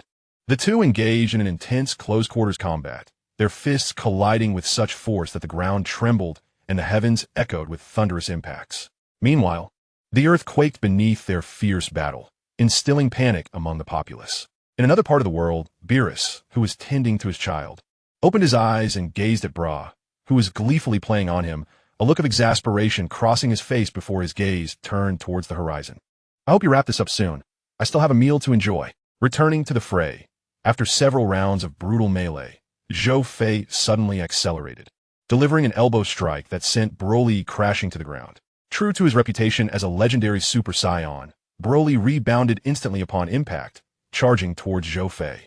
With a fierce glare, Zhou Fei unleashed a tremendous aura, colliding with the oncoming Broly and sending him flying. With a roar, Broly unleashed a powerful energy wave. Tenfold Ultimate Demon, Flash, Kamehameha. The two energy waves collided with a thunderous boom, shattering the void and plunging them into the fractured abyss. With a primal scream, Broly's immense power tore through his clothing, his aura and energy surging to new heights. Zhou Fei smirked slightly, activating the hundredfold Kaioken, his fierce energy overwhelming Broly's. This iteration of the hundredfold Kaioken was markedly different, showcasing an explosive increase in power due to extensive training. In the realm of destruction, he had once faced Goku and Vegeta using this very technique, where both had barely matched him with their deep blue and Kai blue forms. In Whis' words, Zhou Fei's strength had reached a level equivalent to 40 times that of Beerus, and now, it seemed he had gained an additional 5. Do not underestimate this 5. It brought him perilously close to half of Beerus's power. It is essential to remember that Beerus is a master of concealment, with each surge in his energy being unfathomable, leading Zhou Fei to suspect he had intentionally sealed his own strength. In an instant, Zhou Fei lunged forward, delivering a punch that sent Broly flying, quickly following up with a knee strike and then a spinning kick to his chin. This flurry of attacks left Broly momentarily dazed. Shaking his head, he let out a furious roar, summoning a colossal energy sphere. Raising one hand, he hurled the massive orb. Zhou Fei clenched his fist, condensing his aura, and unleashed the Dragon Fist. With a crack, a golden dragon pierced through the immense energy sphere, but Broly remained undeterred, his hand outstretched, releasing an explosive wave of energy. The collision of energies once again caused violent upheaval in the dimensional barrier, shattering it anew. The two individuals have returned to the realm of reality, finding themselves in an entirely different location. Broly, shaking his head vigorously, roars once more. At this moment, he has repeatedly harnessed energy that exceeds his own limits, and the recent clash of his Dragon Fist has nearly drained him to the brink of exhaustion. A hum resonates as he gathers energy again, unleashing a formidable surge. The legendary Super Saiyan is known to fight relentlessly until his energy is completely depleted. Meanwhile, inside Frieza's spaceship, Zilai and Remo are in a state of urgency, clutching the Dragon Balls as they rush towards the exit. They must prevent Broly from continuing his battle. Otherwise, he risks losing his life. It seems the climax is approaching. Whis observes the distant scene with a bemused smile. Goku scratches his head in confusion, wondering why he senses no impending conclusion. Vegeta shares a semblance of doubt, yet he finds solace in the fact that he is a disciple of Beerus. In a swift motion, Broly lunges towards Zhou Fei, delivering a powerful punch. But Zhou Fei evades it. The blow crashes into the ground, fracturing the earth and causing molten lava to erupt. In mere moments, a pool of lava forms in the ravaged terrain. Zhou Fei appears behind Broly, executing a forceful kick that sends him crashing into a mountain. The immense energy shatters debris, sending fragments soaring. At that instant, Zhou Fei seizes the opportunity, teleporting to Broly's front, his aura enveloping his fist as he strikes his abdomen. Broly cries out in pain, clutching his stomach. Yet, as a legendary Super Saiyan, he cannot succumb to such minor discomfort. Enduring the agony, he counters, but Zhou Fei, having anticipated this moment, deftly evades, while simultaneously unleashing a powerful attack that lands on Broly. Bang, bang, bang. With a series of heavy strikes, Broly begins to falter, finally dropping to one knee. Just then, the sky darkens, and Zhou Fei smirks. The anticipated moment has arrived. He assumes a fighting stance, energy converging in his hands. Wait, is Zhou Fei truly intent on killing him? No, I must intervene. Goku prepares to act, but is halted by Vegeta. Vegeta, what are you doing? If such a formidable Saiyan is eliminated by Zhou Fei, where will we find another? Kakarot, can't you see the situation clearly? I am confident that Zhou Fei would never kill him. Vegeta retorts coldly. Isn't it obvious? Zhou Fei clearly aims to end Broly. On the battlefield, Zhou Fei gathers a colossal amount of energy. Tenfold Ultimate, Demon Flash, Kamehameha, a brilliant beam erupts from his hands, collapsing the ground beneath its might. Broly screams as he is engulfed by the energy, just as the sky returns to its normal state. It seems we have bid farewell, eagerly anticipating our next encounter. Zhou Fei murmured, reverting to his original form and turning to depart. Meanwhile, a small vessel emerged from Frisia's spaceship, piloted by none other than Remo, who beckoned Zillai to board and swiftly escaped the scene. Frisia, observing the rapidly retreating craft, raised his hand, poised to unleash a beam of energy, when suddenly a figure materialized, grasping his wrist. There is no need for such petty antics. Frisia, it was none other than Son Goku, having teleported to the scene.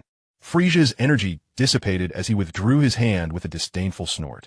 Consider yourselves fortunate this time. I shall return. With that, he erupted in fury and took to the skies. The group boarded Bulma's ship and returned to the island. 2 hours later, Son Goku teleported to the new Namek, requesting Shinran to restore the ice continent and erase any trace of this incident from the minds of the Earthlings. The matter concerning Broly had finally reached a conclusion. Yet everything was far from over. Chapter 53, Prison Planet, the Malevolent Saiyan Kamba. 5 days later, within the realm of the gods of destruction. Bang! Zhou Fei seized Vegeta's arm and executed a shoulder throw, sending him crashing to the ground. Just then, Son Goku arrived before him, and in a swift motion, Zhou Fei delivered a kick to his chin. However, Son Goku blocked the strike, sending him hurtling backward, carving a path across the water surface. While a sphere of energy soared toward him, Son Goku raised his hand and swatted the energy ball aside, causing it to explode in the distance. In that instant, Zhou Fei materialized behind him and delivered a powerful punch, striking Son Goku directly and inadvertently colliding with the recently risen Vegeta, sending him flying several meters away. Kakarot, get out of my way. You are a nuisance. Vegeta exclaimed. Why do you speak to me in such a manner? Son Goku retorted. You are obstructing me. The two began to bicker. Observing this, Zhou Fei slapped his forehead, exclaiming, Oh no, not another argument. At that moment, a beautiful woman came running from the distance. Oh no, Trunks is missing. She gasped. Xiao Wu, what happened? Son Goku inquired. Indeed, the woman was future Xiao Wu, who along with Trunks, had arrived in the realm of the gods of destruction 3 days prior. Their presence here was permitted by the Omni King. During the farewell to the future Omni King, Son Goku had inadvertently let slip a detail, leading to their current predicament. Just as she was about to elaborate, a man appeared and declared, I know where Trunks is. Vegeta furrowed his brow and asked, Who are you? The man smiled. I am Fuyu, a friend of Trunks. If a friend is in peril, I must certainly lend my assistance. Friend? Oomph. Vegeta scoffed. Do not wear such a fearsome expression. Right now, Trunks is on the prison planet. With a smile, Fuyu spoke. Sun Wukong, somewhat perplexed, inquired about the prison planet, a place he had never heard of. A glimmer of brilliance flashed in Zhou Fei's eyes as Fuyu continued, explaining that the prison planet housed numerous dangerous prisoners from across the universe, and if they did not act swiftly, Trunks would be in peril.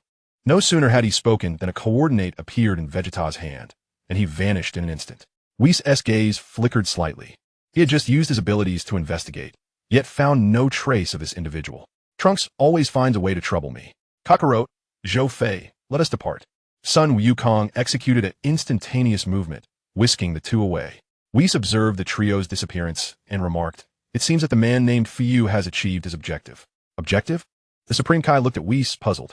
Whis offered no further explanation. At that moment, the Supreme Kai handed a pair of earrings to Xiaowu before they both vanished. In a certain cosmic expanse, they materialized on a colossal planet connected by 7 orbiting spheres. After the Supreme Kai brought Xiaowu here, he disappeared. Is this the prison planet? Sun Wukong surveyed the surroundings. Will Trunks be here? Xiaowu asked, bewildered. Zhou Fei comforted her with a pat on the shoulder, assuring her, do not worry. We will certainly find Trunks. As the group conversed, Sun Wukong and Vegeta suddenly stiffened, turning their attention back. Do you sense that? What is that aura? Zhou Fei also turned to look, spotting a figure approaching from the distance. Upon landing, Sun Wukong, Xiaowu, and Vegeta were all taken aback, while Zhou Fei remained composed. Found you, the man murmured, unleashing a surge of energy as he transformed. Nanny, Sun Wukong and Vegeta, witnessing this transformation, turned to Zhou Fei in disbelief. How is this possible? He looks exactly like Zhou Fei in his transformed state. In a flash, he charged towards Fuyu, whom Sun Wukong mistakenly believed was the target, transforming into Super Saiyan Blue to engage. A resounding clash ensued as the two exchanged blows, the shockwaves reverberating. So that's it. You're the counterpart of me from that side, remarked Super Saiyan 4 Sun Wukong. Super Saiyan Blue Sun Wukong, bewildered, questioned the meaning of his words. Suddenly, an energy blast was launched, causing Super Saiyan Blue to leap and collide with a ceiling-like structure, resulting in a painful impact. Futile. This space is entirely sealed, he realized. Just then, a spark ignited in his eyes as he unleashed the Kamehameha wave, with Super Saiyan Blue following suit. The two waves, though not overwhelmingly powerful, collided, creating an explosion. As the smoke cleared, the scene returned to a state as if nothing had transpired. Who are you? How can you transform into Super Saiyan 4? In a moment of inquiry, Super Blue Goku raised an eyebrow, taken aback by the knowledge displayed. How could you possibly know that? He questioned, laughter echoing from Frieza. Truly, you Saiyans are remarkable. Thanks to the two of you, Goku, I've gathered some intriguing intelligence. Hey Frieza, what on earth are you talking about? Super Blue Goku inquired. At that moment, Zhou Fei stepped forward. This prison is merely his laboratory. He lured us here by abducting Trunks.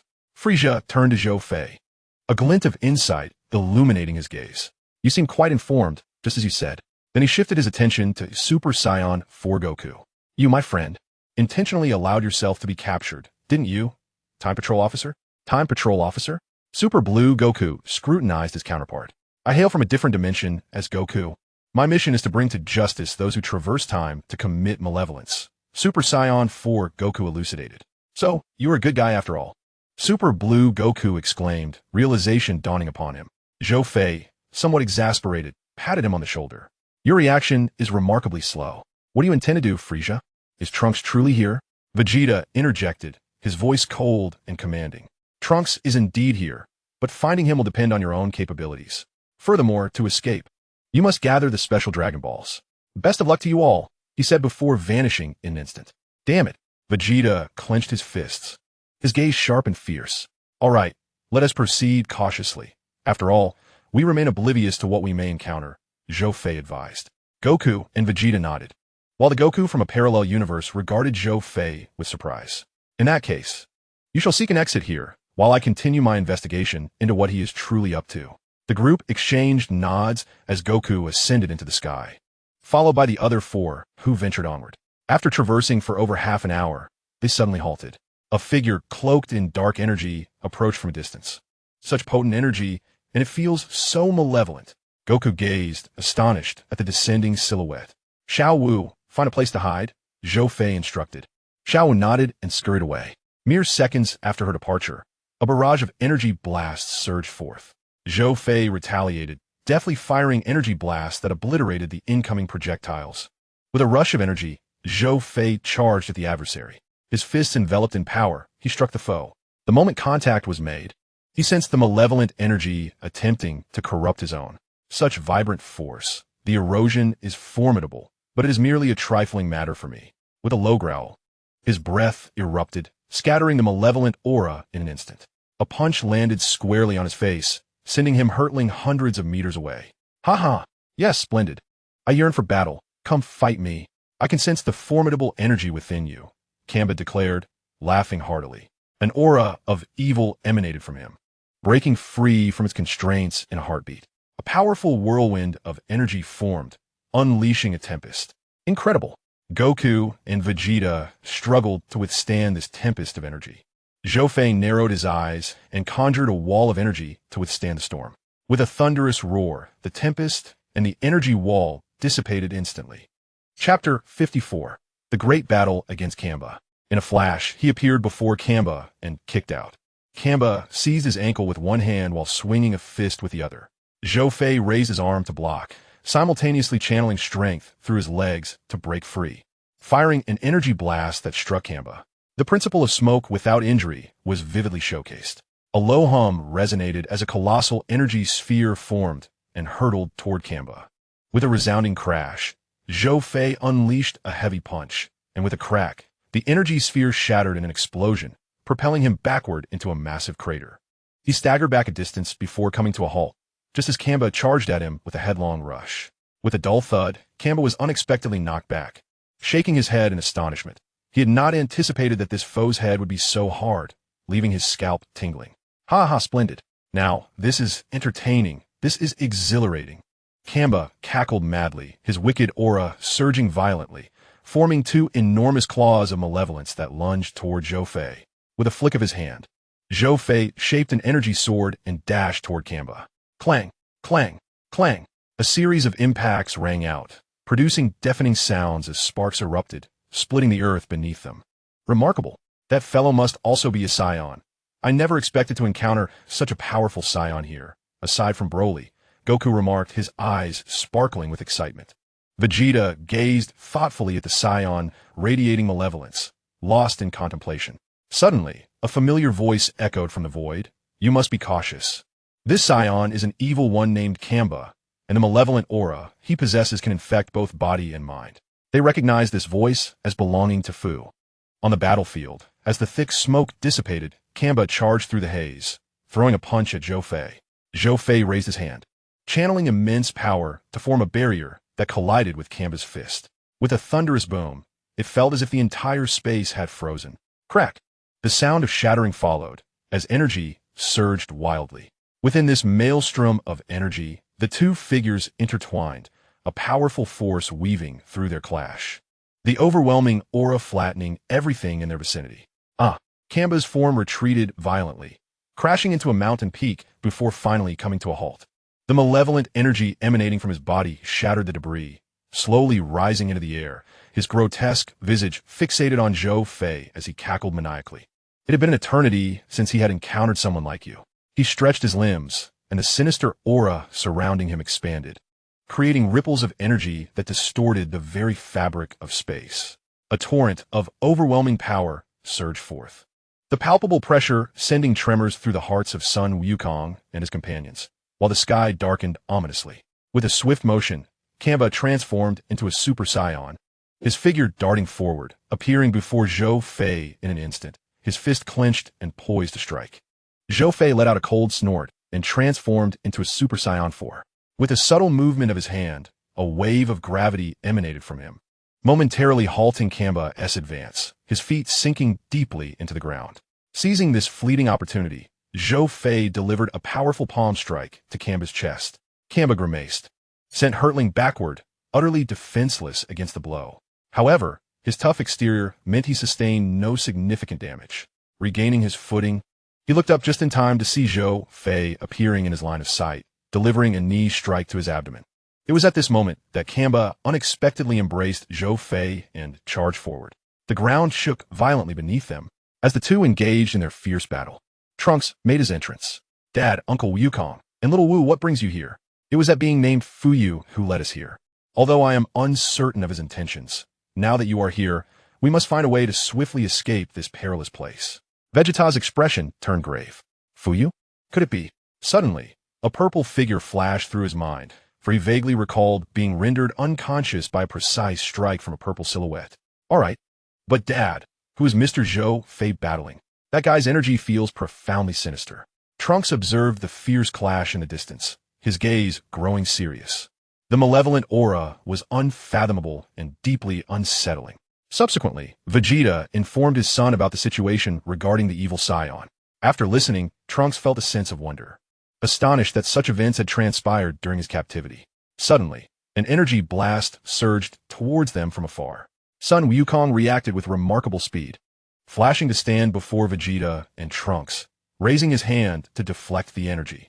They turned to see the source of the attack and grimaced upon recognizing it was Cooler, Frieza's brother. "Dad, Uncle Wukong, do not worry. Cooler is an ally," Trunks explained. Cooler crossed his arms, scoffing, "Only a temporary ally." With that, his gaze shifted towards the battlefield, his eyes flickering with a crimson glow as he looked toward the horizon. "Fryo, you mentioned that my brother's strength has surpassed mine as he is transformed into a golden form. Thus, as his elder brother, I too shall demonstrate my prowess." He began to gather energy, and after a brief moment, a ferocious aura erupted as he assumed the golden form. Observing the direction of the fierce battle, he raised his hand and conjured a colossal golden energy sphere, hurling it forth. The combatants instantly paused, and Kamba bellowed in fury, unleashing a black energy wave that collided with the golden sphere, producing a deafening sound of friction. In the wake of a tremendous explosion, dust filled the air, and debris was sent flying, revealing slight fissures in the chains that bound the sky. Behind the scenes, Fryo watched this spectacle with a hearty laugh. Yet his gaze fell upon another screen displaying Zhou Fei, causing him to furrow his brow. He sensed something extraordinary about this individual, though he could not pinpoint it at the moment. It was worth observing, as he might glean some remarkable energy from him. Returning to the battle, after destroying Gula's energy sphere, Kamba delivered a heavy blow that sent Zhou Fei staggering backward. "Ha ha! This feeling is exhilarating. I crave more combat." Kamba cackled maniacally. With a clap of his hands, he gathered a massive energy sphere, this time with an exceedingly high energy density, warping the surrounding space imperceptibly. Zhou Fei's gaze sharpened as he unleashed a 100-fold King Kai fist, immediately striking a stance to release the ultimate Kamehameha. The two colossal energies collided, powerful waves of energy radiating outward, snapping the chains of the void with a sharp crack. Kamba's energy sphere was propelled away, and a terrifying explosion ensued, with a violent energy surge erupting from the ground. A brilliant and blinding light assaulted the visual senses of all present. Fryo laughed heartily, thumping his thigh. "Splendid, splendid. Let be even more intense. I require more energy to expedite my experiment." Amidst his laughter, an alarm suddenly blared, causing him to frown as he looked at the screen, where a circle appeared, indicating the location of the fractured chains. "Damn it! I did not authorize you to fight to such an extent." He stood up and vanished. As the light dissipated, Kamba returned to his normal state, clutching his arm and panting heavily. At that moment, veins throbbed on his forehead. This was beyond his expectations, a humiliation indeed. Apart from the significant injuries sustained in his previous encounter with that individual, this marked the second time he had suffered such a severe blow. Unforgivable, absolutely unforgivable. He roared in rage, conjuring an irregular energy sphere and hurling it into the sky. "Damn it!" Zhou Fei gathered a small energy wave and directed it at the irregular energy sphere. However, he was a moment too late. Kamba's hair instantly transformed to gold. His muscles surged, and his body rapidly expanded. The golden giant ape of Kamba has manifested. Chapter 55, Kamba's defeat, Zama's appears. As his body continues to grow, an overwhelming sense of dread engulfs the atmosphere. How towering he is. This energy Trunks swallows hard, questioning whether a mere mortal can indeed triumph over such a being. At this moment, Zhou Fei presses his forehead, struggling to contain the urge to transform into a giant ape. Recalling his previous experience in the God of Destruction realm, when he transformed into Super Saiyan 4. After just a few breaths, the impulse to metamorphose dissipates. Feel the fear. "You insignificant creatures." Kamba's tail sweeps out, stirring up a colossal tempest of debris. Bang! Sun Wukong and Vegeta are unexpectedly sent flying by this sudden onslaught, while Kamba's massive hand reaches for Zhou Fei. However, at that moment, several high-density energy blasts erupt from Kamba's arm, creating a series of explosions. Annoying pests. An evil energy wave is unleashed, hurtling towards Gula. Just as Gula dodges, the malevolent energy wave detonates on the ground, forming a molten pit. Turning swiftly, he unleashes the energy wave towards Sun Wukong and his companions. The air hums with intensity as the two Saiyan transform into Super Saiyan 2, simultaneously unleashing their ultimate techniques, the Kamehameha and the Gallic Gun. The earth quakes under the explosive force as the Saiyan duo is propelled into the mountainside. Kamba raises his foot to stomp down upon them. Just then, Zhou Fei appears before him, and an energy wave strikes his face, pushing him back several meters, causing the ground to tremble. Hey, I didn't intend for you to reach this extent. Fury materializes within everyone's sight. Finally found you, Fury. Gula bellows, relentlessly firing energy blasts at Fury. With a smirk, Fury sweeps his weapon forward, tearing open a rift in space, drawing in all of Gula's energy blasts. Subsequently, he cleaves downwards towards Gula, unleashing a torrent of energy from above. A colossale explosion ensuit. As smoke envelopes the area, Gula bursts forth, visibly injured. This fellow, Gula's expression grows grave, astonished that he could be harmed, and perplexed by the nature of the energy just unleashed against him. After resolving the situation with Gula, he gazes at the golden giant ape. With a swift motion of his blade, irregular energy orbs descend from the sky. Leaping into the air, a flash of purple light illuminates the scene. In the instant he lands, sparks crackle from the golden giant ape, which reverts to its original form in mere seconds. As he returns to his normal state, Kamba pivots and throws a punch, but Fury effortlessly evades it. Damn you, I will see you dead. Kamba roars in fury, unleashing a torrent of evil energy towards Fury. Displaying a look of disdain, Fury vanishes in a fleeting moment, leaving only his voice echoing. You can fight amongst yourselves. Kamba, with a fierce glare, bellows at the sky in wrath. At that moment, Zhou Fei suddenly appeared before him, launching a powerful punch that carved a deep trench into the ground beneath his feet, forcing him to stabilize his stance. Shaking off his slightly numbed arm, he stepped forward, unleashing a surge of energy that propelled him to Zhou Fei's side in the blink of an eye, releasing an explosive wave of force at the location of his chest. A deafening roar echoed as both were engulfed in a blinding explosion of light. The brilliance illuminated the surroundings, and the earth trembled beneath them. What sort of monster is this Kamba, who, even after recovering, possesses such formidable power? Sun Wukong stood in stunned silence, realizing that this being might even surpass Broly. Vegeta wore a grave expression, astonished that an evil Saiyan could attain such strength, while internally calculating the odds of defeating him in his deep blue transformation. He reluctantly acknowledged a truth that he could not deny. He seemed incapable of overcoming this foe. What on earth is happening in this world? How could there be so many powerful individuals? Lost in contemplation, he remained oblivious to the fact that the current timeline had evolved into a multiverse, teeming with beings stronger than their Saiyan elite. Meanwhile, back in a laboratory, Fuyu glared furiously at the scene before him, where his experimental facilities lay in ruins. The surroundings a desolate wasteland. Who could it be that found this place and dared to thwart his endeavors? I shall not let you escape unscathed. He clenched his fist, concealing his anger beneath a veneer of calm, though his tone carried an ominous edge. Fortunately, he understood the wisdom of having multiple escape routes, so he had long been prepared for such an eventuality, vanishing into thin air. On the battlefield, amidst the swirling smoke, two figures emerged, Zhou Fei and Kamba. Zhou Fei, surprisingly, had not sustained significant damage, while Kamba bore a crimson gash upon his arm, a remnant of the earlier explosion. This injury had been inflicted when Zhou Fei harnessed gravity to create a glass-like barrier that channeled the explosive energy, striking him with devastating force. Remarkably, Kamba's defenses were formidable, despite being struck by an attack amplified by his own energy and Zhou Fei's gravitational manipulation. He had merely acquired a wound on his arm. Most other warriors would have been incapacitated. Who are you to contend with me? Kamba inquired, fixing his gaze upon Zhou Fei. Did you not already know? It's simply that our paths diverge. Zhou Fei replied with an air of nonchalance. Excellent. It has been far too long since I encountered a worthy adversary like you. I suspect you have yet to reveal your true prowess. Gome, let us engage in a battle to the death. Ha ha ha. Kamba's final words erupted as a frenzied roar. A tremendous and malevolent aura surged from him, darkening the sky once more, and the ground began to tremble in response. Transformed into the malevolent Super Saiyan 3 form. Kamba hurled a punch towards Zhou Fei. In a swift response, Zhou Fei raised his hands, successfully blocking the fierce onslaught.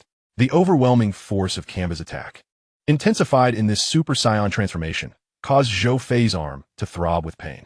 Truly, he was the king of evil Saiyans. Since you wish to witness it, Then open your eyes wide and behold the current might of the Saiyans. In an instant, he ascended to the divine realm, a sacred aura momentarily enveloping Kamba's malevolence.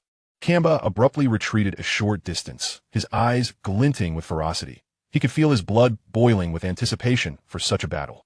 Although he sensed his opponent's energy, he recognized a fundamental shift in its quality compared to before. The two stood opposed, their energies clashing violently, causing the air to quiver and the atmospheric pressure to plummet. The ground beneath them, unable to withstand such immense force, began to fracture, with magma erupting from the depths. Meanwhile, the once overcast sky darkened further, thick with ominous clouds, accompanied by thunderous roars. Lightning streaked down from the heavens, scorching the earth beneath, painting a vivid picture of an apocalyptic scene. As the two warriors faced each other, two more figures materialized near son Wukong and his companions. "You?" Trunks exclaimed in astonishment, taken aback by the appearance of his father and Uncle Wukong. Observing Trunks' shocked expression, Xiao Wu clarified, "They are from the Time Patrol." Trunks nodded, albeit with a hint of confusion, relieved as long as they were not foes. "This place is on the brink of destruction. We must evacuate," urged son Wukong. But Zhou Fei is still fighting. He protested. "Hey, look over there." Vegeta nudged Kakarot with his arm. Son Wukong squinted in the direction Vegeta indicated, his eyes widening in disbelief as he beheld the impossible. Super Saiyan 4? How could this be? Aside from them, other Saiyans had achieved this transformation. Wait, something felt amiss. Could it be that in another parallel universe, there existed a Saiyan who transformed into Super Saiyan 4? Did this imply two evolutionary paths for Saiyans in their parallel dimension? Despite his myriad questions, he understood that this was not the time for contemplation, as the rate of magma eruption was accelerating alarmingly. "Stop dawdling. We must leave at once." With that, he used instant transmission to whisk Vegeta away. Son Wukong glanced back at Zhou Fei, gritting his teeth as he murmured, "You must return safely, Zhou Fei." He then instructed the others to place their hands on his shoulders before vanishing in a flash. The clash of their energies reverberated through the void, igniting sparks in the air. Zhou Fei's eyes sparkled with determination as he launched the first strike, swiftly closing the distance between the two combatants. Bang! The fists of the two combatants collided midair, unleashing a dazzling and furious burst of light. A torrent of power surged forth, sweeping away the surrounding magma with its fierce energy. Crack! The void shattered like glass, crystalline fissures appearing momentarily before expanding and fracturing, releasing an unimaginable force. It seemed there was no time for hesitation. Murmuring to himself, he clenched his fists tightly, channeling all his energy evenly into them. Sensing Zhou Fei's movements, Kamba understood that he was about to unleash his ultimate technique, which suited him perfectly. With a resounding roar, Kamba summoned all his malevolent energy to coalesce into an unparalleled sphere of terrifying power, one potent enough to obliterate an entire universe, more than sufficient to deal with his compatriot. "Go, perish!" With a swift motion, he hurled the energy sphere, while Zhou Fei simultaneously executed his own strike. He thrust his fists forward with great force, unleashing two thunderous dragon roars from his hands, as a surge of energy materialized into two colossal golden dragons in the air. The two forces collided with earth-shattering intensity, unleashing a cataclysmic energy whirlwind that soared into the heavens. The ensuing explosion fractured the very fabric of the prison planet space. Amidst the horrifying cacophony of the explosion, faint cries of agony could be discerned.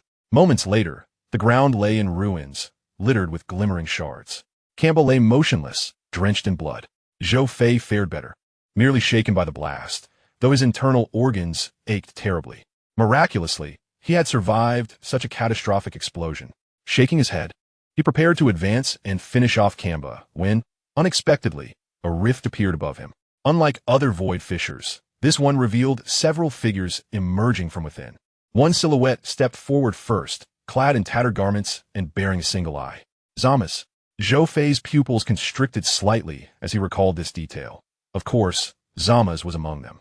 "Long time no see, Scion.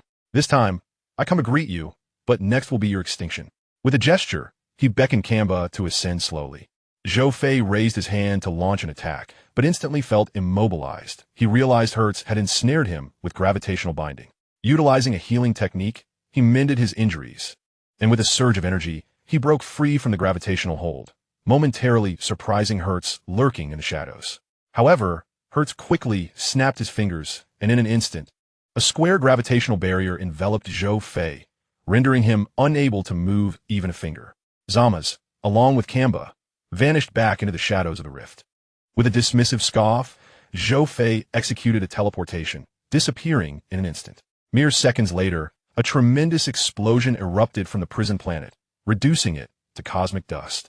Chapter 56, The Demon's Malevolent Wave, The Arrival of the Golden Metal Gula. In the realm of divine destruction, Sun Wukong and his companions made their appearance. Pausing mid-conversation with Whis, Sun Wukong remarked, "Now that you have returned, it is time for us to report our findings as well. I hope we shall meet again." He nodded to his companions, preparing to utilize instant transmission to vanish, when Whis' voice interrupted him. "Please inform the God of Time to expedite the restoration of time. Otherwise, when Lord Beerus learns of this, she may face dire consequences." Sun Wukong paused momentarily, nodded in understanding, and then disappeared. "Whis, could I trouble you to locate Zhou Fei?" He was engaged in battle with others before the explosion of the Golden Universe, and therefore did not return with us. Sun Wukong requested. Whis pondered for a moment before responding, "Please recount the events that transpired in that prison." Before Sun Wukong could speak, Vegeta stepped forward to narrate the circumstances. His motivation for stepping up was primarily due to his concern that Kakarot would fail to articulate the details clearly. A few minutes later, Whis nodded thoughtfully. "It appears that an individual named Fuyu is manipulating time. If that is the case, we as deities must exercise caution in our actions," he mused quietly. Observing Whis in contemplative silence, Sun Wukong felt an urge to engage him in conversation, but was halted by Vegeta's intervention. "Can't you see he is deep in thought? Kakarot, how can you lack such perceptiveness?" Meanwhile, in another realm filled with bizarre, colorful entities, a figure suddenly materialized. Zhou Fei surveyed his unfamiliar surroundings with a sense of unease. "Where on earth have I ended up?" Having utilized instant transmission on the prison planet without a specific destination in mind, he now found himself perplexed by his new location. As he pondered, an energy blast unexpectedly surged towards him from behind. Zhou Fei stood obliviously, while a hidden figure reveled in delight as the energy blast struck its intended target. Just as the assailant believed they had severely injured him, a voice echoed in Zhou Fei's ear, sending chills down his spine, compelling him to retreat hastily.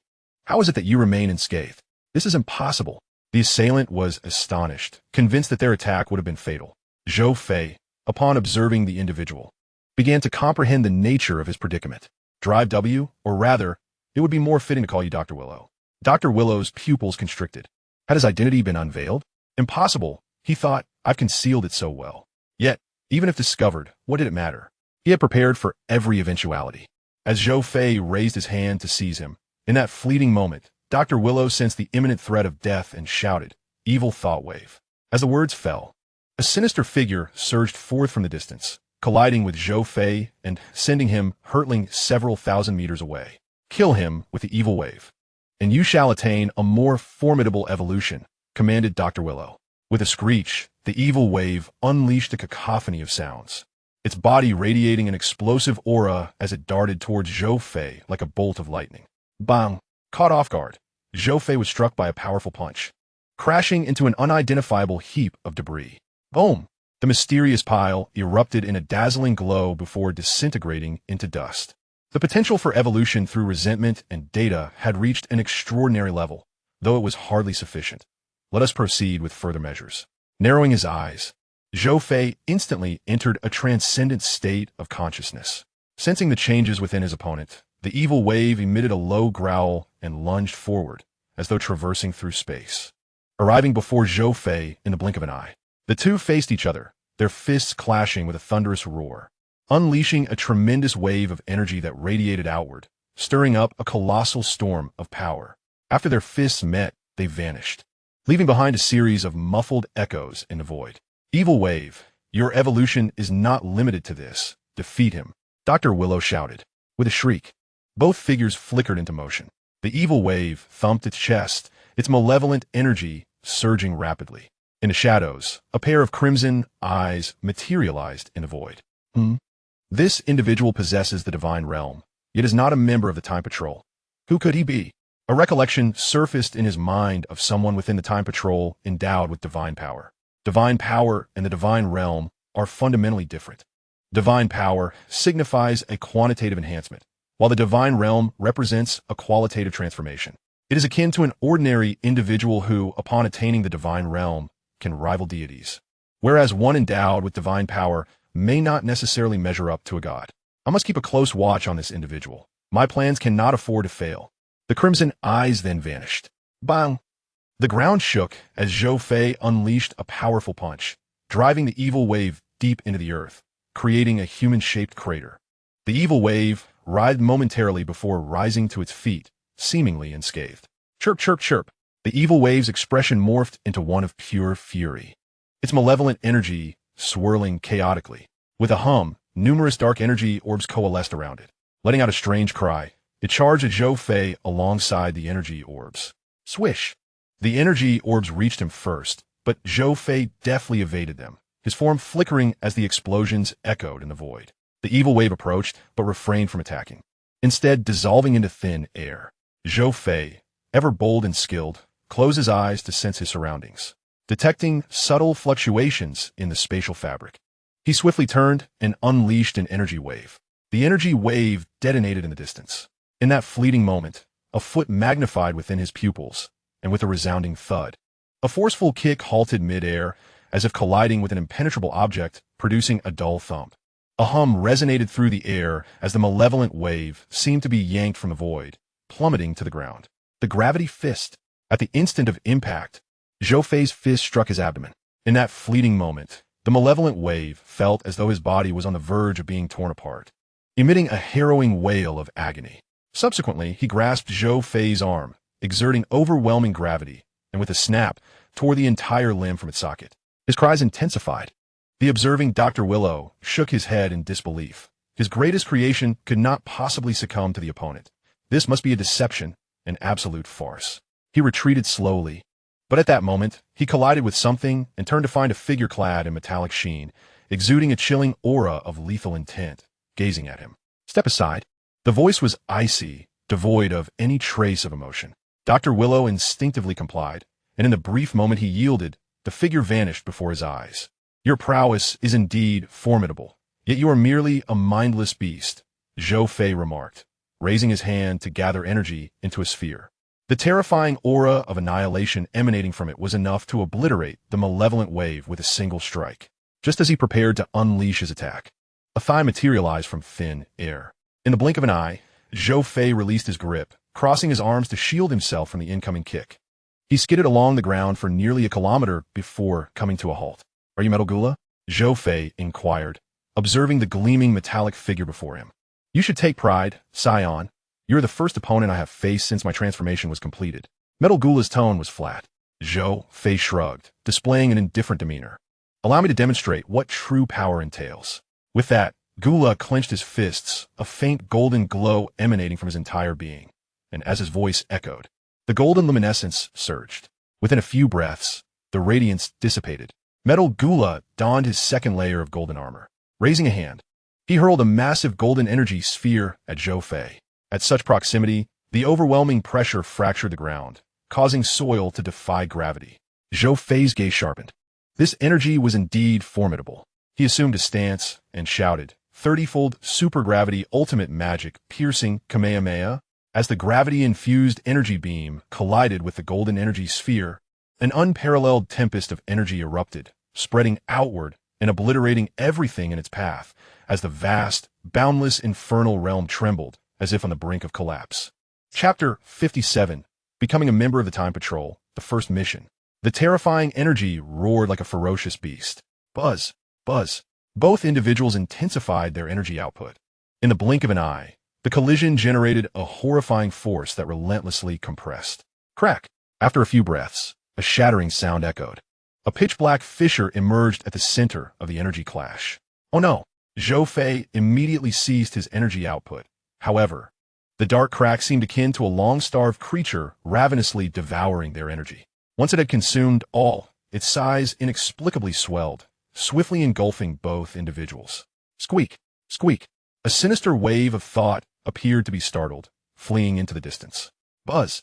The dark fissure gradually transformed into a colossal vortex, drawing in everything around it. Within mere moments, hell lost its original hues, succumbing to a still, monochromatic state. Hey, wake up! A melodious female voice reached Zhou Fei's ears. He slowly opened his eyes, greeted by blinding light. Wasn't he, I swallowed by the fissure? Where's this place? Rubbing his eyes, he climbed to his feet. Hey, are you all right? The female voice echoed again. Zhou Fei turned and beheld a girl with a strikingly exquisite appearance. This girl, I feel as though I have seen her before. As Zhou Fei pondered, she spoke again. I'm asking you a question. Are you mute? And how did you arrive in the realm of time? Zhou Fei's eyes brightened at the mention of the realm of time. Indeed, this girl was none other than the supreme Kai of time. Cain? Yes, that was her name. Then a wave of confusion washed over him regarding how he had arrived here. He recalled being consumed by the fissure, feeling a tumultuous spin before losing consciousness. Could I truly be mute? No, I must investigate the origins of this individual. Just as he prepared to turn away, Zhou Fei hurriedly spoke, esteemed supreme Kai of time. I am Zhou Fei, a scion from another parallel universe. I'm uncertain how I arrived here. Ah, so you can speak. I thought you were mute. Cain said with a haughty posture, hands on her hips. Wait, you claim to be from another parallel universe? That shouldn't be possible. Cain scrutinized Zhou Fei, pondering internally. To traverse time and space, one must possess a time ring. Yet this individual she glanced around, failing to spot anything resembling a ring. Suddenly, a tremor rippled through the void, and a vortex began to take shape. A figure emerged from within the whirlpool. Greetings, Supreme Kai. Cain immediately knelt, paying her respects. Zhou Fei merely greeted the Supreme Kai with a simple hello, without further gestures, though the Supreme Kai seemed undeterred. It has been a long time, Supreme Kai of time. The voice of the Grand Priest resonated with a calm demeanor. The God of Time, Kai, nodded in acknowledgement. Indeed, it had been several million years since he last beheld the Grand Priest. The Grand Priest offered a warm smile. I have come here not for any other reason than to speak of the Scion by your side. He hails from our universe. What does the Grand Priest intend? You must be aware of the recent series of events. Our divine beings are unable to intervene, which is why I considered a certain individual. Kai cast a sidelong glance at Zhou Fei. Indeed, in order to resolve this incident, let us make Zhou Fei a member of the Time Patrol. Zhou Fei pointed at himself in disbelief. You want me to join the Time Patrol? What sort of jest is this?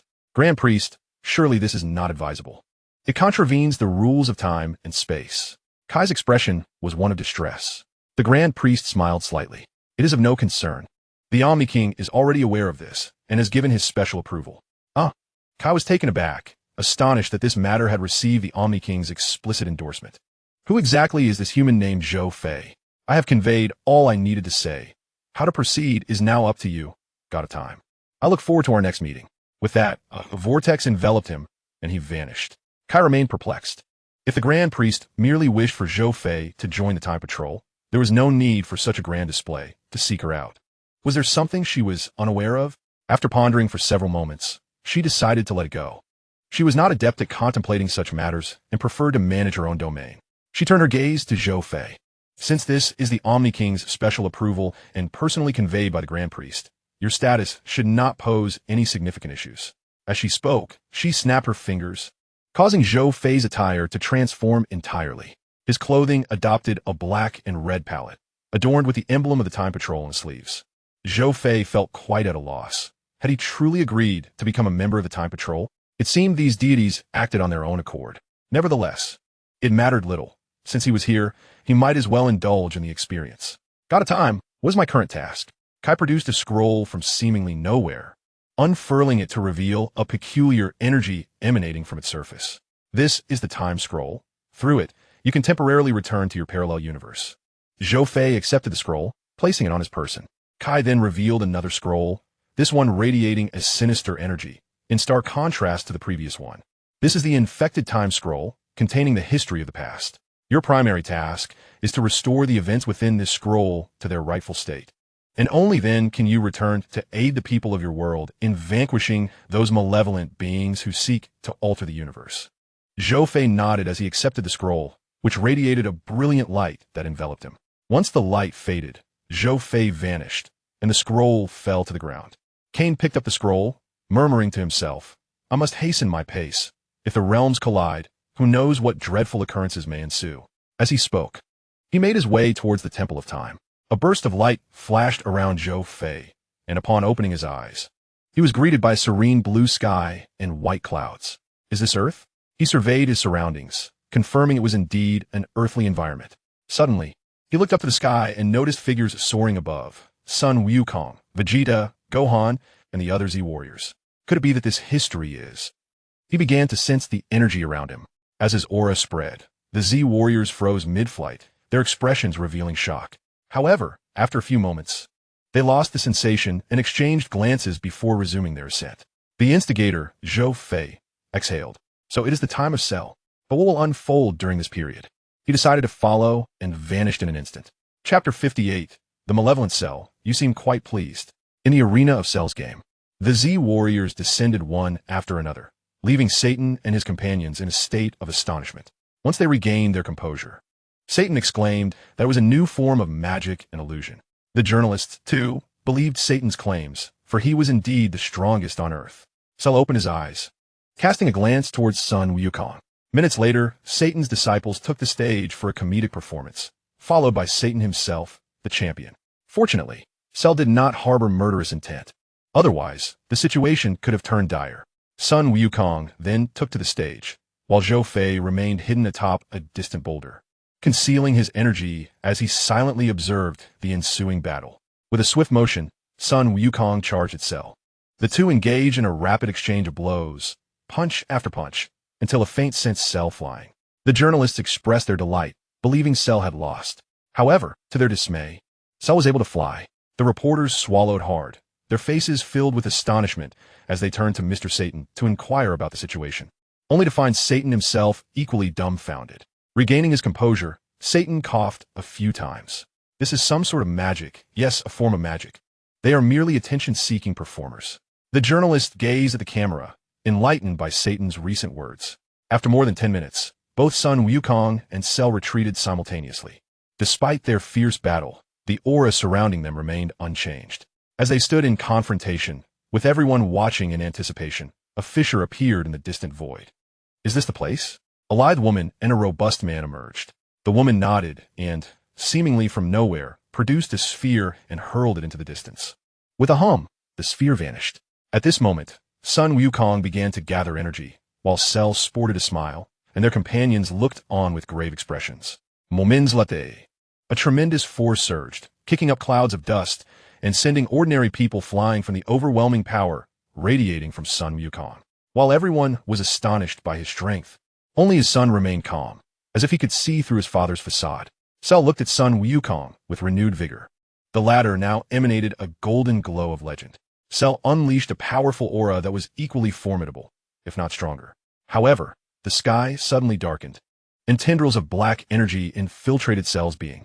Abruptly, the aura emanating from Cell shifted, causing Sun Wukong to furrow his brow, while their companions sensed the change, their expressions shifting accordingly. Concealed, Zhou Fei fixed his gaze on Cell, knowing the moment had finally arrived. With bloodshot eyes, Cell exuded a malevolent aura. I shall kill you, Sun Wukong. In an instant, their forms flickered, leaving afterimages on the arena and in the sky. Waves of energy buffeted the warriors, who struggled to maintain their footing, while the comedic champion Satan and his companions were swept away by the force. Bang! They crashed into the ground, creating a deep crater. How could this be? Everyone stared at Sun Wukong in disbelief. Their expressions were justified, for Sun Wukong had sustained injuries. He wiped the blood from the corner of his mouth, his eyes blazing with intensity as he regarded his opponent. You have grown so strong, truly impressive. Sun Wukong rose to his feet, but in the next moment, Cell appeared before him, delivering a powerful blow to his abdomen. Ugh! Sun Wukong cried out in agony. Cell withdrew his fist, and Sun Wukong knelt on one knee, grasping Cell's hair, his eyes bloodshot as he placed his hand on Cell's forehead, unleashing an energy wave. Boom! Dense smoke enveloped the arena. Dad! Uncle Wukong! Several voices cried out anxiously. In a matter of moments, Sun Wukong burst forth from the smoke, leaping backward several times to stabilize himself, spitting out a mouthful of blood. Cell emerged from the haze, his malevolent energy surging as he charged at Sun Wukong with reckless abandon. Sun Wukong frowned slightly. This adversary seemed to have lost all sense of reason. Without hesitation, he unleashed the Kamehameha wave, engulfing Cell in its powerful energy. Just when everyone believed victory was assured, Cell astonishingly withstood the Kamehameha wave unscathed. With his palm mere inches away, As energy radiated from him, Goku immediately raised his defenses. Boom! The energy erupted, illuminating the surroundings. Suddenly, Goku appeared in the sky. And as the dust settled, the arena lay in ruins. Gasping for breath, Goku wiped the blood from his forehead. "Dad, be careful!" Gohan shouted anxiously. Goku's pupils dilated as a dull thud resonated, and he was sent hurtling backward. He crashed into a massive boulder, shattering it to pieces. Buzz! With a swift motion, he unleashed an energy wave into the debris, causing a dazzling explosion accompanied by a deafening roar. "Ha ha!" Cell laughed maniacally, his malevolent aura expanding once more. Suddenly, he clutched his forehead and screamed in agony. In an instant, the surroundings darkened ominously. What is happening? Tien's expression turned grave. His third eye revealed a sinister energy. What kind of aura was this so profoundly evil? Krillin felt his heart racing, the atmosphere around him suffocating. Cold sweat trickled down his cheeks. Buzz! Roar! Vegeta and his son transformed into their Super Saiyan forms, realizing that at such a critical moment, remaining in their base forms was not an option. Cell charged towards the Z fighters, but at that moment, a figure with golden spiky hair suddenly appeared, seizing his tail and flinging him away. What's going on? Who's this guy? Everyone was puzzled, but when they noticed the stranger's tail, shock coursed through them. Could he be a Saiyan? Emerging from the rubble, Cell glared fiercely at Zhou Fei and charged at him with a roar. Zhou Fei merely shook his head, raising a hand to exert overwhelming gravity on Cell, casting him a casual glance before turning his gaze towards the horizon. Hidden in the void, a man and a woman were engaged in cheerful conversation when a chilling voice suddenly echoed. "You seem rather pleased with yourselves." They were startled, scanning the surroundings but finding no one. However, when they looked towards the distant arena, they saw Cell struggling on the ground while above. A young man watched them with a cold smile. The man and woman exchanged glances, and a figure emerged from the void. "Who are you?" the enchanting woman inquired, scrutinizing Zhou Fei. Suddenly, she noticed the insignia on his arm. "So, you are from the Time Patrol. I never expected you two to arrive here." "What a twist of fate," she said ominously. "I also did not anticipate it would be you. What is this? Unable to survive in the demon realm, you resort to chaos in another timeline? Tawamira, I advise you not to meddle in matters that do not concern you. Depart from here, or this place shall become your final resting ground," said Tova. Zhou Fei smirked, his figure flickering as he instantaneously appeared before her, delivering a powerful palm strike. Bang! However, at that moment, Mira intercepted Zhou Fei's attack. A formidable shockwave radiated outward, sending Mira careening backward for several dozen meters before he managed to halt his momentum, having exerted half of his strength to do so. He gazed at Zhou Fei in astonishment, pondering the origins of this individual, whose strength surpassed that of the members of the Temporal Patrol he was familiar with by several magnitudes. Chapter 59. Completing the mission, vs Hertz. Your strength is quite impressive. Now tell me, what brings you here? Zhou Fei regarded the two with an indifferent gaze. Tova raised an eyebrow and sneered. Are you under the impression that you could defeat us? Zhou Fei shrugged nonchalantly, his silhouette blurring as Mira sprang into action like a darting rabbit. Bang! A resounding explosion echoed, the sound waves shattering several boulders nearby, with strands of electricity emanating from the epicenter of their confrontation. Zhou Fei narrowed his eyes slightly, unleashing explosive force that propelled him backward. Mira, astonished, realized he had expended 80% of his strength, yet was still no match for this adversary. You are quite the protector, Zhou Fei scoffed, summoning an overwhelming gravitational force that enveloped Mira. His body tilted forward, plummeting like a meteor, crashing down with a thunderous roar and creating a deep pit several meters wide. Crackle. Just then, Tova seized the opportunity, waving her wand as a bolt of lightning, as thick as a barrel, struck down, unerringly hitting Zhou Fei. Observing Zhou Fei ensnared within the colossal surge of electricity, she let out a cold snicker. Those who dare oppose us from the demon realm shall meet a grim fate. The Z warriors below were left in bewilderment, questioning the unfolding situation. Though they could not grasp the specifics, one thing was certain. This woman and that man were villains. Exchanging glances, they charged towards Tova and Mira, while Gohan made his way toward his father. Buzz! A sudden wave of energy surged forth, dispersing the massive lightning strike, and Zhou Fei emerged unscathed. Stretching his limbs, he addressed the Z warriors. This does not concern you. His primary mission was to restore the history of this timeline. Any interference from them would only complicate matters. He conjured two orbs of energy directing them toward opposing targets, one towards Tova and the other towards Mira. The energy density contained within these orbs was extraordinarily high. The Z warriors felt a chilling sense of death looming between the two energy spheres and instinctively retreated.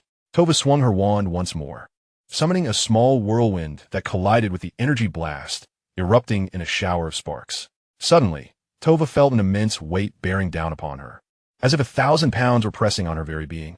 A wave of panic surged within her, yet her wand emitted a radiant glow, alleviating the oppressive gravity.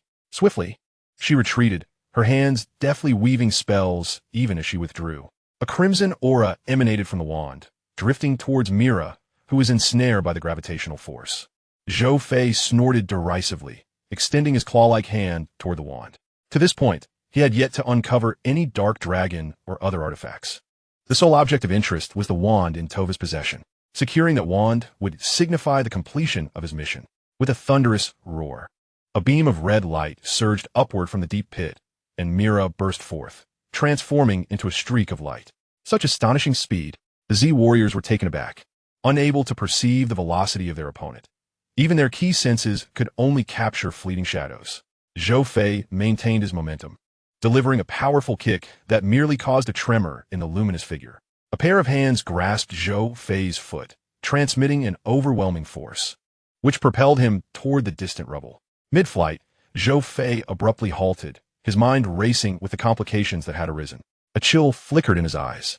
Just as he prepared to move, the wand in Tova's hand radiated the same crimson aura, enveloping both Tova and Mira before they vanished into thin air. Zhou Fei furrowed his brow, perplexed. What is this? They departed just like that?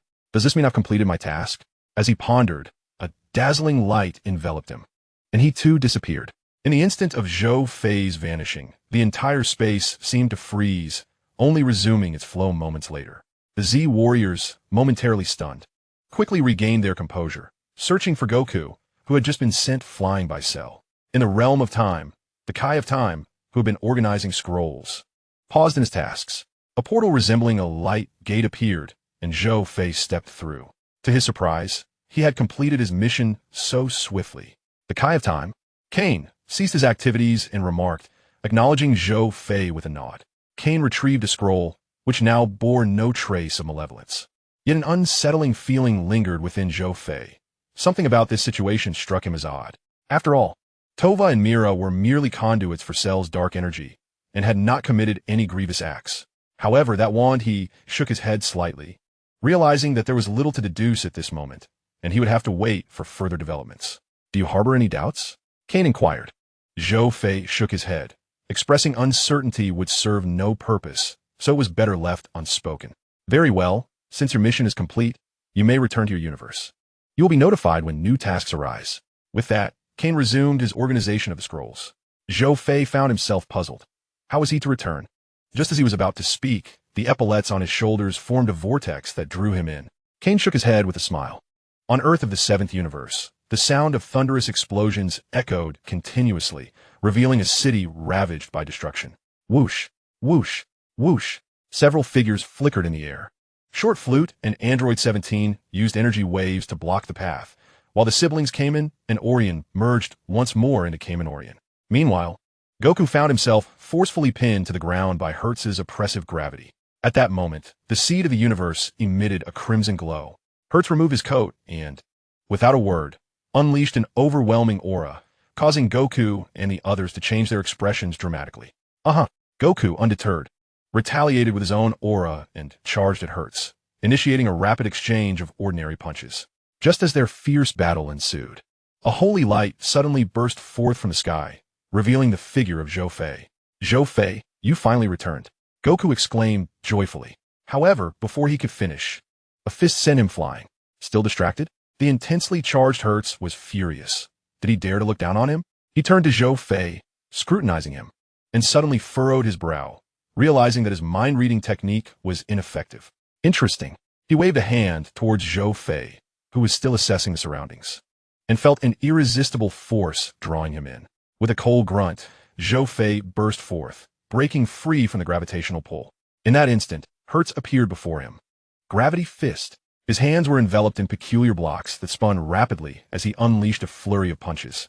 Zhou Fei, like a master of rhythm, swiftly dodged each powerful punch, with the resulting shockwaves creating craters upon impact, demonstrating their immense strength.